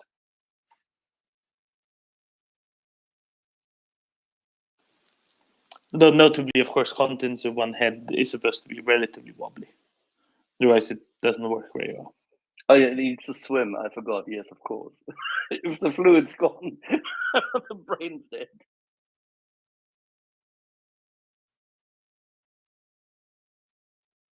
Wet brain, but not wet actions. We're becoming. This is going to become Dadaist poetry, right?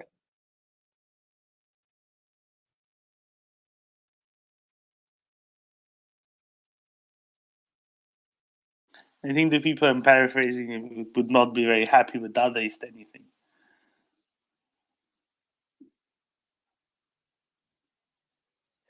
Roman, I need to call a few Romanians. Give me a second.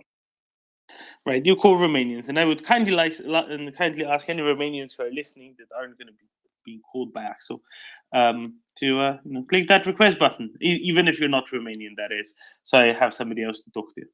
Because if I don't get to talk to Axel, I think Light Sniper might be running short on his word quota. There's not anyone else to talk to. What's going on with you people? I know it's Friday lunchtime in much of Europe, but seriously, no. Come and join me, and we can theorize about when the leopards are coming, or some such. I'm just multitasking and enjoying the show on my second ear. So I heard myself mentioned. I'm awake, but I have to do some work for which I get money occasionally also. No, quite. Nalle, you're first up. Go ahead. No, actually, it's my second time, and I'm sorry, I'm only Finnish and not. Oh, I didn't mean you're. Sorry, I didn't mean you're up for the first time. I said you're the first in line. That's what I meant. Yes, thank you. But a small news flash I'm reading on Twitter that according to UK intelligence, Russian forces currently only capable of defensive operations in Ukraine. Have this been on here yet, or is this news to everybody? No, we've not touched upon the new. Is this a part? Yeah, this is a part of today's MOD intelligence update. We've not touched upon it yet because Tim hasn't been around yet. But I think that is a very good point to make. So I'll just read it out in full, at least this little bit. Well, no, let's read it all out because it's all very entertaining.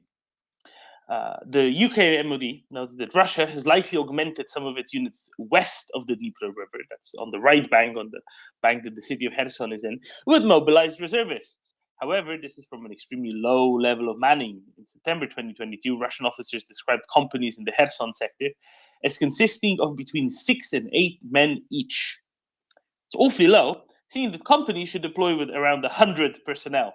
So they were, down to less than 10% manning in some cases, at least. In the last 6 weeks, there has been a clear move from Russian ground forces to transition to a long-term defensive posture in most areas of the front line in Ukraine. This is likely due to a more realistic assessment that the severely undermanned, poorly trained force in Ukraine is currently only capable of, as Nalle said, defensive operations.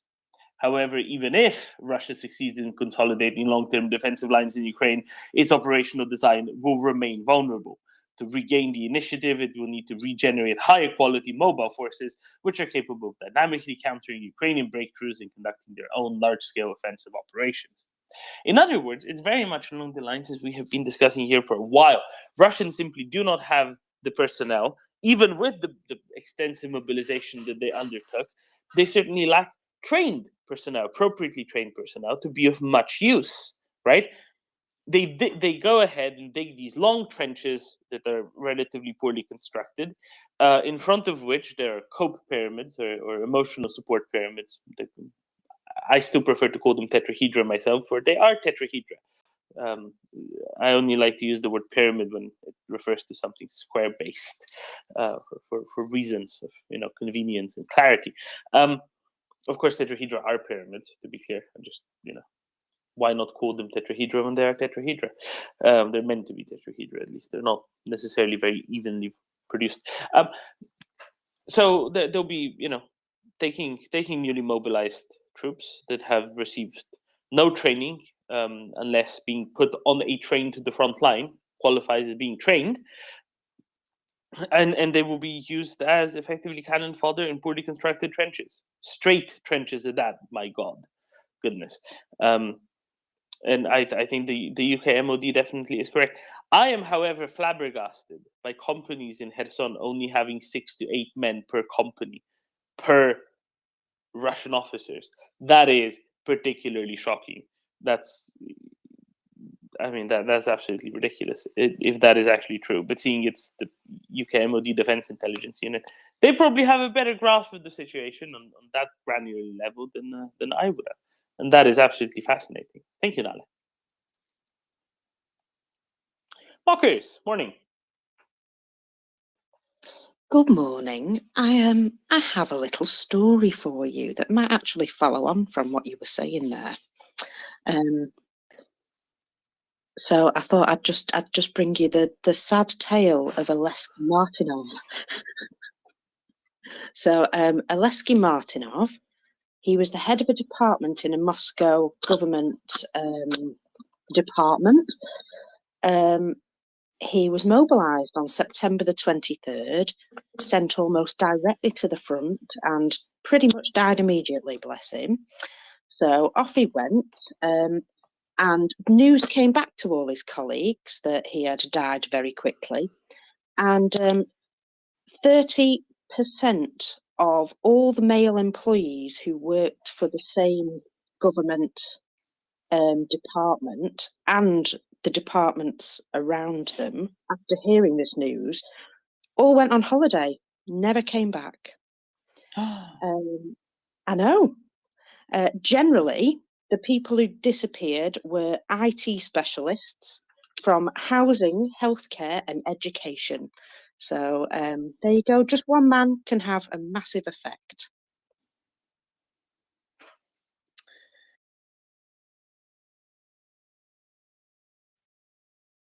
I think you just muted yourself, Domin. I'm sorry. Clearly, they realize that this is what awaits them if they hang about to find out. So that's clearly not how most people want to go. So those with options, with ability to do so, went elsewhere instead. However, this doesn't actually markedly or relevantly decrease the available, manpower, conscription power for the Russians to mobilize. Right? I think this is something pretty important. What I want to highlight here is, look, at the end of the day, Russia has 140 million people. If they need to get 200,000, 300,000, 500,000, a million, they will find them. Even if a few 100,000 leave the country, there is more to pull from. It doesn't actually affect Russia in that way. What it does do is it, let's say, lowers the perhaps thinking capacity of their military additionally. If they need 300,000 people to be cannon fodder, they can always get those. They don't need people who might have been capable of running a department or do IT tasks or whatever else to be among them. So it doesn't actually affect them particularly. Where it does possibly, at least, affect them is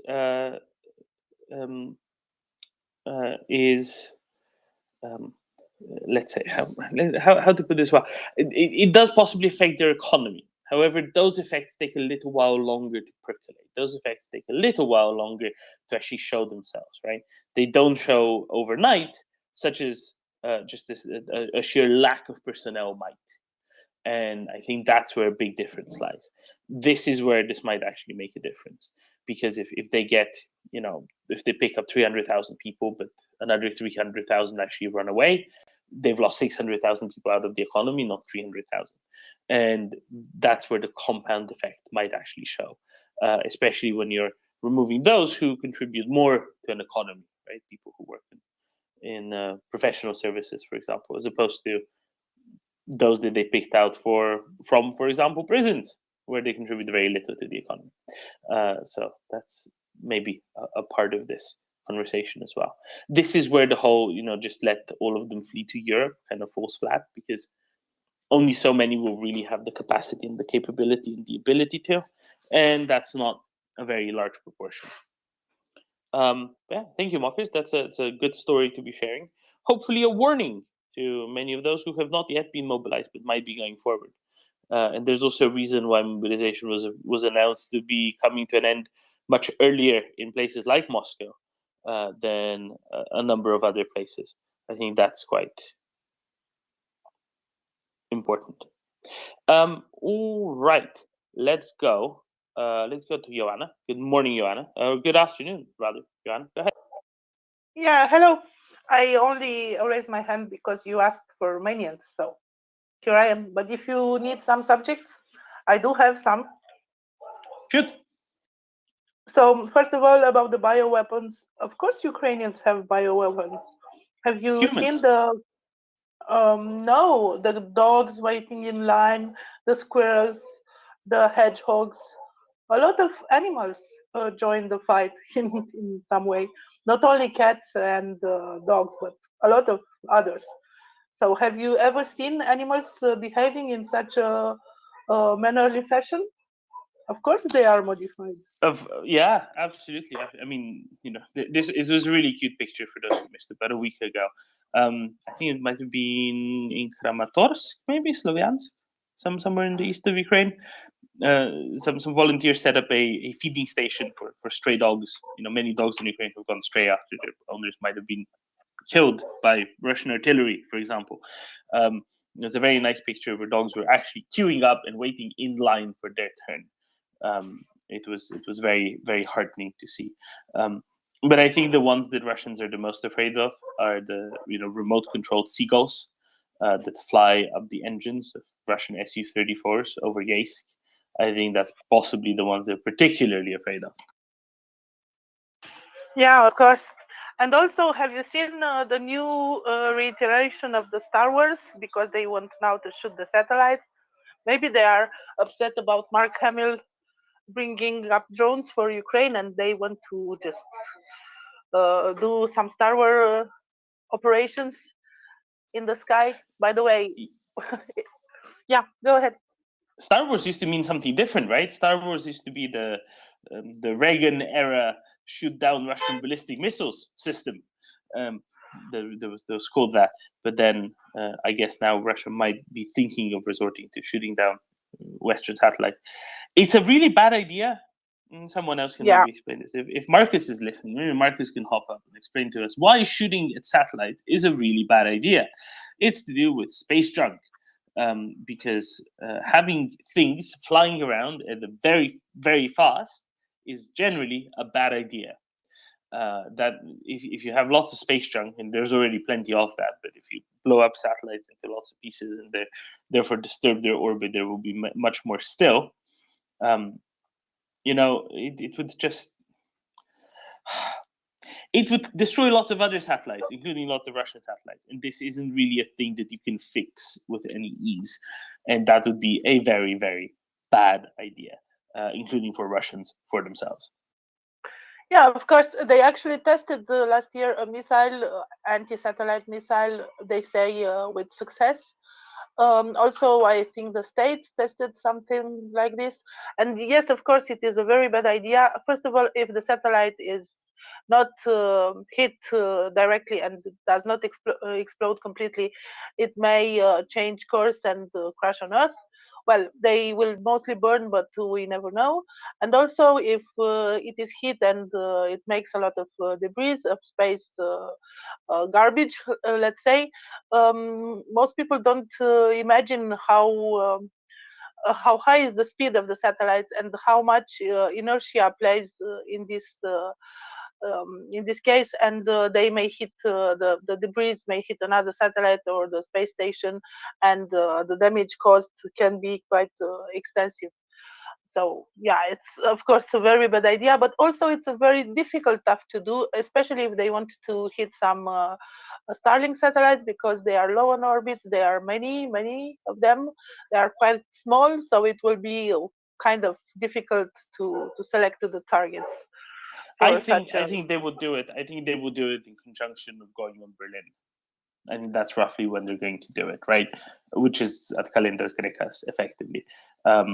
They say lots of things, but they can't actually do them. And even if they would be able to do them, they probably still wouldn't do them because it is such a ridiculously bad idea for them themselves. Yes, it would harm Ukraine. Yes, it would harm the collective West. It would also send Russians thoroughly back into Stone Age. So that's why it's probably almost certainly not happening. Anyway, the Russians give the idea that they are playing, some wheel of misfortune. They are selecting subjects like, okay, nuclear, we go nuclear. No, we go radiological. No, we go to satellites. No, again to biolabs, and so on and so on. It's like they are just taking turns in turning the wheel of misfortune and selecting one subject after another. Yeah, it's throwing stuff at the wall.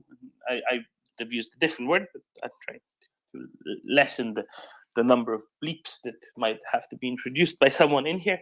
The Russian propaganda approach is throw lots of stuff at the wall and see what sticks. And because you can't just be repeating the same nonsense all the time, they have to have a variety of nonsense they cycle through on, as it termed, the wheel of misfortune. Not that they're willing or able to do much of it. However, they still do it. They say it, right? They say they will because threats work.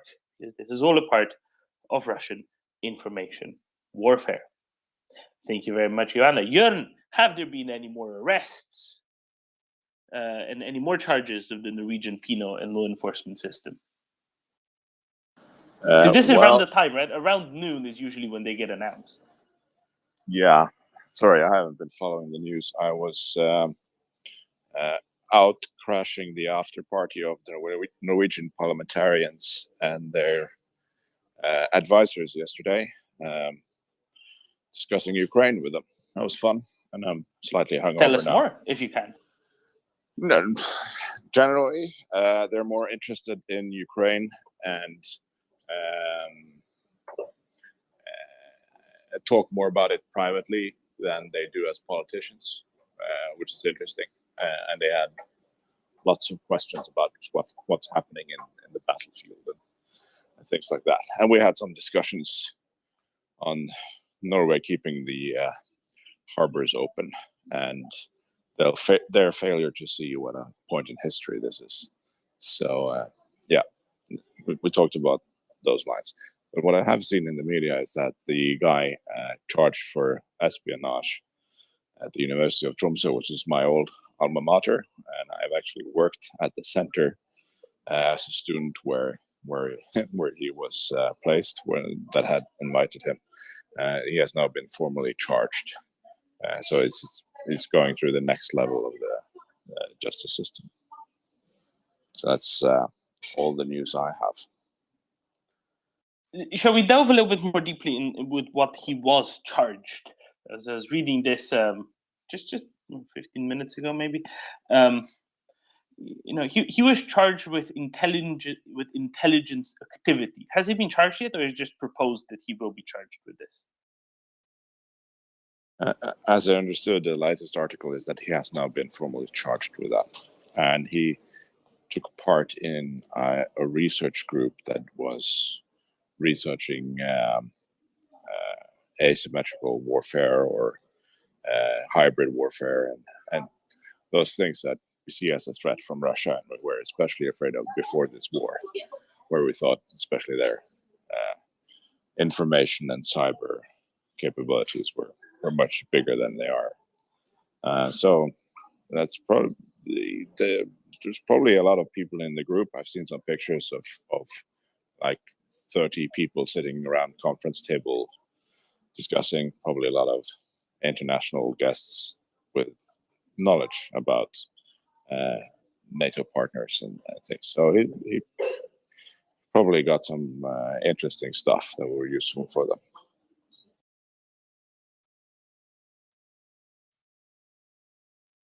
It's almost kind of ironic, right, that he would be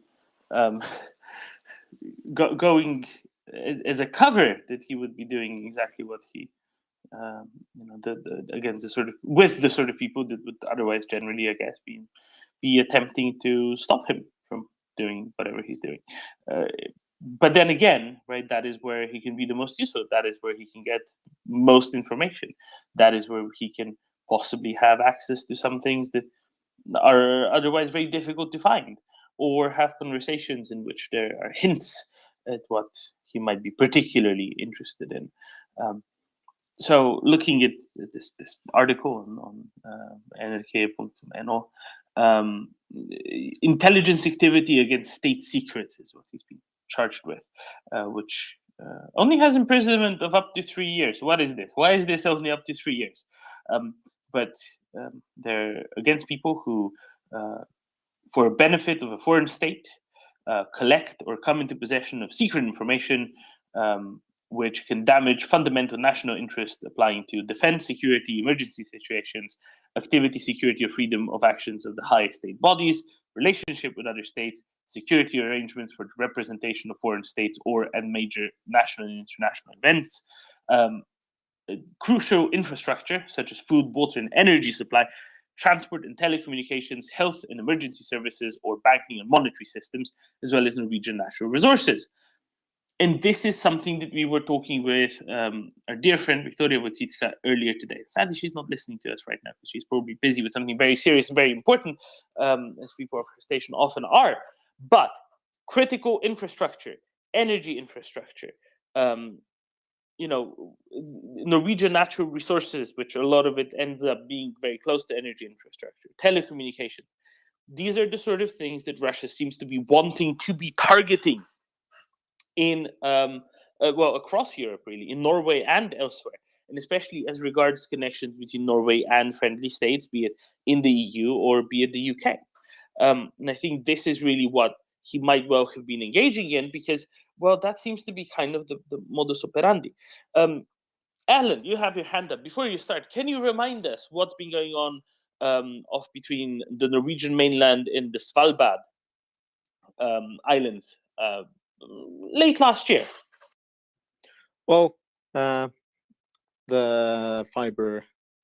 undersea fiber cable was cut. If that's what you're aiming at, there was a absolutely Russian... That's exactly what I'm aiming at.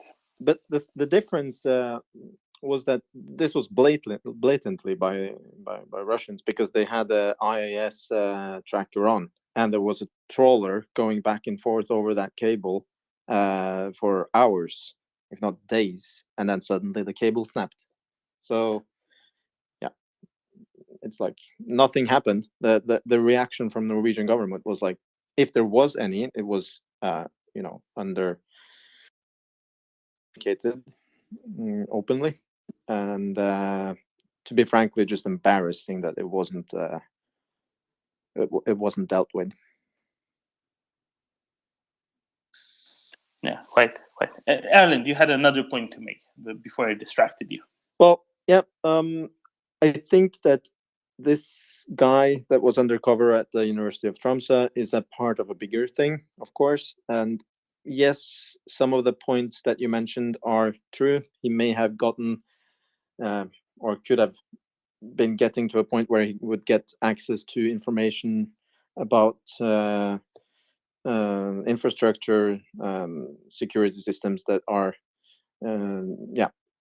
not good, that Russians have information about. But I think the main part of these scholars going into the universities in Norway is more about political influence in the sphere of the academia, Norway has this, yeah, there's a lot of universities, and especially the University of Tromsø and Oslo have big academia environments, which are like groups of academia that focuses on Russia. There is a Russia studies, Russia that programs at the universities, and they're full of Russians, either Russians who emigrated long ago or Russians who emigrated for scholarships, etc. I think most of these people are either stupid idiots or useful idiots. I mean, but it's definitely possible that his mission was to, in some way, change the focus of the academia towards more, cooperation with Russia in different areas. Because in Norway we have this big problem, as Jørn has mentioned, that it is very important to keep our good relations to the good Russian neighbor, which we were never at war with. And this is very much so strengthened by the academia, which starts cooperations, programs with universities in Russia, the whole northern the Arctic Council, and all the activities that are happening with Russia in the academia and the diplomatic area has been a very big obstacle for us getting those fishing vessels out of our seas, to be frank.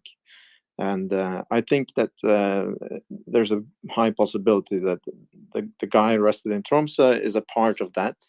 And I think that's the main reason that he was put there. I think you might be right. Jørn, Alan, hang about if you can. Let's go to Abdullah for his question, but then I have some more notes on this sort of low-level spread of propaganda with you guys, and then low-level spread of Russian influence, especially in neighboring states. For the two of you, Abdullah, shoot. Hi, thank you, Domen. Thanks, Erlen, for that. I don't know. It seems that every week we're catching this. There's another Russian spy ring being exposed in the continent of Europe. I'm just wondering, how bad is the situation when it comes to Russian penetration into EU countries, and if that's the case, what will it take to root them out? Thanks.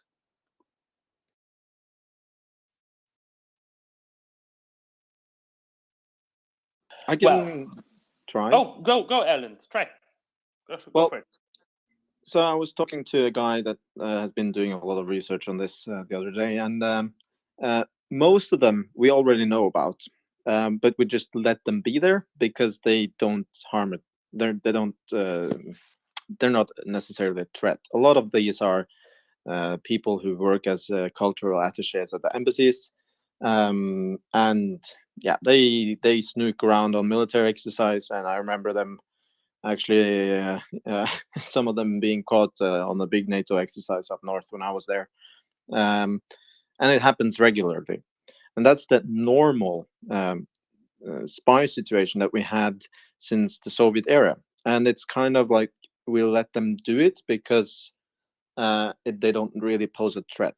But when it comes to the stuff that happened up in the University of Tromsø, that's it's the first time we arrest a spy in this manner, as far as I know, and that's probably where we have the hottest weak spot, because that's the only strength Russia really have. It's to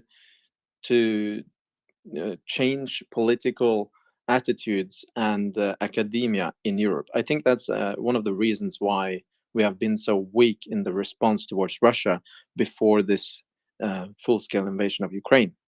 And it's not just Norway. This is a big problem in other nations. I think it comes a bit more to the daylight here because we're a neighbor in a very critical situation for their security, for their Murmansk harbor, where all the nuclear subs and the Northern Fleet is.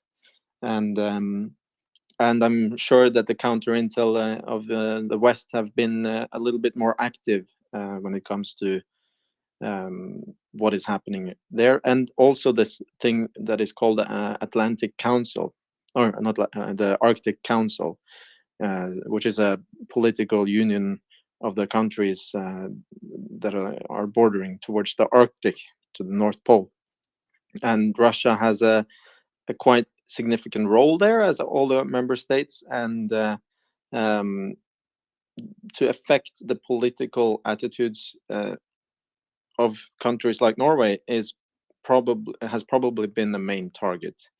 But to root them all out, first of all, we won't root them all out, but we might root out those people that are a part of this divide and conquer strategy of affecting countries politically, because that's where they pose a threat to us. They don't pose a threat to us militarily, in my opinion, but they pose a threat to us politically, and I think we're going to see more of that.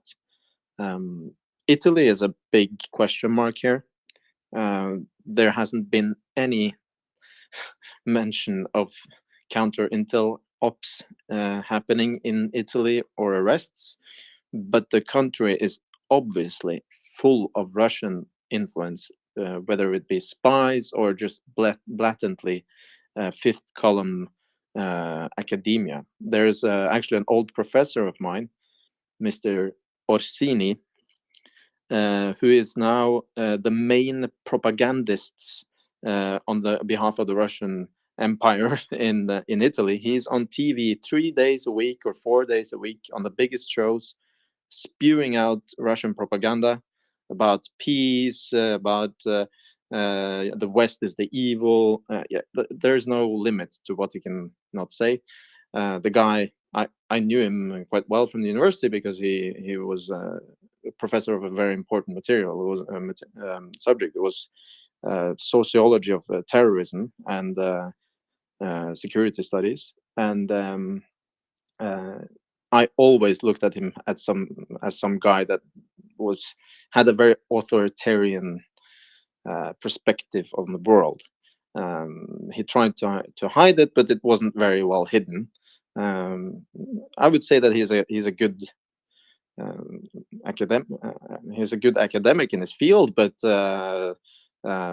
his morals and ethics were rather questionable also in the profession that he had. But now he is like an obvious fifth column guy, and there's like no reaction. He's still employed at the university, even if he's spewing out Russian propaganda, and he's just one of many for sure. So Europe definitely have a problem. I don't think the security threat is the biggest threat. I think it's the political threat that is the biggest threat. Well, so this thing, right? The security threat is complex in the sense that, and this is really good actually, Alan, because this segues into what I was going to ask the two of you about a little bit more. But the Norwegian case specifically, because of this not very long border with Russia, but definitely proximity and as Björn has noted many times, exposed ports. So, but also because Norway was actually the target of one of the more extensive information warfare operations against any Western country not many years ago, right? Just in the past decade. So what I want to note is the following: there's a difference, and you're right, Alan, between where you have either Russian academics or when you have very tanky non-Russian academics, which are probably a little bit more insidious still than the Russian ones. But there was a very interesting thread, and I've put it up in the nest. I don't know who this is, this Kint Knox fella. No idea. Doesn't really matter. Talking about an interaction that he's had in Venice. Basically, a Russian bartender lived in Italy for over 2 decades. And he was chatting in Russian with a friend of his about what they're planning to do, what they're really there for.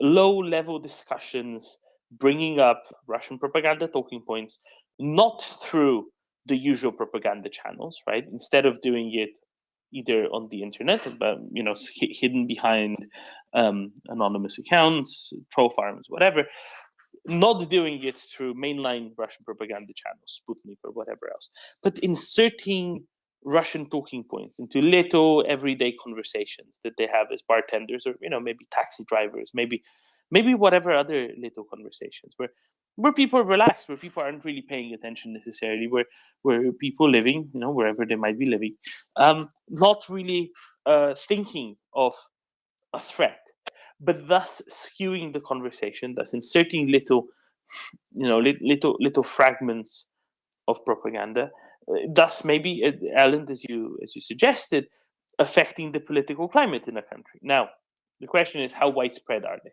If they're very widespread, if there's many of them, of course they can be more effective. In a country that's a little bit more prone to Russian talking points already, in a country that's better primed for it, again, the society is better primed for it, they can do this better. They can maybe integrate this better, and they can be more efficacious.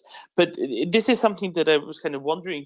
Yesterday you were talking to a lot of people. You said, privately they're even more interested in Ukraine than they are publicly. They're even more interested in helping.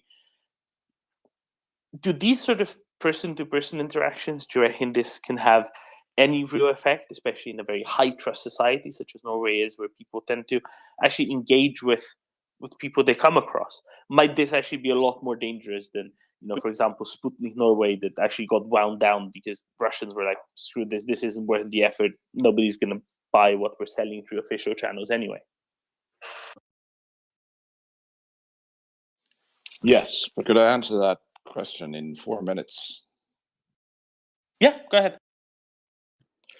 Well, I can continue a little bit to evolve this topic. I think they have had quite some success when it comes to creating relations across borders with European countries when it comes to trade. Not like extensively like they should have done, because their trade has mainly been the export of energy, not necessarily the high end trading, but at least they created some dependency. But what they've been doing since the Soviet times is actually on the academic level, creating a more friendly group of academia in European universities towards Russian, especially towards Russian academia, by giving scholarships and fellowships at universities in Russian cities, mainly Moscow and St. Petersburg.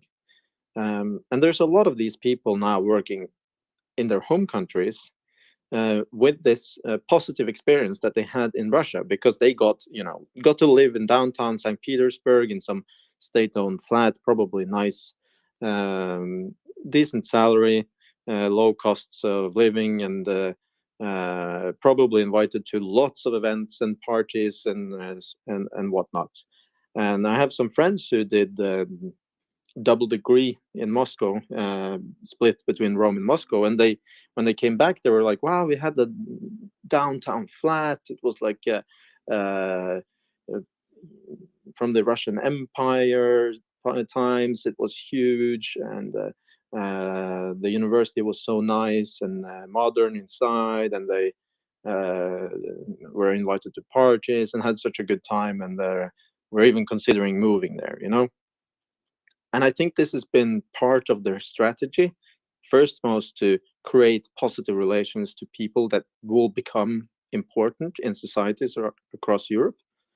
And then next part, the next level, is these kind of people that you see being arrested in Norway.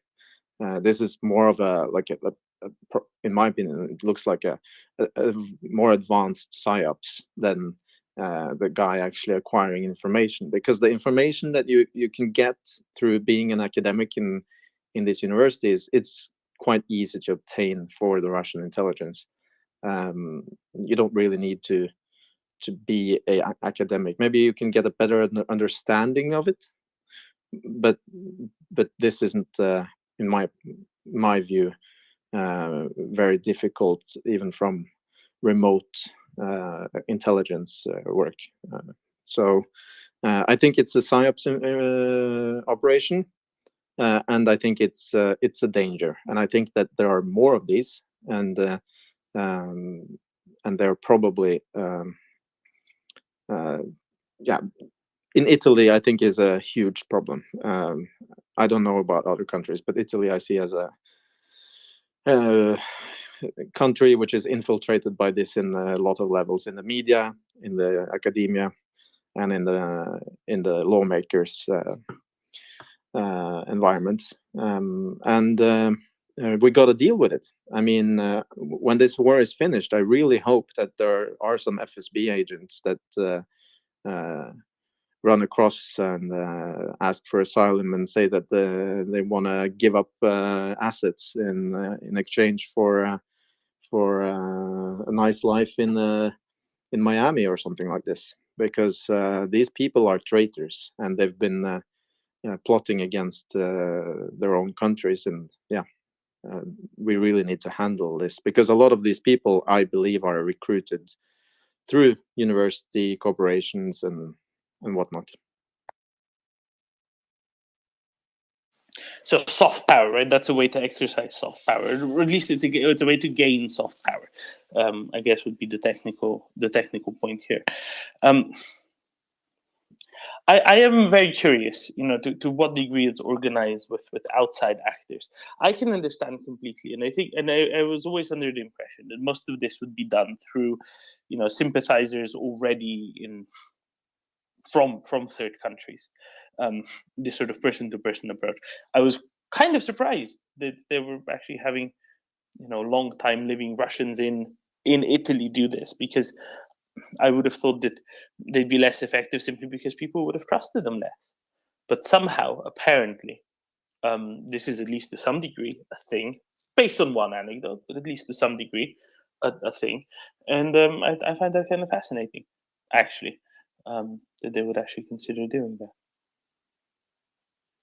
Okay, I think Jörn hasn't quite had his 4 minutes yet. Abdallah, shoot. Hey, thanks again, Domen. I'm just wondering, at what point does a political threat become a security threat for the continent? One thing that you can count on, rest assured, is that the main aim of Putin and the Russians is to destabilize the continent and their political debate. They want to create issues between citizens, what do you call divisions. Look at how they have infiltrated Austria and Slovakia. I think one solution to this is that we need to treat the Russians how we treated them there in the Soviet Union, in a Cold War mentality, and and the only way to do it is to pass legislations, because one thing that the Russians have found out is to take advantage of the legal system, because they can afford, they have the wealth to back it up, and so they can afford the best lawyers to defend them. So we need to pass legislations to protect the continent and our institutions, because a political threat can indeed become a security threat if not checked. So we cannot always keep saying that it's not a security threat. Well, it might become a security threat, and then it will be much costlier to take care of the problem. I think we have to address this situation, especially with the situation in Ukraine, and the continent can no longer feel safe. Being a neighbor to a fascist country, and their main aim is just to destabilize the continent and to break up the European Union. So I think it's time for governments to take it seriously. I don't expect the EU and the bureaucrats in Brussels to do anything, because nothing moves down there. I think it's going to take European capitals to address the situation, because it's a big problem, to be honest, and we need a Cold War fighting mentality to take care of the situation. Thanks, Domen.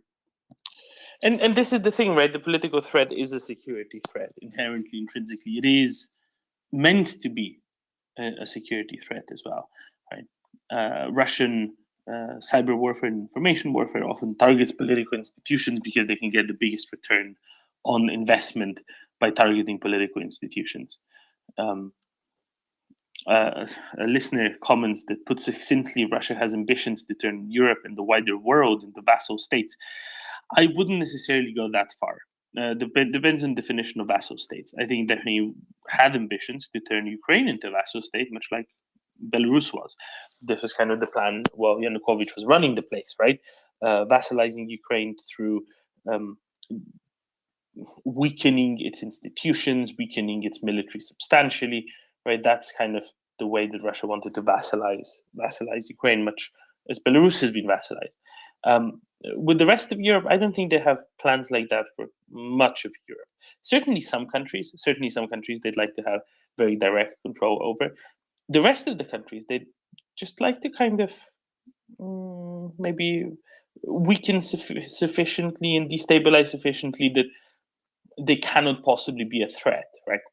Right, and that they cannot possibly be a threat, especially to Russian imperial ambitions. No countries are really a threat to Russia in itself. If Russia wanted to kind of exist on its own without interference from other countries, it can already do that, because no one's ever going to be, again, no one's going to be invading Russia, because people aren't that stupid. People have looked at Napoleon, they've looked at Hitler, like, no, we're not going to invade Russia, not just for strategic nuclear deterrence reasons, but we're just not gonna, because there's no point. There's nothing there that they want enough that they can't buy for mere money.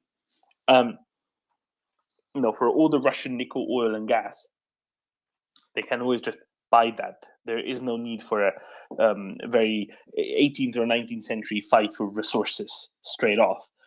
Europe is always sufficiently rich to do that. That's fine. That's not an issue.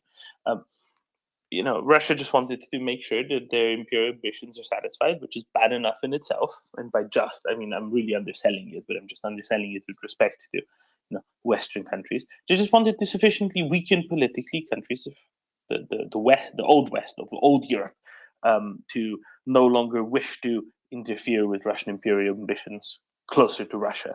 And that's bad enough, honestly. Of course, they wanted to have politicians as pro-Russian as possible, but not necessarily to the point of Belarusianization. Anyway, it's not really the point. I think we're close, but we perhaps disagree more on the formulation of words rather than anything else. Jörn, you are back. So how not suspicious? How suspect? No. How susceptible? That's the word. How susceptible is the Norwegian public to these sort of softer person-to-person approaches? Does a high-trust society make it more susceptible, or does the relatively high level of education and skepticism make it less susceptible? Where is the balance struck, especially among decision makers? Well, I think you'll get different answers whomever you ask, but since you're asking me, I'd say we're quite susceptible, because we're a high trust society that makes us we trust everything, and there's a certain naivety in the general population of Norway, and also among our politicians, about our neighbor in the east and their intentions. So for many years, just talking about how their trolls are active in social media. I've been telling a lot of people about this. I've been showing them, and many of them are very fascinated and see them themselves after they started looking. But there's also lots of people that say that, well, I'm just a conspiracy theorist, and that's just insane. Why would the Russians talk in Norwegian on Facebook? That doesn't make any sense. And I think they've been quite successful in forming our view of Russia, because there's this idea that we're the good neighbor. I've heard, I can't count how many times I've heard this talking point that, well, there's so many states neighboring Russia all around the Russian frontier, but we're not the ones that they're worried about. They've never had any problems with us. Like if we're supposed to be given some prize, but by being a good neighbor. So we're supposed to be kind to Russians and Russia because of this. And I think this general idea, and also the general idea in the population that, well, invading Ukraine is bad, and of course Ukraine should win, but well, they're not all good, the Ukrainians either. This is also some talking points I've heard a number of times, and I don't think that's something that just materializes by itself. It's absolutely Russian influence campaigns that has done that. And the fact that we are so friendly to Russia, we are through the last 15 years with everything that Russia has been doing, the fact that we're still friendly towards our neighbor in the east after they invaded Georgia in 2008. I think that speaks of an information campaign that has been a success. And I think the fact that it took 7 days until Norway, the Norwegian government, changed its view and said that we will provide weapons to Ukraine. I think that's also part of the success of the Russian influence campaign, that it took that long. And yeah, that you could argue that that's not a security threat. I would say that it's a threat to our sovereignty, because when they are able to influence our opinions and our policies, that's a threat to our sovereignty. So I take that very seriously, and I hope that this arrest in Tromsø, the drone pilots, this war is something that finally changes the general view of our neighbor, and hopefully also provide some funds to our intelligence services and their work that are supposed to protect us from influence like this. Thanks.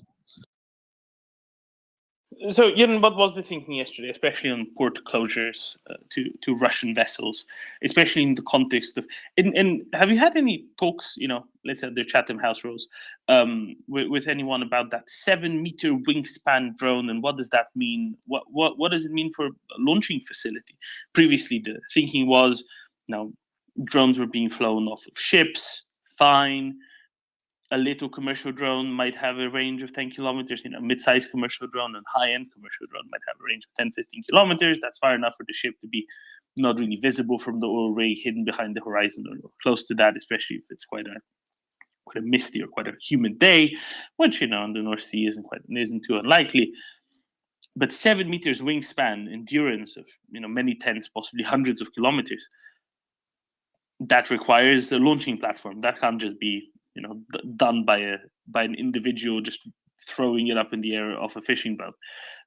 Any thoughts on that? That's a sign of a much more organized threat, just as the chap who was picked up in Tromsø. Yeah, I think the threat is very organized and very well planned and well coordinated. And sadly, I know very little about drones. But I imagine that even a mid-sized fishing vessel would be able to launch something like that.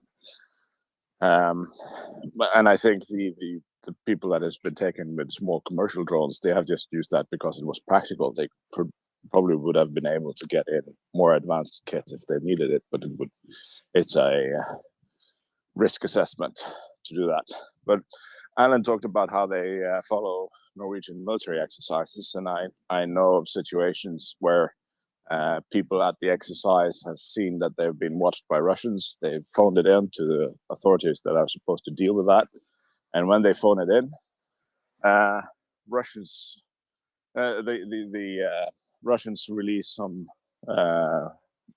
normal Russian people just driving around with Russian license plates. So the police that are trying to find the Russians that are actually watching the exercise, they are swamped and have to deal with this just regular Russians driving about. They've been told to drive around, but their mission isn't anything else than just to create confusion for the police. So they are quite organized and well planned, and we need to take this more seriously. So this is the thing, right? We know that Russia has a tendency of using civilians to affect things, especially cyber crimes, right? There was a lot of volunteers or let's say non-state actor hackers that were contracted with in one way or another to various degrees of formality with Russian intelligence operations. And the rule was basically, look, you can go do what you want, but when we need you, we'll call on you and don't attack us, just attack foreign actors, right?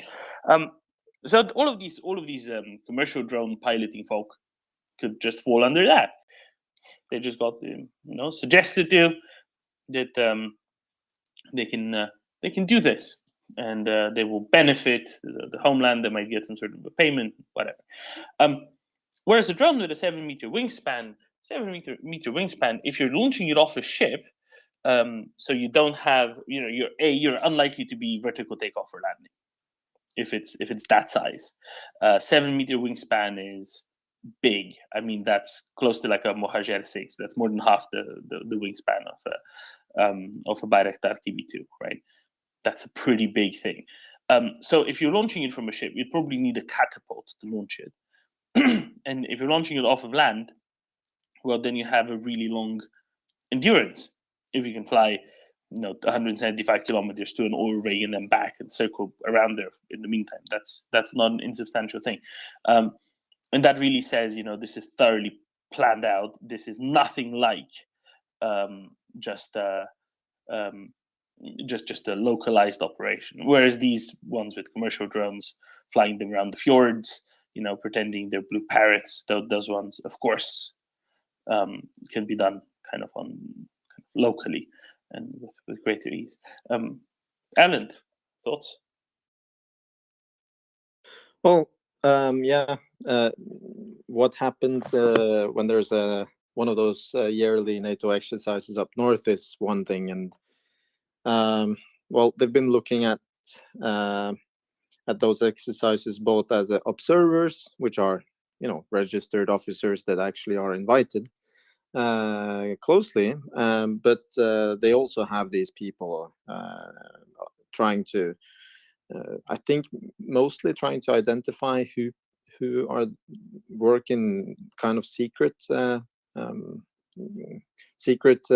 environments in the military. I know that when I was up north before these exercises, there were people taking pictures from a gas station towards the gate of our military base. They were frequently visited by the military police and told to get the hell out of there. And I also had an episode actually during one of the cold response exercises where we were on the top of a mountain and we had equipment that was highly classified. And in those cases, we can enforce a law that says that the area which we are performing the exercise in, even though if it's a public area where everyone has access, is considered a military property or military area, restricted area. And they were pretending to be hikers and taking pictures with big cameras of our equipment. And that was, of course, a no-go. We already knew what to do, so we contacted the military police, and they told us to basically hold them back until they arrived. And they were arrested. But I don't know what happened after, because you don't really get to know. They just got arrested, and they didn't say anything. They knew that what they did was, not allowed, of course. And they didn't seem so concerned.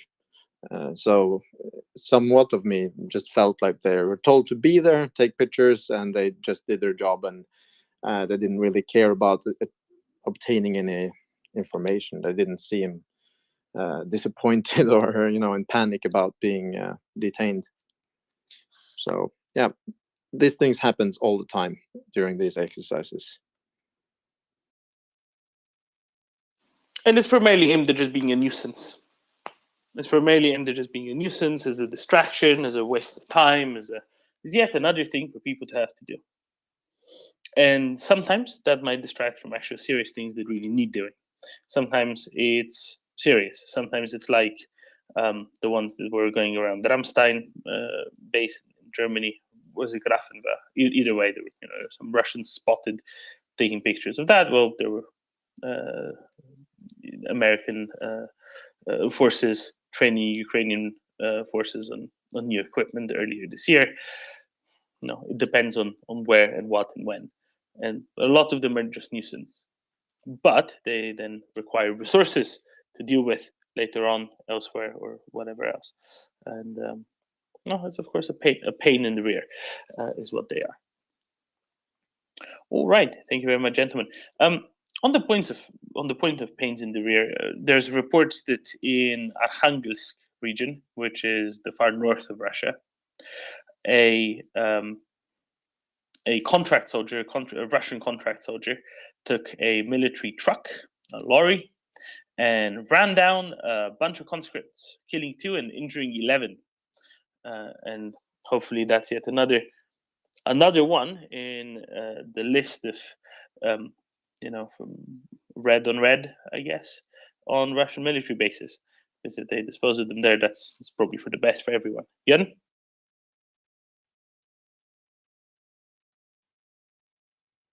Jan? Sorry, I just burned my hand on the coffee. It happens. Yeah, I was going to speak to you. Mentioned that the Russians are known for using civilians, and that's true. I know for a fact of Russians living in Norway that have no interest at all of being an agent of Russia, that just wants to live their life peacefully and by themselves, being a Norwegian citizen even. But they could get phone calls saying like, well, is this person living there and there? That's your relative, right? Yeah, that's my relative. Good.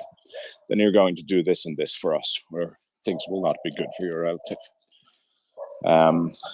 So anyone with family back in Russia is under threat of being pressured by the government to do something that they otherwise wouldn't have wanted. And sorry, it's a dog barking. I had an experience going to Moscow where I traveled alone because I was going to a wedding in Nizhny Novgorod. So I spent one night in Moscow. And when I went out of the hotel and went to the Red Square and walked around, I saw that there was a guy following me. And he wasn't hiding that he was following me. He was making it very obvious. So he was just a few feet behind me at all times. So when I stopped, he stopped. And when I started walking, he started walking. And I found that quite uncomfortable. So I just headed back to hotel. And I asked around about this. And what has been suggested to me is that he's probably a civilian. He doesn't work for any government agency, but he was probably called upon to make me feel uncomfortable because they don't want single male military age Westerners just traveling around Moscow feeling comfortable. I don't know if anyone has any experiences like that or information on what else that could have been. Thanks. No, you're probably right. It's most likely what indeed it was, unless they found it particularly, useful and suspicious, and then it might have been an actual guy as opposed to just one of them. Peter. Hello, Domen. I come today with a very specific question, and that is, I see media reports regularly, but more lately, that the public finances of Ukraine are struggling, and that they have challenges with financing, public services and so forth. And the question is there a reason why they could not borrow on the world market what they need of liquidity? Or is it more that they cannot just keep borrowing because that would become unsustainable? So Ukrainian debt to GDP ratio has skyrocketed, and I mean skyrocketed. I think you understand why it's skyrocketed, because when you divide GDP when you divide debt by GDP, even if debt stays constant and GDP plummets, obviously that ratio goes really high up. And we all know why the Ukrainian GDP plummeted, because, well, a bunch of people left, so much infrastructure was destroyed, so much potential for GDP generation was indeed destroyed. Much of the economy was decimated. That makes it quite difficult for the country to borrow, because on the usual metrics, it's not doing that well. However, because of that, the deficit isn't really insane in absolute terms. It's very high for Ukraine. It's not high in absolute terms. In absolute terms, it's about $5 billion a month. So let's say about $60 billion a year. Euros, same thing now. Norwegian krone, 600 billion a year, roughly. A tiny fraction of, let's say, the Western economy, a tiny, minute fraction of Western economy as a whole. We've had commentary, including on the space, for example, by Timofey Milovanov, Professor Timofey Milovanov, who's the head of the Kyiv School of Economics, was basically saying, can we pretty please get grants to cover this rather than debt, because debt will be very hampering in a future rebuilding, and it wouldn't be very good for Ukraine to accumulate debt under the current circumstances. Quite a lot has come in grants, but not quite enough to cover the entirety of the shortfall. So you're right, there definitely are difficulties. Ukraine has cut back on non-essential spending, obviously, in various ways. And actually, last week there was a new report by the International Monetary Fund mission to Ukraine, saying that they find they find the efforts that Ukraine has made under wartime conditions as very much positive for ensuring of macrofinancial stability. So what they say is that during these 8 months since the Russian invasion of Ukraine has started, while GDP has contracted significantly, there's sharp inflation, trade has been very substantially disrupted, and fiscal deficit has risen to unprecedented levels. However, nevertheless, the authorities deserve substantial credit for having maintained reasonable degrees of macrofinancial stability in these extremely difficult circumstances. And the general suggestion is to refrain from measures that erode tax revenues as they try to align expenditure with available financing. And this is the important phrase, right? Available financing. Financing on the usual debt markets just isn't there to anything like the same degree as it was before. And therefore, direct help is needed for Ukraine, ideally in the form of grants, as Professor Milovanov has argued for over a long time. Either that or basically debt underwritten by third party governments. That might be a good solution as well. Thank you. So if there were hypothetically a country with a large sovereign wealth fund where, say, $100 billion in grants would not be politically feasible, but maybe $100 billion in junior debt at reasonable rates could be made available, then that would be actually quite attractive to Ukraine. Forget 100 billion, 10 billion. Yeah, but let's say we did 100 billion of debt and 10 billion of grants. That could be a good mix. Oh, I'm just saying, 10 billion of debt is basically the shortfall right now, roughly of that order. Oh, yes. But yeah, okay. I'm just doing some research over these things in such hypothetical countries take a long time. We're talking, the government budget for 2023 with a lead time of maybe 8 to 10 months. So what the shortfall is right now is maybe not the key metric. No, that's fair enough. Thank you, Peter. But you know, really, I think the shortfall over the past 8 months aggregated is of the order of, you know, low double-digit $billion. So it's really not, yes, in absolute terms, it really isn't a ridiculous number. Obviously, it's a ridiculous number for individuals, but in terms of countries, it just really isn't. And that's what makes it possibly really frustrating. Fully understood, and so I think we're not talking about exactly the same thing, because I have a reconstruction in mind as well, not just the daily operations of the country.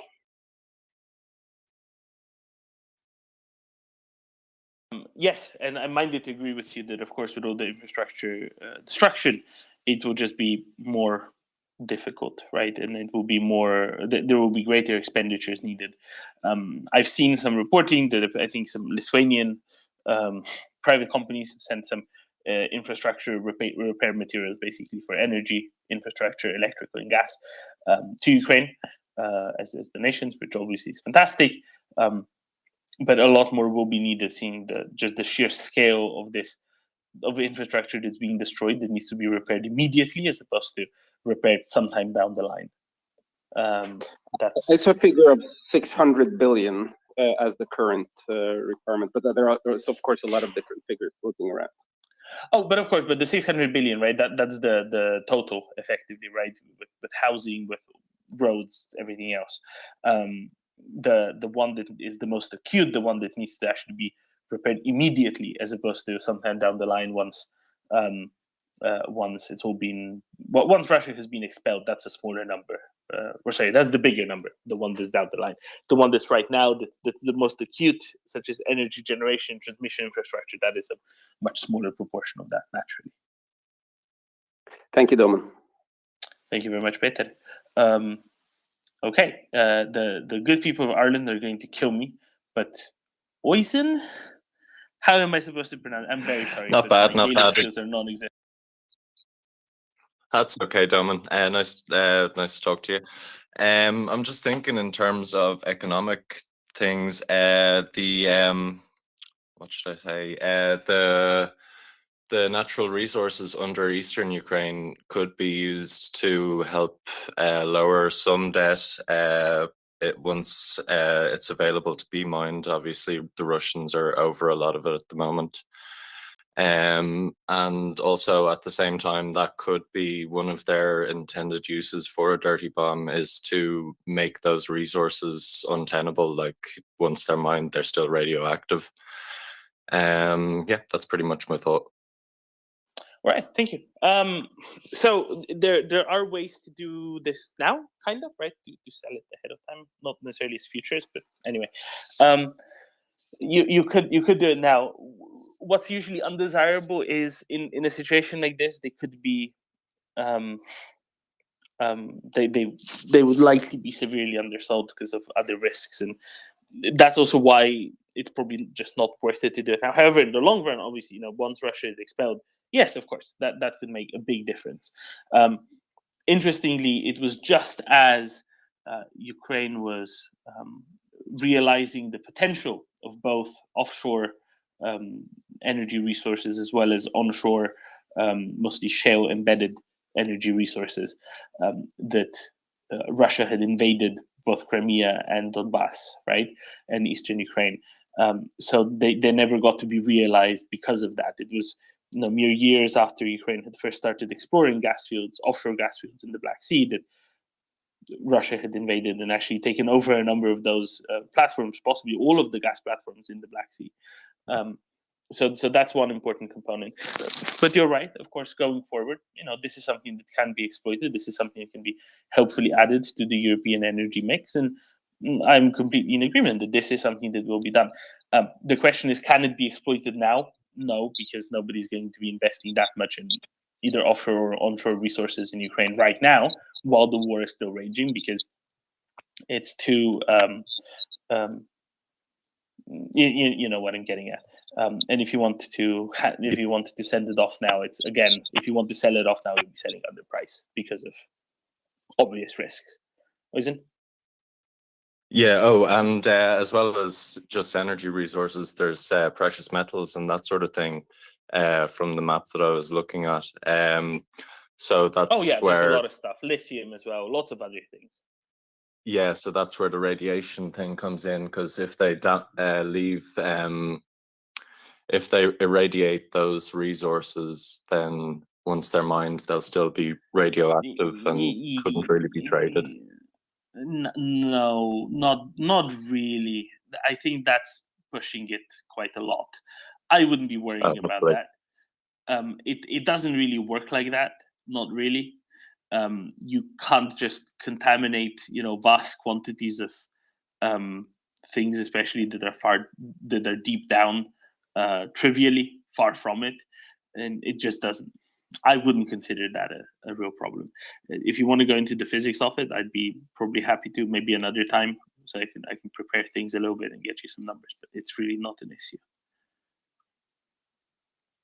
All right, thank you, Oisin. Alan, you had your hand up until moments ago, and you're supposed to be next. So, unless you're busy, I can take it. Yeah. So Petter was mentioning something, but I saw that he left. So, but I can say it anyway. I know that there are several initiatives about creating a reconstruction fund for Ukraine. There are several in Norway trying to affect parliamentary.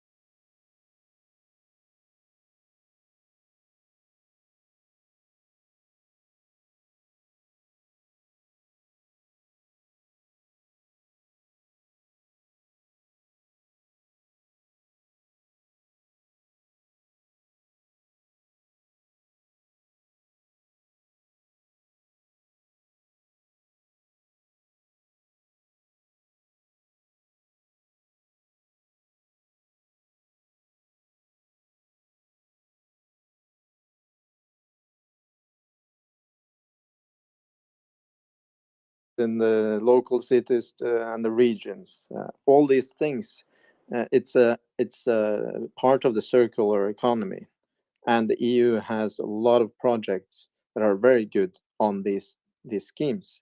And it's not just about building up the houses again. You need all the infrastructure around the local communities to work. And when they're going to be reconstructed, they shouldn't be just made back to the level that they were. They should be better. We need to make an example of Ukraine as a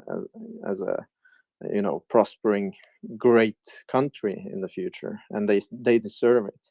And I'm certain that the EU is the right way to go when it comes to those kind of projects.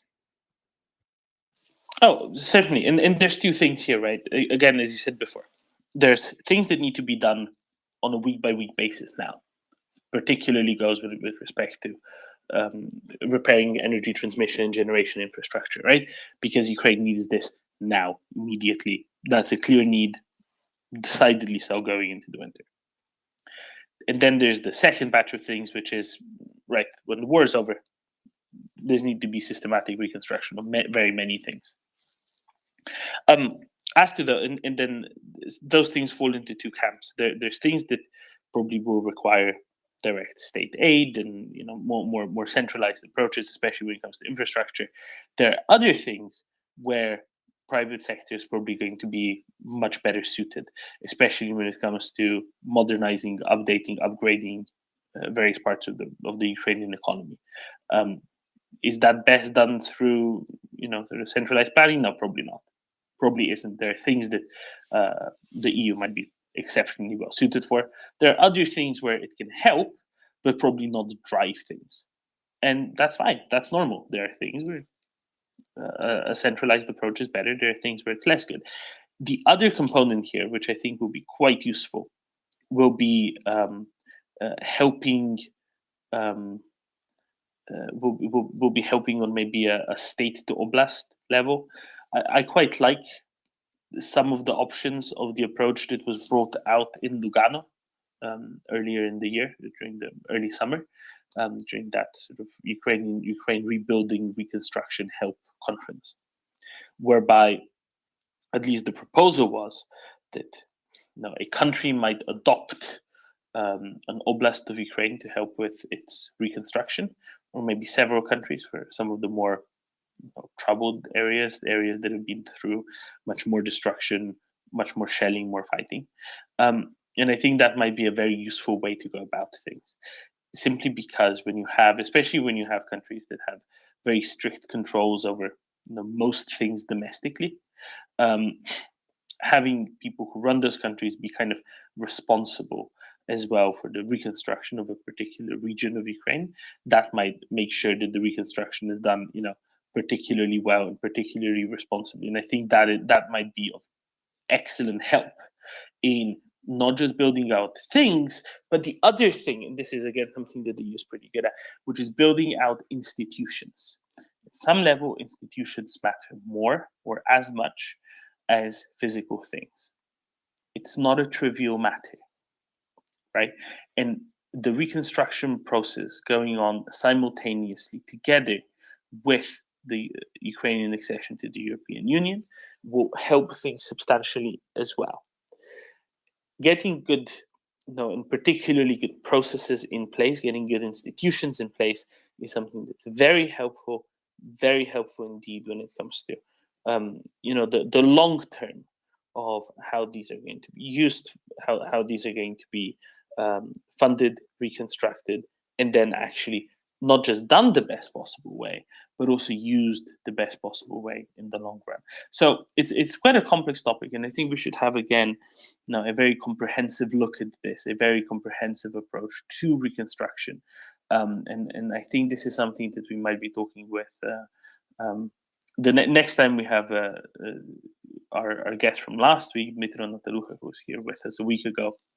Today, I think, who's a member of parliament from Ukraine, but also the head of the Parliamentary Select Committee for Economic Affairs, also is working on plans for reconstruction. We talked a lot. We spoke with him a lot about sanctions against various Russian entities, including Russian political parties. I think next time we're going to talk to him a whole lot more about plans for the future and how they're already building them out. I think Ukraine was preparing quite a lot for these already, except then the Russian terror bombing campaign against Ukrainian civilian targets, but specifically energy generation and transmission infrastructure started, and there suddenly were all of these things that became much more of a right now we need to deal with this priority. So maybe the longer term ones were pushed to the back a little bit.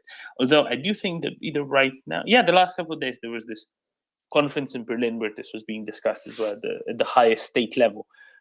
So that might be. There might be some news coming out of that very shortly as well. Right. Thank you, Alan. Abdallah, go ahead. Hi, Doman. Just wanted to ask if there are any truths that Elon Musk is planning to lift lifetime bans on the Russian state media on Twitter. No idea. No clue. You Yeah, know as the much as I report- do. You probably know yeah. more. Yeah, Bloomberg is reporting that that he might lift lifetime bans. So that means that the Russian state media, all the propagandists, will be back on Twitter. I don't know how credible the news is, but it's only one source at the moment, so we'll have to wait. So I Right. just wanted to check if you know something about it. I know nothing. But what I will note is that that might be true in some jurisdictions. In others, he might not have the capacity or the ability to affect that. Specifically, since the European Union has banned certain Russian media outlets from broadcasting within the EU, this also applies to web platforms such as Twitter. So there, the situation might stay as it currently is, or will stay as it currently is. There's nothing that Elon Musk, by owning Twitter, can affect legislation in that way. Not immediately anyway, right? He can do it through lobbying or whatever else, slowly and painfully. I'm pretty sure he can't do it immediately and forcefully as he might be able or might be wanting to do elsewhere. Chris. Hi, Devon. Mic check. How are we doing? We're good, Chris. How's the Malamute? Sleeping in between meals and things, you know. So yeah, just crashed out. Yeah, I was going to say, like, just listening to some of Elon's things on that, it sounds to me like he's going to open it up to all sorts of weirdos. But anyway, and just on the investment, I think the good news, it seems to me, like you're going to have to form an orderly queue in terms of investing in Ukraine soon. You'll have to get behind the office of Boris Johnson, for example, brackets Kiev, and you'll have to get behind Goldman Sachs as well, who were there last week, of course. So I think there's going to be no shortage of people wanting to invest in Ukraine. But the reason I was just came up was I was just hearing you say, I think you said something along the lines of, that the Ukrainians had just opened up the rigs, I think you were saying, in the Black Sea, and then before Russia 2014. Yes. Yeah, exactly. And then I've heard this a couple of times here, Doman. Like basically, I think I also heard in a conversation, whenever Ukraine gets to a certain level of GDP, Russia does something, right? So there just seemed to be that. Is that right? Just seemed to be that thing that Russia is watching or has been watching certain things about Ukraine, and every time they make progress in one area or another, Russia does something to try and halt or slow down or whatever that progress. Is that about right? Well, I don't know if it's that steady and fast a rule, but certainly let's soften it up a bit, right? Let's go away from one specific metric such as GDP, and let's soften it up a bit, and let's maybe turn to a more broad approach. And a more broad approach here would be whenever a state that Russia wishes to have as its vassal, right, turns too prosperous, so as to maybe incite those who are actually citizens of Russia to look into the immediate abroad and say, well, why can they have elections in democracy and why can't we? Why can they have a more prosperous life than we can? Why can they and we can't?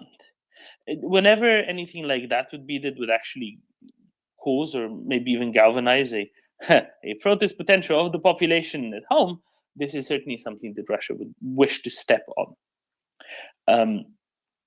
When Yanukovych fled in 2014, Ukraine suddenly jumped out of Russian influence to a considerable degree. Therefore, the invasion at that time. I think that's pretty clear to most people, right? Ukraine was becoming ever closer to a situation in which Belarus has been for a long time, under Yanukovych intentionally weakened the military, weakened the courts, made certain people who were closely associated with both him but also the Kremlin markedly more powerful than they previously were. And then suddenly he was gone, and the process seemed to be going very quickly the other way. So at that point, Russia decided to take control of the situation for their own purposes, and to better exact their imperialist tendencies over Ukraine, actually took over large chunks of it. First, the Crimean Peninsula, after that, starting the war in the east of Ukraine. Russia does this to destabilize countries nearby, where for the while when it knows that it can't actually fully take over them. They did the same in Transnistria and Moldova in the early 90s, in Abkhazia in the early 90s, later on re-entrenched themselves in Georgia in 2008, and so on and so on. Sometimes when they see that countries are sufficiently subservient, such as Belarus has been, they don't need to do a military intervention. They don't feel the need to go and actually invade the country, because they genuinely don't need to. Because when you already have a state whose government is subservient to you, what's even the point? But whenever there might be too much of an independent streak for Russian standards, and somebody wanting to break free of the imperialist orbit of the Russian Federation, or whatever the current incarnation of the Duchy of Muscovy might be, then yes, then one of the things they would consider is indeed an invasion, kinetic warfare, such as they have done in Ukraine, not just this year, but what they have done in 2014, and only stepped up and continued in 2022. Is it just tied to GDP? No, it's much more complex than that. But certainly that's one of the components of it. Chris? Okay, cheers. Thank you. Yeah, that's not oversimplifying necessarily. We can simplify, but GDP alone would be an oversimplification. But I think we've covered that well. Thank you very much, Chris. Vitaly, go ahead.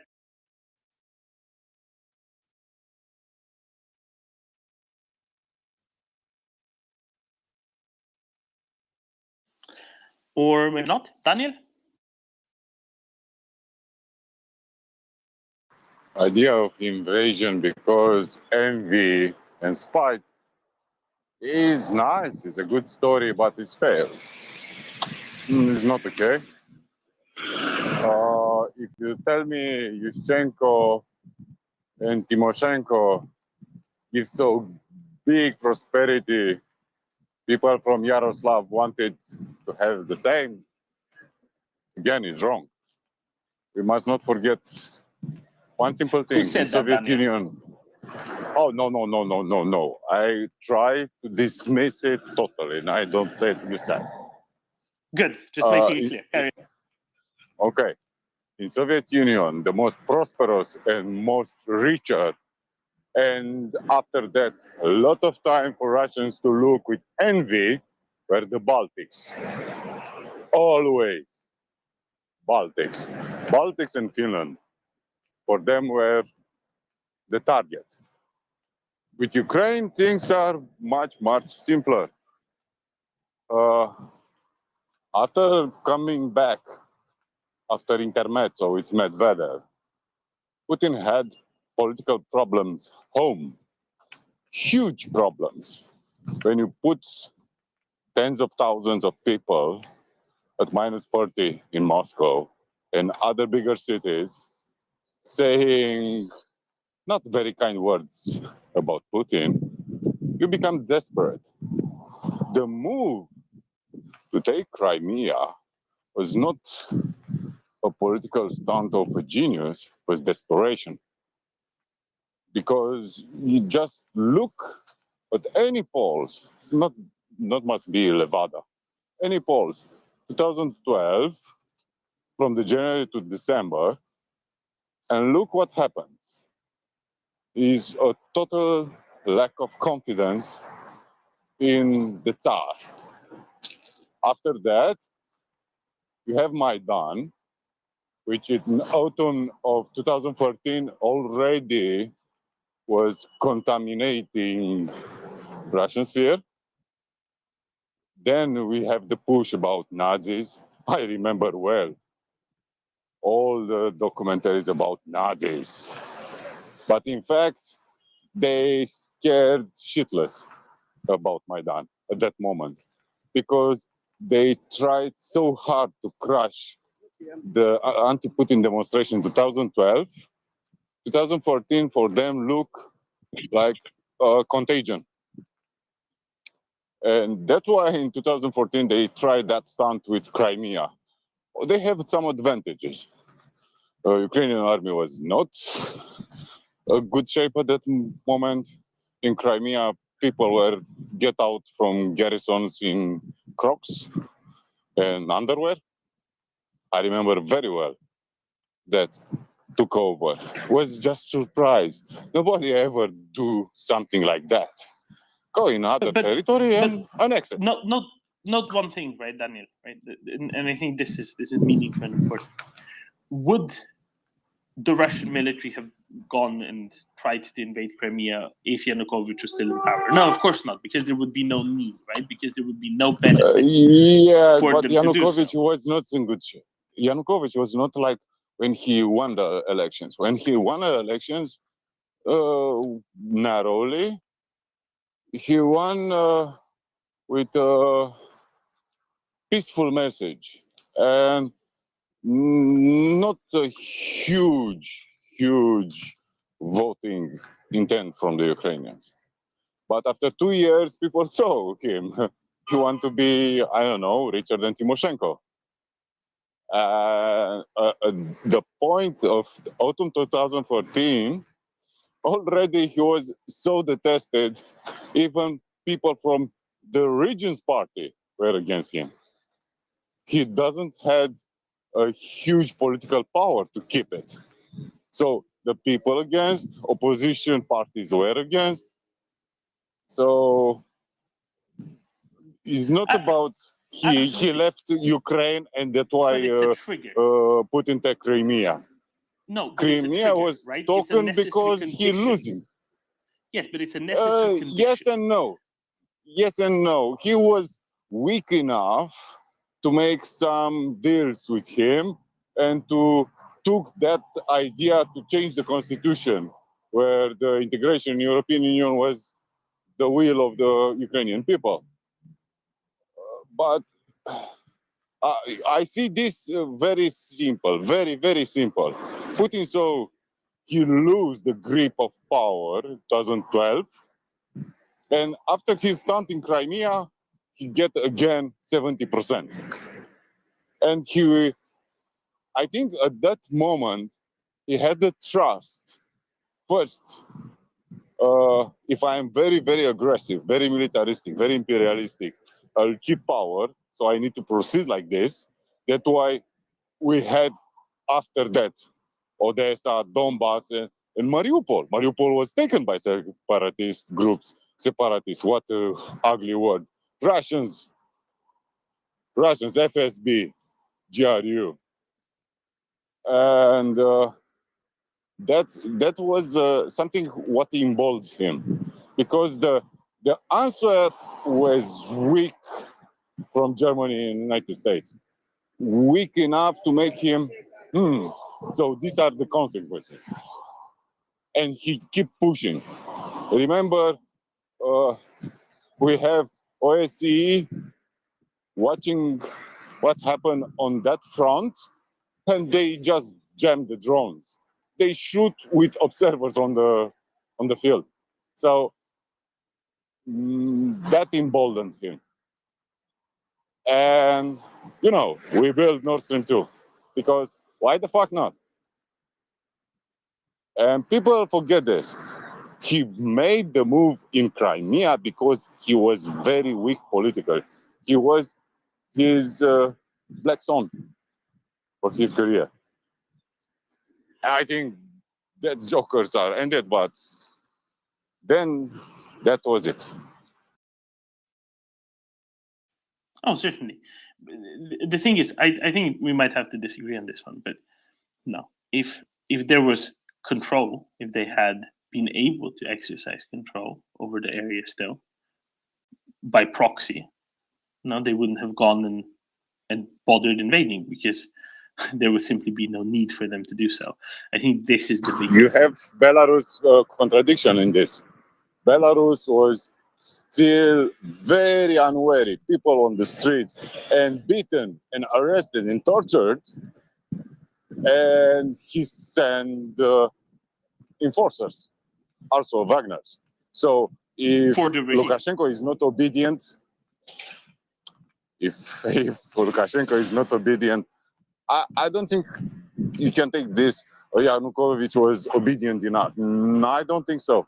They had a lot of business connection in Ukraine.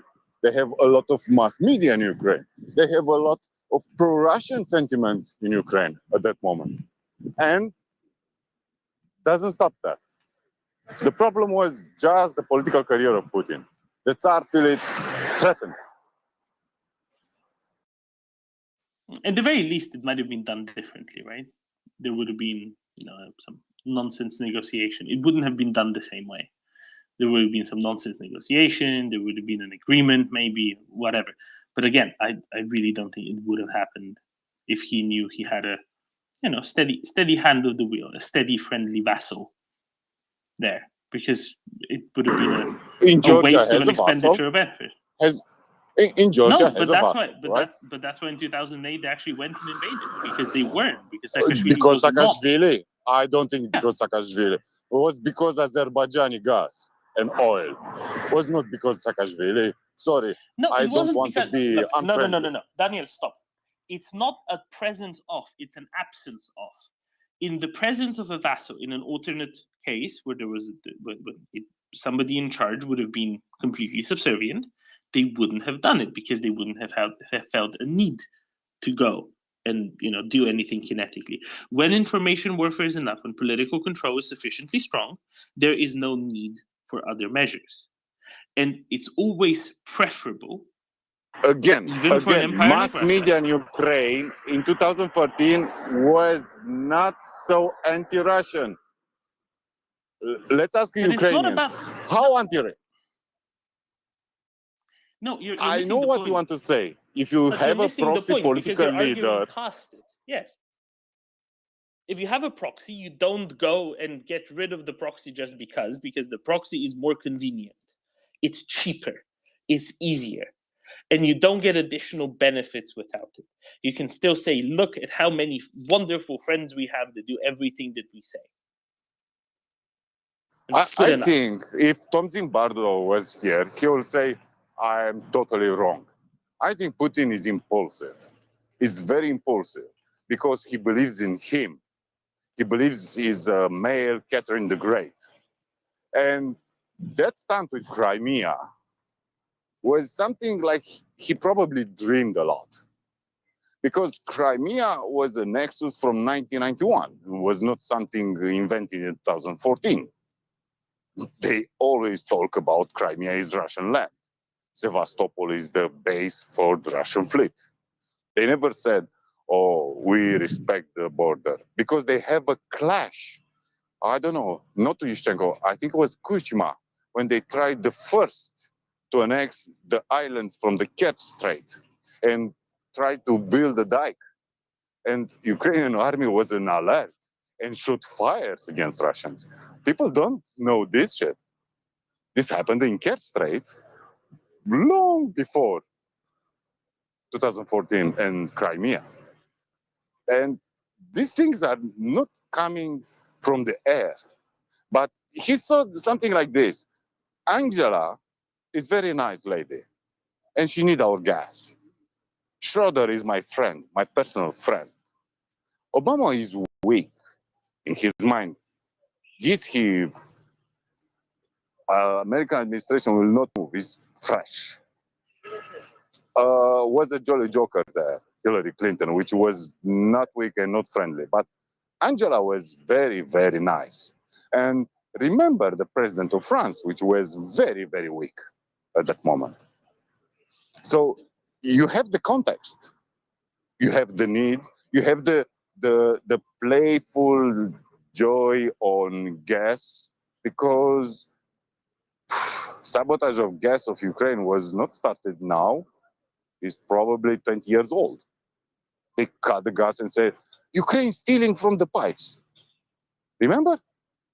2009, 2008, 2007, things like that. 7 might have been the first one. And something like that, yeah. And I think there is the problem. The wishful thinking of, I need to become a page of history because I'm a savior, I'm a father of the nation. That belief of autocrat is more important than anything else. And you have a problem home which can go to a real opposition leader, because 2012 is not 2022 in Russian politics. They had opposition. They had some people who believe in other people than Putin. And this complicates things very, very much. Because remember, Medvedev was perceived like literally liberal compared with him. Yes, but liberal compared with him. And this was a problem. Because it was not strong hand, was never perceived like a strong hand. That's why he tries so hard now to be a strong hand. Because it was perceived like weak. And this, there's extra if you power mix, from the third morning vodka. but you understand what I want to say? I'm not diminishing anything, but let's step back and look carefully what we say. The problem was the Russian politics, not Ukrainian one. Ukrainian one was a danger to contagion, was a danger to be the good example, the good, friendly, brotherly people who succeed in the road to democracy. That was a real danger, but was somehow weak, like a power nexus. But idea, you know, I am under 50 on the polls. That is a danger, huge one. And after that, you jump to 70, and everybody said he's great. Don't forget that, because Sochi Olympics was for him to get big image, and he played at Sochi Olympic diplomacy with Europeans. I remember very well that. And he stayed on the table with some European leaders. We don't forget that. And we don't forget he was always very cautious with Angela Merkel. Always. He was the nice guy with her. And for her counted a lot, this. So I think I spoke too much. I'll just ask you this. Do you think, let's say 2 years ago, there was any chance at all for Russia to go and invade Belarus while Lukashenko was in power? Yeah. What would they have to stand to? What would they stand to benefit from invading Belarus? Belarus already did every single thing Russia ever wanted. He was very, very close to kick off Lukashenko. I know. And that, but as long as Lukashenko was in power, there's no need. Yes and no, because already was agglutinating opposition leaders in Lithuania, Poland, and then you need to cross the border. Belarus is a big country, and Belarus always was used like backdoor in Russia. And he entered expressly because Lukashenko was very weak, subservient, but very weak. And always, if you cooperate with the leader, like Bashar al-Assad, why he go in Syria? Bashar al-Assad was looking for two allies, Iran, somehow Qatar, and Russia. Why Russia go in Syria? It's a very simple question. Why he go in Syria? Because was weak in front of ISIS? Because Kurds were very powerful? Because Turkey can crush Syria every time? Because he was about to lose. Exactly. Right? Exactly. Yeah, no. So I agree. So this is what I'm saying, right? You don't in that case, Russia did not go and invade Belarus when Lukashenko lost the election. No. Russia went and backed up the regime. There's a difference. It's not a difference. You send BTGs or Wagner. What is the difference? The difference is that you send they got to officers. Daniel. The difference is that they got to pretend that they were there under the invitation of what they considered the legitimate government. They didn't Same go they in did and in invade like they Crimea. invaded Ukraine. Let's stop a moment. In Crimea, they got with, "We are Russia, we are Russia." St. Yeah. George ribbons? But No, this is the thing, Daniel. This is no. the thing. They go If one little green man. Why they go with a little green man? Because they feel because in they couldn't power. get invited because Yanukovych already fled. If Yanukovych was still in power, they would be invited in, and there's the difference. And this was the difference before the eyes of the world, right? Oh, This was the everybody difference understand before the what's eyes of the happened. world. Everybody know what happened there. It Everybody is know. but a technical difference. It is only but Referendum a with technical difference. gunpoint. Yeah, You go complete sham. with Sham machine referendum gun and version say 7, vote. maybe 17. I have a Yanukovych, if he was still in Ukraine, let's imagine something like this. Berkut with some Russian guys, a lot of them, let's say Chechens because they are a good scarecrow. Yeah, they go in Maidan and massacred 1,000 people. And Yanukovych is not so scared and he doesn't run, but he put his personal guard, some mercenaries to defend him. But the war of political struggle in Ukraine was already lost in Rada. It was already lost in Supreme Court. It's not just people in Maidan who come from all over the country. It's not only how it was so on television, internet. I remember well on Facebook. I was live on Maidan all the time. It was not that. Yanukovych lost that war when he started to crush them. If he let them to be a peaceful protesters, he had the chance. But in the moment he started to beaten the people, he lost it. And again, Putin don't invade because Yanukovych. It's his pretext. The reality he not for Yanukovych did. For him, Yanukovych was a weak, more weak than this guy who was exchanged for Azov, the relative. Crimea was about political will of Putin to remain in power. Navalny was on the wave at that moment. We forget this. 2012, Moscow, 70,000 people in December. I remember well. It was so frosty. I remember people yelling and the vapor condensate was very, very, very cold. And that's why he moved against Ukraine. Ukraine used it to detach attention of Russian people. No? Keep to the imperialist move. What the populists do? He doesn't want to focus on the problem in society. Yes. And you go to Ukraine, you look, Russia is great, Russia is back. Make Russia great again. That's it. Just that. Just a political stunt. He's ugly. Huh. But that is the motivation, in my opinion. I can be wrong. But in my opinion, that way. Daniel, did you just call for Mruga caviar? Make Russia great again? I'm evil, Axel. I'm evil.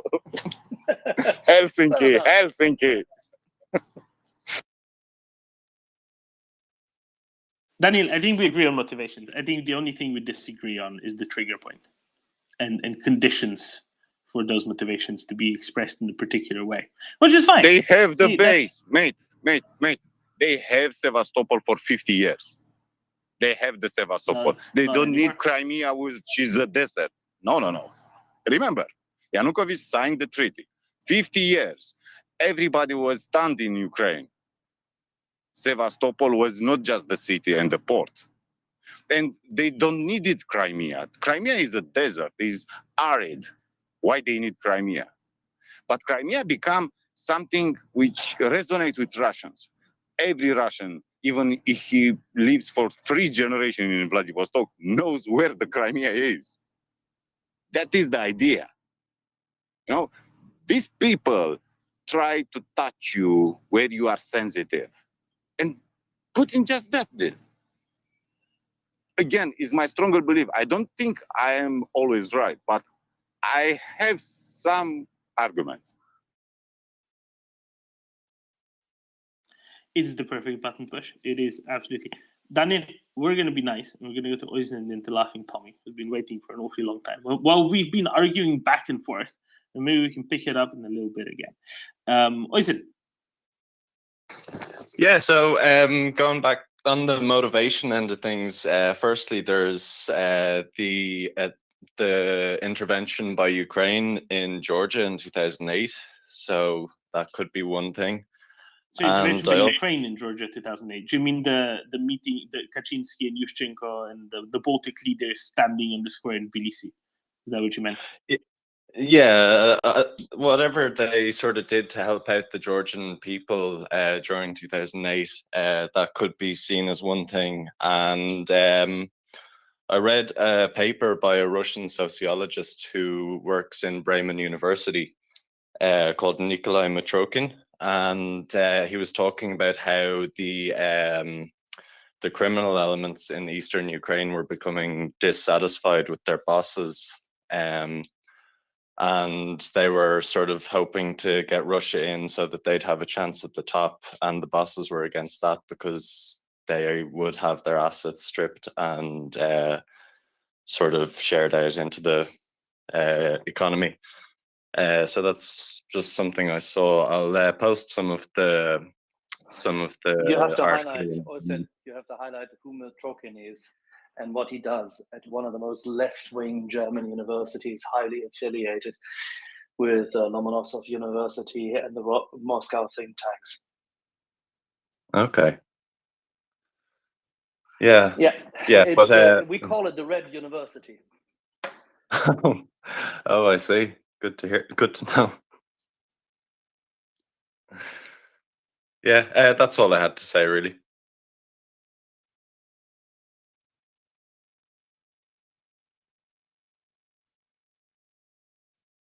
Very good. I'm guessing you might not have been aware of the details of his other work as well, which is fine. Can't be aware of everything. Laughing Tommy. Hello, can you hear me? Yeah, yes, we can hear you. Go ahead. Yeah, it's my first time trying the hands-free set, so that's why I'm asking. Basically, I wanted to just give 2 bits of news to the space based on broadly Russian social media. One is that conscripts from Kalmykia have had a bit of an altercation with Kazakhs from Astrakhan, in which they cut off 4 fingers of a fellow serviceman and broke an officer's nose, and then staged a massive fight with the rest of the Kazakhs. So, thoughts and prayers. Which speaks to the beautiful state. A while ago, I basically gathered a group of demographic data from Russia to see basically which countries had a viable way of becoming independent due to low number of ethnic Russians and previous history, etc. And basically, if you go north from the Caucasus and you see all the small republics, the Chechen Republic, the Dagestan Republic, Ingushetia, North Ossetia, all of them have some way towards moving away. Now, there might be different political reasons why they won't go, but the impetus is there if there's political will to do it. And basically, Kalmykia is only 30% Russian, and they have been treated the usual way Soviets treated ethnicities. So there's a reason they hate the Russian army. Anyway, so that's one thing. And a couple of days ago, I spoke about the Bashkortostan freedom fighters, and they lit a transformer station in Ufa that was basically supplying power to the railways there. And basically in Tatarstan, Mariel, Chuvashia, Udmurtia, all those oblasts, or whatever you call them in Russia, because they all have different legal statuses. There's a similar problem where the area is economically depressed, has minority of ethnic Russians, and the people there, I mean, Tatarstan had a referendum to become independent in, I think, '93, but it was just ignored. But it still was resulted in them in the independence side winning.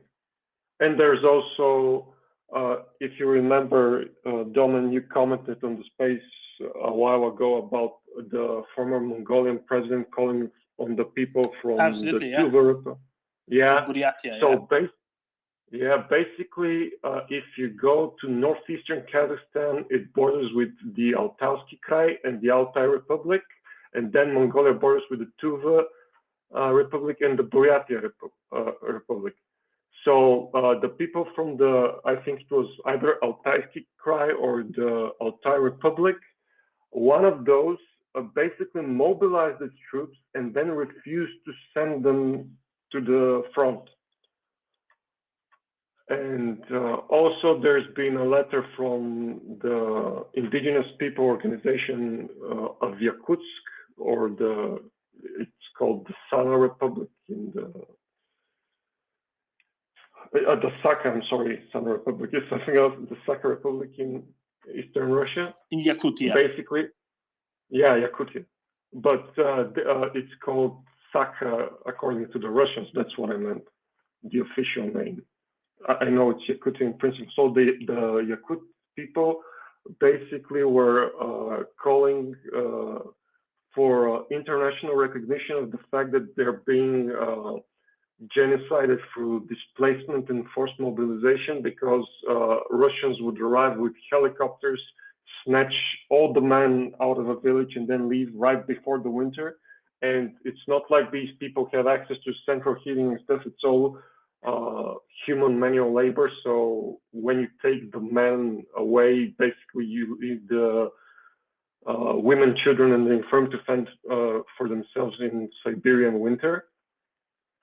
So, but basically there's all these rifts that exist in the current situation in Russia, and the rigid structure of Russia doesn't allow for social pressure and stuff to be relieved. And the more pressure they put in, it's just going to lead to these huge faults. I mean, we already have, I think it's 5, last report, 5 Chechen battalions being formed having formed in Ukraine and fighting and training to basically go back and mess up Kadyrov after the war.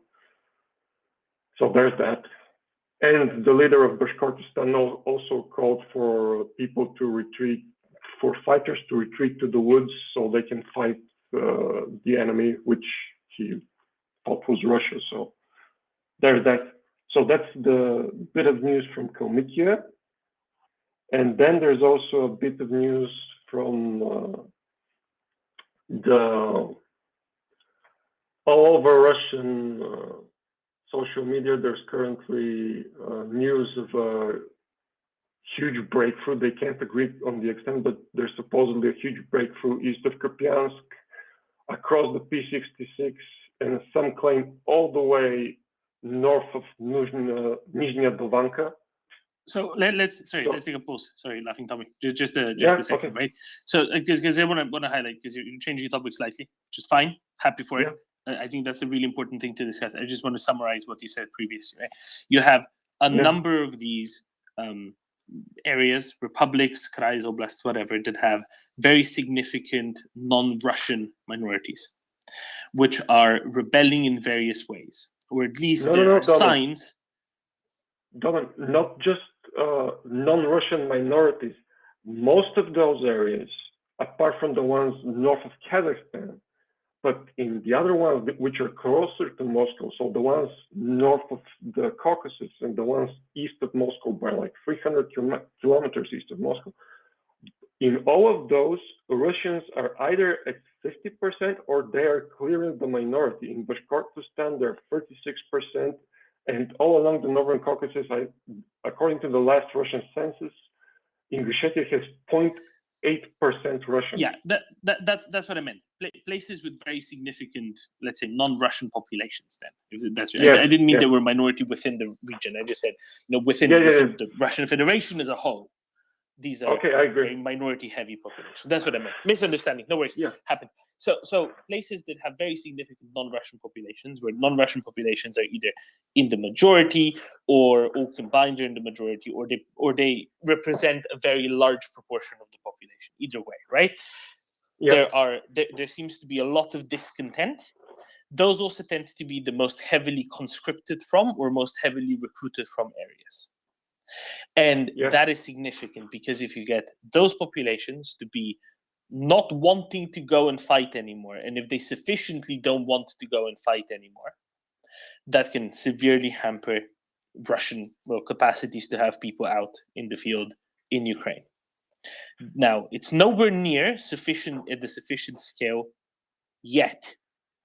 The scale of this resistance would have to be literally at least an order of magnitude, if not 2 orders of magnitude greater than it currently is. However, it's a start, and it's a significant start. Probably all of these are going to fizzle out. Now, we need to be realistic here. All of these are very likely to fizzle out. Usually, when descent like this starts, it also just ends up nowhere. However, we should keep our eyes open because this is the sort of thing that a lot of people who say previously served in the latter years of the Soviet military have pointed out. Once you get very strong inter-ethnic tensions, that is a good sign of the collapse. And this is something that started very heavily within the Soviet army in sort of 1986, 87, 88, 89. And this might be, the first snowdrop of the spring. Maybe it's nothing. Maybe there's another cold spell coming and it's gonna freeze again. But maybe, it just maybe is the first snowdrop of the spring. Don't rely upon this to actually make a difference. But if something happens a month down the line, 2 months down the line, we might look back and think, okay, this is the first snowdrop. I just want to specifically comment on the Kazakh-Kalmyk fight between those from Kalmykia and from Astrakhan Oblast. Astrakhan Oblast is just to the north of Kalmykia. It's on the Caspian Sea, close to the border with Kazakhstan. I think Astrakhan Oblast might have the largest number of ethnic Kazakhs of anywhere of any top-level subdivision in Russia, possibly. I'm not entirely sure. It definitely has one of the higher ones. Maybe 20-something% of the population of Astrakhan Oblast are ethnic Kazakhs. And, if they're fighting, good start. Now they just have to start fighting the Russians as well. Laughing Tommy, breakthrough across the Route 66 between Kremina and Svatove. Go ahead. Yeah, it's actually north of Svatove and east of Kupiansk. So basically where the road P66 curves, according to, and this is all to be taken with a grain of salt, of course, because sometimes the Russians exaggerate an attack so they can say that they've conducted a heroic counterattack, defeated 20 transformers and 60 billion NATO SEALs. But what they're saying is that at least Nikolaivka, Orleanske, Yahidne, and Kinslivka are now in Ukrainian hands. And maybe they've gone as far as going, let me just check the map so I can be precise. Maybe as far as Arativka, Verkhnya Dovanka, Lebedivka, and Yablunivka and Poltava. So excellent.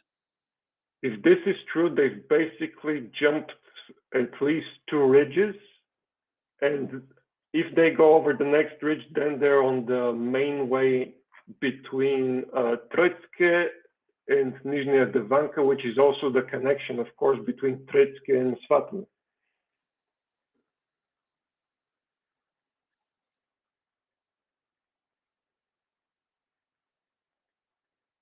Hello? apologies, I just muted myself. Troitske is, of course, the one place where the railway comes across from Urazovo in Russia into Ukraine. The last line they have that's north, that's well north of the actual city of Luhansk. Now, all of this is Luhansk Oblast, of course, but the next railway line for Russians comes across just north of the city of Luhansk. So if Ukraine manages to get first on this road to Troitske in northern Luhansk Oblast, at Nizhnya Dubanka, they might also be able to cut off the railway line, not just that comes into Troitske, but then continues on to Starobilsk, which would, of course, decidedly hamper Russian logistics further. And if they do manage to do this, effectively surround Svatov, attack Svatov, and not just from the west, but also from the north, then that would indeed be very significant. And I hope when CJ is done with his running, whatever he's doing, PT test, then physical fitness test, whatever it is he's doing, that would be very fun to talk to him about as well. So I would absolutely love that. I've seen some maps of this as well. Go ahead. Yeah. Key thing is that we have absolutely no verification of any of this. We only have indications, panic notices, strange posts and the likes from at least 5 different Russian channels. And we just need to take this with the usual pinch of salt. Yes. Notably, sometimes they, just notably, right? Sometimes they report on Ukrainians doing something just to then be able to say, but then we push them back. So that's why I opened with that. I'm just saying that it makes tactical sense, because if you remember, there's no actual railway link between current Russian lines and Svatove. So basically they rely on 2 roads for supply. One is the H-26 from Starobilsk, and the other one is questionably can be relied upon because it's within artillery range, but it's the P-66, which goes down from Troitske to Svatove. So basically, if the Ukrainians manage to do what the Russians are currently stating on social media they have done, basically that means that Svatove is down to only 1 road for supply.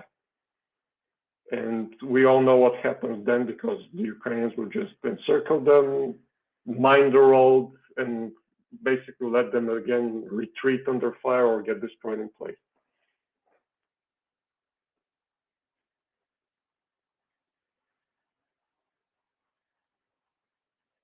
And we would, of course, all very much appreciate that. So hopefully it's true, and hopefully in some hours' time we'll get Yehuda up who'll say, "Guess what happened today?" And we'll say, "Yeah, no, we already talked about it. We just weren't sure if it was true or not." Hopefully that happens again, because whenever that happens, that's very good news for Ukraine. We very much hope so. Anyway, and also about what you were talking about with Daniel regarding the reason for the invasion and so on, I would also like to point out that given what we talked about a while ago with Bilyana Lily about the way that Russia was and still is trying to infiltrate Europe, etc. If you basically look at the map of what Russia is basically trying to control, it's their allies are Serbia and Hungary.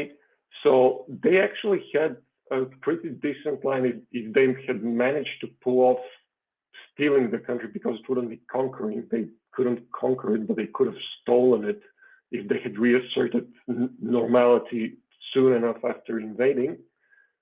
Basically, they would be connected to Transnistria, which would have given them the opportunity to just overrun Moldova, and then they would have had a ring around Romania and my lovely country, Bulgaria, and then we would have been looking at a very different, very rough picture. So I think it's just... So, in other words, it's a good thing that their intents or wishes were only always just that, and that they didn't actually manage to come any close to success. Yeah, what I'm saying is that in his, I don't know what's addling his mind, but his clearly addled mind, Putin was thinking that he would basically drive this huge wedge all across the northern side of the Balkan Peninsula and basically cut NATO in two, essentially. And then he would have been talking about pushing through the Baltics, like he did anyway, because if you remember, they were at the beginning of the invasion as sort of a threat. The Finnish Ministry of, the embassy of Russia in Finland was asking if any of the Russian minorities in Finland were feeling discriminated against and if they could report any cases of discrimination and so on. But that was, God, that feels like years ago now. Anyway. No, you're right. And it's the same strategy, same approach, same tactics every time, right? It's let's try to find some sort of a problem, dissent, whatever. Let's try to generate any such dissent that you possibly can. That's the usual approach. Yeah, and it's also, people think that one of the points that we frequently discuss on the space is like, who would believe these kinds of lies, etc. But there's this, I think the idea is that what I've noticed about Russian propaganda, because I have basically I have very highly educated parents, which are in their 50s and 60s. And my mother basically believes pretty much anything that comes out of the Russian Ministry of Defense. And my father is fiercely nationalistic. And so the idea about Russian propaganda, how it works on them, is basically that they throw out enough stuff and some of it sticks just because they ruin the ability of people. It's so much information overload that they ruin the ability of people to understand what's coming at them and to evaluate it. And so people get concerned and just start believing things on an emotional level. Like, this kind of speaks to my values, like I don't want this for the world. So basically anything even remotely in line with being, because my father isn't so much pro-Russia, he's anti some aspects of capitalism and the way it has gone in Bulgaria, but he basically aligns that way because he wants to believe that there's an alternative. So he steps into the whole Ukrainian Nazi narrative, then he steps into the whole Russia fighting those Nazi narratives, etc.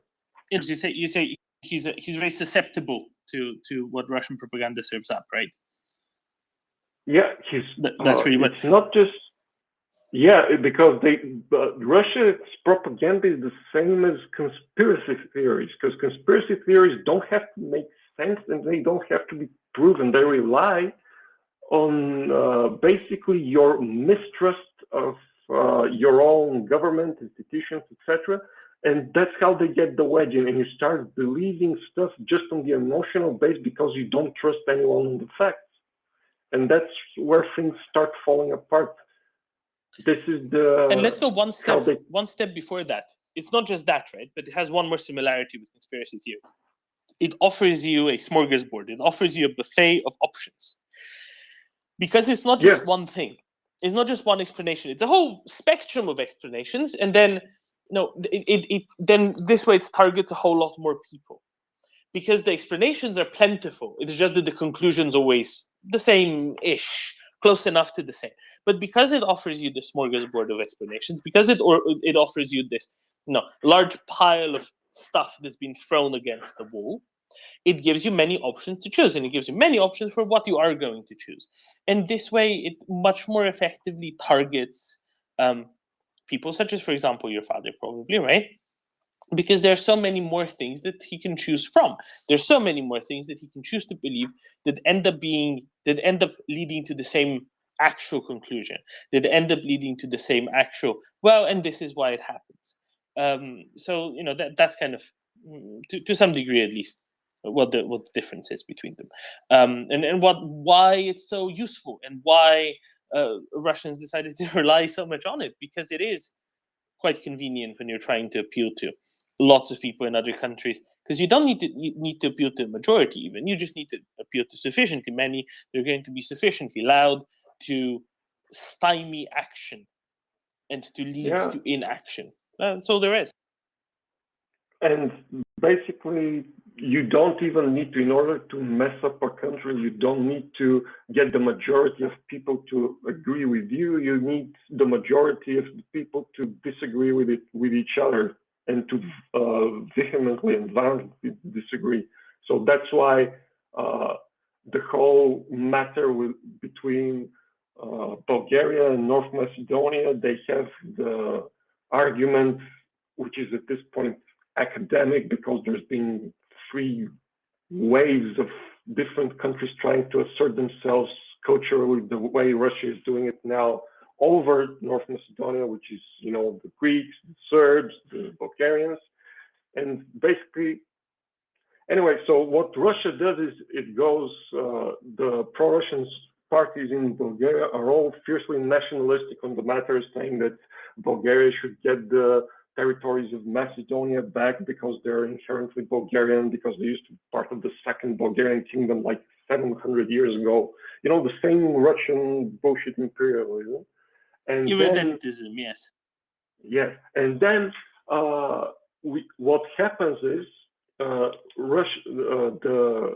Russian-supported parties in Bulgaria have this line of thinking, and then on the other hand, Russia goes to North Macedonia, and their embassy published this documentary film that basically spoke about how Bulgarians during the 40s, when there was the fight with the Nazis and stuff like that, they were the ones who came in to conquer Macedonia. Then they were speaking about how Bulgaria was aiding Kosovari terrorists entering Macedonia, all this stuff. And of course, Putin, speaking of the Cyrillic alphabet, the Macedonian alphabet, specifically to get in trouble with the Bulgarian nationalists. So it's insane. It's always insane. There you go. There you go. And see, this is where we can highlight, right? Bulgaria is maybe a little bit more susceptible to Russian advances on top of how other countries are, because of a particular history, in allegiance with first the Russian Empire, and then because, you know, in Bulgarian schools it's still very much taught how much the Russians helped the Russian Empire. Then in the 19th century still helped Bulgaria free itself from the Ottomans. Then later on, of course, the very close connections between Bulgaria and the Soviet Union, where Bulgaria was one of the most trusted member of the Warsaw Pact, probably, for the Soviet Union, one in which there was the least likelihood of dissent, also the one that was very happy to over-militarize itself way more than anyone else, right?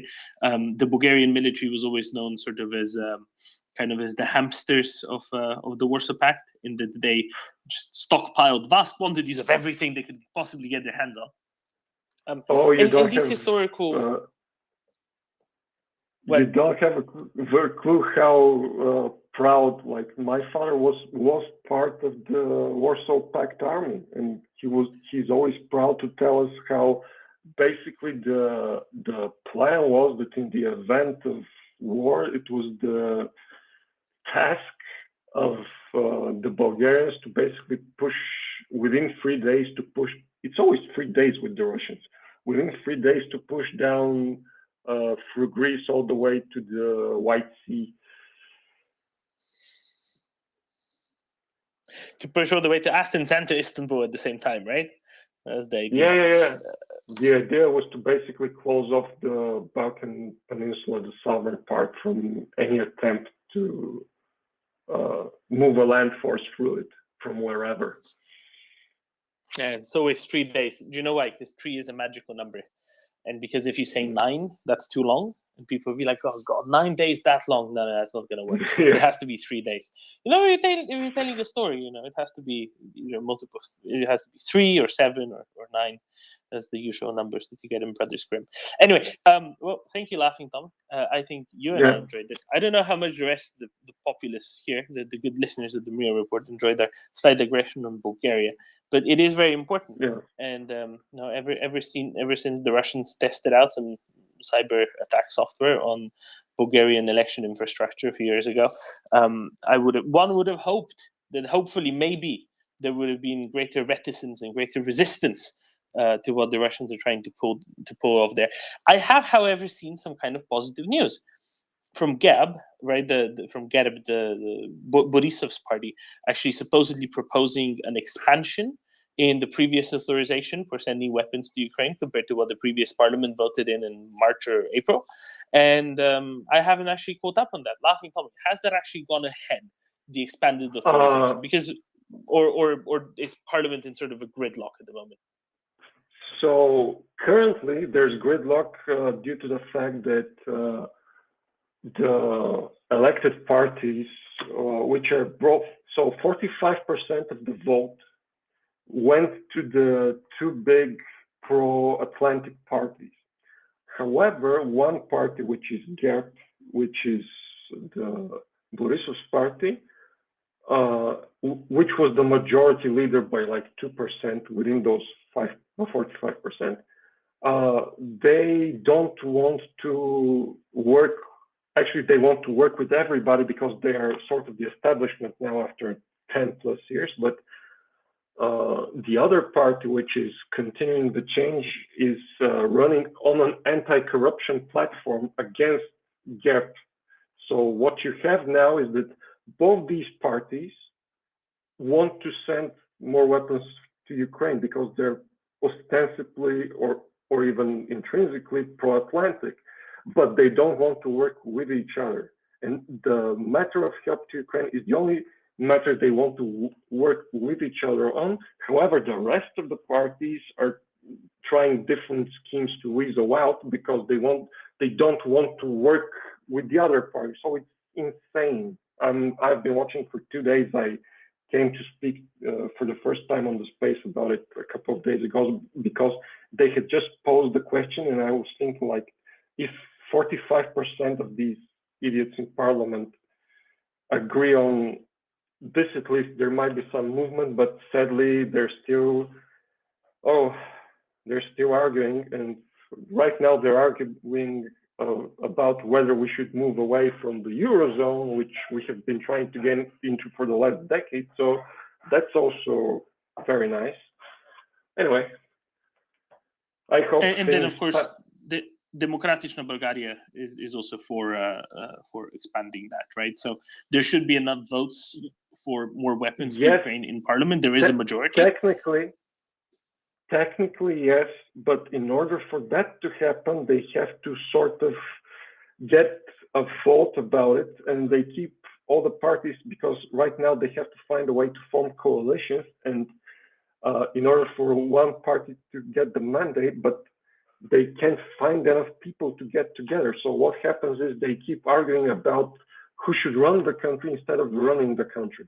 And that's where we have the problem, because they can't get to the decision yet. There you go. Thank you, Laughing Tommy. I shall be looking out for it. But if you see any big news on that front specifically, do message me and let me know, so I don't miss it among many other things from other places. Thank you, Laughing Tommy. Yeah. And here with us now. Yeah, go ahead. If you could send me a message first, because I have been trying to message you with some news a while ago, but it couldn't work. So if you could message me just. Oh no, it gets through. I just don't reply to everyone because I get hundreds of people. So I will see everything. I just sometimes don't reply because I get literally 300 different people every day messaging me with stuff. I can't talk and message back, so I just read and move on. So no worries about that. Right, thank you very much, Laughing Tommy. That was very engaging. I enjoyed it anyway. And let's go to someone who has an excellent pun for a handle, Armadillo fella. Go ahead.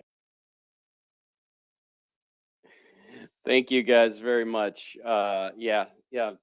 I'm here in Texas, so armadillo. I think it's fantastic. Love it. Okay. I just remember, who was it? Was it Bush or Cheney who went hunting and tried to shoot an armadillo and it bounced off? There's a story like that. No? that's I wouldn't be surprised if that were Cheney. He also put some shot into someone by accident on a hunting Yeah, but that's trip. better He known. didn't. Yes. Okay, so thanks for the space as always. What's been on my mind lately? Free the leopards. Obviously, you guys have promoted that, chanted that. I guess a question or two. I saw that Olaf Scholz, tell me if I'm right about this, did he make a recent trip to Ukraine? No, that was Steinmeier. So Olaf Scholz is the prime minister, that is to say the chancellor of Germany, the federal chancellor, which is usually translated as prime minister to most other systems. And then Frank-Walter Steinmeier is the president. However, unlike in the US, the president holds a lot less power and is mostly a ceremonial role, whereas Olaf Scholz is the guy who actually runs stuff, if that makes sense. Okay, thank you. Got it. I'll try to keep that in mind. So, question related to this, wanting to get the leopards free. We know it would save lives. We know it would draw this conflict to a more rapid conclusion, which would save lives and which would give the freedom to Ukraine, which they rightly deserve as a sovereign country who should not be under the boot of Russian imperialism. Obviously, I'm contradicting the narrative of Putin Orkmaster, as I refer to him sometimes. So anyway, how do we engage more with the German-speaking populace so that they can do whatever it takes to convince Bundeskanzler to free the leopards? How do we do that? I mean, and with that, I'll share you my thoughts, and you tell me if I'm on the right track or the wrong track. I've started to look for German-speaking people who appear at least open or friendly, and I've started to, look for German news media sites, things like that on Twitter, and post translations of, translate. Go to Google Translate. Take free the leopards, or thank you Germany for the weapons you've been sending, but please free the leopards, things like that, right? Translate it to German, and then post that in these sites. So am I on the right track? Am I on the wrong track? Do you have better ideas? That's essentially what my question is. Thank you. That is generally fine. What is also helpful is that friends of ours have now joined the campaign, and Frankfurt am Main, which is the beautiful city which hosts the real parliament of Germany, thrashed down and thrashed by the Austrian and Prussian and other nobility in 1849. And we call it the Paulskirche, Paul's Church, or St. Paul's Church, which today is not a church anymore, but a monument in Germany to the resilience of civil resistance.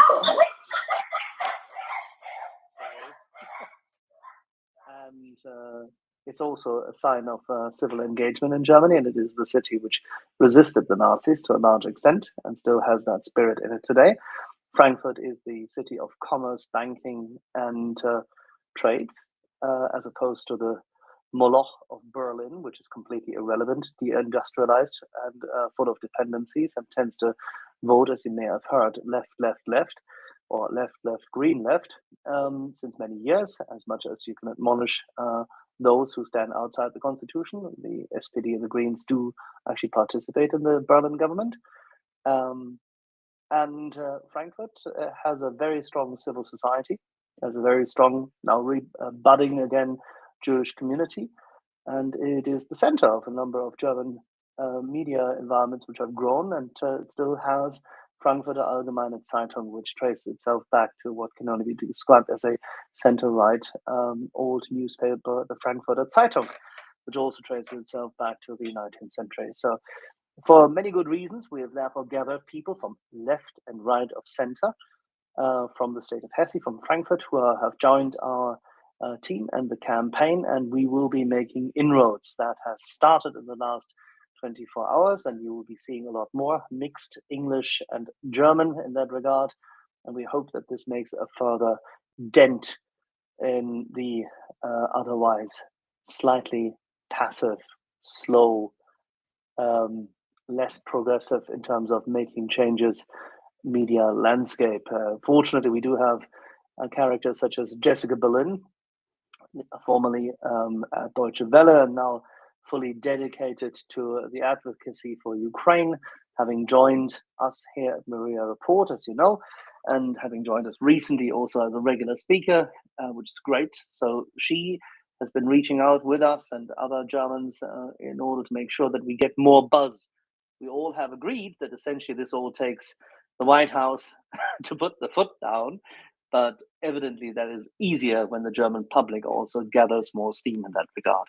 This is what we're trying to achieve, and we're trying to reach out to many German media sources. And if you want to join us in that regard, feel free to reach out to the handle at Free the Leopards.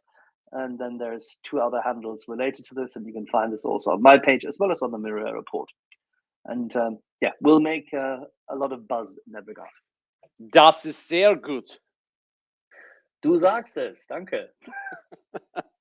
I'm working on my German. I took a little bit in college, but I haven't practiced it very much. So now you're trying to get you it for all back that. to shout at Schultz, right? Yeah. But it sounded very nice. Thank you very much. Danke. I'll drop down to listening now. Thank you. Alrighty, gentle people, join our campaign. Help Germany allow the coalition of the willing to deploy the Leopards so that Ukraine can help itself in fighting the Russian occupation troops.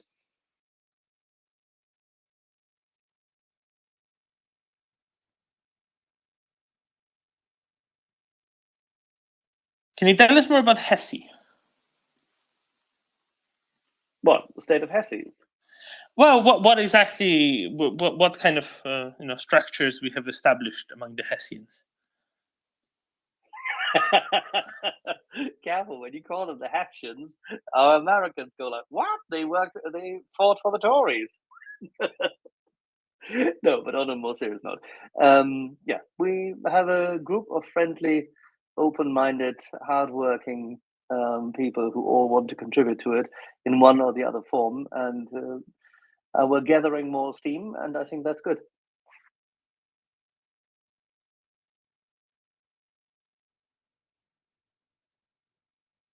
George, morning. Can you add some Spartans to that, Axel? Добрый день. I don't know Spartans in that mix. we tend to leave a lot of carnage behind. But Axel. So do leopards. You have that in common. Yes.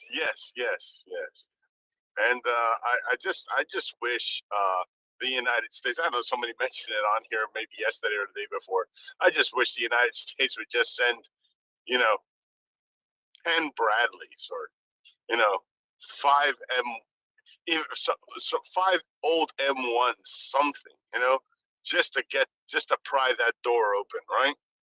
So we can open up that floodgate. But alas, that's not happening either. And we have somebody, I think, in the White House that's been schultzing around, and his first name's Jake, but we won't go there. Axel, have we heard any news coming out of Italy? Because it looks like maybe I'm wrong on this, but it looks like everybody was betting, hedging their bets that Giorgia Meloni was going to be either neutral in this conflict or maybe siding with Putin. Maybe Putin poured a lot of money into her campaign, but it doesn't seem that way. She's taken a very strong pro-Ukraine stance. Anybody, I don't know, and I know that the Italians are going to be sending some surface-to-air missile systems. Is there any other news on that end? Or what are other European leaders saying, or European press about her? Oh, I was surprised about some excellent things that she's been actually saying that were shockingly sensible, and not just one at a time, but 2 or 3 at a time. Now, I'm not yet sure what to make of it. I've been trying to get Bertrand Russell's puppy up more recently to try to help explain this to me, because I am confused, because I had very different explanations.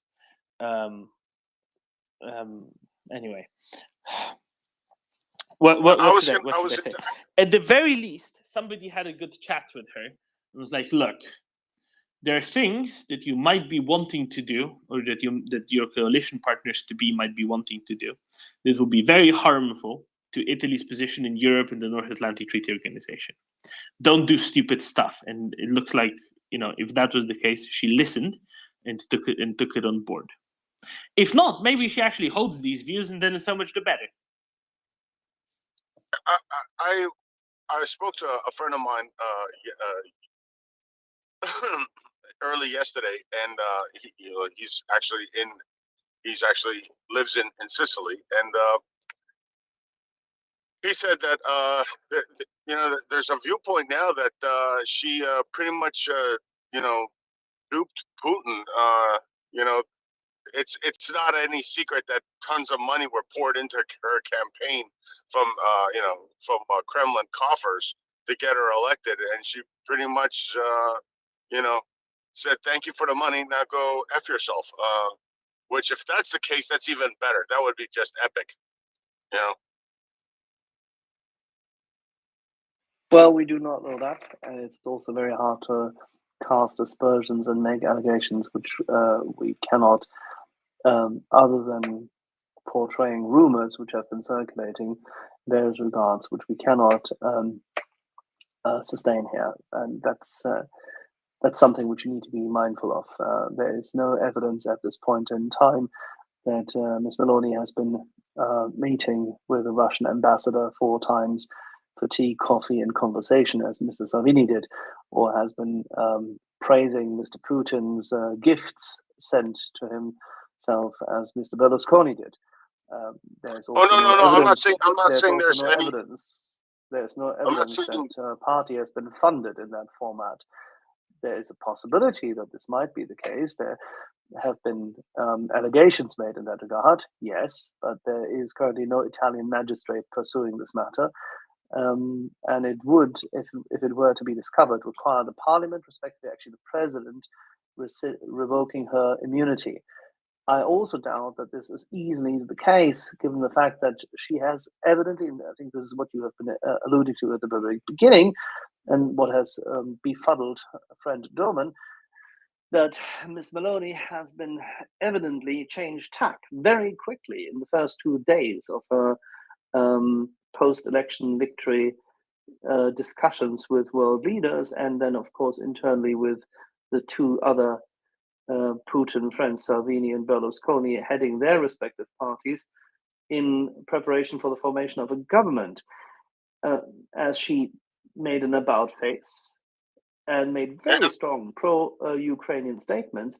It seems that someone in the American government has made very clear statements as to what the value of Sardinia and Naples is, and what the value of the Italian diaspora in the United States is to Italy today.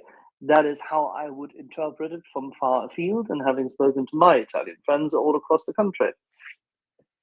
I was going to say, Axel, the other thing is that was I think surprised some of them was some of her appointments to her cabinet. Some people weren't expecting this, because some of them are,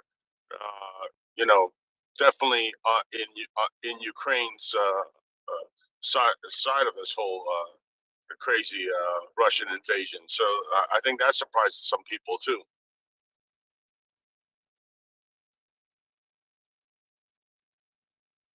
Yeah, well, the thing is, certain things don't wash off from her, but at the moment, the world has to be pragmatic in dealing with her. Yes. I did see that the Greek foreign minister had visited Kyiv. I think it was last week, and I know that they're finally delivering those BMP-1s. I wish they would deliver some of their older tanks along with those BMP-1s, but I'll take something is better than nothing.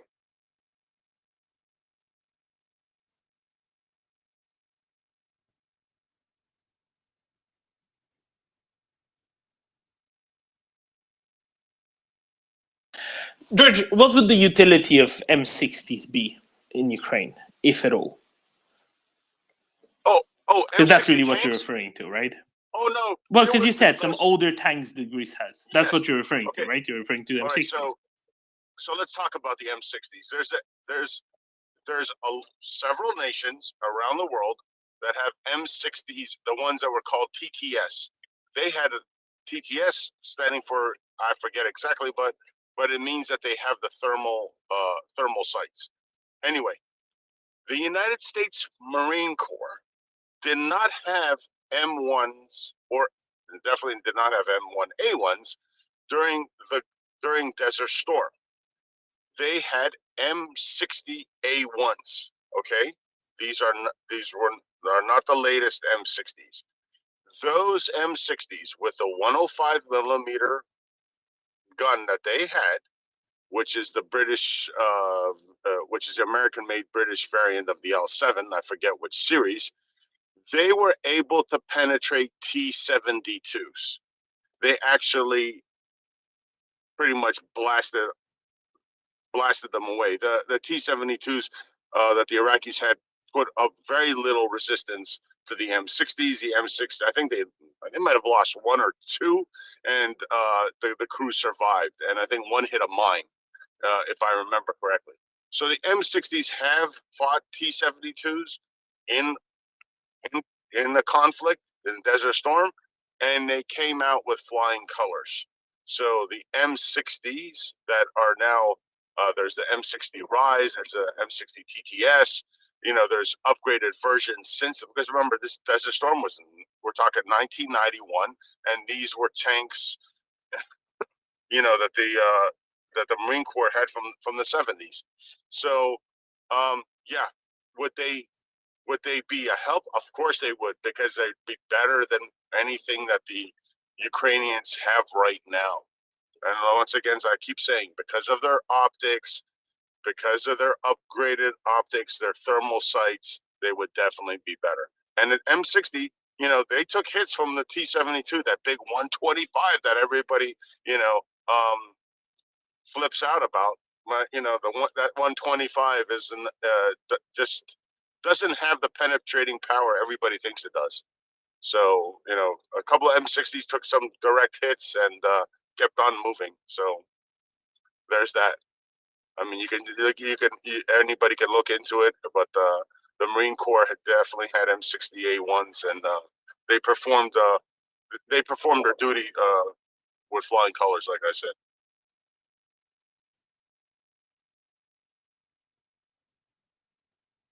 Right. Thank you, George. So that's really what you're arguing for. Yeah. I see. My thinking is consistently that it's kind of silly to send, you know, less than excellent stuff to Ukraine if you're sending Western gear already. It's just easier to, you know, if you're in that position already, to just send, you know, Leopard 2s and Abrams, things like that, because why the hell not? And there's really nothing sensible stopping from sending, you know, Leopard 2s.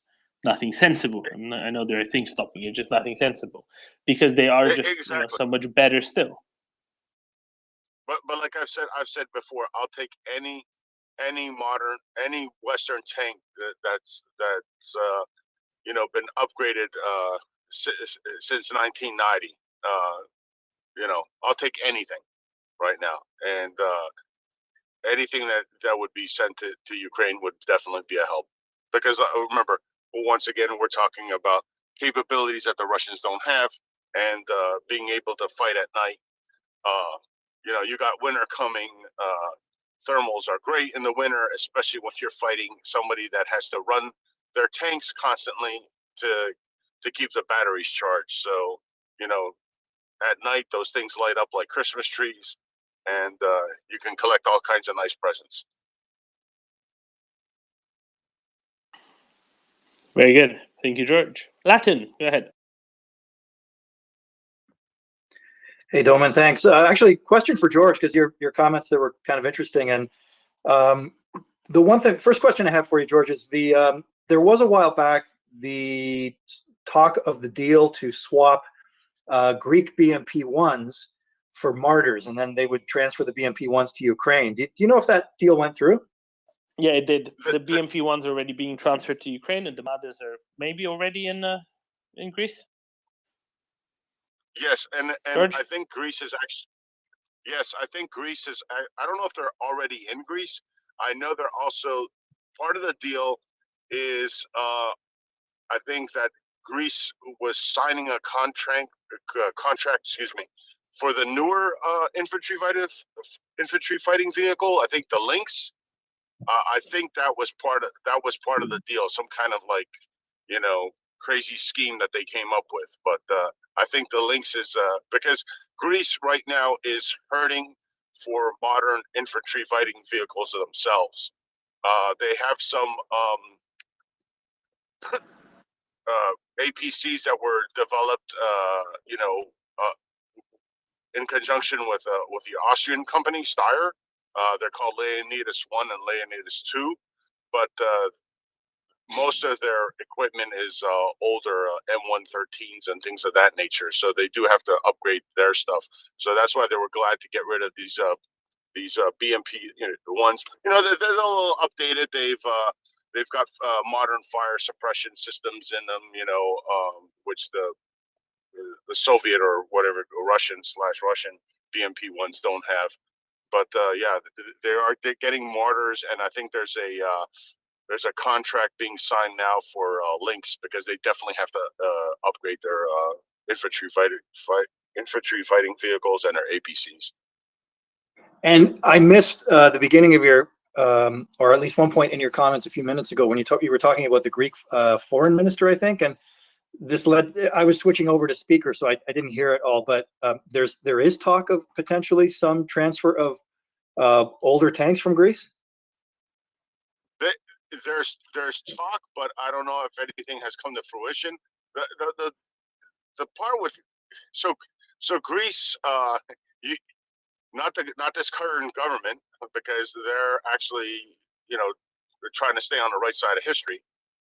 But there's issues in Greece itself. There's a lot of Russian money in Greece, especially in the other country, Cyprus, right, which is Greece and Cyprus are pretty much tied at the hip because of their common threat from Turkey.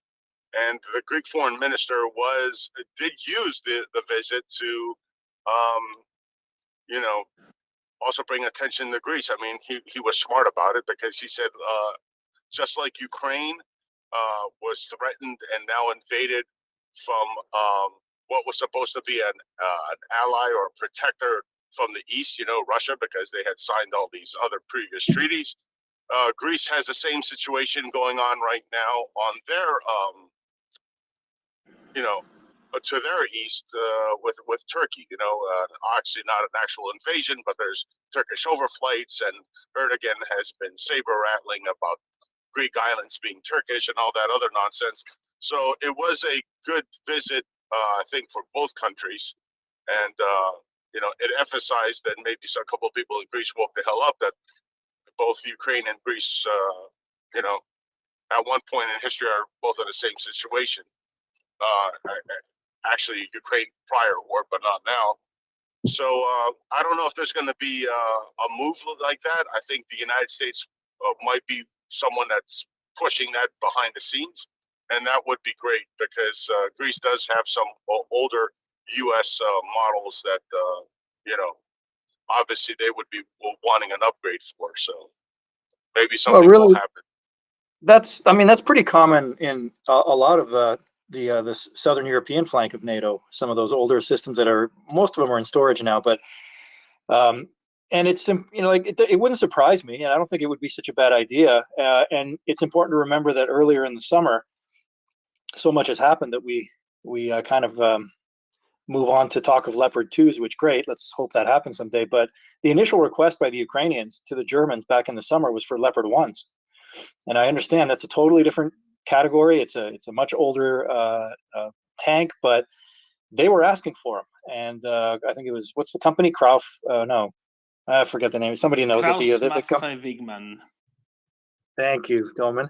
And they were the ones that were saying that they were ready to, they could ship them. And but anyways, the request was initially for the Leopard 1, which is that's the same gun as the, and like in I think we had this conversation, George. I may have mentioned it to you before, how that video that we were all watching last week, I think it was last week, of the Georgian Legion attacking the Russian trench position, that tank giving them fire support could easily have been a Western type with an older gun. And how many of the latest, the T-90s and T-80s, are still out there on the Russian side is a good question. I mean, that we're seeing lots of pictures of T-62s.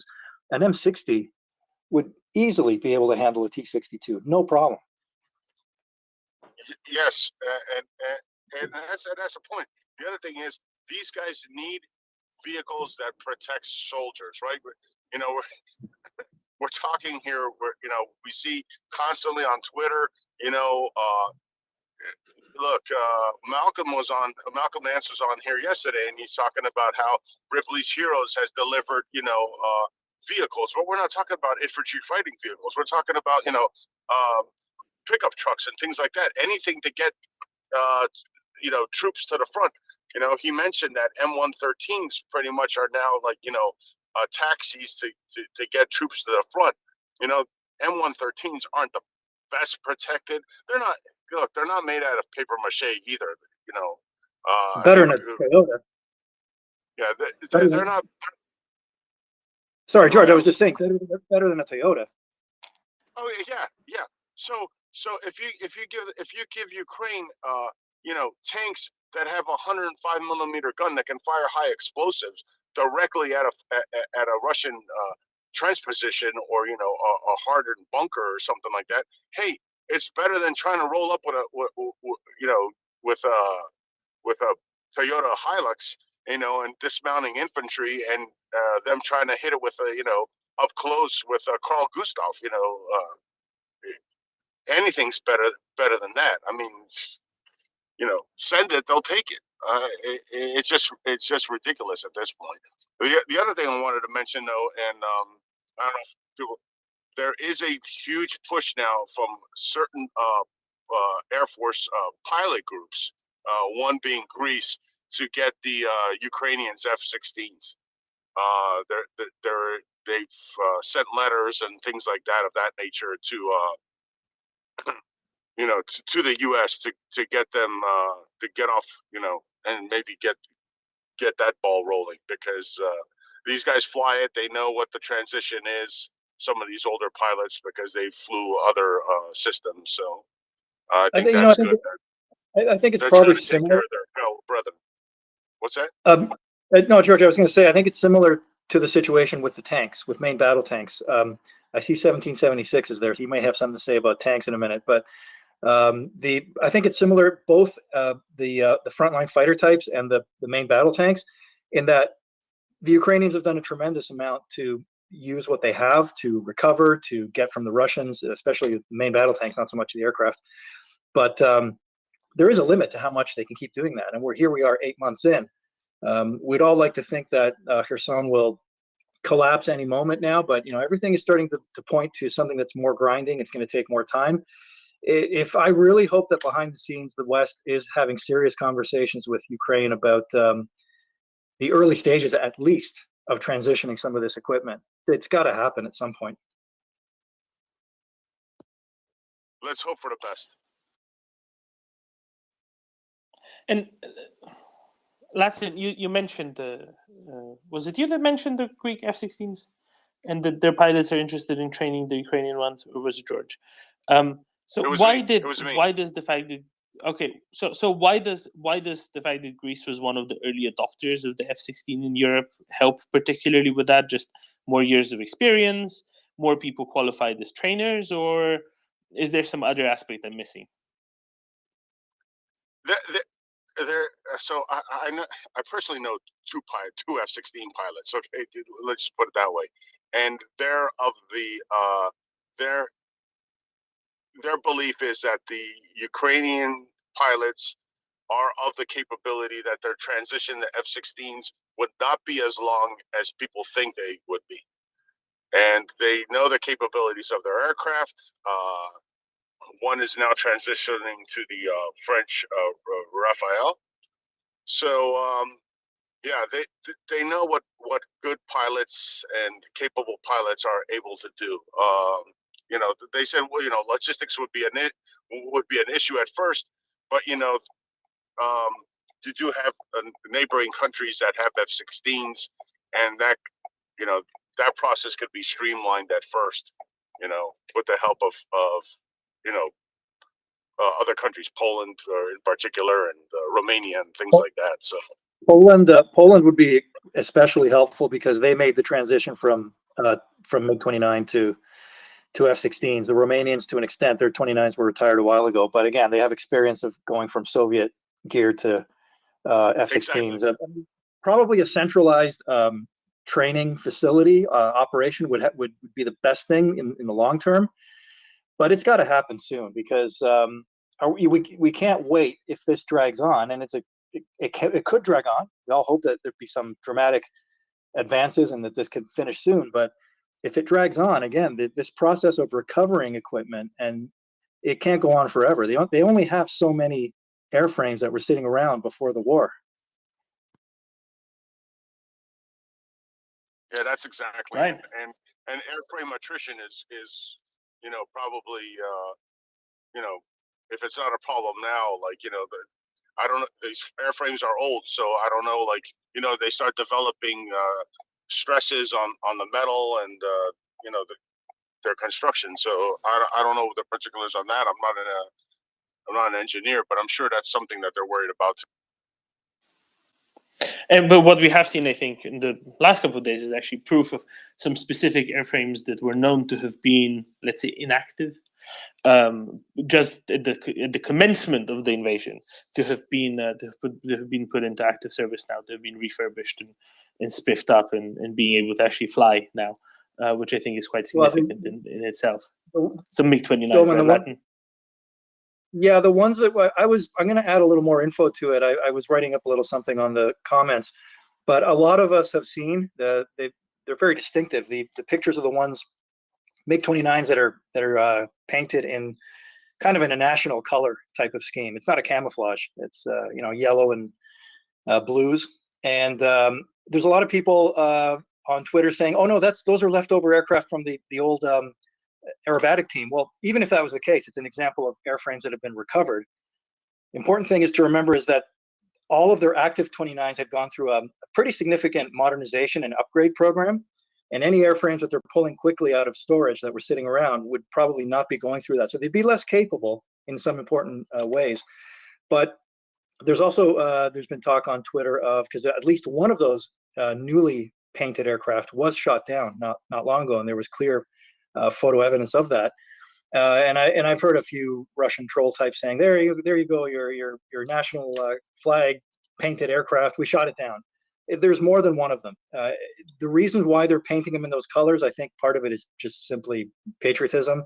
I don't know that they have the facilities to do the digital scheme that they had standard on their aircraft before the war, because that would have been done, I think, at Lviv, and that facility was hit earlier in the war by a missile. So we don't know where its status, but no, there's no question they're bringing airframes of all types back, and they just can't. There's a limit to how much they can do on that. All right, thank you very much, Latin. Thanos, do you want to comment on metal stresses, metal fatigue, aging of equipment? Yeah, so let's start off with the current status of the U.S. Air Force, and I, of course, open myself to be corrected by any Air Force active duty that may be listening. We, of course, always welcome you to hit that button and try to come up to the panel. From the reports that I have seen, including a contested report by the Heritage Foundation, but my own personal knowledge and interaction with some of my colleagues in the Air Force and Air Force veterans, the current U.S. Air Force readiness is not very good for what it needs to be. Comparatively speaking, yes, it is better than all of our allies. Our airframe numbers are way off the mark. So the bottom line up front is we really don't have airframes to give to anybody at this point. Foreign military sales of new airframes is one thing, but we really, unlike our artillery that we might have in hot standby, we really don't have any hot standby F-16s to give to anybody. And that is a problem. We do have boneyards, but the material readiness of the aircraft in the boneyards is even worse than what you will see right now in some of our allies with their MiG-29s, even the MiG-29s that might not be the Kilo version. So metal stress, metal fatigue, I think you guys have covered it well. The number of turns, the number of Gs, number of flight hours that you put on this stuff. Of course, at the end of the day, we are talking about, even though it's aircraft quality aluminum, we are still talking about aluminum. It goes through a ton of stress and fatigue, just normal wear and tear and flying. Your engines have to be, rehabbed, completely broken down and put back together. The airframes themselves are vulnerable. The amount of time that an F-16 is down for maintenance compared to the amount of time that it is flying is better than most other airplanes, and it was designed that way. The F-16 was designed to be cheap, it was designed to be easy to operate, and it was designed to be durable. It is all three of those things. However, we don't have enough of them, and we've been on a war footing now, the United States, pretty much since the 1980s. If you really want to look at it, we've been involved in combat operations one way or another, and nonstop heavy-duty combat operations since 2001. But we've been involved in levels of warfare, pretty high intensity since the 1980s. So the wear and tear on the Air Force, as well as the fact that we have not gotten really too many major plus ups, save for the GWAT, but it's still, we were burning faster than we could replace them. So I do not believe that we have a inventory at this point to give to Ukraine, and I'll open myself up to any kind of counter battery. Can I just ask you one little question before we go to that? You mentioned number of Gs as well as number of takes off and landings. So I know from commercial aircraft, civilian commercial aircraft, that the number of takes off and landings is really what determines things. That's why wide body jets that fly long routes tend to be, survive longer, live longer on average than narrow bodies that do more cycles. With the number of Gs, is it, does what matters, the amount of changes, or is a long time at a high number of Gs sort of additive? So are we talking about G seconds, or are we looking at cycles there as well, or both? That's a great question. My engineering background is not aeronautical engineering. I can point to all the different stress vectors, the duration of the stress, the intensity of the stress, obviously will weigh in on it. But in terms of the particulars and the vulnerabilities for each airframe, you really want to have an aeronautical engineer up here to discuss that.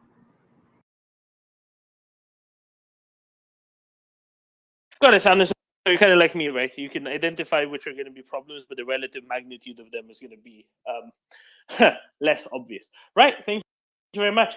I'm going to John Fella, who's been waiting for a little while, and then back to Latin and George. John Fella. Hey guys, so regarding the F-16s, I'm a bit curious because at the beginning of the war there was this talk about like Polish MiG-29s and so on, like